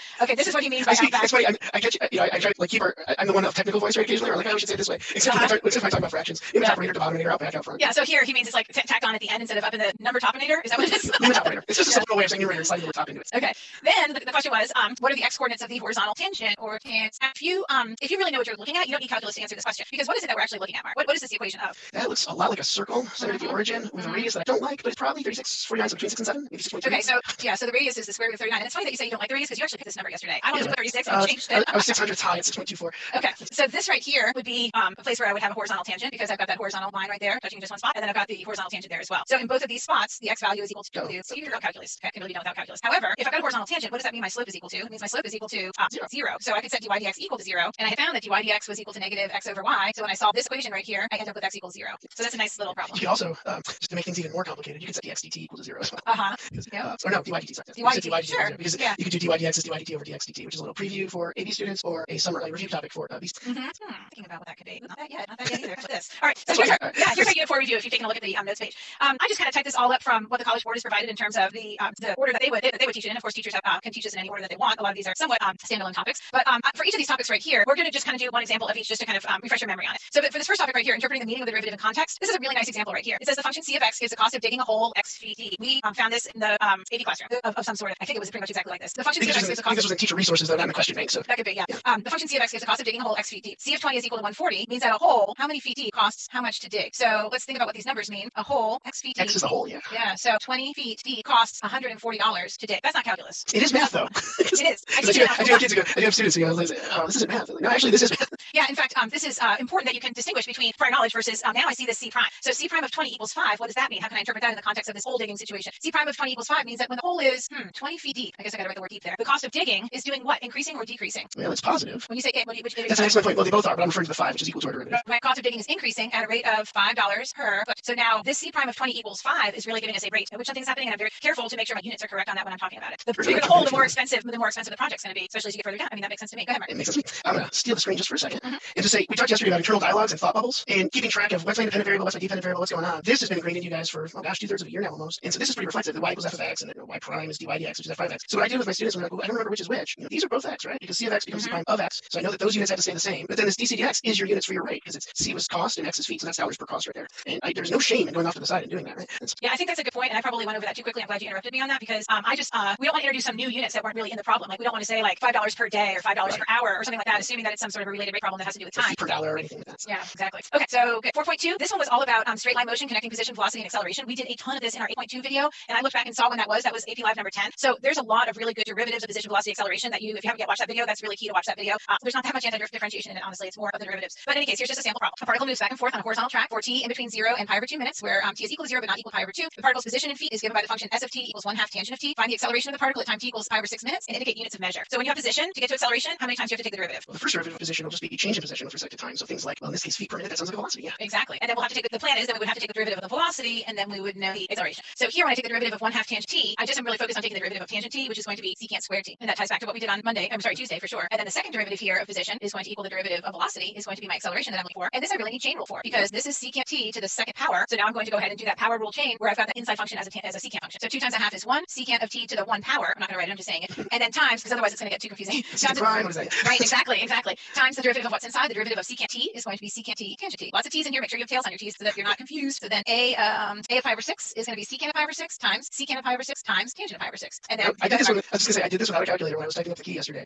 But man, did I double check myself. Yeah. Those secants are like, okay, so it's really cosine, but it's inverted. Yeah, so secant is the reciprocal of cosine. And so the cosine of pi over 6 would be root 3 over 2. And so now this is going to equal, and I apologize, I'm running out of room. Maybe I'll just fold this paper in half. That's pretty sweet. Okay, so then we have root 3 over 2 times root 3 over 2 times the tangent of pi over 6 is going to be a half divided by root 3 over 2, or, sorry, these need to be circles. I said it, and then I didn't do it, right, Mark? Yes, sorry, we just had it's fine. My wife just apologized. We just had a UPS delivery or something. Oh. So my dog was, I had my mic muted because my dog decided she wanted to. Okay, so we have secant of pi over 6 is the reciprocal of the cosine of pi over 6. So that's going to be 2 over root 3, and then times another 2 over root 3, and then times the tangent of pi over 6 would be a half divided by root 3 over 2, or 1 divided by root 3. You can really leave it just like that, or you can write 4 over 3 square root of 3. You know, any There's a lot of ways to write it. Answers, yeah. And actually, on AP, you can stop at the secant pi over 6, secant pi over 6, tangent pi over 6. That's actually considered a numeric answer in the AP exam. My basic rule of thumb for that is if you can put it into a small scientific non-graphing calculator, you can stop. Good tip. All right, 4.3 was rates of change in applied context other than motion, and I just took a problem that was a quasi multiple choice problem and made a little matching exercise out of it. It says if P of T models the size of a population at time t is greater than 0, which of the following differential equations describes linear growth in the size of the population? So if growth is linear, then that means the original function would have been some sort of y equals mx plus b. I'm just going to jot that down somewhere. Or in this case, P is the P seems to be the dependent variable here, so it would be P instead of y, and then equals. Well, the derivative of a linear function would just be a constant. So the one that's linear growth would have to be dp dt equals 200, which describes the exponential growth. Well, the exponential function, when you take the derivative of it to figure out the rate, is really itself when you take the derivative of it. Maybe times, the derivative of the exponent if there's a chain rule going on or something like that. But which one of the remaining ones described it has that as a feature? It's this one, dp dt equals 200p. You should definitely rule out the second and third one right away because they're obviously polynomials, right? That's right. So those are good ones to kind of think about the structure, especially if you've been with us all the way since Unit 7. We just spent a lot of time talking about this one. So. And we actually included the linear in there as well. We did, yeah. All right. This next one here was kind of like the reduction to related rates, and this little problem I wrote for 4.4 says determine dz dt if you know that z is equal to xy squared. So that z is equal to xy squared. My printer's not the greatest. And then z is equal to 3, y is equal to a half, dx dt is equal to -2, and then finally dy dt is equal to 5. That's a great little question that really tests a lot of different skills. First, you have to know how to do implicit differentiation, which is basically chain rule. Second of all, you have to know how to do product rule. Okay, so implicit differentiation is going to happen here, product rule is going to happen here, and not only that, but I actually thought this was really sweet. Mark said to me when he looked at this problem, I really liked that question. What did you like about this question, Mark? When we get our derivative, because of the product rule, I can already tell we're going to have an x and a y in our derivative, and Virch is only giving us z and y. Yeah. We do not know what x is when z is 3 and when y is a half, so we have to go find that out, and that's cool. And you got to watch out for that, right, guys? And also you got to realize there's a fourth variable hiding because everything's with respect to t. So z is 3. So I'm going to go ahead and find my x right now as I'm thinking about it. So z is 3. I'm going to substitute that in is equal to x, and then times y is a half, so a half squared. A half squared is 4. A fourth. A fourth. Sorry, already multiplying in my head. Oh, exactly. Yeah. So then my x value that I end up getting is 3 times 4, which is 12. So I'm going to need that after I do product rule. So let's see if I can slide this down and do the product rule here. So z is equal to x y squared. So dz dt, the derivative of this expression with respect to time, is equal to x times the derivative of y, 2y dy dt, plus y squared times the derivative of x with respect to t is dx dt. And then it's a matter of substituting all those values in. So let's see, x is equal to 12, and then y is a half. That's going to work out nicely. dy dt is equal to, I got my little 5 plus, and then y squared is half squared, and then dx dt is -2. So I can go ahead and do all this arithmetic. In real life, I obviously do all this arithmetic, and I'm not going to do it right now. Yeah, it ends up being 60 minus a half if you want to check yourself. Yeah, 59.5. So the big is, and we've kind of been building up to it, is the idea of these related rates problems, which are so delicious and my absolute favorite. And we're going to actually, for 4.5, which is technically the related rates section, we're going to do some really great free response questions in a minute. I'll get some email about using the phrase delicious. It's so tasty. The choice of words. Right? So Mark is going to do those free response questions with us, with me watching, obviously, and making sure that everything's good. But let me just do 2 last little examples for you.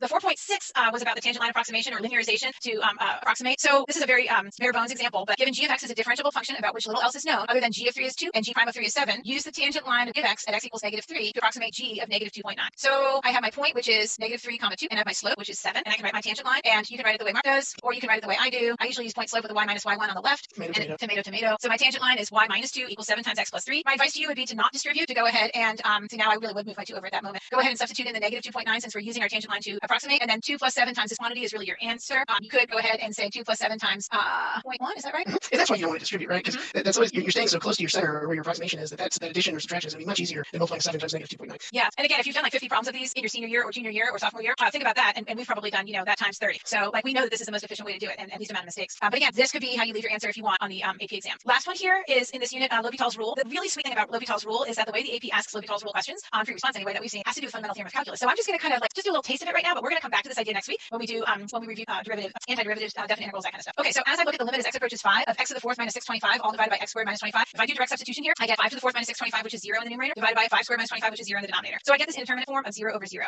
So I could factor and cancel, which we did back on Monday. But if the limit of your numerator is going to 0 and the limit of your denominator is going to 0, then L'Hopital's rule applies. If you have to justify, you need to write down everything I just said. But we're going to do that like next week, or maybe but for right now, I'm just going to tell you. And the L'Hopital's rule means that hey, I can take the derivative of the numerator if I've explained the conditions, the derivative of the numerator, the derivative of the denominator, so 4x cubed in the numerator and then 2x in the denominator, and see what happens. In this case, I can algebraically simplify and say that limit is x is 5 of 2x squared when I do some canceling out here, and I wind up with 2 times 5 squared, which is 50. So I just use L'Hopital's rule there to evaluate that limit. I could have factored and canceled. If I were asked to justify, I would have had to write everything down that came out of my mouth. Okay, and we will do that maybe tomorrow, but definitely next week. So that's just a little like highlights of Unit 4 in one page. And Mark's going to go ahead and steal the screen, and we're going to go ahead and take some carefully selected free response questions. Oh, but first he has to say. And first, as I steal it, I'm just showing you what the justification of the first was talking about. This is really probably the most concise way to say it is this is 0, which is also that, and therefore I can do that. Would you have to say that therefore L'Hopital's rule applies, or can you don't have to name. You never have to name the theorem. Yeah, probably, if I was doing it myself, I would have written this and then said therefore this equals that. I was trying to fit myself in the space. And we will write those justifications, and not just show them to you, but actually write them out, talk them out with you. We got so much time.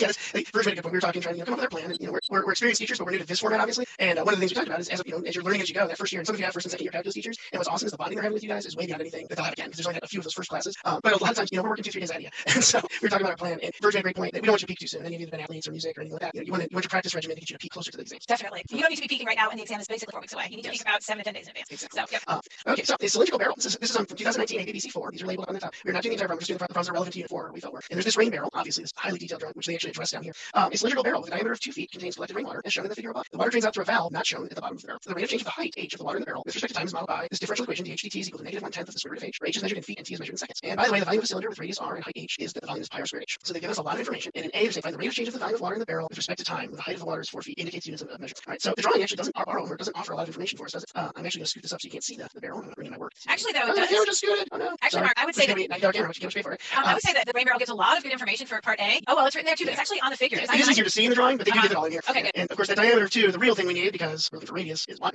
So I'll bring that down. So now part A says find the rate of change. I scoot that over for the imaginary. I have no idea how big that box is in the corner. It looks good. Find the rate of change of the volume of water in the barrel with respect to time. So I'm going to stop reading. Rate of change of the volume of water with respect to time. So rate of volume with respect to time is what we're trying to find. And the height is 4. So man, if only I knew the volume of a cylinder. Thanks for humoring me. It is. It's given. All right. So I have a formula. I could take the volume. I could take the derivative right away. My only issue with taking the derivative right away is I have a product over here. Pi is not part of the product. Pi is not part of the functions. It's a constant. So pi is along for the ride. But this r squared h, and I can do that as a product. It's very simple. But what you notice about the radius down this entire shape? It's never changing. It doesn't change. It's constant. And since it's constant, I can plug it in ahead of time. And this is very dangerous because that's the only time you can plug in a number before you take the derivative. Yeah, because if it were changing, we're measuring rates of change and they're going to affect each other. Correct. Yeah. That would be bad.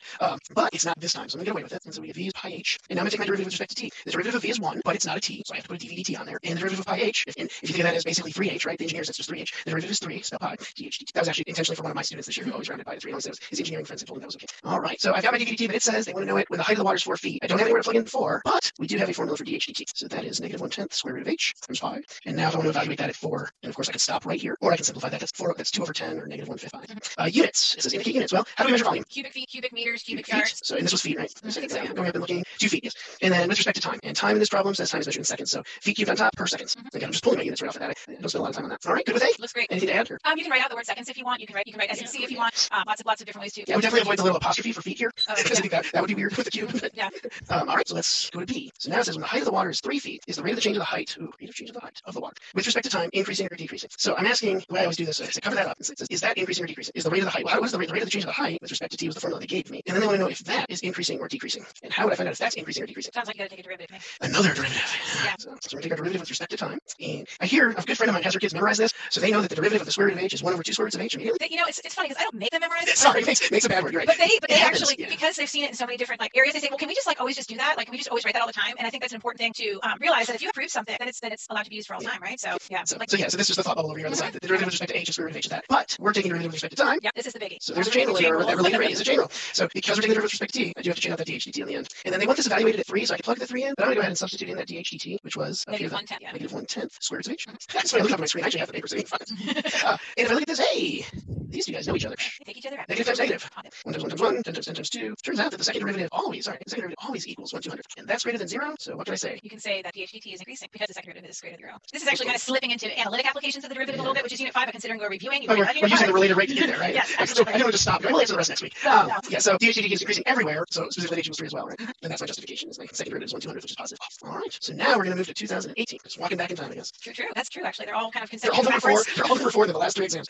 But I can guarantee for every single person watching, your version of the exam will not have a related rate on number 4. Nope. Because there won't be a number 4. It won't be number 3 or number 5 or 6. All right. So we got the height of a tree in meters. And this, by the way, you'll notice the stem's not here. I'm jumping straight into part D. I told Verge this morning. I read this problem about 5 times last night to say, yeah, it's the stem's not used at all. So I mentioned this the other day. Keep the pencil moving. Keep reading parts. This is completely a self-contained problem. The height of the tree in meters can also be modeled by the function g, given by g of x is 100x over 1 plus x, where x is the diameter of the base of the tree in meters. When the tree is 15 meters tall, the diameter of the base of the tree is increasing at a rate of 300ths of a meter per year. And according to this model, what is the rate of change of the height of the tree with respect to time in meters per year at the time when the tree is 15 meters tall? So there's a lot going on. Holy cow. But they want to know rate of change of the height. And this is the height. And this is the only reason the stem's important at all, I guess. Is like, why do you use g for the height? Because A, B, and C were not another function called h. And mathematicians typically, if we keep talking about the same topic, we'll just go ahead and go alphabetically.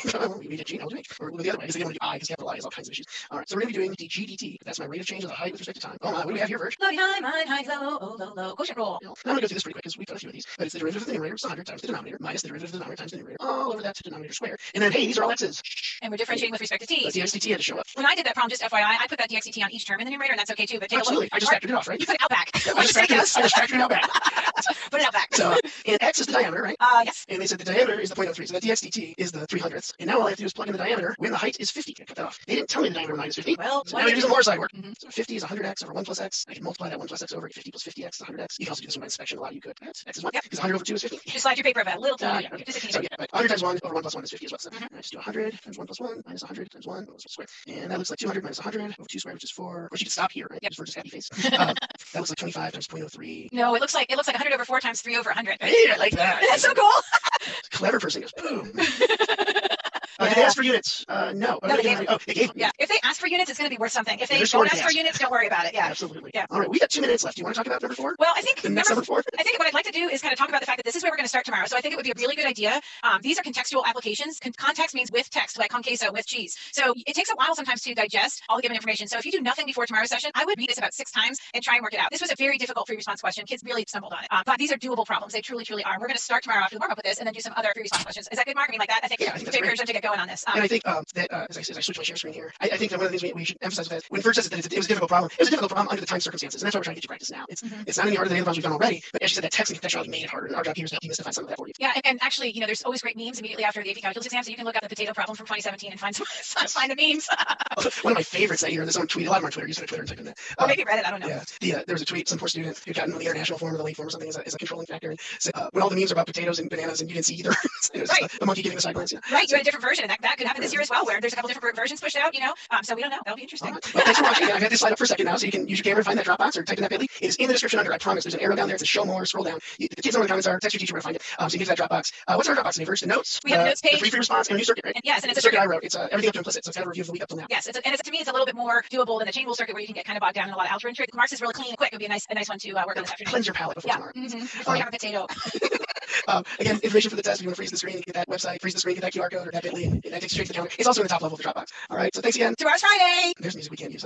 Hey, we're live. Hi, Verge. Hi, Mark. Welcome everybody for our Friday lesson here at AP Live. So let's get started. I am Mark Riley from Ryan High School in Denton, Texas. And I'm Verge Cornelius from Lafayette High School in Oxford, Mississippi. Go Doors! All right.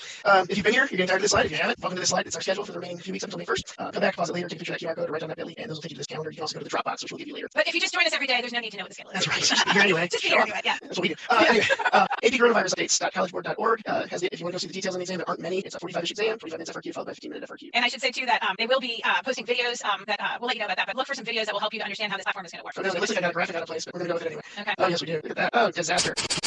Oh, no. So we did such a good job on the FRQ, Verge. On the FRQ, we even had this quote. We went back, we looked, we said, hey, units are asked for, so let's put the units on there. But on the first document with the notes page, units were asked for on that one that ended up with a secant square tangent, and neither one of us caught it, and a teacher in Houston did, and so thank you. And we'll start the counter again Monday, we hope. Oh, was that the one where it was like 4 over 3 root 3 or something like that for the answer? Okay, and yeah. it did Shout say out to that teacher who caught it. And it did say indicate units, and we did not. Yeah, my bad, not my fault. But my job's to check. So. True. Okay. All right, so here we are. We're going to start working a little bit. We've got a long time still. It's 3 weeks from Tuesday. We'll be here fast, but as we go every day, each day is going to be its own day, right? So we're going to wrap up this week, kind of do a mixed bag review of these first 4 units, and then we'll wrap up and let you know what's in the Dropbox. And that Dropbox is populated already. Also, before I get the slide, Wednesday's key is in there. So whatever it was that we did Wednesday, was that chain rule? All right, so here's our warm-up. There's a lot of text. There's a particle moving along a straight path, and its position is modeled by moving along a straight path, and its position is modeled by the function s of t equals the natural log of t measured in yards on the interval 1 to 9, where t is measured in minutes. Find each of the following and indicate units of measure. Oh, let's see if we can do this. We put it there before we got the email. We know it's important. But you can miss a point. Still make a 5. I feel that's true. Confident. Or 3. Yeah, that's right. 90% is an A for a reason. What is the average velocity of the particle on the interval for e to the 1/2 to e squared? What is the velocity of the particle at time t equals e squared? And what is the acceleration of the particle at time t equals e to the 1/2? And I'm going to switch over my camera. And I might tell a joke while he's doing that. Go ahead. What do you call a man who spent all summer at the beach? Yeah, I alluded to this one already. I think you did too. So what do you call a man who spends all day in the summer at the beach? All summer at the beach. You call that man a tangent. And if he has anything covered up, those are tangent lines, right? Yeah, love that. Okay, so what is the average velocity of the particle? I'm going to go ahead and copy that s of t back down. It was the natural log of t, and t's in the interval bracket. 1 to 9. 1 to 9. All right. So I could go find the velocity formula and use the average value function, which is in unit 8, which isn't tested. So hey, this isn't tested. But velocity is the rate of change of position. So they're asking for an average rate of change. Talked about bells going off in our heads the other day. Average rate of change is a bell in my head. What do you think that is? For me, just slope. Slope is the secant line. So that's just the slope of position. And I have a position formula. So I'm going to do s of e squared minus s of e to the 1/2 over e squared minus e to the 1. Oops, got a little negative stuff in there. All right. So that's my average velocity for this interval. I didn't really plan on my space well, so I'm going to kind of do what Verge did yesterday. S of e squared will be the log of e squared minus the log of e to the 1/2. And the denominator, I'm just going to leave the way it is. I'm perfectly happy with e squared minus e to the 1/2 at the bottom. Log of e squared, well, you can do it a couple ways. You can bring the 2 down front using properties of logs, and then log of e is 1. Or what, natural log is asking, what is the exponent on e to get this? What's the exponent on e to get e squared? The 2. What's the exponent on e to the 1/2 to get e to the 1/2? 1/2. And of course, that e to the 1/2 can be read a different way, can't it? Square root of e. And of course, you can stop here. That is a perfectly awesome numerical answer. But then often you'll see it. You go look in the back of the book or a multiple choice, and you might see something with the 2 distributed through the denominator. Just see something else about that. But Just units of measure. Units of measure. Let's indicate units of measure. We are measured. Let's see back here. We said we have yards and minutes. So this was yards. This was minutes. So if I really wanted to just get my nice concise answer, yards per minute. I think that covers it. Here's your recycling. You do that. So what's the velocity of the particle at time t? So how is this question different than the first one, Virg? Well, it didn't say what kind of velocity, but it did say at time t equals e squared, so it's happening at a moment in time instead of over an interval. So we have to be talking about the instantaneous rate of change here, the instantaneous velocity, even though it's not explicitly asking for it. So this has to be the derivative. Awesome. So yeah, it's as if we plan to say these things. I know, right? We do, but we don't plan who's going to say them. So right. All right. So I need v of t, which is s prime of t, which is 1 over t, because my s of t up here being the natural log of t, the derivative is just 1 over t. You'll have to excuse me for a second. There you go. Sorry, my dog was being very patient, but trying to wait to get through a door. So we got, and so I want v of e squared, 1 over e squared. That's good. That's done. Except units of measure. And this is actually ds dt. I want to do my unit. S is in yards, time is in minutes, so yards per minute. Because both velocities should probably have the same unit. Can't think of an example where they would give the same position function. You could do a conversion, I suppose. Oh, maybe. I could convert that to feet per second if I wanted to, but yeah, true. Don't be that kid. All right, so acceleration, Virg. That would be the derivative of the velocity. Yeah, so now you make a derivative of that. Of course, you don't have to label all of these, but you should make this connection on a free response. You want to make that connection on a free response. If you do a derivative or an integral, you should always show the setup. It is a calculus exam. All right, so v of t was 1 over t. That's t to the negative 1, so negative t, negative 1 minus 1 to the negative 2, or negative 1 over t squared. Of course, a lot of you will make that jump straight from 1 over t to negative 1 over t squared. And this then becomes e to the half square. And e to the half squared is just e. Power to the power multiplied by exponents. This is two derivatives of position with respect to time twice. So 1s, yards, time twice, or minutes squared. And I think I did okay. You did great. All right. So that's kind of our warm up on that. And yesterday we said that as Mark's getting organized, we said we were going to lead off with that potato problem. Yes. So that is what we are going to do next is that lovely potato problem. Or Mark's going to do it. Sorry. Yeah, and then we're going to do another related rates question, and then we're going to talk some about L'Hopital's rules. Yeah. So you saw a preview of the sheet there. The preview of L'Hopital. Yes, that's about the extent of my French. Pepe Le Pew French. All right, so at time t equals 0, a boiled potato is taken from a pot on a stove and left to cool in a kitchen 7 times. The internal temperature of the potato is 91 degrees Celsius at times t equals 0, and the internal temperature of the potato is greater than 27 degrees Celsius for all times t greater than 0. The internal temperature of the potato at time t minutes can be modeled by the function h that satisfies this given differential equation, where h of t is measured in degrees Celsius and h of 0 is 91. I counted about 7 times, was the phrase internal temperature of the potato occurs 7 times in this problem. Write an equation for the line tangent to the graph of h at t equals 0. Use this equation to approximate the internal temperature of the potato at time t equals 3. So, equation of a tangent line. Even if I don't even know a line tangent, what do I need to do to find the equation of a line? You need a point and you need a slope. And I need a slope. And I think you were given a point. I was given it twice. They said at the beginning at time 0 it's 91, and then they even wrote it as a function down here for you, function notation. So we have 0, 91. And slope, I have a formula for the slope. In terms of what h, should you plug in for the variable, the 0 or the 91? Yeah, this is h of 0, so that means that's t, that's h. And 91 minus 27, I believe, is 64. So that's negative 1/4 of 64, or negative 1/16. Of course, you could leave the slope with that, but it's... I don't think it's negative 1/16, Mark. What did I do wrong? Well, isn't the 64 in the numerator? What I meant to say was the reciprocal of negative 1/16. Yes. I should let you go just a little longer for all the teachers out there to be having heart attacks. A 30-second delay until my texts are blowing up. All right, so here's my tangent line. Oh, now you're trying to freak him out again, Mark. I was out there. I added y0 to the right. You can't use this form of the line. Okay, I'll let you figure out your own mistake. Oh, there's an M. If you be quieter, this would be a lot easier. All right, so it's Friday, folks. Welcome. It's the viewership numbers on YouTube. Love it. I think last Friday is when we lost you, Mark, so let's not jinx anything. Oh, that's right. I still have my PowerPoint on even. I'm going to close that. Because I still think that's a crash. Okay, anyway. So, assuming I did multiply 16 times x correctly, this is my equation of my line. I use my y0 is my h, right? This is my y0 and my x0 as well over here. And I have this equation of my line. So, that's my tangent line. And then h of 3 is going to be approximately 91 minus 16 times 3, which of course you can stop there. Or you can keep going and keep that 43. Excellent. And you can stop at that tangent line too, above where the box is. Yeah, you can stop that negative 16 appear like this if you're dividing 64 by 4 is difficult, like it was for me. Good example of why maybe we should have stopped. But yeah, you can leave it very robust. But, and you don't need units of measure on that one either because it wasn't requested. Lucky for us. All right, so let's see if I can do this one without making anything silly. So we're going to find use the second derivative to determine whether your answer in part A is an underestimate or overestimate. This is part of what we're reviewing next week, but that's okay. We're going to continue. Of the internal temperature of the potato time equals 3, because finding the second derivative definitely falls under what we did this week. Because we're going to take the derivative of that, of the dh dt. And the negative 1/4 is along for the ride. It's just a constant multiplier. The derivative of h is 1, but we're taking it with the derivative of t. So dh dt shows up, minus 0. And dh dt is the thing I started with. And it looks like that's going to be 1/16 h minus 27. Can I push it up just a little bit? And they did say up here that for any time greater than 27, the temperature is greater than 27 degrees. So this is always positive. I also have 43 was my estimate, so I'm pretty sure that's going to be a positive value. And second derivative positive is a little bit of review from what we're supposed to be doing next week. But what does that tell you about the shape of the graph of h, Virg? So if the second derivative is positive, then you know that the shape of the solution curve would have been concave up in that area, like on that interval. So that means the tangent line is riding underneath the solution curve on that interval, which means that the tangent line is providing what Mark said, an underestimate. One of our definitions of concavity is if it is concave up, the curve is always above the tangent line. And if it's concave down, the curve is bending down from the tangent line. So that's another way to keep those straight. So since we're bending up from the curve or up from the tangent line will always be under the curve. Great. All right. And then that's a really nice free response question. The next one we're going to do is another one that involves a related rate, the one with the funnel. If you're kind of looking at the Dropbox, that one with the potato is actually in yesterday's Dropbox, whereas the funnel is in today's Dropbox. Am I right about that, Mark? Yes, that's right. Okay, so we forgot to say that earlier for those of you who are just joining us the first time today, but you'll figure it out. You can always pause. Yeah, that's right. So am I doing the funnel? Yes, and then I'll go ahead and do the L'Hopital. Oh man. Okay, yeah, Cactus the musical's version of that song is so wonderful. I have it recorded. Oh, yeah, it sounds like on CD. Nerd alert! I've seen him 3 times live. Oh my gosh. The inside of a funnel of height 10 inches has a circular cross section, as shown in the figure above. At height h, the radius of the funnel is given by this equation for r, where h is between 0 and 10. The units of r and h are inches. And we're jumping straight to part C. A and B had other things going on from unit 8, which is volume and that. But C is right in our wheelhouse for this week. The funnel contains liquid that is draining from the bottom, right down there, that little hole. At the instant where the height of the liquid is h equals 3 inches, the radius case of the surface of the liquid is decreasing at a rate of 1/5 inch per second, 1/5 of an inch per second. At this instant, what is the rate of change of the height of the liquid with respect to time? So I'm going to start over and read backwards. Rate of change of height with respect to time. So they want dH dt. The radius of the surface of the liquid is decreasing. So dr dt is negative 1/5. Of course, h is 3 inches. These all have units, but that's just to remind me later. And we know r. And they want dH dt. Well, I have an r here and an h here. I think I can solve this for dH dt. I know stuff about r and h, right? Yeah, if you differentiate both of those, differentials are going to pop out. And they didn't tell me r, but as soon as I take that derivative, it doesn't matter what r is. 1/20th is a constant multiplier. You could distribute that and call that 3/20ths plus 1/20th h squared, and then the 3/20ths will go away as a constant, and so you'll end up at the same place, right? Because this will be 0 plus 2h dH dt. 2h to the 1. But keeping in mind, and you don't have to write this down, but it should be on your head that you are taking derivative with respect to t. So when it's not a t, you have to do that chain rule. And now I'm just going to go start plugging in stuff I know. This is negative 1/5, 1/20th, h is 3, and dH dt is the big question mark. So this looks awesome. So how fast of a jump do you want to make, right? These kids are good. They can do it. Question is gone. Yeah, you can. Okay, that's fine. I'm done. Except units. So and I don't think this even asks for units, but I'm still going to go. It's still inches per second. What is it? Is it negative 2/3? I think so. Let me look. 20 times 5 is 4. 2 times 3 is 6. Yeah. Let's see. Well, I don't know. I can't. It's okay. It's negative 2/3. Okay, I believe you. Yep, there it is. Inches per second. Yep. Okay, you got it. All right. Awesome. Those are some of my favorite problems in the whole wide world. I can't believe I didn't insist that I do them, but okay. So Mark and I have this big debate all the time. It's pretty funny because I'm gonna go ahead and steal a screen, Mark. Yeah. We send each other stuff that we don't edit, send them PDF. But he has something that he can just go ahead and undo the PDF. And he was supposed to be okay. With L'Hopital's rule, and this little notes page is in that shared folder. But with L'Hopital's rule, sometimes you see this mathematician's name with the OS the way I have it, and sometimes you see it with the circumflex, which would be like this, just to learn a little bit of French. Okay. I don't know for sure how it would have been spelled, or both conventions would have been fine. And we can talk for a long time about who this rule is actually attributed to. But in any case, in any case, this is a great application of the derivative because if you have a function, if you have a limit that's in an indeterminate form like 0 over 0 or infinity over infinity, okay, if that's what the ratio is showing you when you're trying to figure out and evaluate a limit, then L'Hopital's rule will apply. And I kind of gave a little bit of airtime to it yesterday. We did limits on Monday, so now it's time to really kind of get into L'Hopital's rule a little bit more. And this is going to be our last L'Hopital's rule. We're going to go ahead and see it again next week with fundamental theorem. So it's going to get excellent. But basically what it says is that if the limit as x approaches a of the numerator f of x is equal to 0 and the limit as x approaches a of g of x is equal to 0, then this limit here of the quotient is equal to the limit of the derivatives of each of the individual numerator and denominator. This is not quotient rule, so you have to kind of keep everything straight in your head. Same holds true if you're approaching a plus or minus infinity as x approaches a. So either of these situations. In any case, let's take a look just at a few examples that are nice examples for a variety of different reasons. But this first one here, evaluate the limits. Use L'Hopital's rule only if it applies. Limit is x approaches 0 of sine 2x over sine 5x.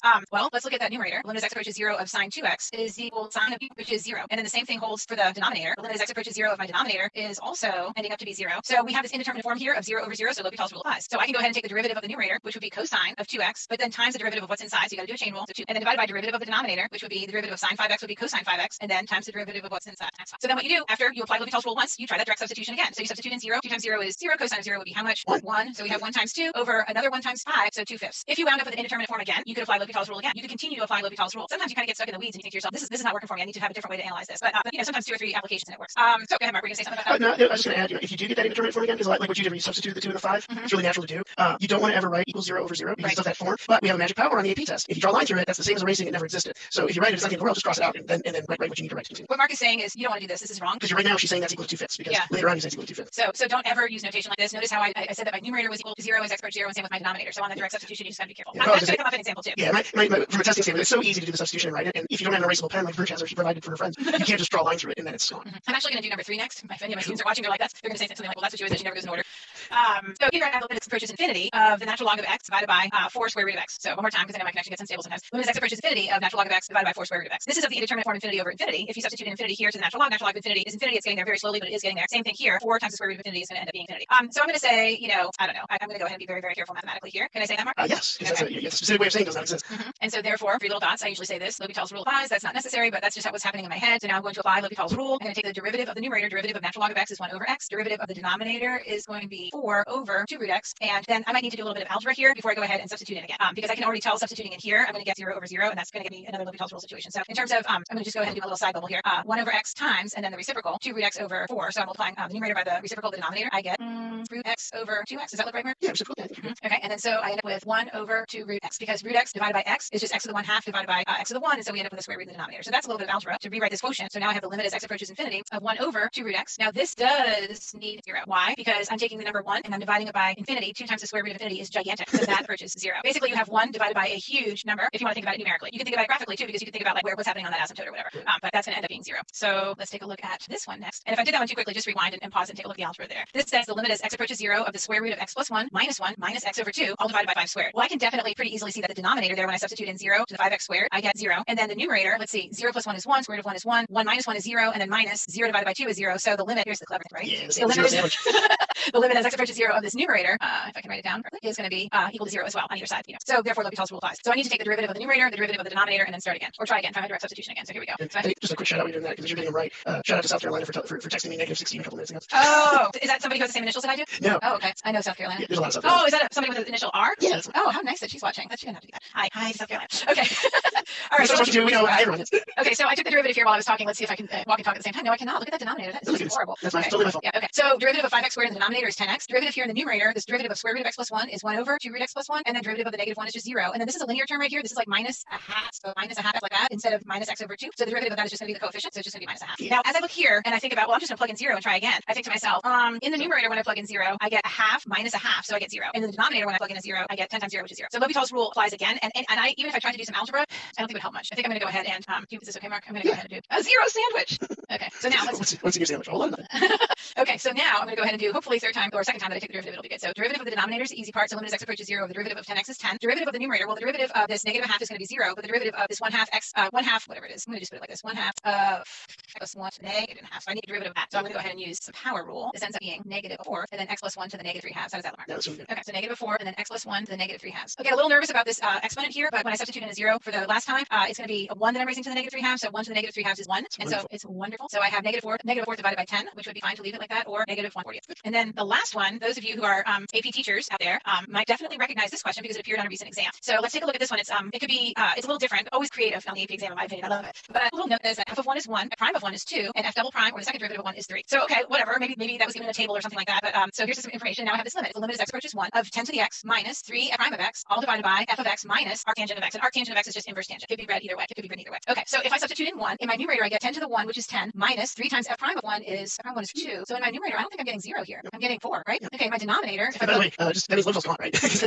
Yeah, because only if it applies. You can't just willy-nilly be doing L'Hopital's rule. Oh, I see a limit. Now I'm going to do L'Hopital's rule. It's only if it applies. And it only applies, at least in our curriculum, in these two indeterminate forms. There's many indeterminate forms, but we're only responsible for these two. Yeah, L'Hopital's is a race to 0 or a race to infinity, and you're just comparing how fast they're going, comparing the rates. And this guy's not going to 0, so different game. Different game. So let's see. In the denominator now, f of 1 would be 1 minus inverse tangent of 1. And inverse tangent of 1 is the angle, the radian measure, where the tangent's equal to 1. Tangent! Oh my gosh! The tangent, the guy at the beach! Okay, anyway.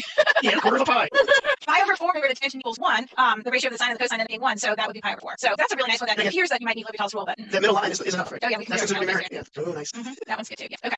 So that's just a little bit. I know I'm going quickly, but just reviewing L'Hopital's rule from Unit 4. So Mark's going to finish off our new examples with one of my absolute favorite. I can't believe I'm late. I'm finishing. I thought you were. Okay, oh, okay. Well, no, let's go. Okay, let's go. Actually, I have it right here. I have it. Sorry, I know you love this problem. I do. I love this problem so much. Hint to my own students. Your quiz on Sunday is going to look a lot like this. I've been working really hard on making one kind of similar to it. Hint to my kids.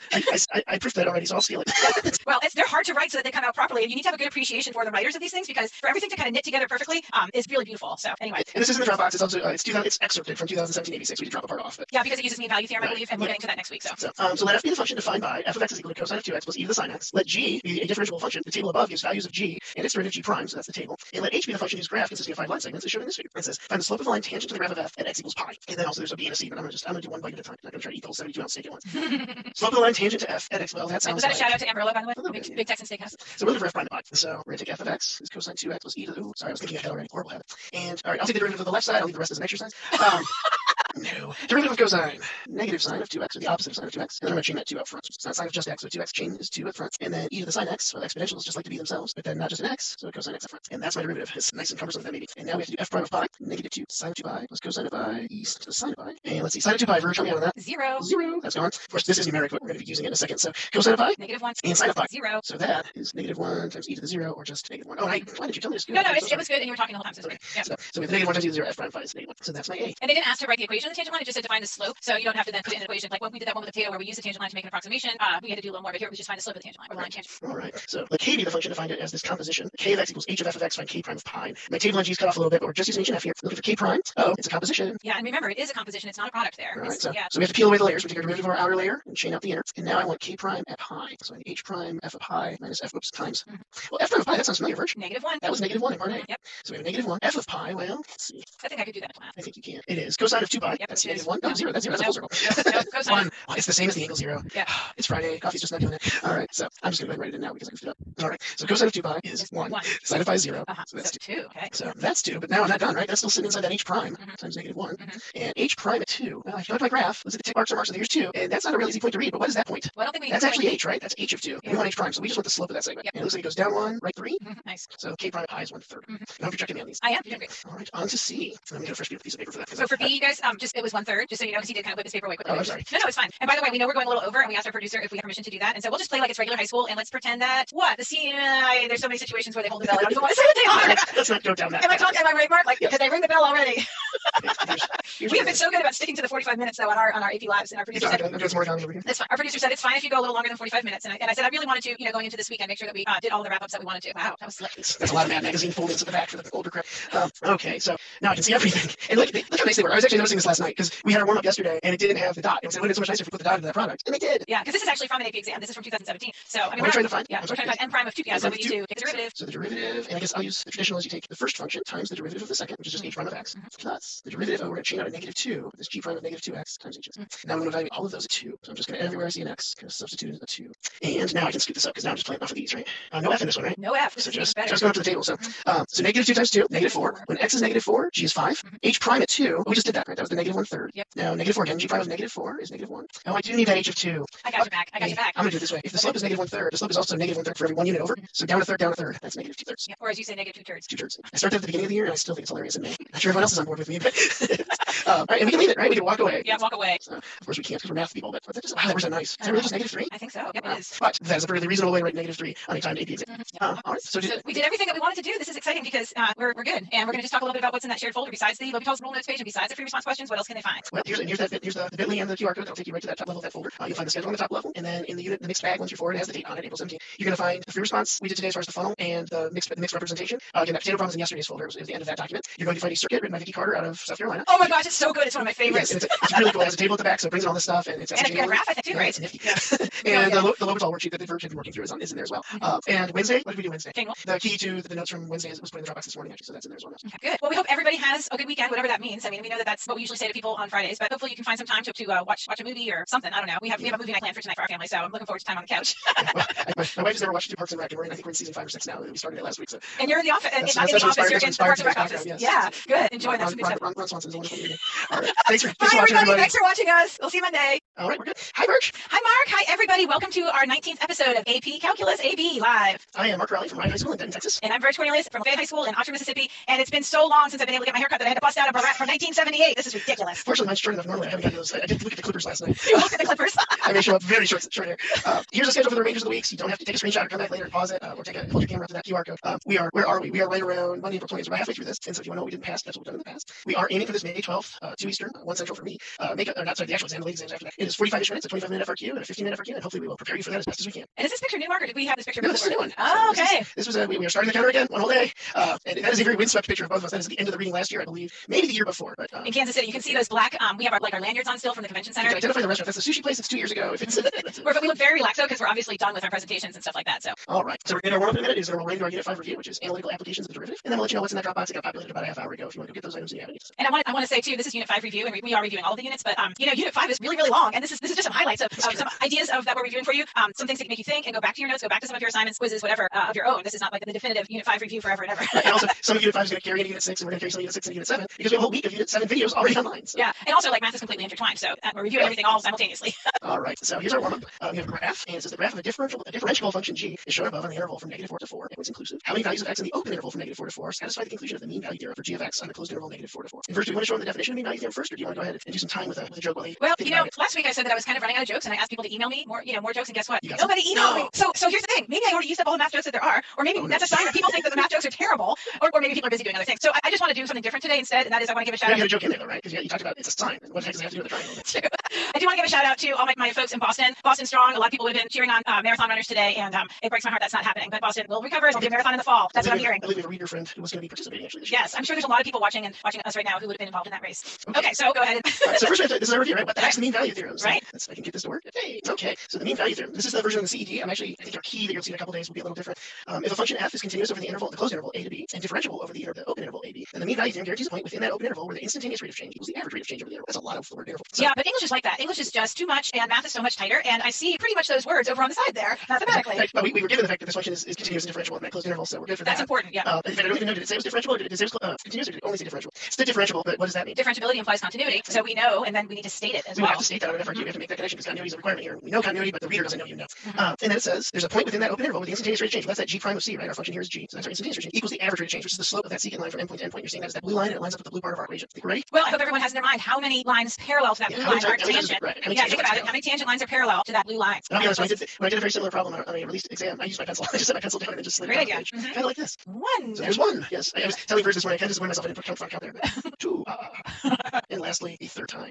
So there they all are. So how many times does the theorem guarantee? So this is called an existence theorem. So if the conditions are met, then there's at least one. That's how I like to think about it and say it. But Mark says the phrase a point guarantees a point encompasses that idea of at least one. And I'm happy to concede that to him. I'm so glad you agree with me with the CD. Yeah, I think the difference is guaranteeing a point means at least one versus guaranteeing exactly 1 point, which would be a stronger statement. Okay, so I hope everyone's good with that. You can see the green lines on that derivative right here, right? And then those are these guys, 1, 2, 3, and the blue is our secant line. And if you parallel to. Yeah, if you want to pause your video right now in that shared folder, there is a template for the notes, and actually there's a place where you can write all this stuff down for yourself, either now or later, because you definitely want to write these definitions down and things like that. All right, now I need to get my controls to hover correctly for me. Yeah, we're playing with fire here because Mark's going to do something. I'm in the same setup I was when I crashed a week and a half ago. So all right, I need to. Oh no, sorry, I'm moving my chat box around that you guys can't see, so I can read. All right, so this is number 2. We've actually talked about this probably once before, or we at least included it in one of our very early lessons. But this is number 2 from the 2019 exam, I believe, from last spring's exam. It says the velocity of a particle p moving along the x-axis is given by the differentiable function v sub p, or velocity of p, where v sub p of t is measured in meters per hour and t is measured in hours. Selected values of v sub p of t are shown in the table above. Particle p is at the origin at time equals 0. You can see they have given us velocities at time 0, 0.3 tenths, 1 7 tenths, 2 8 tenths, and 4. It says justify why there must be at least one time t in the closed interval from 3 tenths to 2 8 tenths, at which v sub p prime of t, the acceleration of particle p, equals 0 meters per hour per hour. And this was a calculator active problem, but you will find that you do not need a calculator for this, I hope. Although you're free to use one if you're feeling a little unsafe. So what are some cues that this is relevant to what we were just doing? What do you think, Verge? Well, at least one time, and then we're seeing a derivative. So we're going to have to calculate a derivative or an approximation of a derivative.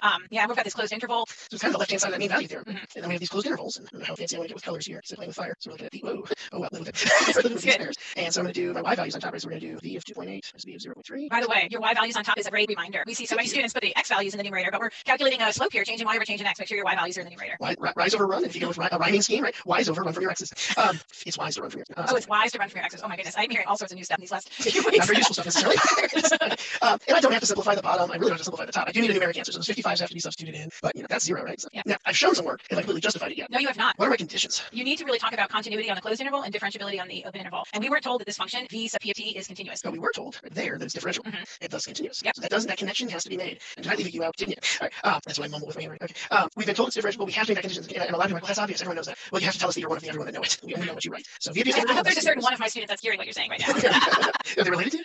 No. Oh, well, no, actually not. I'm actually very acute to that. Okay. So since how do I want to say it? Since v sub p is because of that, right? I'm going to actually go back. Let's see. Do I have an eraser? The eraser did not work well. Just rehearsals. Okay, good. And then I'm back to my pen, and I think I'm going to come in and do some reading. Since that's true, there must be a c inside the open interval such that, excuse my handwriting, but I'm writing on a tablet with a plastic pen, so you get what you get. Such that v prime p of c. So it's the things you have to do. You have to tick off your conditions, right? We have 3 conditions. We tick those off, and then we can say our conclusion. Notice I didn't say my mean value theorem. Absolutely would be okay to say my mean value theorem, but unless you're asked to name the theorem, you don't have to name the theorem when you use it. Just have to satisfy the hypotheses and state the conclusion. How does that look, Verge? Is that going to keep our counter going for another day? I think it's fine. I mean, I think people might want to be a little bit more like nitpicky about making a statement of continuous on the closed interval and differential on the open interval. But we were told that this v sub p is differentiable everywhere. It's a differentiable function, so that applies continuous everywhere. So I don't need to appeal to an interval in this particular case. Okay. Yeah, I might even add the word everywhere under continuous. But, okay. So this is number 6, and this is where we ended Friday, I believe, correct? It is, and we did not have D there as a question on Friday. We only had A, B, and C. We meaning Mark, peeled the D off because he knows how to do that kind of stuff on a PDF. But here it is, and now we're ready to talk about D. Now we put it back and taken A, B, and C off. Yeah. So just a reminder, we're being given this tabular information about g and g prime, a piecewise function of h, and the function f is this. I guess it's a sum of composite functions, cosine of 2x plus e to the sine x. Let g be a differential function. The table above gives value of g and its derivative g prime and selected values of x. And let h be the function whose graph consisting of 5 line segments as shown in the figure above. There's a lot of information that we actually don't use in part D. Is there a number c in the closed interval -5 to -3 such that g prime of c equals -4 and justify your answer? This sounds very familiar. Try to check if there's a. Oh no! What'd you do? It did not give me the pen. Okay, so I was trying to do this. These are values of x, right? So we're looking at this row in the table and this row in the table. How do we know we're looking for mean value theorem? We're trying to figure out on that interval, is there a place where the tangent line slope is equal to -4? That's how I'm reading it. Yeah, and it's not the c. If I see a c, it's mean value theorem. It could be g prime of k or lots of other stuff. But in this case, they happen to use the c, which is awful nice. But it's that instantaneous rate of change, which works very nicely. I will tell you, when I first did this the first time, I came very close to writing something wrong. I started to grab off values of g prime. So I'm just. Well, your answer would have been no. Exactly. So I just want to remind myself over here that this is g of b minus g of a, and wow, that's a sloppy notation there. We're worried about not having enough to do today, so that'll take some time. Oh, I did it again. I'm going to be so much better with this by the end of 2 weeks. Because this is not the first time he's doing it. I had to watch him do it for long. I usually do it for me keyboard. It's a lot larger when you're standing in front of it. All right. So I'm reminding myself that it's instantaneous to average, and so I'm going to be pulling from this part of the table. Before we do that this time, let's go ahead and go. Let's go ahead and get part of that. That since g is a differentiable function, g is continuous. Negative 5, negative. And then we're going to say also, and we're going to see how this works. I'm pretty sure it's going to work. We're about to say yes or no, so I can actually start this way regardless. So I'm going to do g of negative 3 minus g of negative 5. Or it doesn't matter as long as you're consistent. If I did 10 minus 2 on the bottom, I would just have to do g minus g of negative 5 minus g of negative 3 on top, right? Yeah, but you need to fix your denominator. Oh, those are the values. Yes, thank you. I went 10 minus 2 no matter what. So I wouldn't pull. So no, you want, but I went to 2. No, you want the x's in the denominator. Negative 3 minus negative 5. So silly. Not that silly that we need it. I'm being silly. Just well, when you're right? Yeah. So then we get 2 minus 10 over negative 3 plus 5, which looks a lot like negative 4. So we can guarantee that g prime of c equals 4. And you'll notice it actually said in the closed interval, but if we can guarantee it inside the open, we're also guaranteeing it inside the closed. And I would say that these two examples are really nice, lovely examples where you do your secant line slope choosing the endpoints that are given, but there's been times where you actually want to look at actually the interior. Am I right about that, Mark? Where yes, yeah, much harder. We'll look at those like in a few days. Yeah, actually, no, one case you're talking about, where you actually have to pull different values off the table to get the slope you want. Yeah. But I believe the slope was something easier to spot, like just 2. So you have to look for it to double over an interval or something. So that is possible, and anyway, just a little extra commentary there. Just keep watching. Yeah, just keep watching. Exactly. All right, this is the notes page. So Mark is switching to his hover cam. This is exciting, and you can see there at the top where you can hopefully have already filled in. And Verge brought this, using Verge's technology here, but I pre-cut. So yeah, this is the Dropbox. This is the warm up again. It looks like you're selling a couch or something. Like tear off here. Have you seen this problem? So now get in that g of x is the same function. So what Nicole I just got a message from a friend. Hold on. So this is the same picture from the warm up. Is what Mark was going to say. And we're going to give a whole Verge, lot I more. need you to grab this from me. Okay, let me I'm going to have to stop share. It's not letting me stop my share. There was a mistake on the last one. This is why I froze up last week. I have a little more control though now. This is interesting. Okay. Just go with that and we'll fix the mistake later. Okay, g prime of c has equal negative 4. I can't stop. Okay, there we go. Sorry about that. You know what? You need to switch your background still too, Mark. Well, I can't do that without Reeboks coming up. So. Oh, well, you guys have got to keep watching because it's Meme Monday and it's really, really good. Okay, so let's see. I can't even get into my this. I see. Right. That g prime of c should be negative 4. Yeah, good. Thank you. And for some reason, it won't let me draw it anymore, and it's fussy. So. Well, we'll take a screenshot of it and fix it for tomorrow. Yeah. Oh, I got another problem. What are you seeing right now, by the way? I'm seeing all the green writing on that. Okay, so you're still seeing what you should be seeing. It's not even letting me get it. Okay, it's gonna keep. There we go. That should, okay. Sorry, folks. Hey, it's exciting when this happens.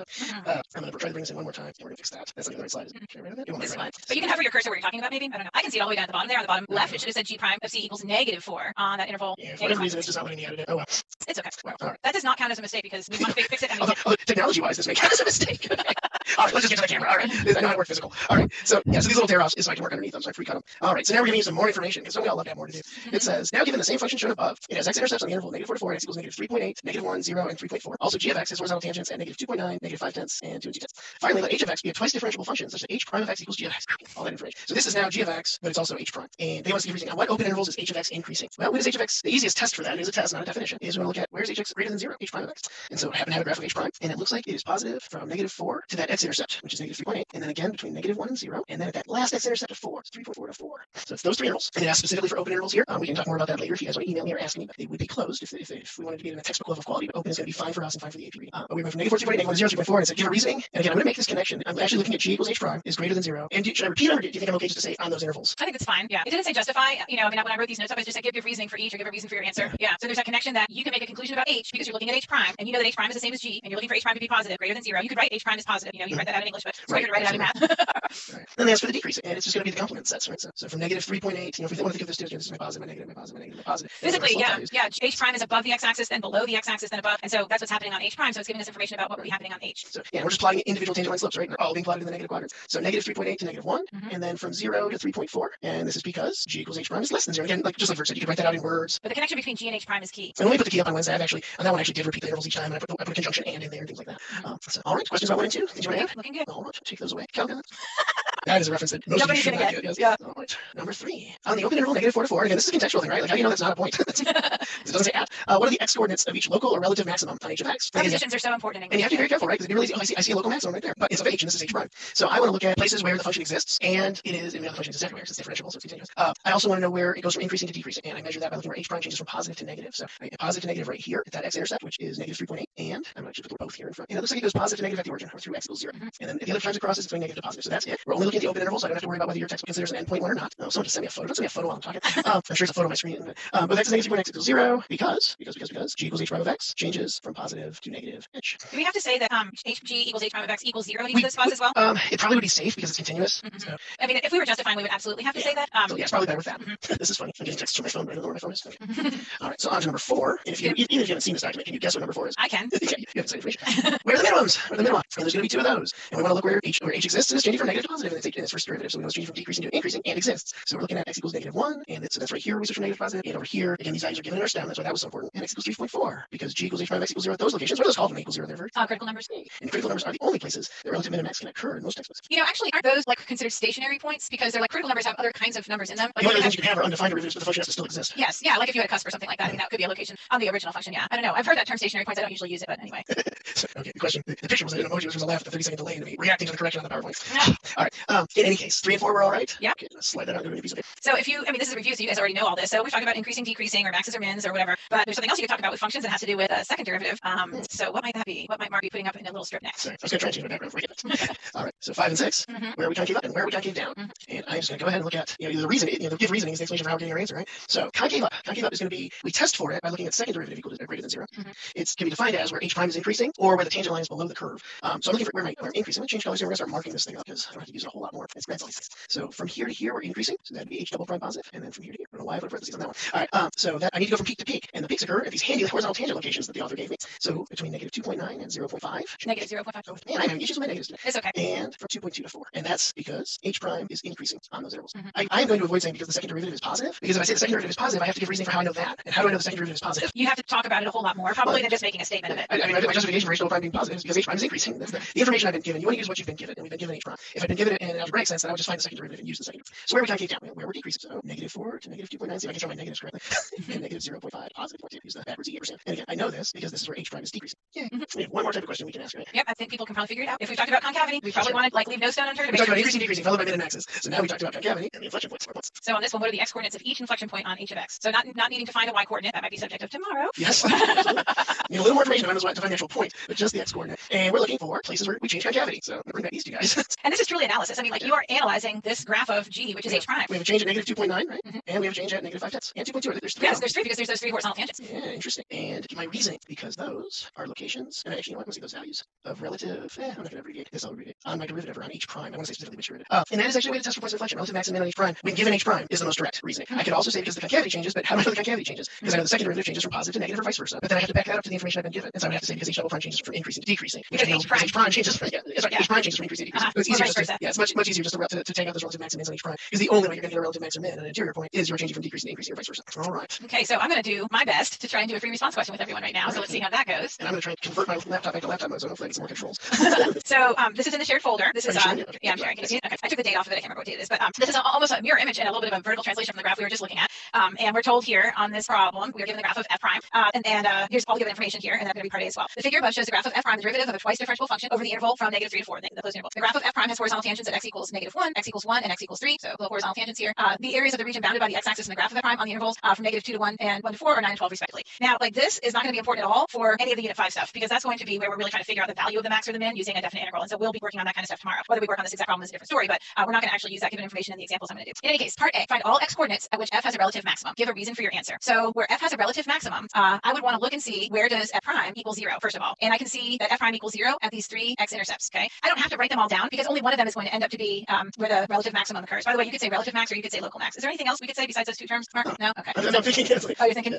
Those are the 2 most common for sure. Okay. So f prime of x is equal to 0 at these 3 locations. Again, you don't really have to talk about the 1 and the 4 because they're not going to actually answer the question.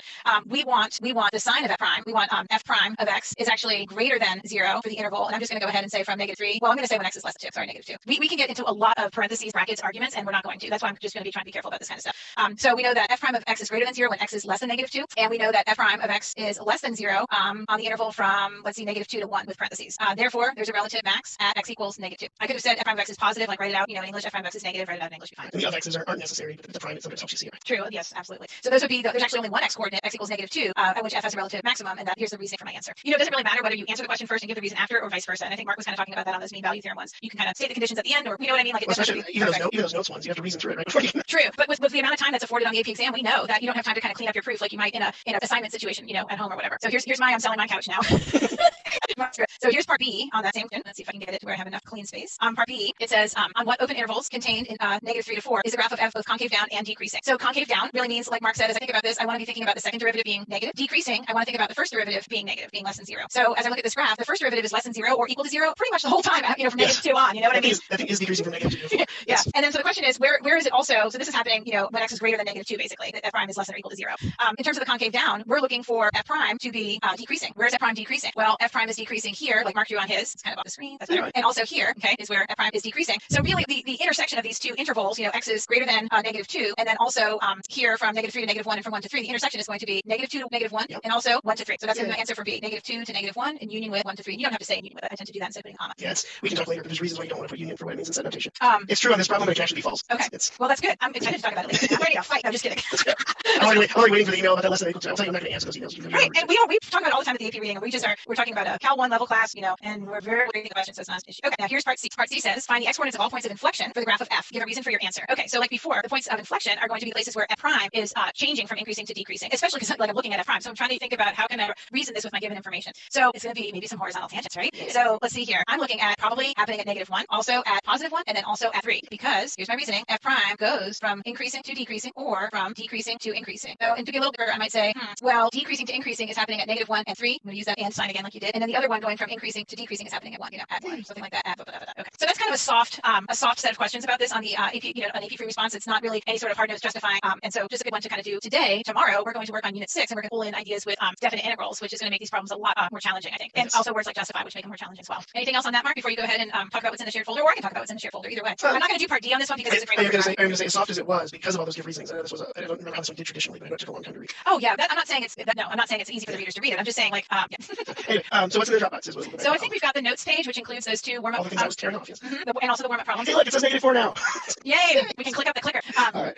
And we also have two circuits in there. They are not exactly what we did today, but they are definitely topical. One's a mean value theorem circuit only, and then the other one is kind of more of a mixed bag, some related rates, some increasing, decreasing, that kind of thing. It's kind of my base. It's for me, it's like unit 2, 3, unit 4. That's the one I wrote. It's I just went 5, 2 unit 5 says mean value theorem on it. I do want to warn people about that one. It's a little different. There's a whole warning page when you open it, so you should be able to see this. But it says it's called a Mobius, not a circuit. And as Verge, if you've been here all along, Verge spent several lessons doing some Mobius. There's a twist involved. So it's just a pun on that. It's a circuit with a twist. You don't have to cut your circuit into it. Please don't. If you've been doing our circuits all along, you found that with a little backwards work, you don't have to do the last two because you kind of know where they have to go. And so this was my way of keeping my students honest. So when you finish, there will be either 2, 3, 4, or 5. Bring those fingers back in the PowerPoint. Left over. You'll feel like you finished early. You'll get done, and there's 4 boxes left or 2 boxes left. Take any one of those boxes, call it A, and start lettering A, B, C, and so on. And when you close back up to A, that mini circuit will finish up, and then every problem on the circuit is done. So there's a big loop and a little loop. And have fun with that.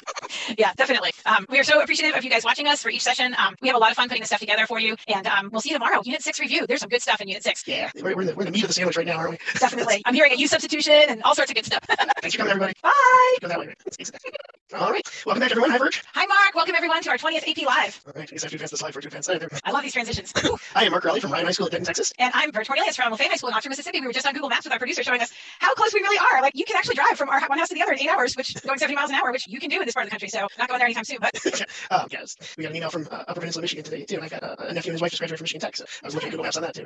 All right. So this is what we're doing tonight. And hopefully our pictures are not covering up the QR code like I think they may have been yesterday. But this is where we're headed, where we've been if you haven't watched the old videos. But we are down here on April 21st. And that QR code will bring up a bigger version of this if you want to see where we're headed. All right. And where we're really headed is May 12th at 2 Eastern to the AP Calculus exam, which will be 45 minutes online. And I think everyone's gotten this information already. But if not, you can check out apcoronavirusupdates.collegeboard.org. And we're going to know more information about what that upload process might be and everything sometime next week. And you will, too. I think they're going to send out some videos. Yeah, I think the 27th the latest, which would be a week from yesterday. All right. And we just introduced this picture yesterday. And yeah, luckily we have a lot of pictures of us together. Pretty soon you guys are seeing our faces photoshopped over. Thelma and Louise going off the cliff or something. And this was just a rush thing. We were rushing at the end, and Verge was trying to throw you a little more complete answer, and I wasn't checking it because I was getting the slideshow ready. And at which points the change from increasing to decreasing, decreasing to increasing got flip-flopped. So if you didn't catch it, then you might want to go back and watch it again, or if you haven't watched yesterday's video at all, you might want to watch it also. It was right at the end, and the only messages we got on it were from friends, so I figured people either figured we'd catch it or they tuned out. All right, so introductions and corrections / ranter are over. We're about to do our warm-up. In today's Unit 6 review, integration, accumulation, change. We're going to bring in a little bit of Unit 5. We may push some of this off into tomorrow. Unit 6 and Unit 5 have a lot of stuff in them. And as far as the further resources go, I forgot to mention this yesterday, but Sunday afternoon, Thursday and Friday's keys went up. So all the keys that you're going to get from us are in the Dropbox for last week. Tomorrow I will put Monday's key in and kind of have a 2-day lag there and everything. All right, here's our warm-up. I'm going to move my little unseen chat box in our images so I can see the graph. It says this is actually number 5 that we ended on yesterday, that problem that we had the correction on. This is part D, which we had snipped off, and now we've snipped it back in. It says the figure above shows the graph of f prime, the derivative of a twice differentiable function f on the interval from -3 to 4. The graph of f prime has horizontal tangents at x equals -1, x equals 1, and x equals 3. The areas of the regions bounded by the x-axis and the graph of f prime on the intervals -2, 1, and 1, 4 are 9 and 12 respectively. Given that f of 1 is 3, write an expression for f of x that involves an integral. Find f of 4 and f of -2. All right. And there's a little bit of new information. I think. Did you cut it off yesterday, or did you just cross it off? I crossed it off as I was reading it yesterday, and it had to do with the areas of the regions. So yeah, okay, that was the part I had crossed off in purple, and Mark has it underlined now. That information is very important to answering part D, and he in fact put up in the figure the 9 and the 12. So yeah, so I'm going to actually switch over to my camera to help work this in a second. But let's let people read it. If you want to pause it, and normally we do something to cover some time. Okay, that's called a joke. I have a plethora of new jokes that people have sent me, people who I don't even know, and people that I do know, and lots of double jokes and some jokes that we've already told. So that tells you something. But anyway, lots of jokes that we haven't already told. So this one is really good for today's review lesson. And the question is, what's the integral of 1 over cabin with respect to cabin? So cabin over cabin. Can I answer, or do you want to go ahead? Go for it. Of course you can answer. I believe it's a houseboat. You are correct. A lot of people would say log cabin, but then they'd be forgetting what? The sea. Log cabin on the sea is a houseboat. That's right. So we'll kind of come back to that later in the lesson. Okay. All right. So I'll use a slightly off-kilter version of what you just saw. All right. So same information, maybe arranged slightly differently for the margins, but we've got from -2, -1, 1, 4, and I labeled those up here. And it says we're given f of 1 is 3. Write an expression for f of x that involves an integral. So, well, where's 1? Right here's x equals 1. And they mentioned 4 at first. So my bounds have to be x values, and the only two x values they've mentioned are 1 and 4. And if I integrate f prime from 1 to 4, I'm going to get the bounded area. But what do we know about f prime in that interval? It's below, f prime is below the x-axis, so the bounded area is actually going to be negative in sign, SIGN. Yeah, so if I wrap absolute values around this, it equals 12, but that integral equals -12. Because that Riemann sum, or definite integral, which a definite integral is the limit of a Riemann sum, foreshadowing, is equal to those areas, which sum to -12 in this case, if we have sign area, SIGN. So that equals -12. Now they want me to find an expression for f of x, though. So fx, and this is, if you guys don't remember, this is where the review comes in, right? And we did this last week, and we touched on this. The fundamental theorem of calculus, one of the two versions of it. The integral from a to b of f prime of x dx is f of b minus f of a. So if I want to find f of b, and this is actually the way I straight memorize it as the accumulation model, but tomato, no, it's system. All right, f of b is f of a plus f prime of x dx. Well, the f of a that I know is 3, and that goes with the 1, because f of 1 is 3. This is my a and my f of a, and I'm trying to evaluate x. Now, this is where people will get picky. I'm going to put that in terms of a dummy variable t, and I will leave it to others to discuss whether x's can change the meaning there or not. But traditionally, we put a dummy variable there, because when I antiderive that, when I differentiate that, I'm going to plug in an x and plug in a 1, and then I'll have a function in terms of x. And because they said write an expression, you didn't even have to write the whole That's equation. right. I could have just had this. Yeah. Good point. That's actually nice, because they told me to write an expression for f of x, so the expression I put would be an expression for f of x. And then they want me to find f of 4, so now I'm going to do 3 plus the integral from 1 to 4. And now you see where, okay, f prime of x dx is -12. Well, f prime of t dt is also going to be -12. So, well, f prime of q dq, right? So, -9. And f of -2, well, now I just get to plug things in, although that seems deceptively easy. All right, the integral from 1 to -2. Wait a minute, thought bubble time. How would I normally find this area? I would really usually do like integral from -2 to 1 f prime, and we know that's also negative. And that will equal -9. But in this case, when I reverse the bounds, this is one of the properties of integrals. It becomes all opposite. kinds of parentheses. So we're going to add the opposite of the integral, which is -9. You could also switch this first if you wanted to, right? Or if you just use the fundamental theorem up here, you could do the integral from -2 to 1 equals f of 1 minus f of -2, and then plug things in, and that'll work the subtraction out for you as well. But I believe you get 12 as long as you do it right. Yep, I got it. So in the shared folder today, there is a notes template, and so I'm going to go ahead and grab the screen and use some of the notes with everyone, and then Mark's going to do the rest of the notes with us. So I think that's how it's going to go. I always, as other people now watching, I do this every single time. It helps me remember what day it is, and we have tacos on Tuesday. So I don't know why, but we have tacos on Tuesday. It's a thing, and it's our Unit 6 review. As Mark alluded to, Unit 6 is long. When I taught Unit 6 back in, January, I actually called it Unit 6 and Unit 6.5 because like we had to have a test before we started U substitution. You know what I mean? So these are just really the highlights, and so we're going to continue to revisit a lot of these ideas as we get closer and closer to May 12th. Okay, so this example right here on the notes template is exactly the same example from yesterday that we did on our notes template. The exact same graph, the exact same given information. But I think you changed the name. I think it used to be G's. Okay, I renamed it. Yeah, that was the graph of a differentiable function h of x now is shown below on this closed interval from -4 to 4. The function h of x has x-intercepts on the interval from -4 to 4 at x equals -3.8, x equals 1, x equals 0, and x equals 3.4. So those are those x-intercepts right there. And also h of x has horizontal tangents at x equals -2.9. So right here, I feel like that's the Groundhog Day or something. I feel like I did this yesterday. X equals -0.5 and x equals 2.2. Oh, but here's some interesting stuff. The areas of the regions bounded by the x-axis and the graph of h of x on the intervals from -1 to 0, 0 to 3.4, and 3.4 to 4 are 0.3, 12, and 2 respectively. So let's see. This is going to be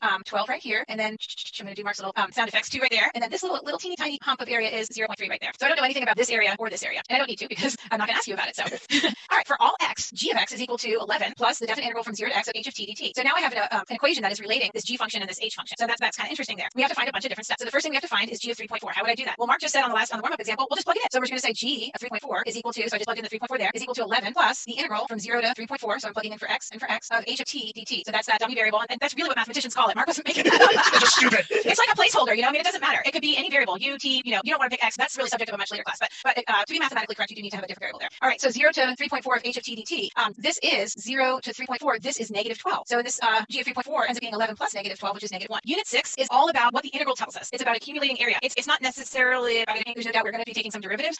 But I just kind of had that accumulation function. I was able to evaluate it. G of 4 is going to be kind of similar here. So g of 4 is going to equal 11 plus, and I'm just going to kind of scoot over. Who wrote this thing? I guess I didn't.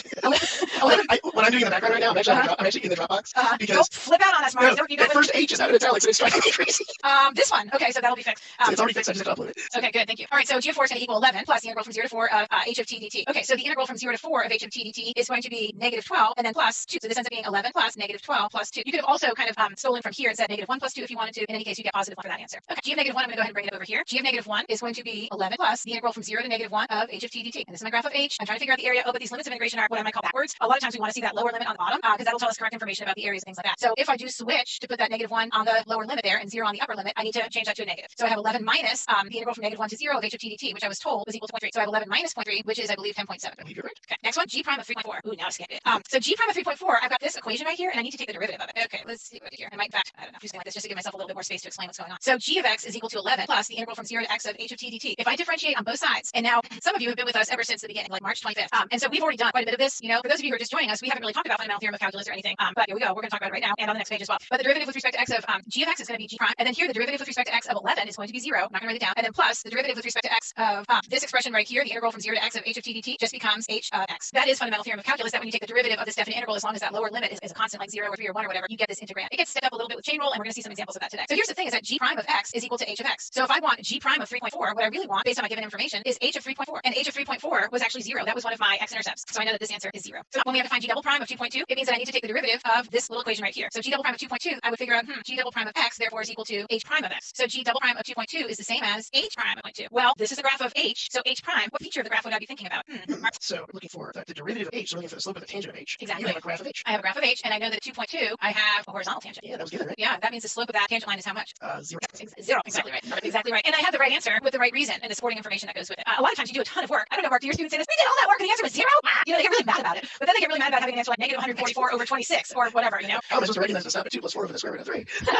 Yeah. Okay. So then, you know, given that we're doing this integration and accumulation of change, I thought about the fact that, you know, back in Unit 5, we were supposed to really visit that extreme value theorem. And the extreme value theorem is really what's coming into play in this part B here. It says find the maximum and minimum of g of x on the interval from negative 1 to 4. Explain your answers. So I'm not talking about the entire interval. I'm just talking about this sub-interval from negative 1 to 4. So to figure out a maximum or minimum, I want to check a couple of different places. I want to figure out where g prime is equal to 0, and I want to also check my endpoints. I might also check another place, right, Mark? But that doesn't actually exist in this problem, and that would be where g prime doesn't exist, but the original function is defined. Right. Okay, but that's not, it doesn't pertain here because this function is differentiable. So anyway, all right. So let's see. My endpoints are negative 1 and 4. So g of negative 1. I usually make a table. Do you mind if I make a table, Mark? You didn't make a table when you did on the answers, which you will not get for a few days. But on the answers, Mark, I actually made retype it as a table. It was, okay. When I was doing was listing the ones we already found, and it turned out that we found them all. Yes. I was going to import them into a table, and I realized, oh, I have everything. So. Right.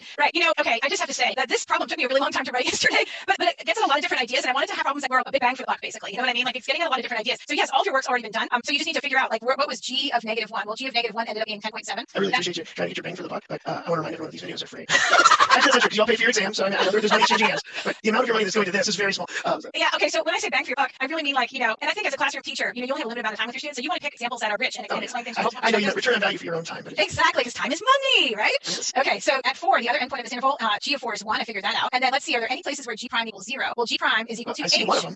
Right? I see one of them up the table. Again, g prime is equal to h, and so let's see, g prime is equal to 0 at 0, and also at 3.8. It's also your list of x-intercepts, correct? Up in the paragraph. You use the graph, or you can use the given information. True. I said 3.8, but what I meant was 3.4, I think, right? Yes. Okay. So let's see, g of 3.4 was negative 1. Yes. Okay. Yes. Yeah. And then g of 0 was, well, we never did find that, did we? No, but it's a pretty easy one to find. Yeah, g of 0 is 11 plus the integral from 0 to 0. If these limits of integration are the same, then you're not going anywhere. You're not accumulating area. So this result would be 0. Even that's not because these limits are 0, it's because the limits are the same. Because so the width anyway, of the 0, right? yeah. So 11 plus 0 is 11. So let's see, my max value is 11, and then my minimum value is negative 1. But it's important to check the endpoints, because if you don't check the endpoints, that's the exact time when an endpoint ends up being the answer. But and also, if it's say to explain your answers, you have to explain why you ignored the endpoints if you did, because they were definitely candidates. Yeah, and there are ways to explain it, but it's actually easier to make a table than to do the big old explanation. Also, just was to say, when I did this, and this I probably will leave on the key, I reported the maximum value is g of 0 equals 11. Okay, because that's why you're showing where it's which is just another way of saying it, yeah, but the y value is that maximum or minimum value. So you do not want to record 0 or 3.4 as the location of the maximum, but not the maximum. In fact, I don't even have to use the word value here. We took it out from when we were working earlier. I can just say max is 11 or g of. Yeah, always go back. I was saying, always go back and check the question, because if they ask for the location of the maximum, now it's 0.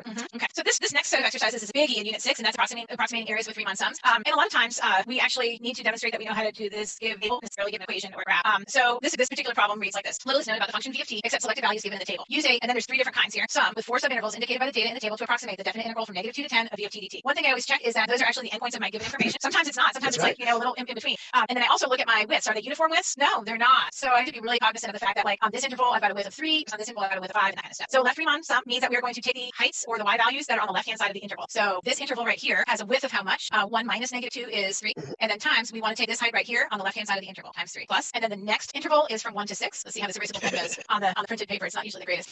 From 1 to 6, what's the width there, Mark? 6 minus 1 is 5. And what about on the interval? Which height do I want? 4 or the negative 9? We're doing a left and 4 is on the left. Yep. And then we proceed in this manner between 6 and 7. Now I have a difference of 1, and my height is how much, Mark? Yeah. And then on the last part, I would just be doing a Technicolor vomit and color with this right now. Yeah. if I was doing it. And then that's your last one. from 7 3. to, and then this 2. And also, the other thing to double check, like Virgil's done a really nice job of walking you step by step, but after you have those four products there, and you do want to show the four products. We know a lot of you can do these in your head, but you were specifically told to use a sum, and so they're going to want to see a product and a sum in the free response. The long directions to the exams, they show the computations that lead to your answer. But if you look, there's 5 possible values of v, and if you look at the left 4, 3, 4, -9, and 2, those are the ones that line up in her 4 products. So that's just a quick visual check after. And and we've talked about this before, but you don't have to simplify this. I'm just going to tell you because we already did it earlier today. If I can find my answer, we got 26. Yeah, so the 2 9s cancel, so it's just the 20 and the 6. Yeah, just for completion of the notes, I'm going to write that there. Now for the right Riemann sum, did you put an equal sign in front of it? I get very nervous about. I know, but I think it's times the 3 and the 2 right now. No, it's not. It's a lot.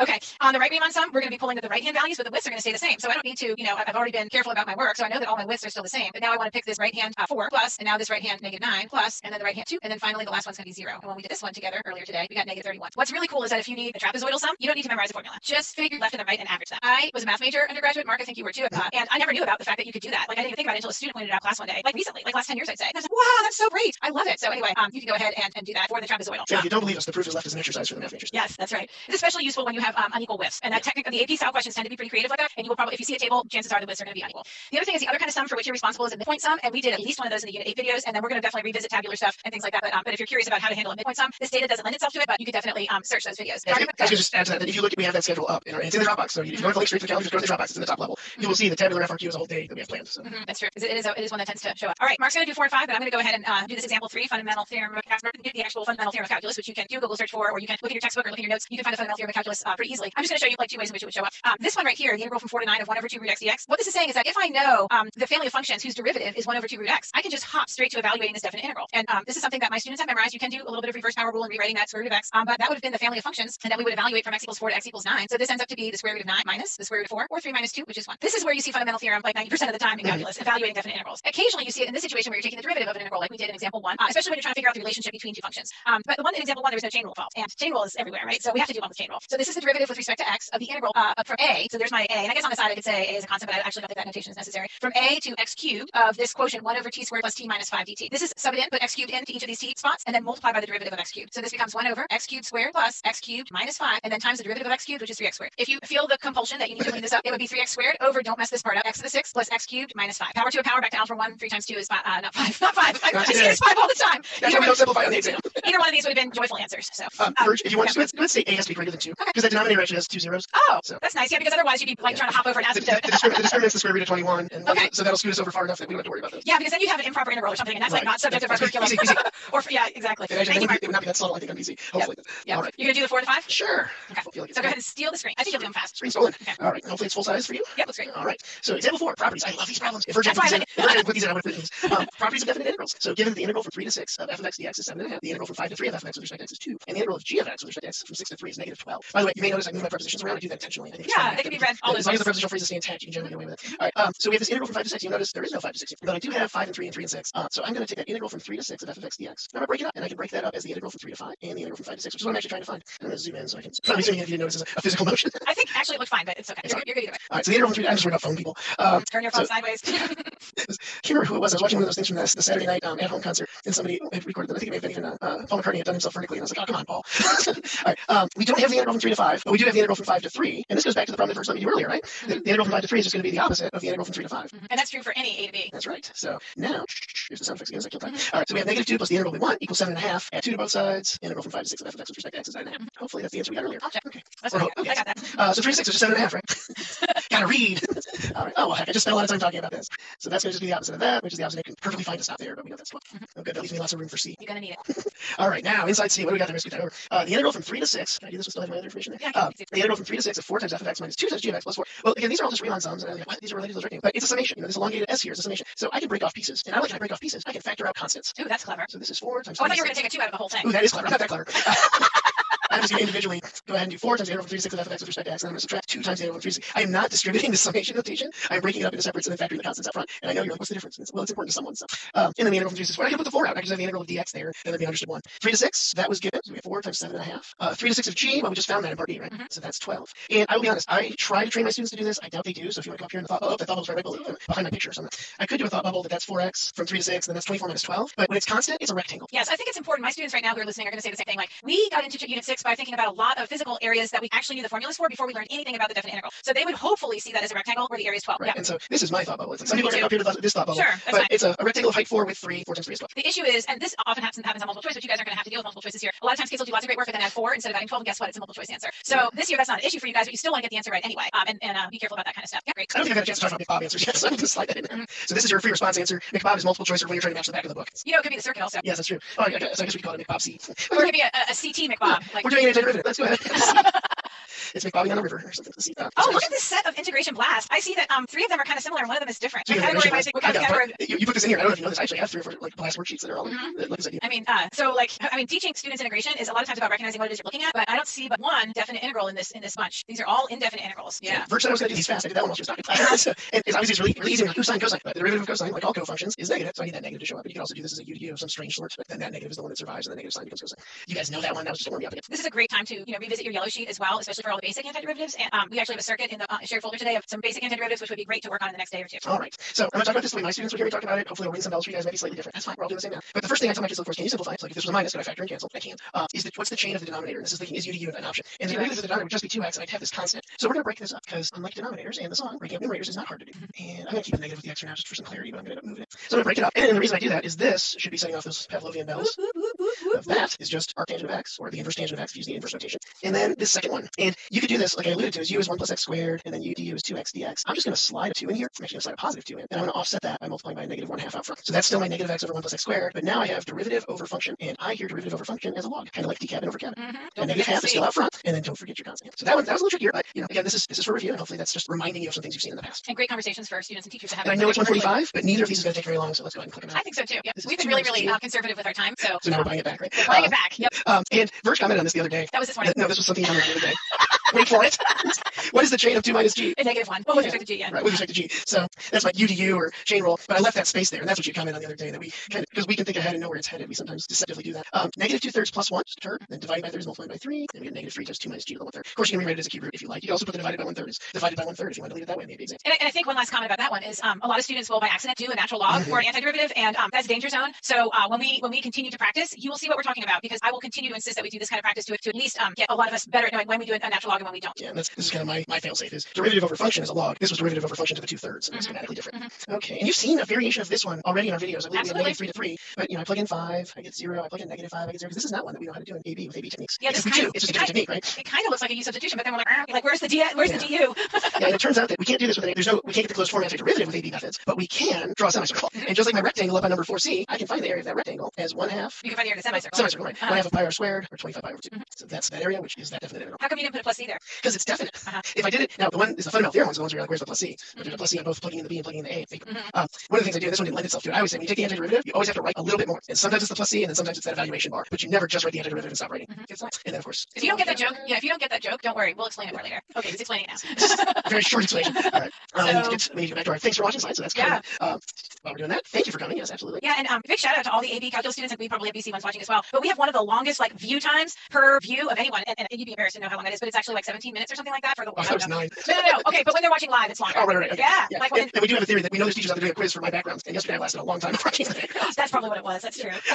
Yes, and thank you. We do get emails. We've gotten some amazing artwork, and it's so cool. We're hearing from all parts of our country. We're hearing from outside the country. Got an email from Canada yesterday. So thank you for watching. It's a pleasure to do this for you. Oh, I was going to say one more thing. Other groups have celebs showing up, like AP Language got to have Tony, whoever he is, show up. What was that guy's name? Yeah. So the son of the skipper from I told our producer we need a celeb, and so our producer was like, you know any celebs? And I was like, I know calculus celebs. I don't know celebs. Yeah. But actually, I've reached out to a few friends that work in LA, so you never know. I did hear a talk show host say his son was a senior in high school this year, so maybe they're watching. If you have famous relatives, what the heck? Let's get them. Yeah. If anybody knows any celebs, send us a note. We want them on AP Live. Thanks, you guys. Thanks for watching. Bye. Hey, we're live. Hi, Verge. Hi, Mark. Welcome, everybody, to our AP Live. Ooh, there goes that transition again. Yeah, love that. So, I am Mark Raleigh from Ryan High School in Denton, Texas. And I'm Verge Cornelius from Lafayette High School in Oxford, Mississippi. And it's raining in both Oxford and Denton right now. Am I correct about that, Mark? Yeah, in fact, they pushed the really severe thunderstorms back, so we should be off air.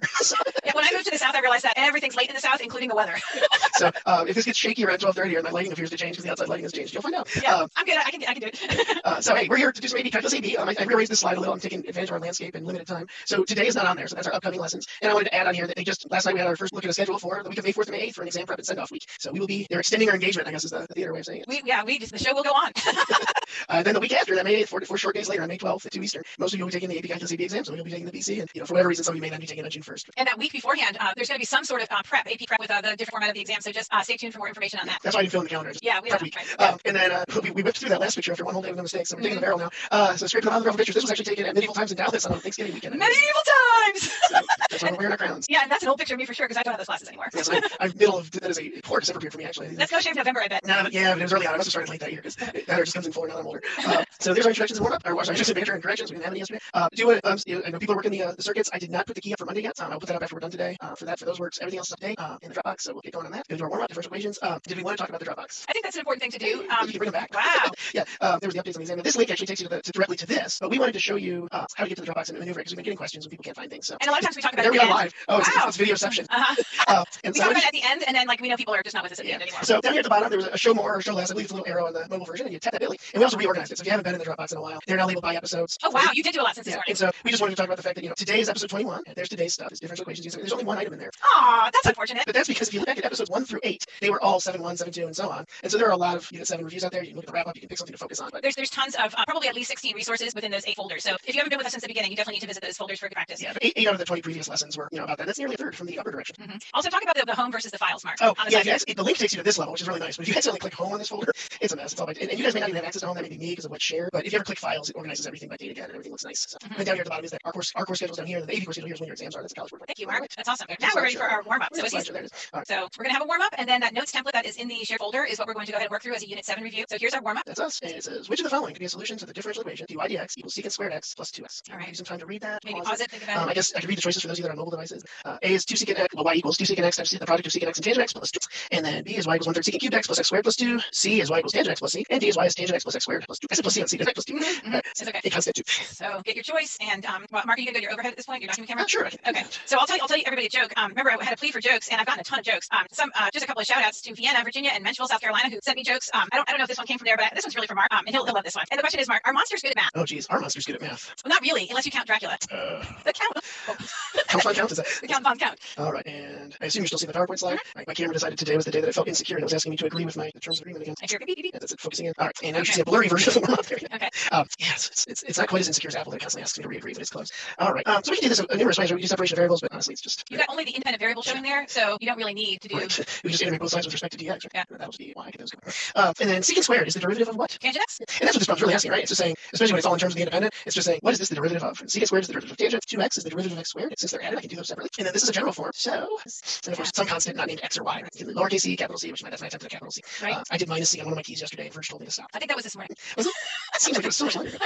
So it looks like our answer is D, because C was 2 that time. So. Because it did say could be a solution, not has to be the solution, right? Yeah, because the derivative of 2 would be how much? That 2 is not changing when x changes. So 0. Right, so that's why we don't see it in the dy dx equation, that differential equation. Awesome. So this entire unit 7, is differential equations. That's what it's called. And there's a differential equation that we've been looking at since Unit 2, really. And so as we move through some of these review problems that we picked, and I think, Mark, you're going to do the front side of the notes page. Yes, that was the plan. I was in the front. So as we move through these notes that we picked, there's a lot of stuff that we've kind of already done in our lessons, but some folks haven't been joining us the whole time. And, third time's a charm. You might have done it in school, you did it with us in our lessons, and now we're going to do it again, like getting ready for the exam. You're going to feel like you own this stuff, so it's going to be great. Okay. All right, so hopefully you're seeing what I'm seeing, which is not. No. Kind of cut off on the side. Maybe you need to zoom out a little bit. Let me reshare this. Oh, it went away. Oh, no. All right, we're going to try this again. There. Okay, it was when I went full screen. It didn't like it. Okay, so are you seeing the camera now? Oh, I'm seeing everything. It's just that it's cut off a little bit on the right-hand side. I wasn't. It was telling me I couldn't even share the camera a second ago. So that was, all right. All right. So, and we do have a note at the top of the notes, or Virch put this here for you. Videos from March 25th, April 3rd cover the unit, so you get access to the Dropbox for that. That's for that. The Dropbox. It's like some new wave, like hip hop, classical rock crossover. That'd be awesome.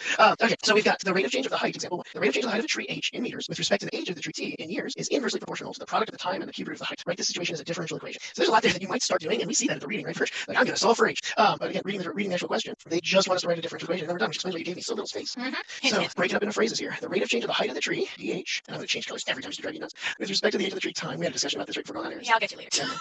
I can also do different underlines if we're not allowed to use colors, right? Is inversely proportional. So that immediately is k or a or some constant over. Right? Inversely is the multiplicative inverse. I'm actually running out of color. The product of time and the cube root of h. So t times the cube root of h. Nice. And of course, I could do that in either order. That could be h to the 1/3. There's a lot of correct ways to write that equation, but that is what they wanted. So if I box it, yay. All right. So obviously there's more we can do, right? So let's look. I don't want to bump up against the picture of me in the corner here. Example 2. For what value of k, if any, for what value of k, if any, will y equals e to the 2x plus k e to the negative 5x be the solution to the differential equation 4y minus y double prime equals 30e to the negative 5x. So this is actually similar to our warm-up. We're doing a verification. They want me to verify this this equation over here, which is the 4y minus y prime. Is that cut off? No, it's perfect. I can see it. The 4y minus y double prime, and we have y. So I'm just going to go find some derivatives. We're going to go find y prime, which will be 2e to the 2x. It's e to the 2x is the exponential, and then we chain out a 2 plus k's along for the right. It's a constant, and there's that prophetic space there. E to the negative 5x. The exponential gets repeated, but I chain out the derivative of negative 5x and get a negative 5 out front. And then my second derivative, and I'm going to go to the right here because I don't have a limited space. My second derivative, e to the 2x is derivative again, will be e to the 2x times another 2, so 4e to the 2x. Negative 5k is along for the ride, going to get multiplied by a chain of negative 5, so 25k e to the negative 5x. And now we're going to come in and try and verify our equation over here on the left. It's got 4y. So we're doing 4 times y minus y double prime equals 30e to the negative 5x. And I'm just going to insert my second derivative and my first derivative. No, not my first derivative, just y, right? Yeah, that's good to like kind of pay attention to that, because sometimes differential equations have a y prime and a double y prime and a y. You got to read what you got there, and plugging it in the wrong spot blows the whole thing up, right? Right. Don't misinterpret the question. All right. Here I have a 4e to the 2x, and here I'm going to have a negative 4e to the 2x. So those are going to kind of go away, right? So then I am going to get this 4k e to the negative 5x minus. I usually don't tunnel under that parentheses both times. I usually go under one and over the other. There's space issues. I was wondering if do you tunnel under the wall or jump over? What's your philosophy? I generally go over the top, but I've been teaching distribution with the area model in Algebra 1, so sometimes folks even write like a little rectangle out to the side to do their multiplication. Oh yeah. So here's what I got left over, right? I've got 4k e to the negative 5x minus the 25k to the negative 5x equals this 30e to the negative 5x. And we have like terms. So really all I'm having to set equivalent is my coefficients. So 4k minus 25k is negative 21k equals 30. K is 30 over negative 21. It's a perfectly valid place to end on an AP test. Go ahead and box it. But in real life, negative 10.7 or negative 1.3. Well, negative 1.3, negative 1, 3. Oh gosh, 3.7. So what's that? 0.43, 0.42, something like that. All right, yeah. Sorry about that. Thanks for catching that. No problem. That's why I'm here. So take a screenshot. All right. Actually, don't take a screenshot. Go do it yourself later, and then come back and watch the video again and check yourself. All right. Oh, okay. Or come back Wednesday and get the key off the Dropbox, or the Wednesday Friday. All right. Number 3. Consider the differential equation dy dx is equal to the opposite of y squared divided by x, and obviously x cannot be 0. Let y equal f of x be the particular solution to the differential equation with the initial condition f of negative 4 is equal to negative 2. And A says to sketch the solution curve. Oh, whoops. It should be. I think it was originally tangent to the point. Maybe so. But through the point is good. Yeah, it should just be through the point. Editing error. So sketch the solution curve through the point negative 4, negative 2. And sorry, scoot that down a little. And there's more here. And I suggested some exam day. I read one at a time. I know some people like to read and say, which ones can I do? But I'm just like, I'll forget about it by the time I get to see. And you can do it, by the way. Like if you couldn't do it, then it would be good. Yeah, if I could do it, I'd move on. Right, exactly. No, you're right. Because sometimes they are independent. Right? And so I'm starting at this point. There's my point negative 4, negative 2. It was labeled. It's not real dark on my copy. And now I'm just kind of using these as guidelines as my threads. I do see a horizontal tangent here, which I'm never actually going to get to. That's actually going to be asymptotic. But I'm going to approach it, and it looks like we're going to hit right at the origin. And I'm going to put a hole because x cannot equal 0. But that's going to be the end of my graph on that end, and then come back through there. So that's going to be my solution. Because this thing may pop above, it may go down, it may continue. We just don't know because that's the end of the domain for this point in this equation. And we spent an entire class period lesson on that, like in our live session. So if you want to go back and revisit that, there are even some teachers. I even learned a lot from Mark on that because I hadn't really ever graphed anything where there was a hole before. Let's just put it that way. So on a slope, on a solution curve of a slope field, right? So we have a point. We need a slope to write the equation of the tangent line to the solution curve of the point negative 4, negative 2. So we're at the same line now. We're trying to find what the equation of that tangent line through there would be. So to find the slope, I'm going to evaluate dy dx at negative 4, negative 2. I probably wouldn't write that. Just do it myself. I would just write m equals to do it. But we'll be nice and formal here. We have some time and someone looking over my shoulder to verify I'm doing it right. Negative 2 squared is 4. Opposite of 4 over negative 4 is 1. So our slope is 1. And I will write both versions because it's verge. We write it like this. And I write it in the Taylor form. I'm not moving that 2 over and simplifying. I just always put my initial y is plus m x minus x 0. So make sure your initial y is negative. Right. Because it was an initial. Right, that's correct. That's the reason why I don't do it that way because I'm going to need that form anyway. So yeah. So again, we did this whole discussion in those videos if you haven't, but it's just whether you learned point slope like this or if you learned it. I'm probably learned it like that or learned it like this. All right.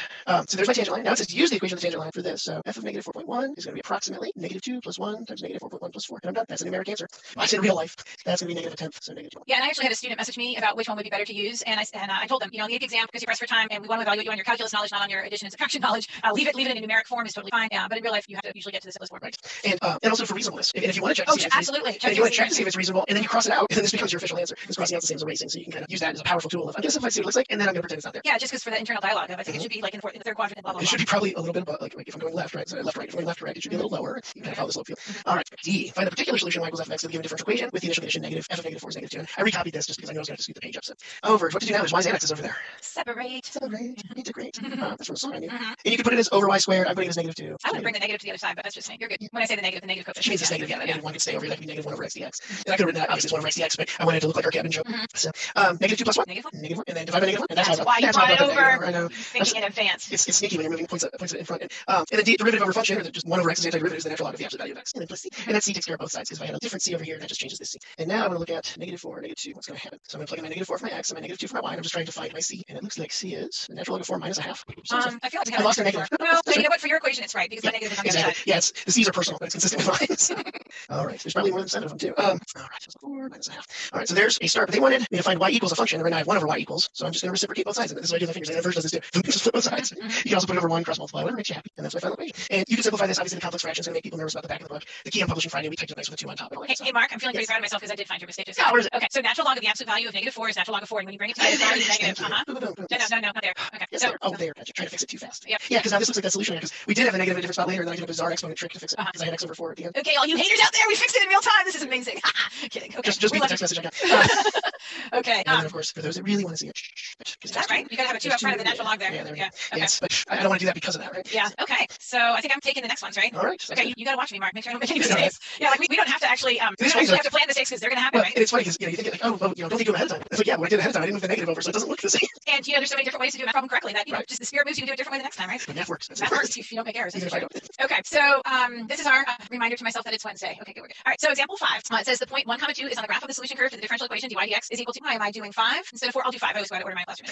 The point 1, 2 is on the graph of the solution curve to the differential equation dy dx equals x plus 2 times 3 minus y. Find the y coordinate such that the point 2, y is also on the graph of the solution curve. Okay, all right. I unsuccessfully tried to do myself on that. Sorry about that. That's okay. Yeah, in the south when it's raining, you actually put the AC on because it gets so humid so fast. Yeah, my long sleeves, but I was just so I fit with my background.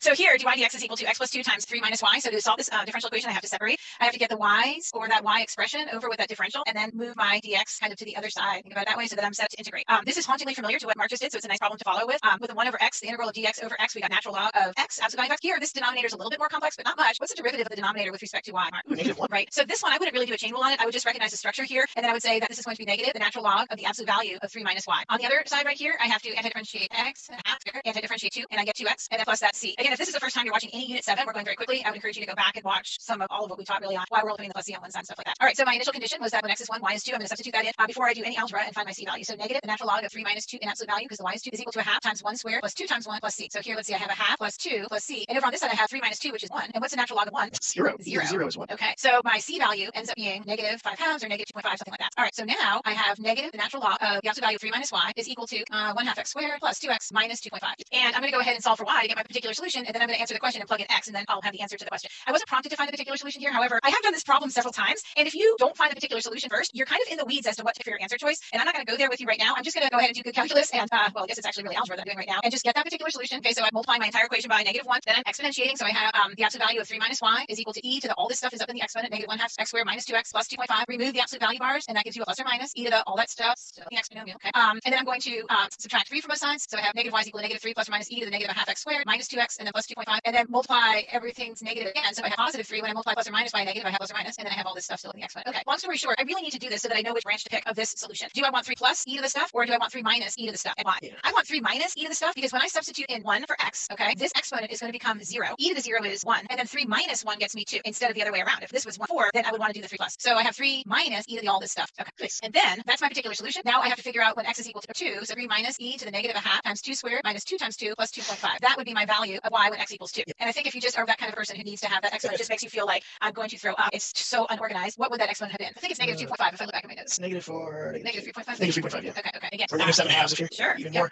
1 over the square root. No, 1 over e cubed times the square root. By the way, I just want to interject because I know, obviously we have people coming to us from all, hopefully our kids are watching. I didn't. But I'm trying again. but a lot of teachers will wait to find the c. They'll get the y and then find c. And the reason my Virgin and I both do it, or at least part of the reason I do it, I've always done it this way, but from an AP standpoint, is we talked about there's different c's, right? My c was the opposite of yours because of the negative sign. But the c you find or are trying to find has to be consistent with your antiderivative in your equation when you plug in the point. And so if algebra mistakes happen, and we make algebra mistakes, I had one on the last problem. If an algebra mistake happens before you try to find that c, you actually can lose a point that you otherwise would have earned. So the way the scoring rubrics are made, the way they score. So as soon as you take that antiderivative, go find that c, because it's not even finding the c, it's plugging in the point at a level where you would get the consistent c that gets the point, right? And if you mess up a sign somewhere before plugging that point in, then you put that point in parallel. We don't want to do that. Because really, I'm going to go ahead and do this. That's all the calculus. Right. And that's where points. Almost all the points. 3 or 4 actually. Yeah, the rest of it is algebra, which is why I get so good at algebra and trig when you do calculus, because you're doing so much of that. So yeah, that's worth all the points, or most of the points. Significant portion of the points. Yeah. Okay. So speaking of trig, question 4. You're doing 4 or 6. I'm doing 4. 6 has a natural log in it as well if you choose to do it that way. So I'm figuring like, we could say that is something we do tomorrow or whatever if we run out of time. We've been holding up a little too long, and this is going to be a long. So okay, well, we'll see. All right. So example 4. Given that dg d theta is equal to theta sine theta squared divided by g, and that g of this is ugly, the square root of pi over 3 equals -2. Determine g of the square root of pi over 2. That question's like, wow. Signs of a loaded problem as well. Yeah. Okay. Like you can do it. If people who are nervous about different variables, you can definitely rename all your variables if you want. Just make sure that you rename them consistently. Call the dy dx, and then make this a y, make that an x, or whatever it is you feel like you need to do. Okay. That's totally fine. I wouldn't do it for the first time on the AP exam. I would start practicing that technique now. But in any case, I've got to separate here. So dg, is that g going to be underneath the dg? Only if you do it wrong. Only if you do it wrong. No, multiply g to both sides. Multiply g to both sides. Okay. So we're going to separate here, get that d theta over with its theta, patriots, and then we're ready to integrate. So the integral of g dg is just a half g squared plus some constant of integration, but again, that gets lumped in at the end here. And then on this one right here, the integral of theta sine theta squared d theta. This to me is a chain rule, but it's almost one I can do in my head at this point, because if I kind of come over to the side here and think about, well, u would equal theta squared. So what's du d theta? Theta squared being my inside function. So what's du d theta? That would be 2 theta. So really, I'm really just off by a coefficient. And Mark did this the other day. Maybe it was yesterday. I don't know. That may be this morning.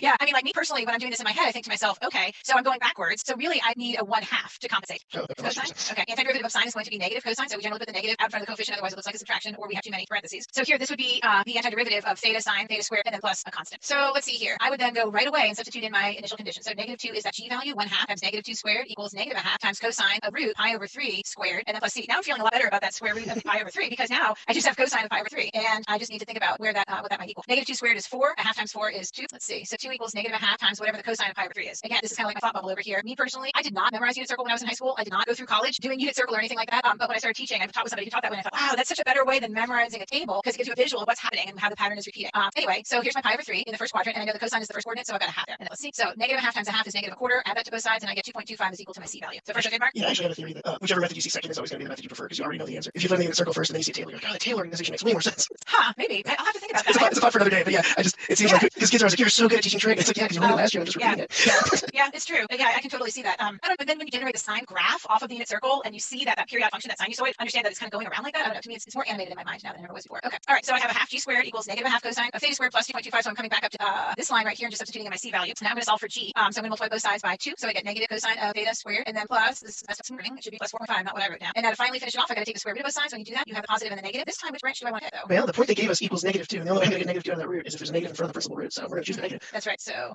square plus 4.5. Okay, so that's my particular solution, and now I can substitute in the square root of pi over 2 to that theta, and I can figure out g of square root of pi over 2. So g of square root of pi over 2 is equal to negative the square root of negative cosine of root pi over 2 squared, and then plus 4.5. That's hilarious, because when I did this earlier this morning, I had to extend my radical afterwards also. Yeah.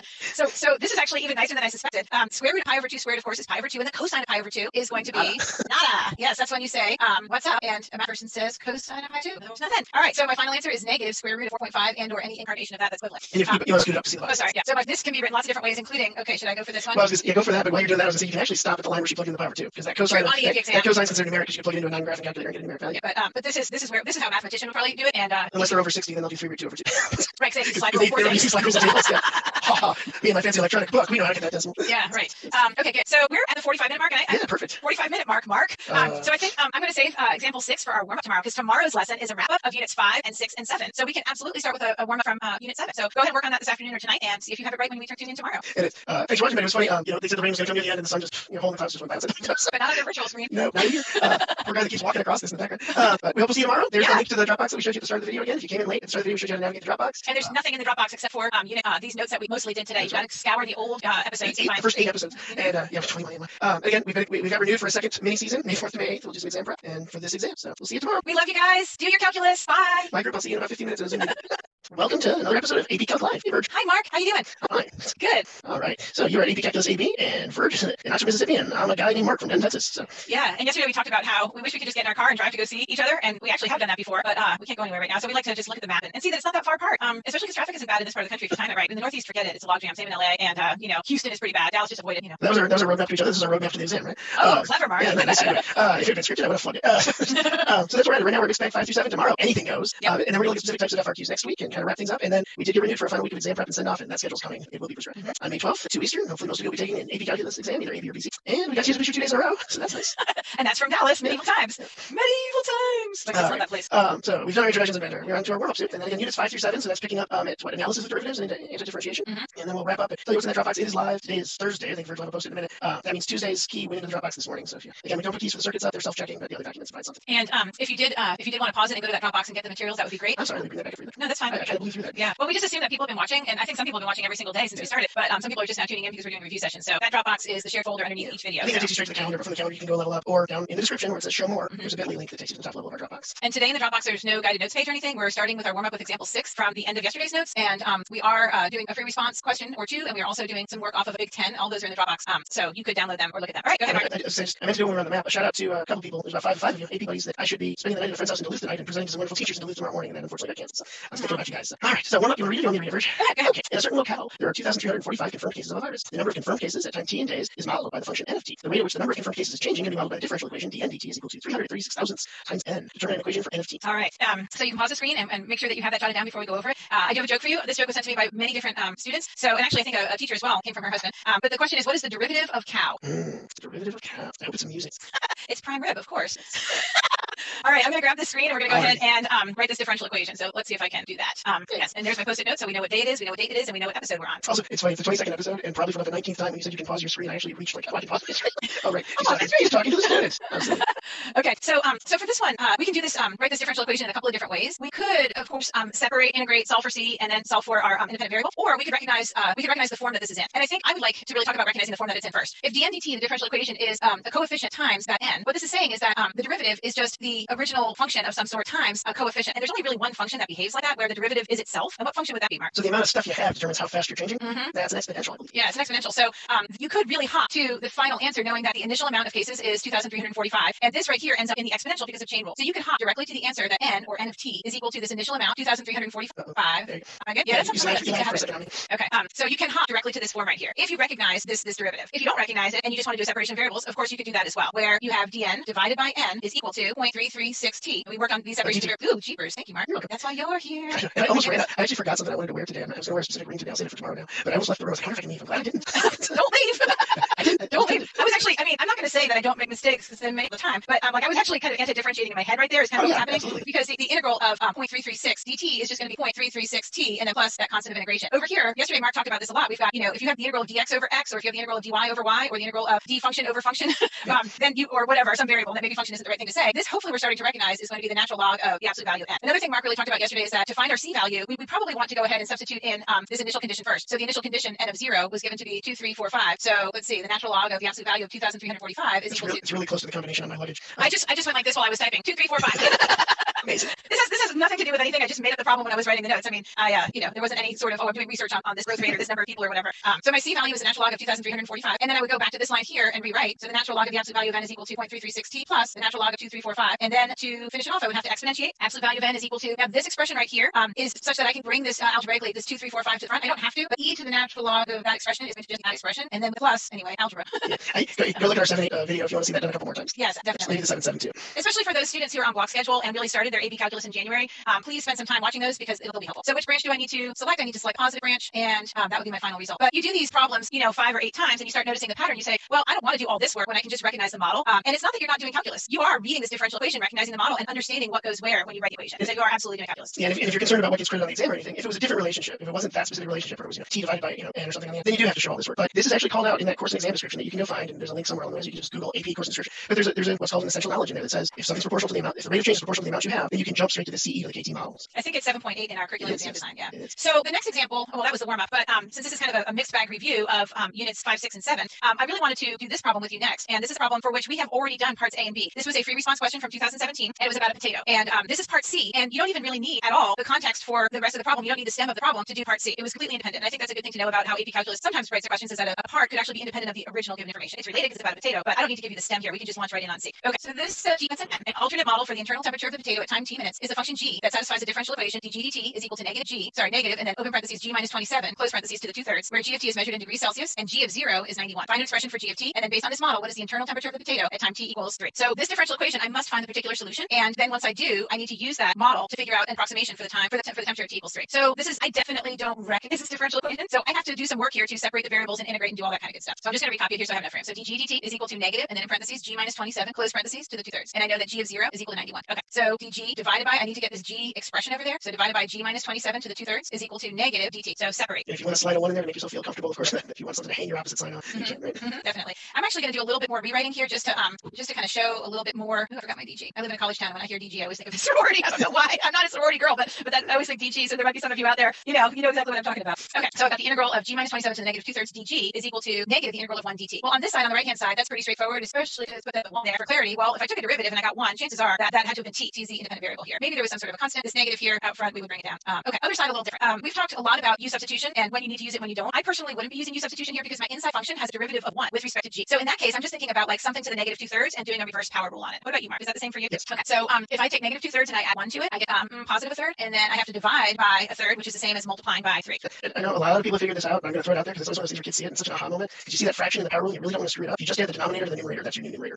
Here? So that 3 plus negative 2, so that's why you get 1 on top. Is that true for all fractions? Yeah, because you're adding 1, so you're adding the denominator of the denominator. So like if I had something, like if I had, I don't know, x minus 2 raised to the 5 fourths, so it's automatically 9 fourths. Right, you just do the 5 plus the 4 plus the 5, and that's your new. Wow. Yeah, see, it's like one of those things. It's like not that hard to prove, but it's like when someone shows you, you're like, ooh. Yeah, that's exactly right. That's lovely. And I always, here's another thing, which is more like reasonableness of your answer. Whenever I anti-differentiate, I mentally check and make sure 1/3 times 3 is 1, and then g minus 27 to the 1/3 minus 1 is negative 2/3, and then times the derivative of what's inside. So like that's another thing to do as well. That's usually where I catch my trait mistakes. Like a negative, yeah. You mean a SID? It's an SIG. You never mess up an SINE. Okay. Now I'm at G is 91, so T is 0, G is 91. That's the starting temperature of the potato when it came out of the oven or the hot boiling water or whatever it was. And so I have C is equal to 91 minus 27, which is going to be 64. And now we've said it, if we've said it once, we've said it 600 times. You could really leave the C value like this if you wanted to, but to check the reasonableness of your answer, especially because we're not quite done yet, you really might want to do that 91 minus 27. This is a really pretty little cube root. So 3 times the cube root of 64 is 4, and then you get 12 for your C value. So coming back up into here, I'm going to write, I'm going to write it down here actually. 3 open parentheses, G minus 27 to the 1/3 is equal to negative T plus that C value of 12. And it said specifically that we want to find an expression for G of T. That means I need to solve for G. You know, it doesn't need to be presented as an equation, but I do need to isolate the G so that everything's in terms of T. So what would I do? I would divide both sides by 3. G minus 27 to the 1/3 equals negative T over 3 plus 12 over 3, which is 4. Now I'm up here. And then I'm going to go ahead and cube both sides, so raise both sides to the 3rd power. So I get G minus 27. Okay, I would have to agree with you there. Wasn't planning on it, but yeah. I have one student who's not watching, he's an algebra 2 this year, who would expand it, so I'm like, he would have it just for him. Yeah, and would he expand it correctly, or? Yes, he would. Yeah, that's why because he loves binomial theorem. Yes. All right, so then now I've got this expression here in terms of T for G, and it's looking good. And then it said, estimate, based on this model, what is the internal temperature of the potato at time T equals 3? So now I need to go ahead and substitute a 3 in here for T. So G is going to equal 27 plus, then negative 3 over 3 plus 4 cubed. Again, you can leave like this, but you know, if you have time, I would somewhere check the reasonableness of the answer. The potato is cooling, so we should get a number that's less than our starting amount of 91, but it's not cooling like into the negatives. That wouldn't make any sense. They also tell you in the stem, it always has to be higher than 27, right? Yeah, so which the stem actually. We can include it, but back in the stem, they did tell you. Yeah, assuming you've done the whole rest of the problem. Like you're in this problem, like you should be checking for the reasonableness of your answer. So let's see. I get 27 plus 3 cubed. That ends up being 27 plus 27, which is 54. And this was in degrees Celsius. You don't have to put the units there. You could just write the 54. So that would have been worth points. Again, you don't have to put the degrees Celsius. I'm going to erase it. And then also this would have been worth points. But again, you can stop right there. You know, that's fine. I just so you know, I happen to be the question leader who for this problem, and reasonableness of answer. Kids checking their calculations would have helped them get a point there because they might have found a mistake that they had made somewhere. Unsimplified. Even though we say leave them unsimplified, you really should check if you have time. Okay. And Mark, you're going to do some more stuff for us, right? Some more stuff. What's hilarious is I have a folder on my desktop that's called stuff. And it's all documents for this material. All right. So while he's getting that screen, I just basically did 2 problems from Unit 7, the warm-up, and then also another differential equation. Both of them had only the dependent variable showing. If you think back, one of them had just the n showing on the right-hand side, and the other one was just in terms of g on the right-hand side. Those are challenging differential equations, and it's good to think about those side by side. And Mark is going to take a look at some ideas from Unit 6. So this is how. I was going to say, this was just, I thrown this down on the paper while you were talking. I think this is reasonable too, because you can scratch off or erase, right? So you can check it and be like, oh, but don't look at that. Yeah, that's true. All right, so we're actually going to steal something from Brian Passwater. He's half of the team doing the wonderful BC stuff in the mornings. If I'm following our schedule, I hope we're going to say, hey, I'm good. This is called Big 10. I think we've given at least one Big 10 already in the Dropbox, have we not? Yes. Okay. Not this one. We did a differential equation. Well, we're not going to go over the whole one today. We may come back and visit parts tomorrow. But we're going to go through about 5 of these. But the idea is he gives you these 10 numbers up here, and he called it Big 10 because he's in Indiana. I went to Big 10 school as well, so it should be 14 numbers, but that's a whole other issue with bases. But he has the 0 through 9, and as you hit an integer, you just cross it off the list. So if you hit 4 twice, you've made a mistake. Maybe both times, maybe one of them. So it's a little bit self-checking. And if you get an answer like -7 or pi or 3.5, you've also made a mistake. So that's right. Yeah. Like I did get one earlier today because I didn't read well. Well, I got 2 3s earlier today. I was like, come on, Brian, I had to like go back and figure out my mistake. It's all his fault. All right, so I'm going to scoot this up so I have some workspace. Sorry, get this here, and probably going to blur you out for a second. There we go. Just put my camera on top of the page. So again, this was reviewing Unit 6 a little bit, not every single idea in Unit 6, but some of the highlights. And we're going to start with D. So if you're taking notes, I'm going to label it, or you can just, if you print it out, I encourage you to take notes and try to do it on your own later. It says the velocity of a particle in meters per second is given in the table above for selected times in seconds. Use a left Riemann sum with the 4 sub-intervals indicated in the table to approximate the total distance the particle travels in meters over the 8 seconds. So before I start my Riemann sum, because you could jump in the left Riemann sum and get yourself into some hot water, because we're trying to find the total distance the particle travels. So we have to reach back and remember how do we find total distance? And it is Virch. Yeah, you have to integrate the speed. Definitely integrate. And you said the speed, but this is velocity. And speed is the absolute value of velocity. So we are doing this left Riemann sum with the absolute values. So we care nothing for direction, only for magnitude. Yeah, and that's really important here on this 4th data point because our velocity is -1 meters per second, but that means our speedometer would read 1 meter per second. And I'm going to take these equal signs off. I'll be honest, if the reading and equal sign there, we're probably going to allow because you've been asked to approximate it this way, but it's better to do it with an approximation. You said a left-hand Riemann sum. We'll deal with that in a second. First, I'm going to look at my intervals. Got 0 to 1 is 1 wide, 3 to 1 is 2 wide, 4 wide, and 8 to 7 to 8 is 1 wide. So I'm going to grab my widths. And then I'm going to check one last time because this is the one I goofed up earlier. Actually, it wasn't this problem, but it was a similar idea. Left Riemann sum. It's amazing how we can read what we want to read. Yeah, You know so what I mean? there's 0 and there's 2. Which one am I going to use? 0. 0. Because it's on the left-hand side. And actually, I'm going to do this is the way I did in my class. I do this with chalk around my Promethean. But It's that width with that height, and then that width with that height, this width and that height, and that last width. Not times this height, but times the absolute value of this height because you're working at speed. And of course, we've set it like we've set 6,000,001 times now. You could leave it that way on EP, but 4 plus 2 plus 1 is 7. And if you're doing these for exercises, like you have it probably right because 7 is one of those Big Ten numbers. And, I didn't keep my key. I was I have myself. What do you think I do at 6 in the morning? I do all these calculus problems. Oh, there it is. I electronically I open the window for myself. Yeah, that looks good. It says, if you go back and read the question, it says to approximate the total distance to travel in meters. So if I ask you, how far did this travel in 8 seconds? And you just say 7, you probably need to indicate units, and it would say indicate units. But this says, how far did it travel in meters in 8 seconds? And you just say 7. I gave you the units, so 7 is fine. Of course, putting the meters doesn't hurt. Just like the degrees Celsius on the last one. I always do it like, if I'm asking a kid, like, how far do you live from school? And if they say 5, I don't know, but if I say, how many miles do you live from school? They probably were saying 5 minutes. Because in North America, there's a real good chance. And driving's implied. Yeah, you wouldn't say how many miles, how many minutes. Yes. It's actually kind of funny. I was talking about songs on your favorite playlist. Is that 5? That's a much longer drive, probably. All right, because I used to do drives that way. Which playlist am I going to use? All right, so let's talk about E. The graph of a function G is shown above for the closed interval 0 to 4. I hope that's showing up okay. It's a little It looks fine. Of the following, which has the greatest value? And this is 1, 2, 3, 4, 5. These are subparts of E. Instead of having parts A, B, C of number 1, you have parts 1 through 5 of E. And the one that has the greatest value is the one we cross off our Big Ten. So we're going to find the integral from 0 to 4, the left Riemann sum that approximates 0 to 4 on 4 subintervals, the right Riemann sum approximation over 4, the midpoint, and the trapezoidal. And I'm going to make a mess of this diagram. You know, you could kind of sketch it out on the side, but you're probably just going to go crazy. Yeah, I'm just going to go nuts. Okay. So the actual area is that. The actual bounded area is our integral from 0 to 4. So that's my one. The left Riemann approximation. So we're looking at left endpoints and 4 subintervals. And there's 4 things here that talk about 4 subintervals. So I'm going to go ahead and draw those subintervals. Just draw some vertical lines here. And it says equal length. So we sometimes hear that as uniform width, either uniform width. Regular partition here. Right. I can't tell if that's actually hitting at 0 since you give me the function. If it's a little above, I'm just going to draw a tip there for that far left. It matters not. It does not. Since the function is uniformly increasing, it does not. All right. So I'm just going to draw what my left rectangles would look like. And that's a nice visual of what you did in G. So this is under that, and we're looking for greatest, so this one's gone, right? And then if we look for the right Riemann sum, now I'm going to do the same endpoints, but now it's the right endpoint of the previous interval. Or sorry, this is a subsequent interval. And that is over. So this is now in the running. This is over that. So this one's gone. And actually, at this point, it gets much faster. Because where's the midpoint going to be? Well, I find the middle of each interval. And that's your height. And that's going to be under this one. Let's see, I could probably figure out whether that's an over or under of the actual, but I'm not worried about it. It's a lot closer to the actual than any of the others. And I'm out of colors. We'll come in with navy for the trap. But the trap's going to be the average of the left and the right of the triangles. Triangles on top of rectangles, right? So triangles. And that was a really close approximation to the actual. Same with the midpoint. So 7 the middle and the trap over. are probably really close to each other. But that means we have a winner. Number 3 here. That's why I had 2 3s earlier, because I knew that one was right. And, this is not always going to be, it's not always going to work this way. The trap and the mid actually aren't always the best. If this thing's oscillating, you can actually get times where the right or the left might be closer to the actual. That's why we have all these different tools. If we knew which one was best all the time, we'd say use right for this and left for that. But if this function's increasing uniformly, you're going to see a pattern like this. If this shows up on AP problem, I encourage you to draw it even if you think you know what's going on, because all it takes is one little hump to screw things up for you. All right. And we're going to skip F and run down to G here at the bottom. Stay tuned tomorrow for things like F. That looks exciting. I like those. So for G, we have water. Water is slowly poured into an empty glass. That's false. That glass was full of air. Water is slowly poured into a previously empty glass. The height of the water measured in inches is recorded at selected times in seconds in the table above. Use a right Riemann sum with 4 subintervals equal length, that before, indicated by the data in the table to approximate the values 1/4 of the integral from 0 to 4 of h dt. So again, they're equal length this time. So I'm going to use something that Verge mentioned to me earlier this morning, and now I'll mention to you. Every single interval is 1. So we had that other one in D where we had this irregular widths, right? Which is honestly more typical on an Way AP more exam. common, yes. Although last year at AB2 they were regular. But if these were all the same, and I have a list that's a sum, what can I do with a common multiple inside a sum? GCF. Yeah, that common multiple of each term, or let's say multiplier is a common factor. Yeah, that's what you So I have this 1/4 up front, right? That's from here. And then I've got this common width of 1. So you don't have to label it. I go to. And now I'm going to go pull my values. And this is why I read poorly this morning, because it asked for a right Riemann sum. So I'm going to use the right 4 values.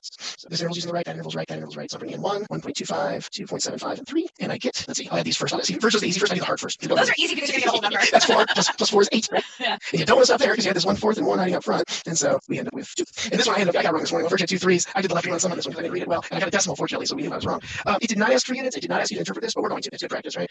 This integral, what are the units on the integral? Well, if you just do the integral from 0 to 4 of h of t dt, you're taking the height, which is, what is that? That is centimeters? Oh, inches, and you're multiplying it by the time. So that integral ends up being inches times seconds. Inch seconds, right? Yeah, which is not a unit common. Which we use very often. No, it's No. man hours or something like that. Every second, how many inches are we covering? Inch second. That's even per. It's different than that. It's inch seconds. We'll leave it. It's just weird. But we have this 1/4. And where's that 1/4 coming from? Probably. It's the b minus a. It's the difference in the Which then limits. is per seconds. So when I do inches times seconds divided by seconds, this is 2 inches. And so this integral is finding the average height of the water in inches over the time interval 0 to 4 seconds. So if I was asked to interpret it, that would be my interpretation. Of course, there's various ways to word that differently, but you definitely want to appeal to this time interval. You can say the 4 seconds model, but you don't just want to say over any 4 seconds because it's specific to these 4 models in the table. Or just say the average height of the water. Like you can't say that either. Yeah, exactly. Because it was empty for a long time before, possibly. Might have even been full before. All right, H. We're going to do 2 more of these. Unless you want to go ahead and jump into that FRQ that we have. No, I think the timing is perfect, and we can do that. We can do that tomorrow. We'll leave off with that. So this is the rate in hundreds of people per hour. The amount of people in an amusement park is changing. So right? The rate is modeled by the function RT above. Wow, there's a lot of phrases there. It's modeled by the function RT above, where t equals 0 corresponds to 12 p.m. If there are 300 people in the park at 12 p.m., use a midpoint Riemann sum with 3 equal subintervals to approximate the total number of people in hundreds in the park at 6 p.m. So that's important. So this is actually 300 people with that. So we're starting with 300. We have the rate at which it's changing, and for a while people are coming in, right? And then about 4 p.m. people start leaving, and there may be people coming in, but this is our total change, and we start seeing people leaving. And at 6 nobody's leaving because I imagine the park is closed, or there's people that are hiding. Or the price changes. Sometimes the price changes. Yeah. For some reason, we're approaching a net change of 0 at 6 p.m. Maybe just trickling out. A few people are coming late on that discount price. You're right. Okay, for whatever reason, they didn't ask us to interpret the graph, but there I am. All right. So the total change, or the net change, is going to be that integral from 0 to 6 of R of t that I'm going to approximate with a midpoint Riemann sum 3 intervals. So 6 divided by 3 is usually 2. So there's my intervals, and they're all 2 wide. So I'm going to pull out that common width again. Sounds good. And find a midpoint. So 1, we're not finding the midpoint of the curve. We're not being asked to find the average. We're finding the value of the curve at the midpoint of the interval. So that's not midway up. It is midway between 0 and 2, and that's what we're looking for. And so 3 looks like it's at 1. So I'm going to grab 2 and 1. And then people are leaving during this last 2 hours. And they're actually leaving the fastest at the midpoint. Oh, isn't that nice? Oh, by the way, because there's going to be those people who ask, didn't you just cross those out? And you said if I crossed stuff out, the reader's never seen it, and now I haven't shown all my work. They're professional mathematicians. We hire teachers and instructors and college professors for a reason. We know the difference between canceling and crossing out, hopefully. So, Mark, don't forget to... and then this is hundreds of people. But you have to answer the question. Right. So this is 200 of people, or 200 people, as a net change. But remember, we had that origin, right? That origin of 3. So there are 500 people. That's yet another digit that we have not used. So we're in good shape. Which we had used the 3 already, right? So we used the 3. Yeah. And I think at this point you may have used the 2. All right. On to J, our last one. Yeah, we had used the 2 on the one with the water. Oh, yeah. So self-checking. Not J, K. Oh, thank you. I had it written down, right? Just, all right. So here's K. It's this shark tooth or whatever, shark fin, depending on which way you point it. It says the graph of f of x is above. Sorry, my desk space. Use a midpoint rebound sum with 3 something easy for you to say. With 3 equal sub-intervals to approximate 0 to 6. The interval 0 to 6 of f of x dx. So again, my midpoints, or my intervals actually 3. This time I'm going to do 2 plus 2 plus just for fun. So that's going to be a touch. So there's my common widths. Find my heights at the midpoint. That's going to be 2. Of course, I don't have to draw these. I just find it entertaining. And also, one thing I was going to say is that, like, as you're watching these videos, if you feel like you know how to do it before Mark starts doing it or before I start doing it, it'd be a great idea to just try it for yourself and then see if you're right, since we had just done a midpoint before that. So, yeah, and we haven't used 9 before either. So, yay, that one worked out great as well. That's us. Hey, Mark, let me ask you a question about that because I started talking right when you brought in that negative 1/2. Like, were you estimating there or do you know for sure that it's negative 1/2 there? I don't, because he didn't tell us it was a piecewise function with that 30 seconds linear. So I was just eyeballing it. Okay. On the AP exam, they absolutely would tell you that was linear if it was. Okay. And then they would expect you to know for sure it's negative 1/2 because you know what the slope of the line is. Right, because I'd be able to read that it's linear from 4, 0 to 6, 1. So. And then you couldn't just eyeball this. Sorry. Yeah, you couldn't just say like negative 0.4 or something like that. You have to know the exact spot wherever that was. Okay, good. Yeah, in fact, way back for the BC kids, they had to pull a value off a graph once where they couldn't. It was a bound question, so they actually had to say it was less than a certain value. So they could say like, I know this is less than 1 or greater than negative 1 and use that as a bound. That's BC. Yeah. Hey, Mark, will you go ahead and show the free response question? Absolutely. We always plan more than what we're going to get to, and teachers listening know exactly what we're talking about. You just get excited and I'm going to get to cover all this stuff. But this is definitely in that shared folder, and I would encourage you to work on it before we start talking about it tomorrow. Tomorrow's going to be a mixed bag review, and this is one that kind of goes to Unit 5 and Unit 6. And it's a really excellent question. And you may have seen it. It's in AP Classroom. It's one of the ones that's unlocked for students. So. Yeah, so we will work on that tomorrow, but we have an ambitious list of things that we want to cover tomorrow that review all topics. So anything else to say about any of those, Mark, before we close out? I don't think so. We did mention that, we did mention that your, words and trying to set up my slides to share in a second. trying to multitask and failing. No, I was going to say, you mentioned the rest of the Big Ten is in there. There are some topics we're covering tomorrow. So absolutely use your notes. This is review. Try to do them. But if there's a couple where you're like, they didn't talk about this. There's some easy tomorrow. ones. And we're not talking about it tomorrow. We'll talk about some of them. So. And we will talk about them all. I mean, eventually. But on that Big Ten, there's some easy ones that we did not do, and there are some very hard ones that we did not do. So you can definitely try some of those as well. And this is totally random, but I know this is obscure behind me. It's The Pit of Despair, if that helps you figure out the movie reference. Because I know some people, teachers are giving quizzes with it. I just think it would be inconceivable that they couldn't get that movie reference. The albino would be the helpful albino would be a reference to it. Anyway, thanks for watching. Tomorrow's Friday. We got lots of good stuff planned, so come join us. And if you haven't gotten those links in the Dropbox yet, so there they are. There's our schedule, what you've seen. You can pause on these because we're out here in a second. But yeah, thanks for coming. We really appreciate you guys. Bye. And we're live. Hello, Virg. Hey, Mark. Welcome, everybody. It's Friday. Yay! Necessary celebratory. I am Mark Corelli at Ryan High School in Denton, Texas. And I'm Virg Cornelius at Lafayette High School in Oxford, Mississippi. I'm actually not at Lafayette High School right now. I'm using the same preposition Mark just used, but anyway, I'm at home. Same with Mark. And we have new little icons on our map. Yes, there's us. Yeah. And there's the producer, and there's the watch party in Minnesota. Oh, I put it in Wisconsin. Oh, dear God. Sorry, Minnesotans. I'll move that over. I'm supposed to be in Duluth right now, so I should put it up there. And then, there could be a watch party in Wisconsin right now. I changed our map underlay. I'm going to blame that for now. Okay. I was working with a different map than yesterday. At least I caught it. That would have been horrible. Lutefisk versus cheese. I mean, there's a huge difference, right? In any case, we've got our review schedule keeps getting shorter as we keep taking off these lessons. The font keeps getting bigger. Yeah, and we do have, and I put the times off because if you don't know we're now, we're now. And then May 4th through 8th, we'll have exam prep and send off. And there's a little link to this calendar if you so desire. And then, of course, in the bigger picture, we are headed to that May 12th 2 Eastern exam. It'll be 45 minutes long and 2 FRQs, a supersized and a regular maybe. Hopefully more information coming about that next week, actually. And that's 2.5 weeks from today. So that is getting close. We need to start really cranking. The medieval times picture is doing much better than the outside the sushi place picture did. So and our overview of April 24th. And this was both of us discussed this yesterday as we're getting into the review assignments. You'll notice the warm-up bullet has changed a little. Yep. You're going to just be expected to warm up on your own. And if we're just going to launch into wherever we left off the day before, just like in a regular classroom situation, planning a little bit extra. And if we don't get that far, we pick up the next day. So today where we left off yesterday. Exactly right. But that might mean that I'm not going to tell a joke. Or maybe we'll find a reason. I'm going to tell one right now. Okay. All right. How can you tell Thomas Jefferson was good at calculus? Ooh, how can you tell Thomas Jefferson was good at calculus? Well, he sent Lewis and Clark on an expedition to find the sea. I've never heard that one before. A student sent that to me. So when they added was that the Louisiana Purchase? Yes, I looked it up. I did a little research. So when they added the Louisiana Purchase, it must have been indefinite then if they had to find the sea. Right? Something like that. They were not definite in that purchase. I always crumple up the jokes and throw them in the sink. So when your sink gets clogged up, you'll know why. So here we are. And Virgie did want to also start kind of discussing with the students, because I actually can't advance this slide, I have to steal this about study practices and cues that you mentioned. Yeah, so in our shared folder for today, we have our notes template, which of course you can use to follow along. This, where Mark's going to start, is actually where we left off yesterday with this free response question from AP Classroom. So that's actually in yesterday's shared folder, so if you need to pause the video right now to collect some resources, that's fine. But 2.5 weeks until the AP exam. To me, I'm starting to feel a little bit like I need my students working every day. And what that means is they're not actually watching videos every day and taking notes. That would be like me watching football and thinking that I can go out and play. It's not the same thing. You have to sit down and actually make yourself practice. So even if that means like pausing the video, working the problem, and then checking to see if you got it right as we go. Don't just watch it and take notes because your teacher's asking you to. Interact with it, practice. And then Mark, you had another idea too. If you don't like the sports analogy, anything you do, right? Video games, music. I listen to music all the time. My son watches video game YouTubers all the time. But until you actually get out there and do it, you don't improve. You can get a little bit from it, but you're going to get better by actually doing, right? And so it doesn't have to be sports, it doesn't have to be music, it doesn't have to be video games, but anything that you're trying to get better at, no matter what your pastime is, art, and so on. It's just practice is what makes perfect. fence. Yes, it's a cliche, but that's a cliche for a reason. And it takes time. You have to set aside time to do it, and you're running out of time at this point. That's why you're like, time to start setting the time. That's right. I may have a green box up here, but I just want to be talking for a while. Go ahead, get my background changed. Okay, so you talk. Okay, so we see here a piecewise function, continuous function f defined for -4 to 4 inclusive. The graph of f shown above consists of 2 line segments and portions of 3 parabolas. Wow. The graph has horizontal tangents at x equals -1/2, x equals 1/2, and also at x equals something else approximates left. 2 halves. Yeah, 2 halves. It is known that f of x equals -x squared plus 5x minus 4 is that equation for that interval from -1 to 4. The areas of regions A and B bounded by the graph of f and the x-axis are 3 and 5 respectively. So A is 3 and B is 5. Let G be the function defined by g of x equals the integral from -4 to x of f of t dt. Right. Now that's a lot. Yeah, there's a lot there, right?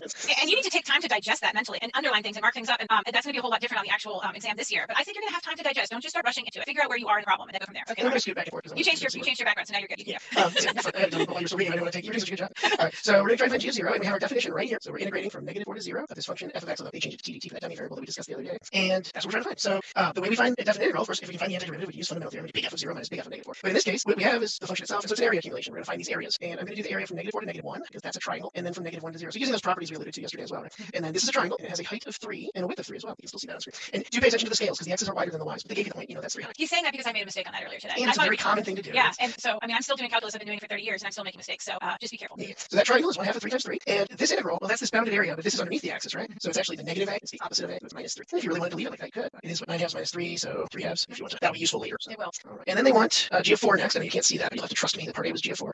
Well, g of 4 is going to be the integral from -4 to 4 of f of t dt or f of x dx. Actually, it doesn't matter once those bounds are filled in. Well, we already found -4 to 0, right? So g of 4 is going to equal this -4 to 0. And I wouldn't have to write all of this normally, but in fact, I'm going to stop writing it really quick. I'm going to do 0 to 1 because that's b, which I do know. And then 1 to 4 is the part where I'm definitely going to want more space than I've given myself because that's the area under this parabola, third parabola. So now I'm going to scoot up. I don't need that picture anymore. So g of 4 is going to equal the -4 to 0s are 3 halves that we found already. 0 to 1, that's b. This was g of 0. B has an area of 5 and it's positive. It's above the x-axis. And now, oh my goodness, some calculus. That lower bound needs to be a 1. It does.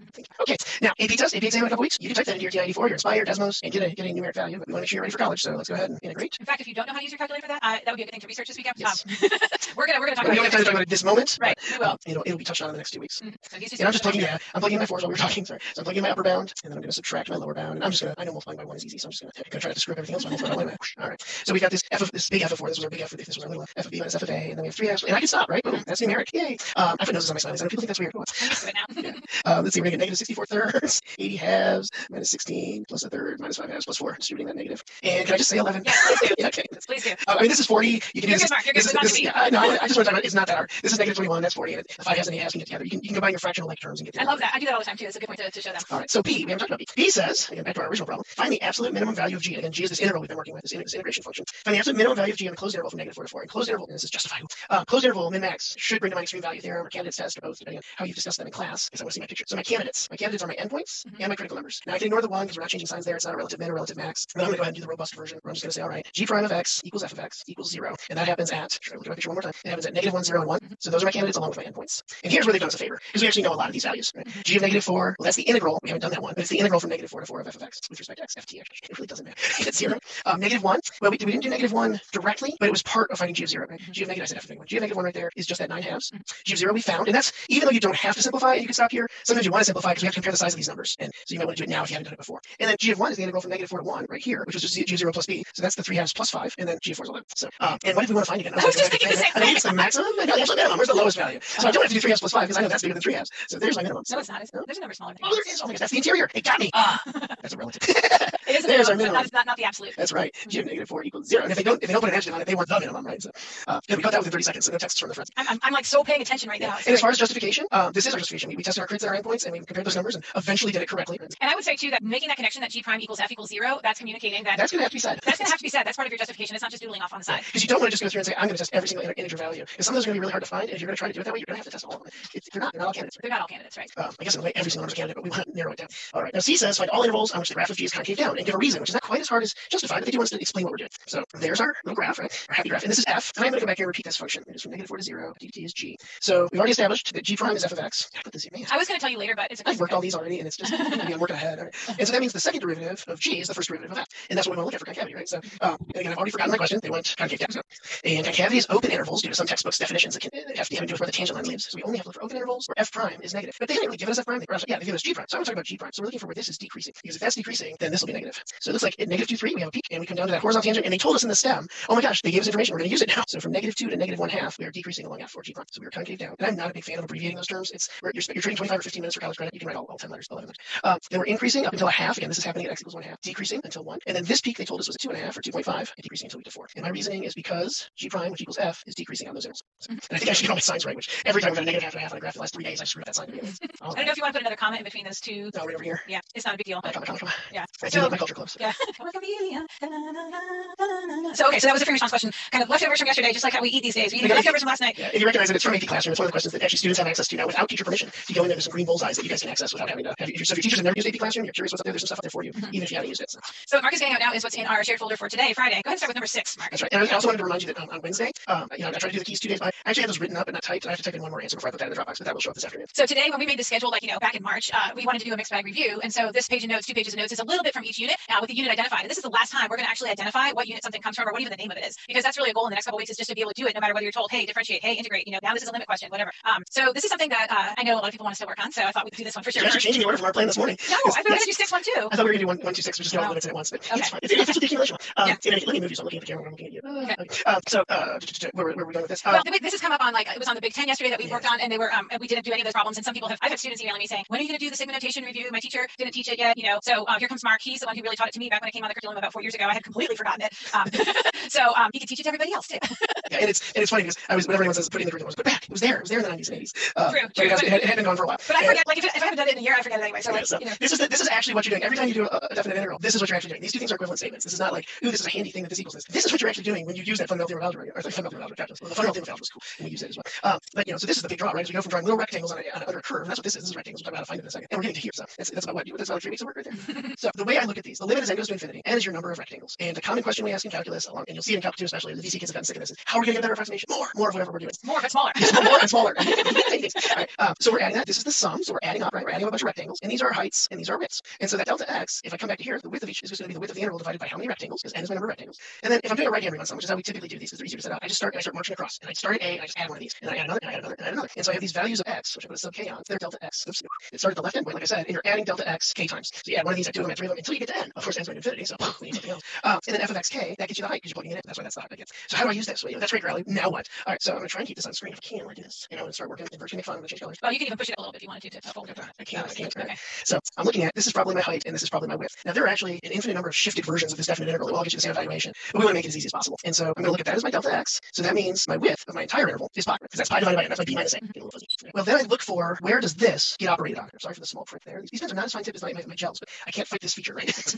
Maybe version 2.0 will be. So I look at this. Here's pi over n times k. So there's my delta xk. So that right there is 0 plus delta x times k. I just found my left bound, and if it's pi y, I know it's 0 to pi for the bounds. And I know you're thinking, oh, it's not going to be that easy. Yes, it is going to be like set up with the real test. This is what they're testing on, is if you can read this. And then it's in my function. This is f of xk. So everything else is my f of x. 3 cosine of x plus 5 with respect to x. And then just like Verge said yesterday, when we do an antiderivative, it's going to take the derivative to check it, right? How would I build delta x? Pi minus 0 over n. Boom. That's my delta x on the end. Then I would do left endpoint plus this times k and plug it into my function. And I have 3 cosine. Here's my 0 plus delta xk plus 5. It works. So whether it was the author's intent or not, this is our function. And now it says evaluate the limit. You're like, oh, I have to work this out. No, because these are the exact same thing. So to evaluate the limit, now I can jump to the fundamental theorem of counts. And by the way, he did rewrite it as a definite integral. That was the first prompt, was to rewrite it as a definite integral, and he did it. Check. Now he's going to evaluate. He's going to evaluate the easier one. Yeah, so 5x, right? You're not going to be here all day with all these infinitely many rectangles. Yeah, there are rules for evaluating that. Today I care not. I care deeply, but not today. Derivative of sine is cosine, so I'm good on that. He's going backwards. Yep, go backwards on my derivative, make sure I get my SIGN in front of my SIN. And then we're looking at 3 sine pi plus 5 pi. Yes, 3 sine 0 plus 5 times 0. Am I still on screen? Yay. Yes. Numeric answer, fine to stop there. Sine of pi is 0, sine of 0 is 0. The answer is 5 pi, but you can stop there or you can stop. Yay. Yay! And I don't think this will be the last time we talk about these. Absolutely not. But there's a quick introduction. And this to me is the key. Is building this habit of what's my delta x, so where are my stops and where are my heights. All right, now we're going to go number 1, correct? Yes. Sorry. No, you're fine. This is another one that we've had a lot of requests for, especially from teachers, because they can do limits all day long, but there have been some AP items that were limits of compositions of functions. And so I said, well, we don't need to review limits like we did that. We did want to do this in unit 1 because we don't want to scare everyone off. Right, everyone doesn't unit 1 to do this. So, but this really is limits and continuity. It's just like, And I love these. I can write these all day long now, which I was not when I first saw them. But all right, so we have the piecewise function f of x. It's made of 2 line segments and a semicircle, or semicircle or 2 line segments, and it's shown from -4 to 5. And I think that's wrong. I just noticed that. Yeah, we flipped the graph yesterday. We flipped the graph and we missed it. And we're going to do that. Yeah. So I'll upload a corrected version.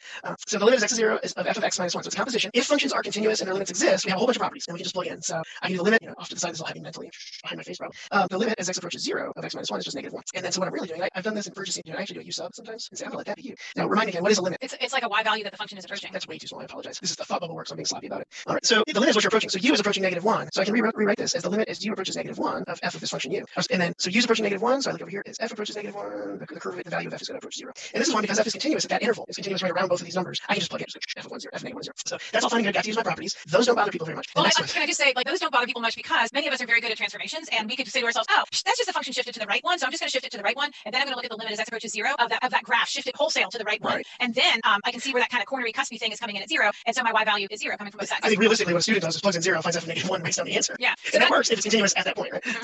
So now we start talking about this. If I plug in 0 into f of 2 minus x squared, well, f of 2 is 3, but f of 2 from the right is approaching -1. We have this two-headed monster here where the limit does not exist at 2. Unfortunately, we should have moved that hole down here. We should have moved the hole up so people would get it wrong.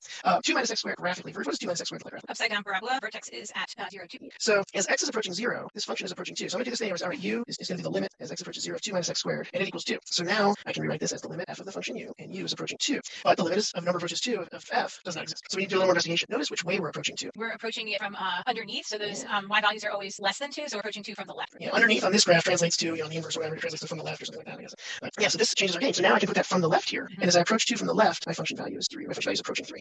You can also do a table approach on this, where if you do things like, as we're approaching u, if this is x and this is 2 minus x squared, as I come from the left, I'm going to be getting things like -1.99. From the right, I'm going to be getting things like -1.99, so I can see that I'm approaching from that underneath or lesser values. Any other questions I should address on that, you think? Should those be -1.99 or should No, they they be should. positive? I was inserting the negative exponent, wasn't I? Silly Mark. Okay. Oh gosh. Yeah, we're subtracting very small numbers from 2, so we're getting numbers that are much just under 2. I think for people who are watching this, I picked up on something, and Mark picked up on something, and that is that really the point on the graph should either not be there at all, or it should be underneath it should be in the fourth quadrant. I think when I change these, I'll move that hole. Yeah, move the hole. That's exactly right. And I think so. Yeah. So in fact, start it right now, Mark, so that it's obvious what it's going to look like on the because otherwise you're getting it right for the wrong reason. And I always say that to my students: make sure you have it right for the right reason, because otherwise you don't know what you're doing. You know, you're kind of like halfway there, but you don't really know how to do it. All right. So our last one, and we are killing time today. I know. That's okay. These are good problems to do, and I'll do the next one if you want the unit too. Okay. So here we go. We're doing this is what this first function looks like. We're doing a product now instead of composition. F(x) minus 1 is the one we already did up there, right? So that's shifting this function 1 to the right is versa. So we know that this is approaching 0, but this function, the limit does not exist, and so I can't break this into two limits and say this limit times that limit because the property says I can do that if both limits exist. Oh, but there's something else you could do though. Yes. You could do it one-sided. Yes. You can investigate one-sided. Yeah. I actually have a page of notes on this that I may make available in the Dropbox later because I have many examples of this for you to play with. Yeah. So if we just do the limit from the left, now I can use the property because the limit of this exists from the left and the limit of this exists from the left. So for this, I can just say the limit of that from the left is -1 and the limit of that from the left is 0 because since the limit is right, the limit at 0 is 0, then the limit from the left has to be the same. And then if I do the limit from the right is going to be, actually I'm going to write that as -1 times 0. -1 does not equal 0 this week. Okay. And then from the right, I'm approaching 1 and the f(x) minus 1 is approaching 0. And so the limit from the left is 0, the limit from the right is 0. So this limit exists. If those are the same, then the limit as x approaches 0 is what the left and the right both. And that's 0 doesn't always win that game. So you got to make sure because there's ways to create that so it's indeterminate and things like that. But basically the idea of all these is on these two is you can't use those if-then properties because the if is the limits both exist. And if they don't, then you have to find another way to explore that way, either by translating this into a one-sided limit or translating this one into two one-sided limits. Yeah, those are some really challenging topics. You want me to grab the screen, Mark? Yeah, go ahead. Give you a break to drink your coffee? Okay. It's getting lonely. It's getting cold. So we're not going to keep you too much past our normal 45 minutes. Oh, maybe I am doing it. No, I'm here. We're not going to keep you much past our 45 minutes, but we did check with our producer because we knew that we had an ambitious amount to try and get done today when we scheduled this back on, what was it, March 20th or something? Yeah. So unit 2, in terms of all of our different units, unit 2 was differentiation, everything except chain rule, basically. So product rule and quotient rule are kind of the two biggies there, plus the derivatives of things like e to the x and natural log of x and sine x, cosine x.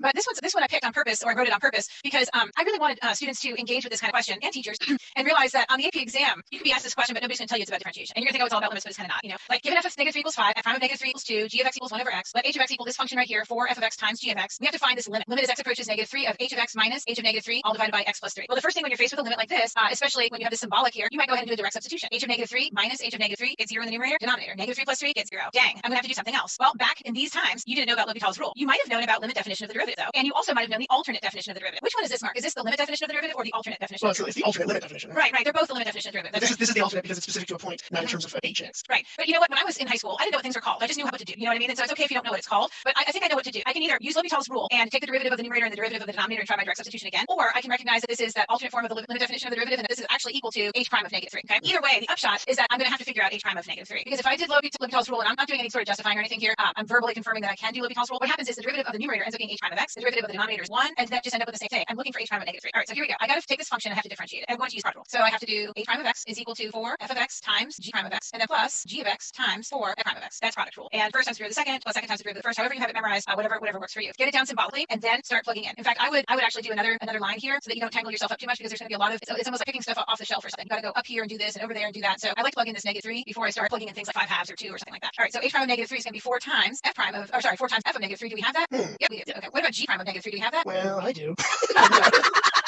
I thought you were just hanging out over there, Mark. Okay, so Yeah, the Dropbox is updated. So yes, there's like 4 marks out there. There's like the Dropbox mark, the doing the calculus on the side mark. Okay. The domain and whole is correct enough now, and then you know what it is. Okay, so what was g prime of x? It was going to be the derivative of 1 over x, so negative 1 over x squared. Okay, so then g prime of -3 would be negative 1 over negative 3 squared, so negative 1/9. So this is times negative 1/9, and then plus g of -3. Don't have that either. Just okay, negative 1/3. Yeah. right. G of -3 is negative 1/3, and then times 4, and then times prime -2. So this is a happy way to leave your answer. Again, many times we want to confirm that we have a reasonable answer. I don't know where this even came from, so I don't know how reasonable my answer is or isn't. I don't have to use this later on in the problem. I marked it earlier today where you had to then bring that 11 into another problem. So I might really want to leave it. But I know there's people out there who are just like, dying if things don't get simplified. So I'll just appease them and hopefully do it correctly. So I have negative 20 over 9 plus 8/3, and I believe this ends up to be positive 4/9. That's what we had earlier today. Okay, yeah. Okay. So we're going to stop there. On Monday, we will pick up with these chain rule problems, which are quite delicious, I must say.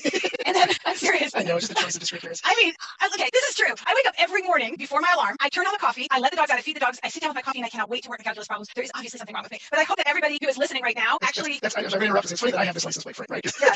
Oh, wait, you gave me one, though. I have one, too, in my class. Yours is the frame, though. Oh, the frame. You teach AP calculus, you have problems. But yeah, I mean, like, I hope that everybody listening right now finds something that really wakes them up in the morning and it makes them enjoy, doing that kind of thing. That's the best we can do in our lives is find stuff that brings us joy. And this is definitely something that makes me very happy. But we will work on these on Monday. It would be great if you worked on them before we even start going over them because then you could really be checking yourself. So you know what might be good to put in the Dropbox as well, Mark, is your circuit on the sigma notation. Okay. They would love that. Teachers and students would love that. I'll include the notes page that goes with it too, just summarizes what I did. So we have, it's not in the shared folder in real time right now, but it will be, especially for the thousands of you who don't watch us live and watch us later. But anyway, we'll see everybody on Monday. And thank you for watching. We're trying something new, so I gotta mute myself in my video. So bye. Bye, everybody. Thank you. See you. Have a good weekend. And we're live. Hi, Merge. Hi, Mark. Welcome to Monday. Yes, Monday, our penultimate Monday. Yes, it is. That's true. All right, so we are Mark Rowley from Ryan High School. And Virtual Lanes, Lafayette High School, Oxford, Mississippi. There we are on the map with our little headsets on. Friday's still on here. We're actually continuing our feedback review today, right? And then those are our topics for the rest of the week. It's actually only topics for 3 of the days. We're wrapping up. This is our last week of review until our exam prep send off, which we'll get you details for that later this week. But next week, we're actually going to start kind of gearing up for that exam. And when is that exam? May 12th at 2 Eastern. There's your website. There's a format for what we know. We were just discussing how little we know. But we have 20 question, 50 question. And it'll be on calculus. and then you'll be on summer break as far as calculus goes. And 4 days. Woo!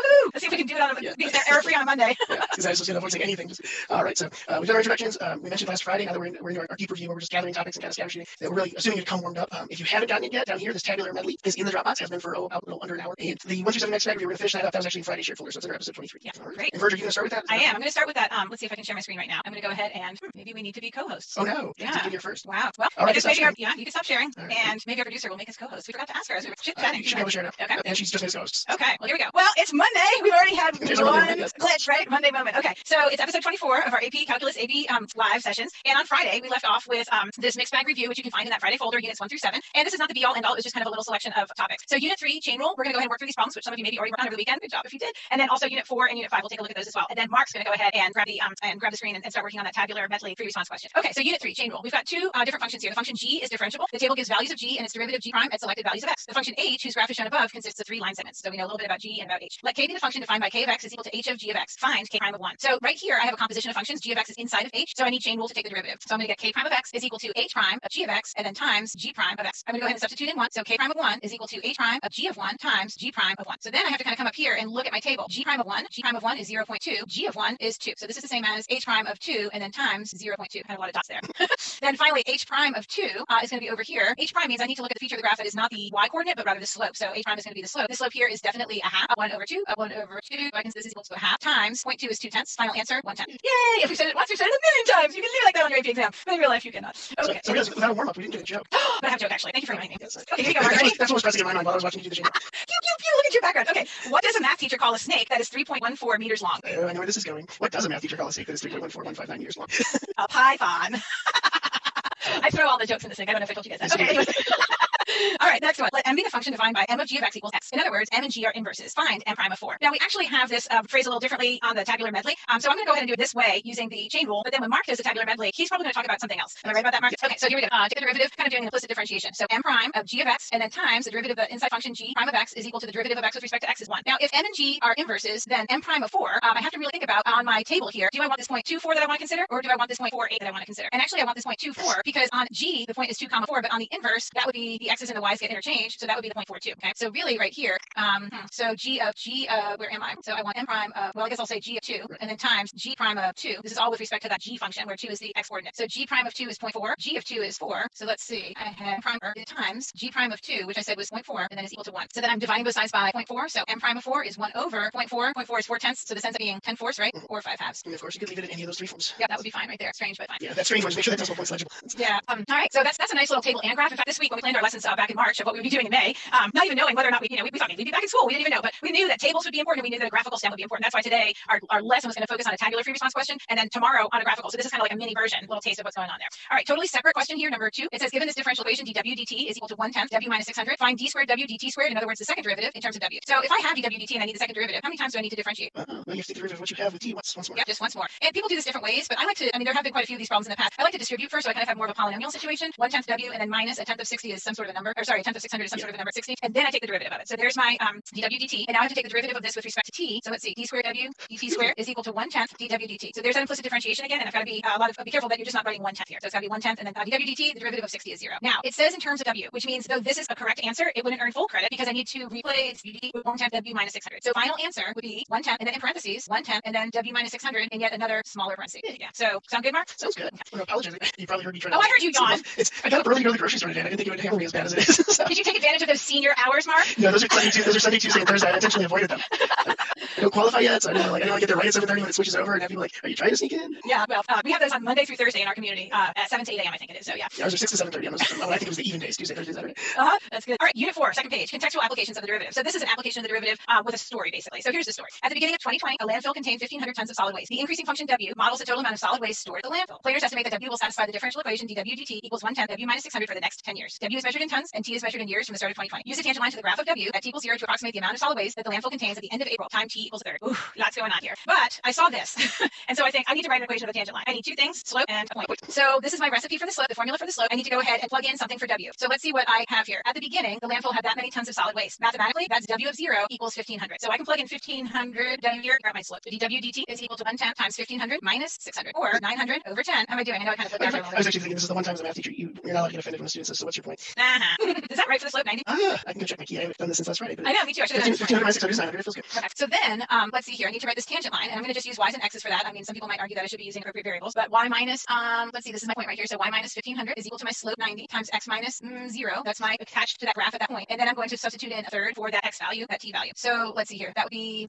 y is equal to 1,500 plus 90 times a third minus 0, or y is equal to 1,500 plus 30, 1,530, and I believe the w is tons. Again, you can really leave it like this, but this is a perfect example of check the reasonableness of your answer. You know, they're putting garbage stuff, you can imagine what I'm thinking in my mind, into a landfill. They're putting it in. So of course this amount in April or the beginning of April has to be more than what they started with. So if you made a calculation error somewhere and you're ending up with 14 something for your tons, you know that you need to kind of quickly go back and see if you can figure out where you went wrong. If you leave it like this, you may or may not know that you ever made a mistake. So checking the reasonableness of your answers key. Anything else on that, Mark? Okay. All right. I was looking for a key and I don't think I have one. So okay. I thought I typed one up, but I worked on them. I think you did type it up. I usually watch you type them up. Yeah, I don't know. All right, unit 5. Now this is the last one we're going to do today. Is the top part here just this first one? That doesn't mean we might not come back to these other two another day. We do want to get into that more tabular heavy lesson though. The analytical applications of the derivative. So this is kind of like, how are you allowed to say that? What's your reasoning? What theorem are you appealing to? How can you conclude don't give information and that kind of stuff? So this is the same contextual problem, but now we're asking really an analytical question about it. So it says here, it's exactly the same as what I just read, and it's exactly the same up until here actually. And then it says, find the second derivative in terms of w. Hey, wait a minute. Didn't I just do that? Or was that? I did just do that. Use that second derivative to determine if the tangent line approximation is underestimate or overestimate of the solid waste. Okay, so let's see. We have the second derivative, d squared w dt squared, to be 1/10 I'm importing from the other side,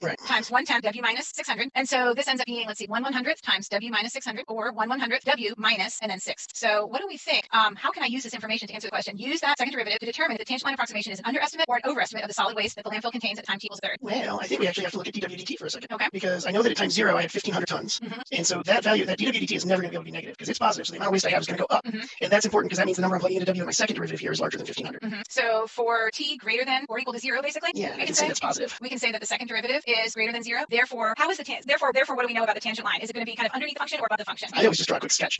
Okay, so second derivative greater than 0, that means concave. This is what I'm thinking in my head. Yep. And then I kind of put my little tangent line like that, and I say, oh, that means the tangent line estimate is actually a little bit less than the actual value. So therefore, you get on the downhill side, right? Doesn't matter where you are on that concave up curve, your tangent line will be under it. And some of you may know that better because some of your books will actually define concavity that way. The concave up is always curving up away from the tangent line. Okay, so let's see. Do I need to write anything else? So for t is greater than or equal to 0, the second derivative is greater than 0. Therefore, tangent line under approximates the actual value at t equals. I always run out of space. T equals 1/3 here, or something like that. How does that mark? That's good. Okay. If you are a teacher watching, and I know that there are teachers watching, you know this problem because it's the landfill problem from, I don't know, like 8 or 10 years ago. But I changed the numbers on it. So like you can go back and find that problem and see the other numbers. There's also, I think, a separation of variables to solve for that differential equation, which would be a great exercise for students and teachers to do. So other ones on that, you're going to go ahead and grab the screen mark? Sure. Okay. There's my Blink version of it. Okay, so hopefully you've gotten it. If you haven't, you can pause it or go get it later. But this is the document that is in the Dropbox. We called it Tabular Medley, and we sketched this up and came into fruition yesterday. But it has J parts, and I think this is much more than normal for your response. But we just kind of said, hey, how much stuff can we do with this table? Right. This is way more than even that 25-minute question Yeah, absolutely. But I mean, it's like a buffet. It could ask any 6 of these questions probably, exactly. right? So we're just going to jump in. We didn't discuss it in order, but I'm just going to start working my way down the page. We've got 25 minutes, and if I get tired, I'll tag Virgin. But the function f is twice differentiable. Select values. Sorry, I said it like it was a command. Select values of f and f prime are given in the table below. F has exactly 2 critical numbers on the interval 112, and you can actually spot them because where do critical numbers happen? Where the first derivative equals 0, or where the first derivative is undefined, but the function is defined. Yeah. I mean, it's so awkward to say it. Can we come up with a better way of saying it? I don't know. Yeah, I always say where it's undefined and in the domain of the function. So because asymptotes are critical numbers. Right? And when you say it, what you mean is where f prime is undefined. F prime is undefined, and the value of x is in the domain. Yeah. So at 2. Actually, both at that point. But anyway, so 2 and 7 are critical numbers, so we can see where they are. So we know that there's no change in sign anywhere else because those are the only places it's 0, and since it's differential, the derivative is everywhere.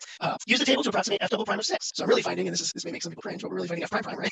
And so we're looking for the derivative at 6, which is right here in our table, which is not in our table. And so we're going to take the closest interval around 6 that we can. And so we're going to estimate the derivative using this. I'm going to put that in the thought bubble because I know that prime that way is going to disturb people. I guess I could have written it as ddx and that prime. Actually, I'm going to change it. This is why we never finish the lesson. Because I want it to be mathematically correct? Okay.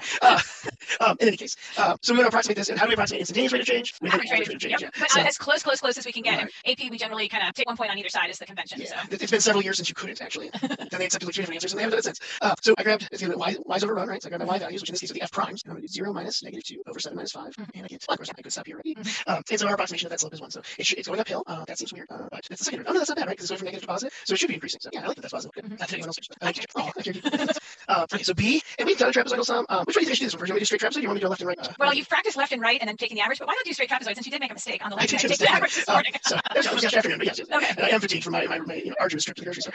So we're doing from 1 to 10 now. You have to be careful to read here, and I did this. I've seen this on here. They didn't ask for 1 to 12. They asked for 1 to 10. So the 4 sub-intervals are going to be 1 to 2, 2 to 5, 5 to 7, 7 to 10. So I'm stopping here for my question B. Oh, you know what? Here's a good question. One of the teachers said my students get confused. When should they use fundamental theorem of calculus, and when should they do a trapezoid or left-hand sum? And I think somebody had answered if you're asked to approximate, chances are you're doing some sort of a trapezoidal sum or left-hand sum or right-hand sum or midpoint sum. So that word estimate or approximation will tell you are not using fundamental theorem. You are doing that. Okay. And I just went ahead and reminded myself the area of a trapezoid is 1/2 the sum of the bases times height, or the average of the bases times height. Some people put that over too. Just a reminder that our trapezoids, and if you think of traditional trapezoids, they usually show the parallels as the top and bottom bases, right? Our trapezoids are actually sideways if we tilt our paper 90 degrees. So those are the function values, and the height of my trapezoid is actually what we think of as the width of the interval. So I'm just going to do 1/2, and my 2 bases are going to be, I'm looking at f 2 plus 4, and that width is 1, 2 minus 1. So I'm going to go ahead and write it. And I'm going to actually factor that 1/2 out. And then my next 2, and I'm just walking across these values, 4 plus 2, 5 minus 2. So the 2 function values, and then the width of the interval. This is the first time we've done a trapezoidal this way on our lives, but maybe you've done it this way in class. And then the last one is the 5 plus 7, and 10 minus 7 is 3. And one of the things I always check for on traps is you're going to use, the borders are going to get used twice. So 2 plus 4, 4 plus 2, 2 plus 5, and then 5 plus 7. And I can leave it like that. I think I'm going to leave it like that. I can do some waving of hands in that, but it should equal 37 if I did it correctly. So that's 6, 18, 24. He can't ever leave it like that. Yeah, 74, 74, 37. Yay, that's fast. And of course, you can use a calculator to evaluate that if you wish. And you still have to show this step because it said use trapezoidal sum, so you're going to need to show this step right here before you jump to a number in any case. So I would just write that and walk away on the exam, but you're right. In the back of my mind, I'm always checking it. Okay, so for C, and I might have to start doing some magic folding here. Open my table down. It says find the integral from 1 to 12. Actually, I can manage this one. This is where I should actually say the joke. I could cut that table off. I've got 20 more. Okay, I'm actually going to do this for this one. So I am going to break this into 2 intervals, or not 2 integrals, I'm sorry. F prime of x dx plus the integral from 1 to 12 to dx, because that is going to be a little easier than that. I can break that up because I can use fundamental theorem on this. What's the antiderivative of f prime? F. Yep. So this is just f of x from 1 to 12. And if I want to do this using derivatives or antiderivatives, this is 2x from 1 to 12. I would actually just do 11 times 2 because that's a rectangle, not to scale. Scale shaded, there you go. But this is going to be f of 12 minus f of 1, and then 24 minus 2, or just the 22, which is the 11 times 2 from that. Going up to the table, I find f of 12 is 9, f of 1 is 2. I can stop there, or we can say it's 29. All right. And I think that's a nice contrast to B because both of them are definite integrals, but the method of calculation is totally different based on the prompt. The prompt being just find versus approximate. And also, I love Mark. He's just doing a lot of he's selling another couch. Okay. If anyone never heard of cutting, knows where the phrase is cut and paste from, that's where it actually comes from. Yeah. Cutting and pasting before you get the photocopier. Yeah. All right. I love question D. If you are watching in Arizona, this one's for you. Yes. Also, I need to tell people if you want me to read your text messages, if you're trying to get important information to us, don't send pictures because we don't get picture previews. So when someone texts me something, of course my phone's completely in airplane mode right now because I have to steal the Wi-Fi from the house to broadcast. Nice. It's my name, which is middle school day in my district, so I'm getting a bunch of texts from my son's Google Classroom as well. All right, so here's our table again, and now it says verify that this limit is x approaches 12 of the integral from 1 to x of f prime of t plus 2 dt minus 29 over 6 x minus 72 equals a half. So we know the answer, right? We just need to verify it. Now, this should look vaguely familiar. Because the first way we should try to evaluate a limit is substitute. And if I put 12 in here, the integral from 1 to 12, well, it doesn't matter if both x's have become t's. The integral from 1 to 12 of that expression is going to be 29. And 29 minus 29 is going to be 0. And the denominator, 6 times 12, what is 6 times 12, Virg? I hope it's 72 because that's what I told you about this morning. When we changed the problem, yeah. We changed the problem, yeah. So that limit equals 0. Oh, he's making a 0 sandwich. Yeah, making a 0 sandwich. No calories. All right, so You're so easy to amuse sometimes. All right, so this limit is equal to 0. I need one of those sandwiches. Is equal to this limit, which is equal to 0. And that means I can use L'Hopital's rule. I'm in the hospital. L'Hopital's rule. And so I'm going to take the limit as x approaches 12. And they said to verify, so I'm going to try and show everything well. I'm not doing everything I would need to do, I think, to justify, but I'm definitely going to support all my work. So now using L'Hopital's rule. Yeah, he's saying therefore this limit equals this limit. He's going to put the derivatives. The derivative of that's really a fundamental theorem. So the one is going to become a moot point because if I plug in that one in the antiderivative and take the derivative of a constant, it's 0. But I take the antiderivative of this, I plug in x, I take the derivative, I'm going to get f prime of x plus 2, the entire integrand. And I chain out the derivative of x, but that's just 1. So over the derivative of 6x minus 72, which is 6. And by the way, that minus 29 up in the numerator is not part of that definite integral. So when you take the derivative of it, it's 0. Like derivative of minus 29 ends up being 0. So that's why he doesn't have anything written that down dt here. ends that statement, or at least that operator. And then f prime is a continuous function. F is twice differential, right? So f prime is continuous. So I can just plug in that 12 and evaluate. And f prime at 12, if I push my table down, at 12, f prime is 1. So 1 plus 2 over 6, or 3 6 over that. Nice. Yay. Could be my favorite problem so far. Really? Yeah, I love it. I love it. All right, so I'm just going to get out of I think I'm over here somewhere. You're good. Write an equation of the tangent line to f at x equals 10. Use this line to approximate equal 11. If there's not a tangent line question on this AP exam, I'm going to be mad. Because our kids know how to do it, right, Mr. Curley? Not nearly as bad as the thousands of students that are watching this. Okay, so the tangent line, wait, slope. And they want me to x equals 10. So f of 10 equals 10, 7 is my point, and my slope will be f prime 10, which is 3 halves. So my tangent line, again, I use that Tabular form or shifted form. So y is going to be 7 plus 3 halves, 10 minus x. Why 10 minus x minus 10? Because I Okay. started reading ahead. You were thinking about substituting that. I was thinking it was. So there's my tangent line, and they did say to write the equation, so I have to present that. And now we're going to approximate f of 11 using that. So 11 minus 10 is 1, perfectly good, also perfectly good. Yeah. And I like that Mark has f of 11 is approximately yada yada yada, but you don't even have to say that honestly on the AP exam. No. Mark with your finger, go ahead and cover up f of yeah, all that would have been happy. Like that's And y equals and f11 equals would have been fine because they told you to find an approximation, and then you're saying my approximation is this. And I mean, it's nicer if they're correct, but yeah, it'll always be correct on like the AP answer keys and things like that. Not it'll be like super correct. And have a dozen eyes on it before it moves anywhere. All right. What is the least number of times f of x can equal 3 on the interval from 1 to 12? That's our entire interval, correct? Yes. And it just says explain, which is a lower bar than justify. We're allowed to put this into our own words. I have typed up my reasoning for this, and I think it's actually overkill the way I wrote it up. But we're trying to find out if it equals 3. So I'm just going to look at my values of f. We start at 2, we go to 4, we go to 2, we go to 5, we go to 7, we go to 9. How many times do you suspect we hit 3? Any time that those y values cross 3, basically. So like from 2 to 4, and then also, on the way back. That's exactly how I wrote mine this morning. Yeah, and then on the way back. Yeah. And then on the way. Now, it doesn't mean the function is always in between those two values. Although this one is, we can say that, if this information at the top wasn't given, these might be oscillating even in between. But we actually know these are our only critical numbers.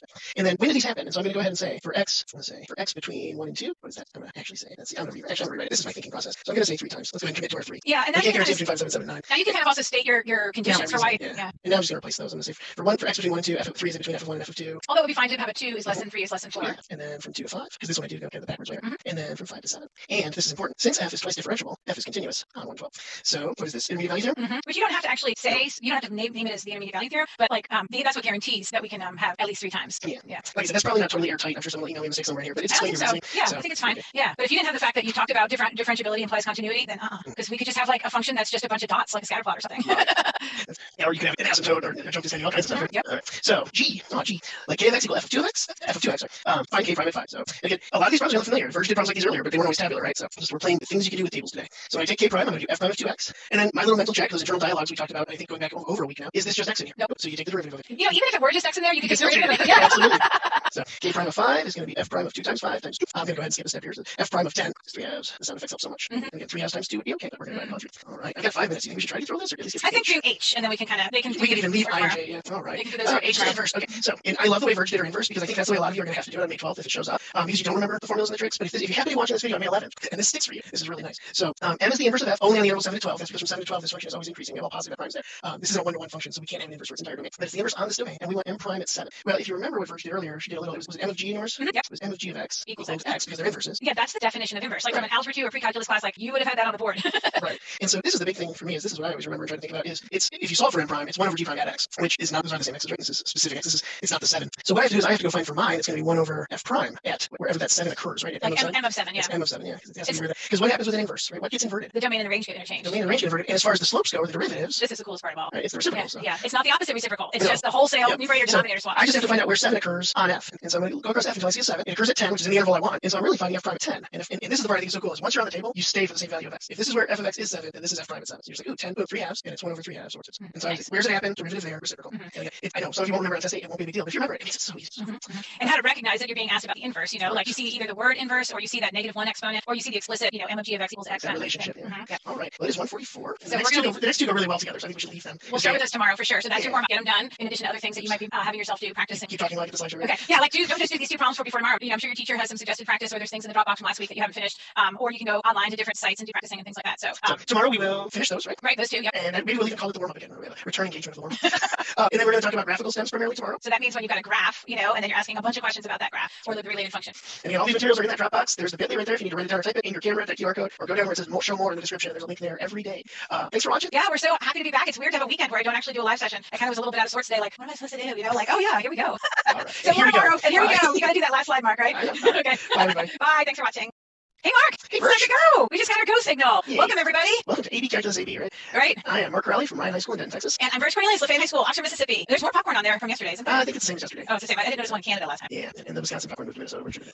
All right, so it is Tuesday, April 28th. Since we're doing graphical stems today. See how that goes. Yep. We're going to finish up what we did yesterday. We have 2 questions remaining from yesterday, and then the graphical stem. Yep. And May 12th is the exam. I know teachers are watching this webinar tonight about what this interface is supposed to look like for the test, and hopefully get some resources out to you guys so you can see what it's going to look like before May 12th. And we were so excited about this until about 20 minutes ago. Turns out we got a mistake yesterday. Yeah, and we were notified by a student about 20 minutes ago. A teacher with their students only spotted it. Oh, okay. Yes, Okay. and this is a screenshot. I just tried to go into my camera, and we just decided this A was wrong. So this 7.5 can't be 7.5 because these are the only 2 critical numbers. So the derivative has to say negative this whole time. So this has to be a number less than 2. So we're going to change that to a 1. It is going to change the answers to be an F because it'll change that trapezoidal sum and how many times it's going to cross its average. So or how many times the intermediate value is going to be applied. So we will put corrections in that answers. We'll put those answers up. And hey, sorry, it's what you get when we write a 12-part question. And thank you for bringing that to our attention. That's really slick. We love that.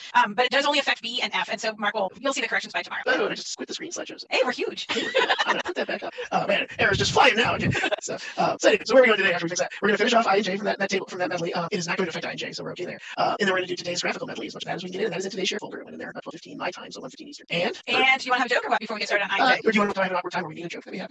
Maybe I'll save it. If we don't get to it by the end, then we'll do it at the very end. How about that? Set off an internal mental alarm for 105 or something like that. Am I sharing the slideshow right now? Nope. Jesus. If you are, I can't see it. You're talking about the PowerPoint? Yeah, it's right here. Okay. Oh, right. This is so confusing because this looks like my hover cam, but I'm actually not going to use my hover cam at all today. But I said, Mark, I have such a cute picture of a taco. You have to show this and remind everybody that it's Taco Tuesday, which seems to come around quite frequently these days. In episode 25. In episode 25, right. This is actually sitting on the notes page for today, but like Mark said, he's going to finish the I and the J from yesterday, so you can go ahead and switch over to your document camera. And before I do any more disasters with that slideshow, let's continue. Okay. All right, so here's my hover camera, whatever you want to call it. All right, and so there's our corrected table. We've got that number 1 we're going to be in. But for I and J, it's not going to affect us. We're just going to charge on through. In I, it says there's a gecko scurrying along a straight path such that the velocity of the gecko v equals f prime, where velocity is measured in centimeters per second. Find the average acceleration of the gecko on the interval 512. Indicate units of measure. And I know average value of functions is not on the exam this year, as far as using an integral, but the average value of this function could easily be in the exam. How does the average value of this? Well, so let's see here. We were trying to figure out the average acceleration. So that's going to be the change in velocity over the change in time. And so we were told that v is equal to f prime. So we would do like what f prime of 12 maybe minus. Oh yeah, you're doing it. Well, Over 12 minus 5. Yeah. Yep. So f prime 12 minus 12 minus 5. Yeah, you steered me right into the correct stuff, so I just plugged along. I'm just like I'm nearing the edge of my surface. So we have f prime of 12. We're going to pull that off the table. And that is 1. And f prime of 5 is 2. And that looks like 3/7. And it says to indicate units of measure. So average acceleration is 3/7. And we're looking at centimeters per second for the velocity divided by time one more time. So centimeters per second or centimeters per second squared. Nice. All right. On to J. J says explain why there must be a time in the interval 512 where the acceleration of the gecko will be equal to the value found in I. So now they're not talking about average acceleration, they're talking about actual acceleration. The acceleration. So that implies the instantaneous acceleration. So we're looking for A of t equal to V of t, or V prime of t. It says explain why there must be a time in that interval where the acceleration of the gecko will be equal to that value. I think we actually, can we do this 2 different ways? Let's just use mean value. Yeah, let's just use mean value there. So at V prime is going to be F double prime. So to find A equal to V prime equals a double prime, well, that's got to happen. We're looking at F double prime, which is V prime, which is acceleration, right? Is continuous because, we're actually looking at V prime. So it's not, we don't really, A may be continuous, but we don't care. Maybe we care deeply, but we're not going to discuss it. V is continuous on 512, and V is also differentiable on 512 since F is twice differentiable. Nice. Yep. Because we were told back in the stem that F is twice differentiable. So F prime, which is V, is differentiable. So that gives me everything I need for mean value theorem, right? So there's a V prime of C, which will equal F prime of B minus F prime of A. Now, this is not enough. This is just a formula. This is going to get me going, right? So V prime of C also, so there is an A of C. Since that's equivalent to V prime of C. It's just a substitution. Where F prime of 12 minus F prime of 5 over 12 minus 5 equals 3/7. Make sure that prime on your F prime of 5 is a little bit more visible. Yeah, it kind of merged the Merge it to the parentheses, yeah. And so there is a C, I guess there is a C such that, and I think I'm even going to, it's great to have an eraser. Yes. I know pens are fun, but if they're not erasable, okay. Oh, so there's a a C between 5 and 12 such that that is true. It's by mean value theorem. I don't want to say mean value. Yeah. Nice. I like the eraser. You're right. This is why we don't finish that, right? All right. So yeah. So just caution, if you do use these pens a lot, which I do, and now Mark does, and you have a hot cup of coffee, which I often have, and you set it down on your sticky notes because your desk is covered in them that have the purple writing. Where's this going?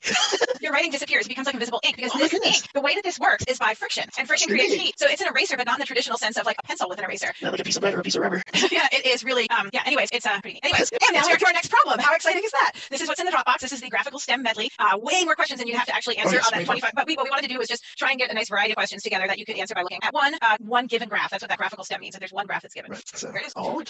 So we have this. We see this graph that starts at -5, 2 and ends at 4, 0. It says the graph of f, a continuous function on the interval -5, is less than or equal to x is less than or equal to 4. So the graph of f consists So 5 line segments at one semicircle. CR 1, 2, 3, 4, 5, and semicircle radius 1. It looks like. Let C of x equal the absolute value of f of x on this interval from 0 to 4. So for this part, we're only using this side of the graph. And what is absolute value going to do to that function? It's going to make any negative y values positive and keep any positive y values positive. So the C of x graph is going to exist only in the first quadrant because that domain says 0 to 4, and then also that semicircle is getting flipped up. Yeah, so C of x will look like that. Yep. It says find C of 1. So if you got to say what it models. You got to read that part too. Okay. Yeah. Models the number of people in 100 in a warehouse X hours after 8 a.m. So this is my 8 a.m. and then a couple hours later, for some reason at 10 a.m. maybe it's a break or something, they're cleaning. So, it says C of 1. So C of 1 is just going to be that point. C of 1 equals 1. And how to interpret that? So I would interpret that as 1 hour after 8 a.m. because X is hours after 8 a.m. And of course I could just say at 9 a.m. there are 100 people in the warehouse. Yeah. All right. C prime of 3.5. Well, now things get more interesting. So this is dc dx or dx dc dt. I guess they did use X. They. I do that in class all the time. The author did something really nasty right here. Did you write this? Yeah. So we're looking at 3.5 right here. So what's the derivative of that? Well, that portion's a line segment. And if I go to my nicer graph, yeah. So that's 3, 2, 4, 0. So down 2 over 1. So we're thinking about slope there. We're thinking about that feature is going to be -2 down 2 over 1. And now interpreting this. So 3.5. Well, this is C of x here. This is still C prime of x. So 3.5 is still an x. So 3.5 hours after 8 a.m. And again, a lot of people would just say at 11:30. I will say the number of people because no C measuring the number of people in the warehouse. And now again, this is a slope. So what gets hammered into us in 7th, 8th, and 9th grade for what slope represents? It's a rate of change. It's a rate of change. So the rate of change is -2. So the number of the warehouse is decreasing. And I think I originally said at a rate, but I think it's redundant. I can say is decreasing. I think we said 200 people per, and our time units are hours. So an hour. And I can go over here and get my units because C is measuring people and X is measuring times. And you say it's decreasing 200 people per hour, at 200 people, by 200 people per hour. The prepositions are okay there. And a lot of people may just say the rate of change of the number of people is. And lots of ways to get that. There's definitely more than one correct interpretation. But the thing you want to avoid is something like an algebra slope. It needs to be instantaneous. It needs to be at that time. All right. Are we ready to move on to K? Yes. I don't know if you want to cut off your graph and then stick your graph under there so we can see what's going on a little better. Or actually, it transferred to the other page. I should brought a graph down. But yeah, why don't you tell the joke? I cut that off. Okay. What do you get when you cross a mosquito with a mountain climber? Oh, I actually think I know this one. I actually know a setup for this, which makes it even worse. But what do you get when you cross a mountain climber and a mosquito? Nothing. You can't cross a scalar with a vector. Yeah. I think that maybe when I was prefaces, this is the worst math joke I know. It's actually a great physics joke. So those of you who are in AP Physics should send that to your teacher, see if you get straight from back when we used to do more vectors in pre-calc, I used to do a version of that where we talked about crossing an elephant in a grape. And I don't know, but it's the size of it is equal to the size of the elephant times the size of the grape times cosine of the angle in between them. You get it so the kids memorize that dot product thing. Or the cross product, sorry, that's related to cosine. And then after you get it where they're repeating it without thinking, you throw the mountain climber there and you can't do it. Just do it. Okay, push your graph up just a little bit more. Okay. So push it. I know, sorry. All right, so now K of x is equal. So now we're seeing this traditional setup that if you've seen a lot of FRQs, you've seen this. If not, then welcome. Welcome to the party. Welcome to what's going to happen a lot of times. K of x is being defined as this integral from 0 to x of f of t dt. And so there's two relationships that get built in there, right? K prime is now f of x, which we're going to use. And this graph I can use as an accumulator to find these integrals. So give myself a little space. I can't think of a chance to graph there. It's probably behind my face, but that's okay. For now. So we're going to find K of 1. And K of 1 is the integral from 0 to 1. I'm just plugging my 1 in for my x's up here of f of t dt. And I'm just going to look over here. And oh my goodness, we're looking for this area right here. And we don't. And even if I had that equation, it's negative square root 1 minus x squared. That's not an integral or a function we know the elementary antiderivative of. Or at least we in Chapter 1 do. So how do we find that type of integral? Well, we use our geometry. How much of a circle is that? It's a quarter circle. Quarter circle. I'm going to go negative because it's below the graph. And since this is I made the comment that this is actually K prime, so this is telling me how it's changing. So it's decreasing however much this area is. And the radius is 1. I think we need a pi. Negative pi over 4. Yep. So that area is below the x-axis. So that this assigned area of the negative is that showing that direction. I realize I'm using red a lot, so we're just going to change this. K prime of 1. So K prime of 1. Well, I mentioned earlier, but I can mention it again. K prime is f of x. Fundamental theorem of calculus. You take this derivative, you plug the x in. If that x has any kind of function going on other than just x, you chain it out. But we're chain out. So this is a straight substitution that K prime of 1 equals f of 1. And f of 1 is that point, which is negative 1. It was 1 on C, but that's what C was the absolute value, right? So that's we're going to show you. You can just use these lots of different ways. They're very rich problems. You don't really know what to expect right away when you see them. Yeah, and take your time when you first open up that exam. Take your time to digest. Don't start panicking. You're going to have plenty of time. You probably need, you probably need like 4 minutes to read it and kind of jot stuff down and start, digesting what the problem's asking you. Yeah, that's how much time the math actually takes to do, right? Once you know what to do, that's always my joke with my kids. Like, I guarantee you'll know how to do every problem on the test. The question is, are you going to be able to recognize that you know how to do every problem on the test? Right. Sometimes it's hard to know. Do I take the derivative? Do I anti-differentiate? What am I supposed to be doing here? And that comes with digesting and giving information. All right. So now we're going to let that was B. A was the C questions, by the way. So there's no A for K.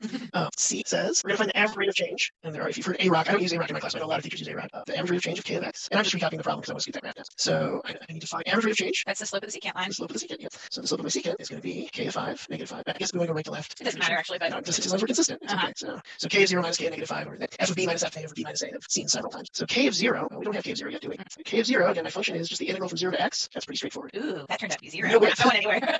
So that's fine. And then K of negative 5, this is the one that's going to take a little time. This is going to be the integral from 0 to negative 5 of f of t dt. Plugging into that upper limit. And then I'm going to go ahead and rearrange it so it goes left or right. You don't have to do this. You could just do opposite, but hey, whatever makes it work. So now I'm going from negative 5 to 0, adding up all this net area if we sign it as a positive and negative signs. So I'm going to put that negative up front so I don't forget it. And then I'm going to go ahead and start marking my graph. This one is a 2 by 2. This one's a 2 by 2. So half of 2 times 2. If I wanted to show it, I could. You can use symmetry, but I would double check the symmetry because graphs can be very deceiving. And then this graph is 2 tall and 1 wide. So I do base times height. And then I'm going to go ahead and write those other two in. But so those cancel because this one's negative and we're subtracting that one because this is our f prime, our k prime, sorry. That's our change. It's a decrease. Those are all going to cancel. Looks like I get negative 1. So minus negative 1. Yep. And looks like 1/5. Yep. And just a cursory look at it, there's more above above than below. So that average rate should be 1/5, right? All right. There's a D. There's a D. There's a D. There's actually what, I or J again. All right, so give myself a little space here. Sorry, move the blank paper to the top. All right, let's see how many screen it today. All right, so D says, okay, K satisfies the MVT. It's telling us the K It says satisfies. verify. So we know it does. We need to show it. So we need to verify that. And a -5, 0. And state how many times K prime of C, the value guaranteed by the mean value theorem occurs. So first off, what has to happen? Well, K has to be continuous. And K has a derivative that exists everywhere on this interval because K prime equals F. So we can say. Go ahead and push your paper up just a little thank you. Scoop my camera down. Right. Thanks. By the way, as Mark is getting this organized, this is like pretty much the exact same problem that we led off with on the tabular medley. Oh, how clever. You changed your background. Yeah, but this is pretty much the same thing. And you might think, oh gosh, we have to write that all over again. We have to state those conditions for the mean value theorem to show that there's at least one place where the slope of the secant line is equal to the slope of the tangent line. Or maybe now we're trying to see exactly how many places there are. But yes, it's important for the mathematicians who read your paper that you state those conditions. Show how you know. Actually, going to leave that closed because they told us that we can see that the derivative exists on those inputs. So K is differentiable on that closed interval -5 to 0, and that's continuous on that closed interval. Therefore there is a C. And I'm going to use interval. I'm going to set interval notation here. There's a C in between -5 and 0, such that K of C. So K of C or K prime? It should be K prime of C. Oh yes, right. The derivative has the K of -5 minus K of 0 over -5 minus 0. I flipped that this time. But, well, what a coincidence, right? We have that, and we know that K prime of C equals 1/5. So you got the verify part there. And now how many times? Well, we look at our graph, and this is F, which is K prime. If it comes through about 1/5, how many times does it occur? 3 times. And the reason he's not going over and including those on the other side up in the first quadrant there is that his interval is only from -5 to 0. Yep. Oh, what's going on? You're just clicking real loud all of a sudden. That is weird. It's happened twice today. So I'm reaching down and grabbing my volume. It's fine. It's just like all of a sudden, because I'm not seeing you. Like, it's not like you're leading in. So it's like when you sneak up on someone. It's like wow, she's in my head. Yeah, and not only that, I mean, like how much time do we spend video conferencing anyway per day? Like way more than 45 minutes. So that would be weird that the volume is flipping out on you. I almost wonder if my headset, because I was doing it, I've got a different setup today. If it's my hubs, am I coming through okay? Yeah, I can hear you. Because that would be bad. Since I'm the one doing all the writing today. All right, so that was fine and good. We've got 50 minutes left, 4 parts. And you think I think we can do it. You're thinking we'll get done early today. I'm thinking we're going to just make it because I love this problem. Yeah, this is the same graphical stack. Same graph. In fact, on the copy that is in the Dropbox, you only get the graph any once. I may have put 2 little ones in there, but I spaced this out because I knew I was working it. So now we've got h of x is 2 plus this definite interval. Ooh, the lower bound is not 0 anymore. That makes it interesting. And then there's like an f of t minus 1 in the integrand instead of just an f of t. So this is a much more complex function than k of x was. And so we're going to handle it a little bit more with, white gloves, so to speak. There's a lot going on in here. Yeah. So I'm just going to do it now. The old joke about how do you eat an elephant, which you shouldn't. They're endangered. But one bite at a time. You can only do this one bite of calculus at a time. That's right. Don't try to be a Python and unhinge your jaw and take it all in at once. You just take it piece by piece. So we're going to start with our h of -2, and I'm simply going to write a -2 where the x was. And I'm actually really happy about this. Me too. I love that when that interval has a width of 0, the sum of this is 0. Yeah. So h of -2 is just 2. Oh, that was good. See if we can keep that up. All right. I'm actually going to come up here and do my h prime. So h prime of x. Well, the derivative of 2 is 0. Is 0. I'll write that or just the coasting. And then the fundamental theorem of calculus is everywhere I see a t in here, I'm going to replace it with an x. So the function f of t minus 1 that was our integrand becomes our result, f of x minus 1. So that's the formula for h prime. And I checked, and I only plugged a simple x in, so the chain is 1. So that's my h prime is f of x minus 1. I'm not going to ghost that completely, just to make a nice statement. So h prime of -2 is going to be f of -2 minus 1. And I come over here, and f of -2. Yeah, this is f, right? F of -2 is 0, so 0 minus 1 equals -1. So far, so okay. A little bit of space left. All right, h double prime at -2. Well, if h prime of x is f of x minus 1, then h double prime of x is just simply going to be f prime of x. And writing those relationships down is really, really important. Sometimes it's worth a point on the AP exam. So it's not just for you to keep your head in the game and know what's what. It's really to earn points. So make sure that you're being clear. And in the section you used it. Don't do a bunch of shotgun stuff in the section A. It might get you points, but it's better to repeat it if you need to, just because formulas don't get points, but you make it relevant to your problem, and suddenly you're earning points.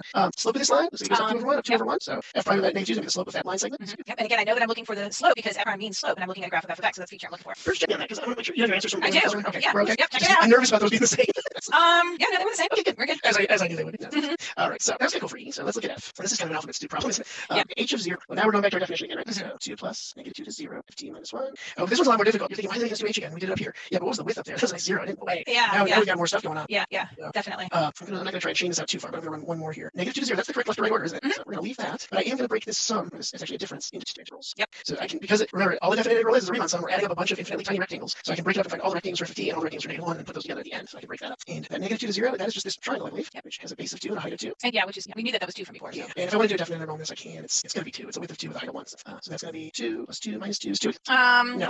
I think it's 6. It's 6. It should be 6, but now I'm confused as to why. Because of that minus and -2 to 0. Oh no, h of 0 was 2. That's right. We did these in a different order this morning. This is right. Yeah.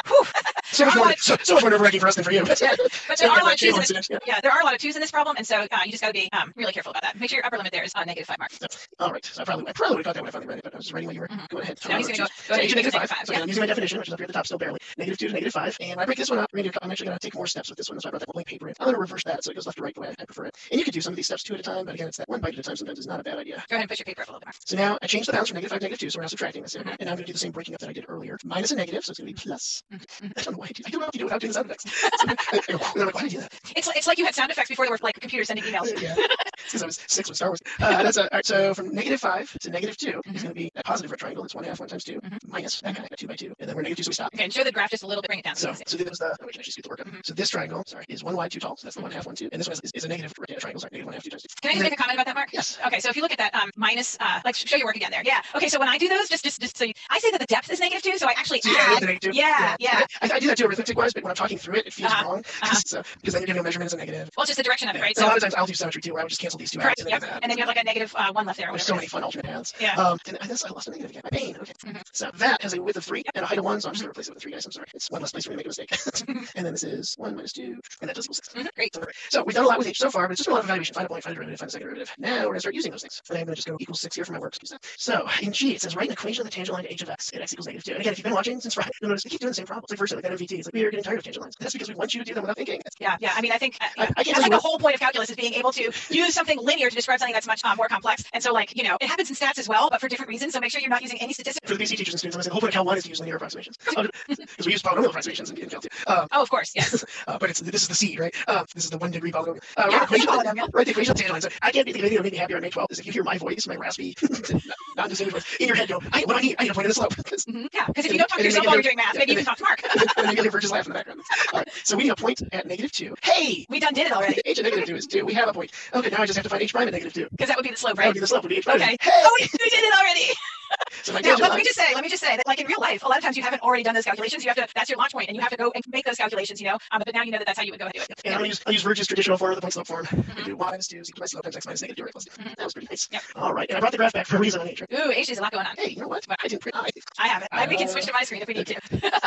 So H, we're going to get through H pretty quick actually. And what open intervals is the function H of x increasing and concave up? So for an open increasing interval, I want to know where H prime of x is greater than 0. Well, way back up here at the beginning, we said H prime of x was f of x minus 1. So that's just a straight substitution from our definition there at the top. But I want to know when f of x is greater than 1. And this is my graph of f of x over here. So he's doing horizontal line. Anywhere above this line is where H of x is increasing.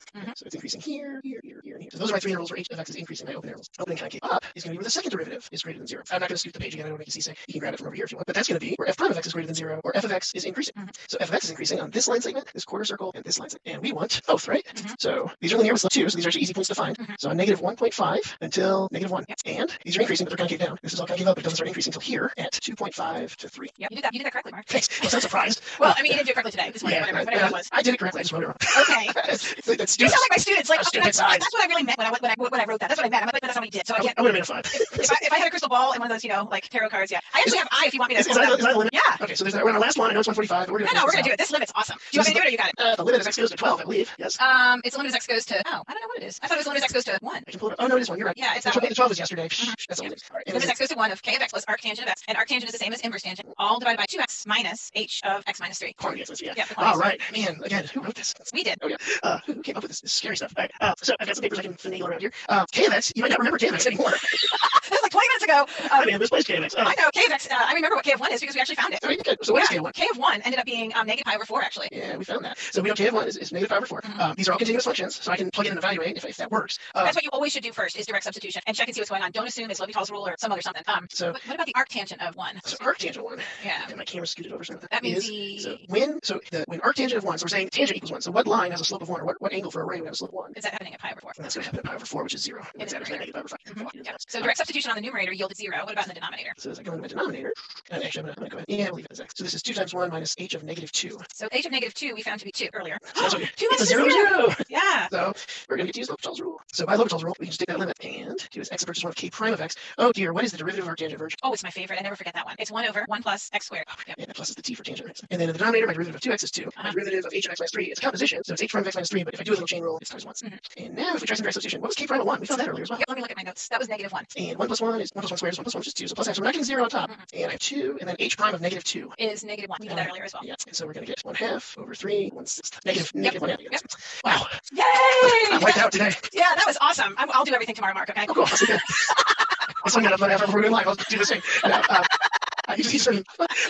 So thanks everyone for watching. We apologize about that table from yesterday. We'll get it right in there tonight sometime. But thanks for joining us. It's a Tuesday, so it is 2 weeks until the exam. Yeah, this time, 2 weeks from today, you will be done with your AP Calculus exam. Yeah, you'll even be done with the upload. You better be. All right. All right. Thanks for watching, everybody. Are you going to put that last slide up, Mark? Get the slideshow going. From current slide. Yeah. All of our typical slides. There's our calendar. There's your test information. There's your Dropbox. It's down in the description. Thanks for watching. Bye, everybody. See you tomorrow. Good times. And we're live. Hi, Virg. Hi, Mark. How's it going? Doing all right. I successfully set my ringtone last night to that 10-second montage someone put together of you saying, hi, Mark. So Mark, hi, Mark. I want a montage of my hair. It's like getting so long. Oh my gosh, the watch parties have multiplied. Wow. Halfway across the USA. Second lesson on John Mellencamp's song. I'm Mark Corelli from Ryan High School. And Rich Cornelius, Lafayette High School, Oxford, Mississippi. Fantastic. That's us. A lot of watch parties. I love these transitions today. Yeah. So the calendar just keeps getting shorter. That's the end of the year thing going on. 3 more this week. We'll do some exam prep and send off. Hopefully we'll get a lot more information about that to you tomorrow and Friday. But there will be a mock exam, at least 1, maybe 2 in there, I think. Maybe. Yeah, for next week. That's exactly right. So I'm excited for that. For those of you watching, you all realize these QR codes that appear on each slide are different. This is the one that goes to our calendar, so if you want to see where we've been, because all of these are back on the AP Calculus channel in the Advanced Placement, or playlist, AP Calculus playlist in the Advanced Placement channel. We changed this slide up a little bit today. We still have our information about that May 12th exam. It's approaching rather rapidly. And then if you look up YouTube, you can either just search AP 2020 exam walkthrough. It's on the Advanced Placement channel. There's a slideshow PDF, or you can wait for the next slide and use these 2 QR codes to get to each of these. This QR code and that bit.ly will take you to the YouTube video. It's a 4-minute video that kind of walks you through the exam process. And there's a shortcut in the Dropbox. In the Dropbox, along with the document today, there are 2 HTML shortcuts. One goes to this, and one goes to the testing guide. And again, this QR code will take you to that, and I'll show you what that looks like real quick. We're not going to read it to you. So it's a pretty lengthy document. Yeah, I would encourage you to kind of scroll through, see what's there. There's a lot of information. There are some hot links. There is you can actually practice uploading now. It says May 4th, but it's live now, and the directions are in here. So I encourage you to take your time to do that before continuing video or after. Yeah, I would encourage you to do that upload practice both from your phone and then also from your laptop. Try it on different devices and see what the interface looks like. Exactly. Great advice. Yeah, and you can. It says you can practice as your code or something, but you can do it as many times as you want. So. Yep, definitely. So new picture, new countdown. Count up. We hope. We did yesterday without anything major. Other than maybe misspelling the word response on our calendar or something like that. And this is an old picture here. We look so young in that picture. I'm pretty sure that's pre-2010 on that shirt. That's a 2009 shirt, I think so. I think that's probably like 2014 or 2015 is my guess. We couldn't figure it out this morning, but anyway. The gray was coming, so it may have been just post-care. I've had a haircut way more recently. We all had. Yeah. All right, so there's Introduction Manager. As we mentioned earlier this week, review days, we're not going to do a warm-up per se unless we're finishing up what we did not finish yesterday. But first, we finished yesterday. Yay! I can't believe it. There's only one bullet down there. Over there. It's just what's today's folder. Nothing referring you back to a previous folder. So. Yeah, that's kind of miraculous. So when we planned today, of course, we made those plans in March. We wanted to do kind of a verbal scenario or verbal STEM free response question medley, and we took 3 and adapted them from AP Central. We kind of peeled off things that are not getting tested this year and are trying to focus on things that are getting tested, and then we got a little creative, adding a few extra things in. So definitely go to that shared folder and grab that before we get started. Mark, do you have anything else before I share my screen? Yep, I was about to ask you if you were going to grab the screen. Yeah, grab the screen. My connectivity today has been terrible because rain. I mean, like in Mississippi, if it's raining, it's like no internet. You know what I mean? So at least that's the way it is in Oxford. So if we lose each other, I apologize. But Mark has all the same problems. Maybe we need to let you get your joke in early just in case. I haven't even looked at that yet. I haven't grabbed it. Maybe when you're grabbing when you're grabbing the screen later, I'll tell the joke. How about something like that? Okay, so I do want to point out, because of a comment you made, I believe last week, maybe it was 2 weeks ago now, I am wearing pink today. I wore my Wednesday pink yesterday. I just was like, I'm confused on the clothes.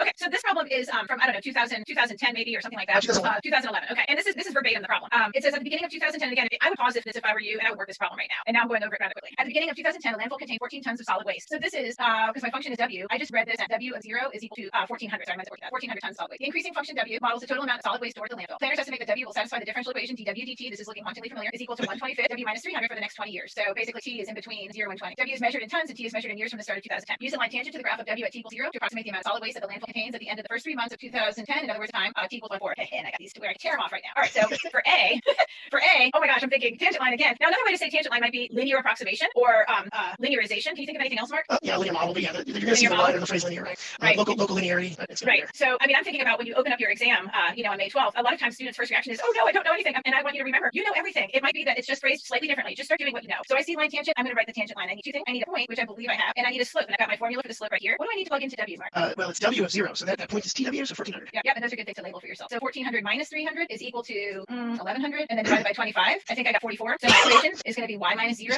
I failed to mute myself before I coughed. I heard that. I tried to mute button on this. So yeah, of course, this is one I would have no problem, especially on the exam. Just leave that slope as 1125ths, right? If you don't want to think about it. But like I tell my algebra kids, you guys can divide by 25 for days, and I just say how many quarters and $11.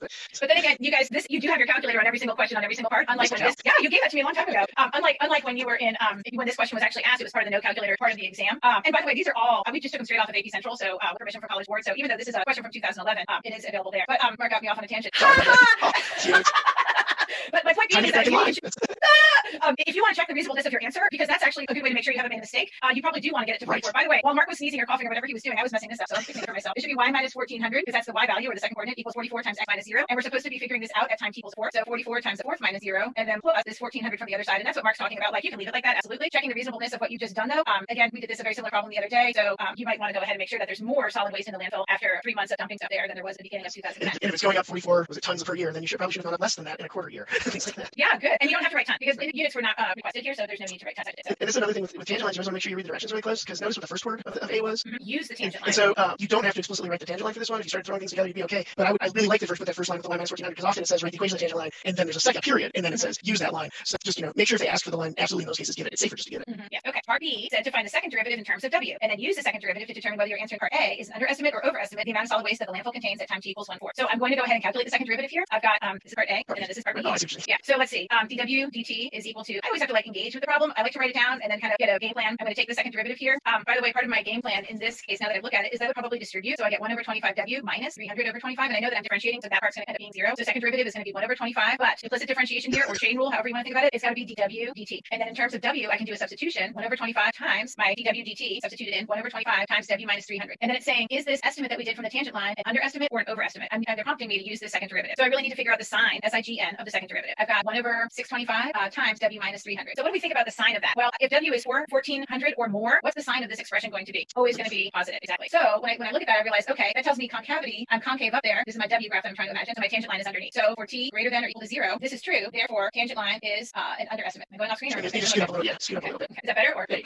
I know that's hauntingly familiar to what we did the other couple days. I had just changed numbers, but it's a time where you really need to practice stuff that you already know. Continue to practice it. Don't just watch me do it. You got to continue. Also, I want to point out, because I actually got an email yesterday from a student who said, I assume they're pushing it. We did this without the prompt. They wanted to see more FRQs and how to answer. When you're using that concavity for the underestimate, you virtually actually had to have that for t greater than or equal to 0. I think without that, I don't think you get full justification. So you have to go to an interval containing both the point we know and the point we're looking for. Right. So we have to really think about concavity over this time period, not just at that point, because you can't just be talking about it at point. It has to be over a certain interval. Because the curve might flip back. Right? Right. Okay, good. Now, one thing we haven't done in a while is this part C. And when I say in a while, I think the last time we did solve the differential equation was probably on sometime last week, so maybe about a week ago. So part C says to find a particular solution, W is equal to W of t, to the differential equation, dWdt equals that same thing, with initial condition W of 0 equals 1400. So this is pretty common language here. Find a particular solution. I think the last time we did something like this is with a dg dt. Sometimes we might see a dy dx. That differential expression could have lots of different variables in it. But one thing as I go to solve this differential equation, I might notice is that the only variable showing on the other side is this W. And I just think that's important to notice that I'm going to move this W minus 300 to the other side, but the dt is not going to have a t variable with it. I'm going to probably leave the 1/25 there. So dw divided by W minus 300 is equal to 1/25 dt. Separate, integrate. When you integrate here, this reminds me of what Mark said last week. Defunction over function or something like that, right? So is this going to be a natural log or not? It is. It does qualify as derivative of function over function, because you're not looking at the W, but the derivative of W minus 300 would be the derivative of W minus 0. Right. If I had it like this, W minus 300 squared. Yeah, no. No. Derivative of function squared. Yeah, it's not the same form. So, really, if you're studying, put a lot of this stuff side by side so you can start to know this pattern. All right, equals now the interval of 1/25 dt is 1/25t. Now, I just want to have a shout out to my students at Fayette. A lot of them kind of then continued going from here. They substituted in their 0, their 1400. These are my students. I was crying. What were they forgetting? I don't know if that's a shout out or a call out. They forgot the C. They forgot the C. What in the world? Okay, I'm giving them a shout out because they're going to do so great on their exam because they're going to remember their C. Okay, but yes, I'm calling them out right now. Again. First line after you end to differentiate. Substitute in 1400 for W. What else? 0, 4t. So I have the natural log of it looks like 1100. None of those are absolute value bars. Is equal to C. So the natural log of absolute value W minus 300 is equal to 1/25t. What's the natural log of 1100? Yes. Algebraically, got to exponentiate. I'm really done with the calculus at this point. I'm really done with the calculus right here. But to finish it out and solve for W, which I'm being asked to do, I need to do quite a bit of algebra. So exponentiate. When you exponentiate on this right hand side, e to the natural log of 1100 becomes 1100, and because of that plus, I can kind of bring it to the front. So I have absolute value of W minus 300 is equal to 1100 e to the 1/25t. So W minus 300 is equal to plus or minus that, and then finally adding 300 to both sides, and then choosing a branch. We've talked about this a lot. We have to make sure that our input of 0 yields an output of 1400. Well, what happens if I choose the positive or the negative branch in this case? Let's go positive. Yep, because that would be e to the 0 there. So I would have 300 plus 1100, and then times 1, and that would be my final answer. But again, just inside information like this right here, the way the AP grades differential equations, this is worth a lot of the points. And I'm not saying we're going to have a differential equation this year on our exam. I don't actually know anything about our exam. I think people have to understand that I don't have any inside information on that. But these are historically questions that show up, and not only that, they're important for you to be able to give you even more stories. So anyway, done speculating. No speculating. Are you going to grab the screen, Mark? Sure. Okay. I'll just tell you a little joke here while you do that, and that is, have you heard of people who are afraid of negative numbers? No, I haven't heard of people that are afraid of negative numbers. Let me just tell you this: they will stop at nothing to avoid them. Oh, that's a number line joke. Isn't that great? That took me a little while to figure out, but I was laughing pretty hard once I figured it out. So, it is funny that I called you out on that to Cal, but it's because I mark all of my electronics. Marky Mark. Actually, let me. I don't know if you can do this. The function bunch. Here's my what's on my laptop right now. Of course. Yeah, I got a silver one on mine. That's actually she's sporting a ring today too. Ooh, wow. That was a Kaido calculus teacher who gifted me that one. So, I have my frog ring on today. That's where we're at 3 weeks into these guys. Every so often we take an intermission just to check out our accessories. All right, so this is number 2. This is also adapted from AP Central, although we changed part of this one. We actually replaced D with a new part. But this is from 2010, one of the 2010 exams. It says 2 particles move along the x-axis. And just like Verge said, you're going to open the test, you're just like, oh, there's this wall of text, and you just got to read it. 2 particles move along the x-axis. For time between 0 and 6, the position of particle P at time t is given by the function P of t. t, which is this string. Well, the position of particle r at time t is given by r of t, which is this cubic polynomial. And then they ask us to do these 4 tasks, and I'm just going to scoot this up and just kind of focus on A for a second. And it says for time 0 to specify all times t during which particle r is moving to the right. And believe it or not, this is actually spelled out. I know it's spelled out in our textbook, but I think it's spelled out in the CD. That right is positive velocity or velocity greater than 0. I don't like reading it that way. It's positive, and negative velocity or velocity left is 0 is movement to the left. So. And they were careful here to say along the x-axis, and we right. typically and think that x-axis as a horizontal. Yeah, we typically think we always label it on the positive side. So. Yep. All right, and they're talking about particle r. So just like first, I'm going to grab that original. I'm going to recopy it, even though it's right there. It helped me engage with the problem. Like I feel like I'm doing something, and I think as I write it down, this is what's in my mind. Hello, you're a polynomial. And I differentiate is going to be so easy, you know, like. No, I'm not going to ask you where your functions are from. I just don't recognize the answer. But if you're watching from all over, so do not pick a lookout. Okay, because whoever it is, that's not our answer. I think it's on like say yes to the dress or something. So r prime of t. So I'm looking for how r is changing with respect to time. Units per time. There's no units given in the problem, so it's obscure units per time unit. But r prime, if r's position, r prime will be my velocity, right? It'll be velocity of r, and this is going to be 3t squared minus 2 times 6 is 12t plus a 9 plus a 0. I'm not going to write because if I write it, I'm just going to reason it. So now we have r prime, and I want to know where r is moving to the right. So I want to know where this velocity or r prime is positive. So the first thing I do is it's continuous function. Since this polynomial is over continuous, I'm going to find where the zeros are first. And a really common way to do that, I could use quadratic formula. I could graph it on my calculator, but I'm just going to set equals 0, factor off that common factor of 3, and then I'm looking for factors of 3 that add up to -4. And use -3 and -1, and those are my critical numbers of r. So those are places where I could change direction because I could change from positive to negative by not stopping at 0. See how timely that joke was, Rich? These are the one of these is a place where those people who your negative numbers would stop. But you know what? This interval is only from 0 to 6. So you're never going to go past 0. Well, but I'm talking about values of r prime. Go beyond 6. Okay. Values of t. Okay. They say bougie these days. I actually had an English teacher named Mr. Burjoyce, and I did not know there was another pronunciation for it. Until I had him for about 9 months. So at the end of the year, somebody's like, "Why don't you?" He's like, "Basically, what is asked you later?" So I was like, "Why don't you pronounce it bourgeois?" And I was like, "Why would you?" Because I was taking German. English.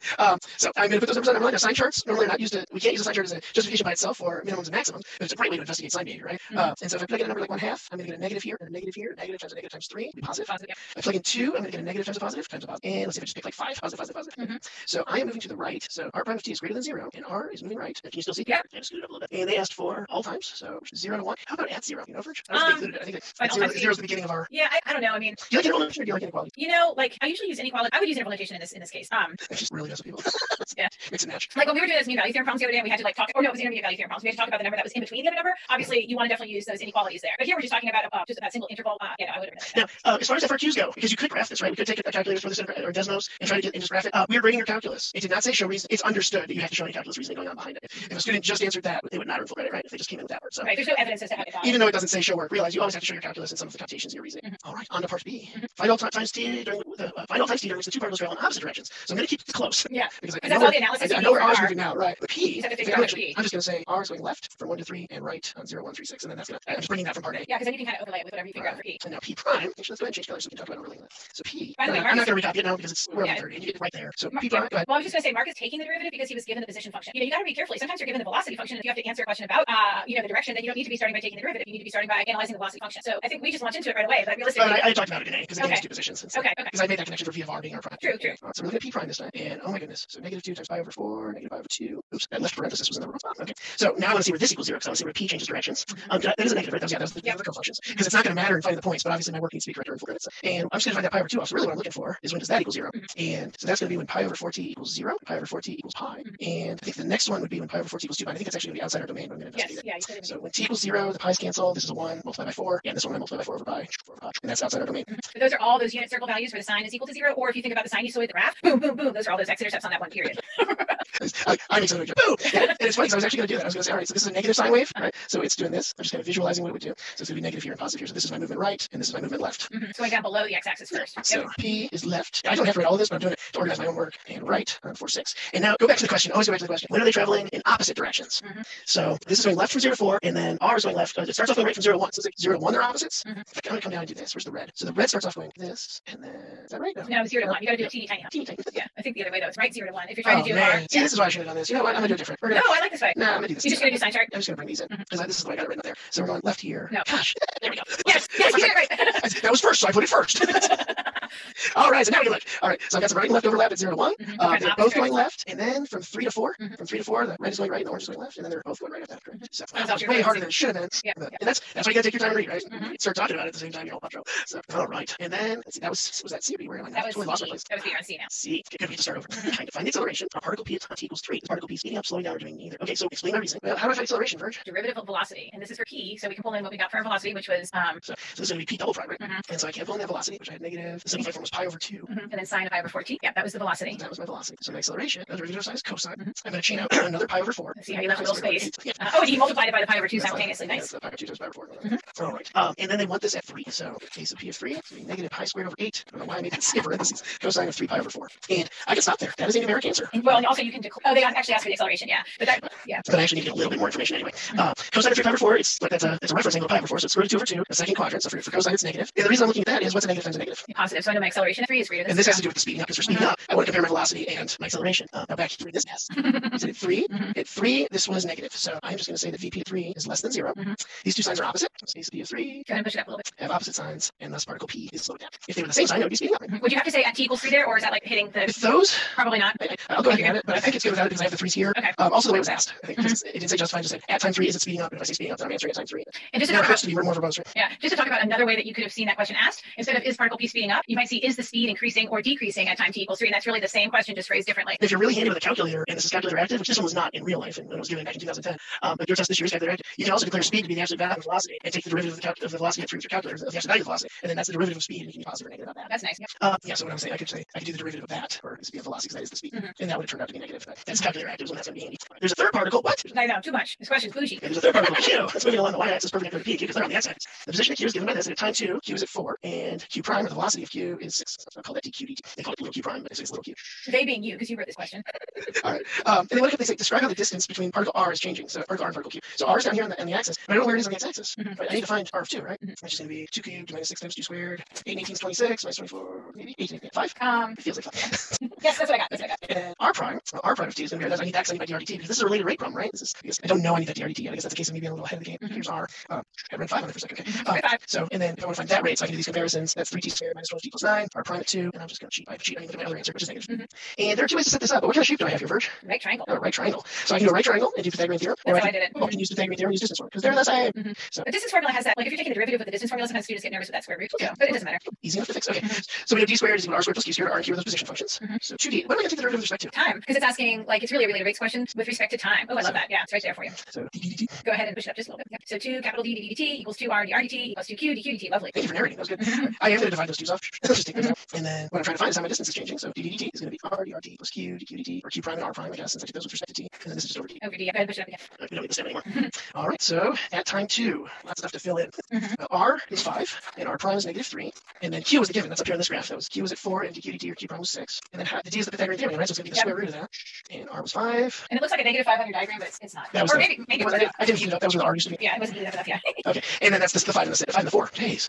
Now I did. I kept saying that Verge is right. I wrote it. I did 5 and 4 on purpose because I'm trying to trap somebody thinking it's a 3, 4, 5 triangle. I was trapped kind of this morning. I was like, why is this not working out to be the right? Oh, because I'm looking for the hypotenuse, not a leg. And of course, this is a good place to stop. But I can also do 24 plus negative 15 is 9, and 25 plus 16 is 41. And this is how the distance is changing. Distance is increasing because it's positive at a rate of. And I could say distance units per time units, but no units are given, so no units are required. And no units, yeah, we didn't say indicate units of measure. I really love that question. We're at okay. 1.6. I know. If you don't mind, I'm just going to share my screen quickly, and then we'll go back to the PowerPoint because we definitely don't have time to work this today. But this we are definitely working tomorrow. So I would have this before tomorrow, hopefully. In particular, some of these are very traditional questions that we have here in 3. They're very traditional questions for any Cal 1 or beginning of Cal 2 course. And realistically, again, we're not trying to predict stuff, but some of this stuff might not get asked in this way this year. I'm just saying, okay, just based on lots of factors. However, especially part C, where we have to really use a definition to explain whether or not something is continuous, I really think that appealing to definitions and theorems is going to be just as important as ever. So we are definitely going to start with this tomorrow. And in particular, see if you can really work on part C in addition to the other parts before the next lesson. Yeah, as we start talking about studying, just to add something to that is, if you're going through AP class or not practice sponsoring now, our stuff, things your teachers are providing, if you're just hunting around on AP Central, look for things that would be hard to search for, right? It's open book, open note. Look for those things like, does this fit this theorem? Because you're not going to be able to type that into some of these online calculators. And things like just what's the derivative of that 5? That's not going to be on the test, right? Because you throw your calculator and you're done. So. Right, like this one, f prime of x, you can totally, given that explicit function, you can use your calculator to figure that out. In fact, I'll show you how to do it tomorrow after I do it analytically, okay? So things like that. Yeah, so again, one more time, if you want a free screen or come back to these in a few minutes, there's the QR code in the bit.ly for our calendar. Here's the exam format. I'm actually going to go ahead and skip those screens a little faster. There's the QR code for the testing guide. It's that PDF that College Board has provided, and the 4-minute video showing you how it works. And there's the QR code in bit.ly for our Dropbox. Again, that's down in the description. If you click a little side arrow on the mobile, or is it show more on the computer? And thanks, guys. Thank you. We only have a few more classes left. It's getting kind of close, so I hope you're doing lots of calculus without us. Yeah, we should be a short part of calculus of your day, not the long part. Bye. See you tomorrow.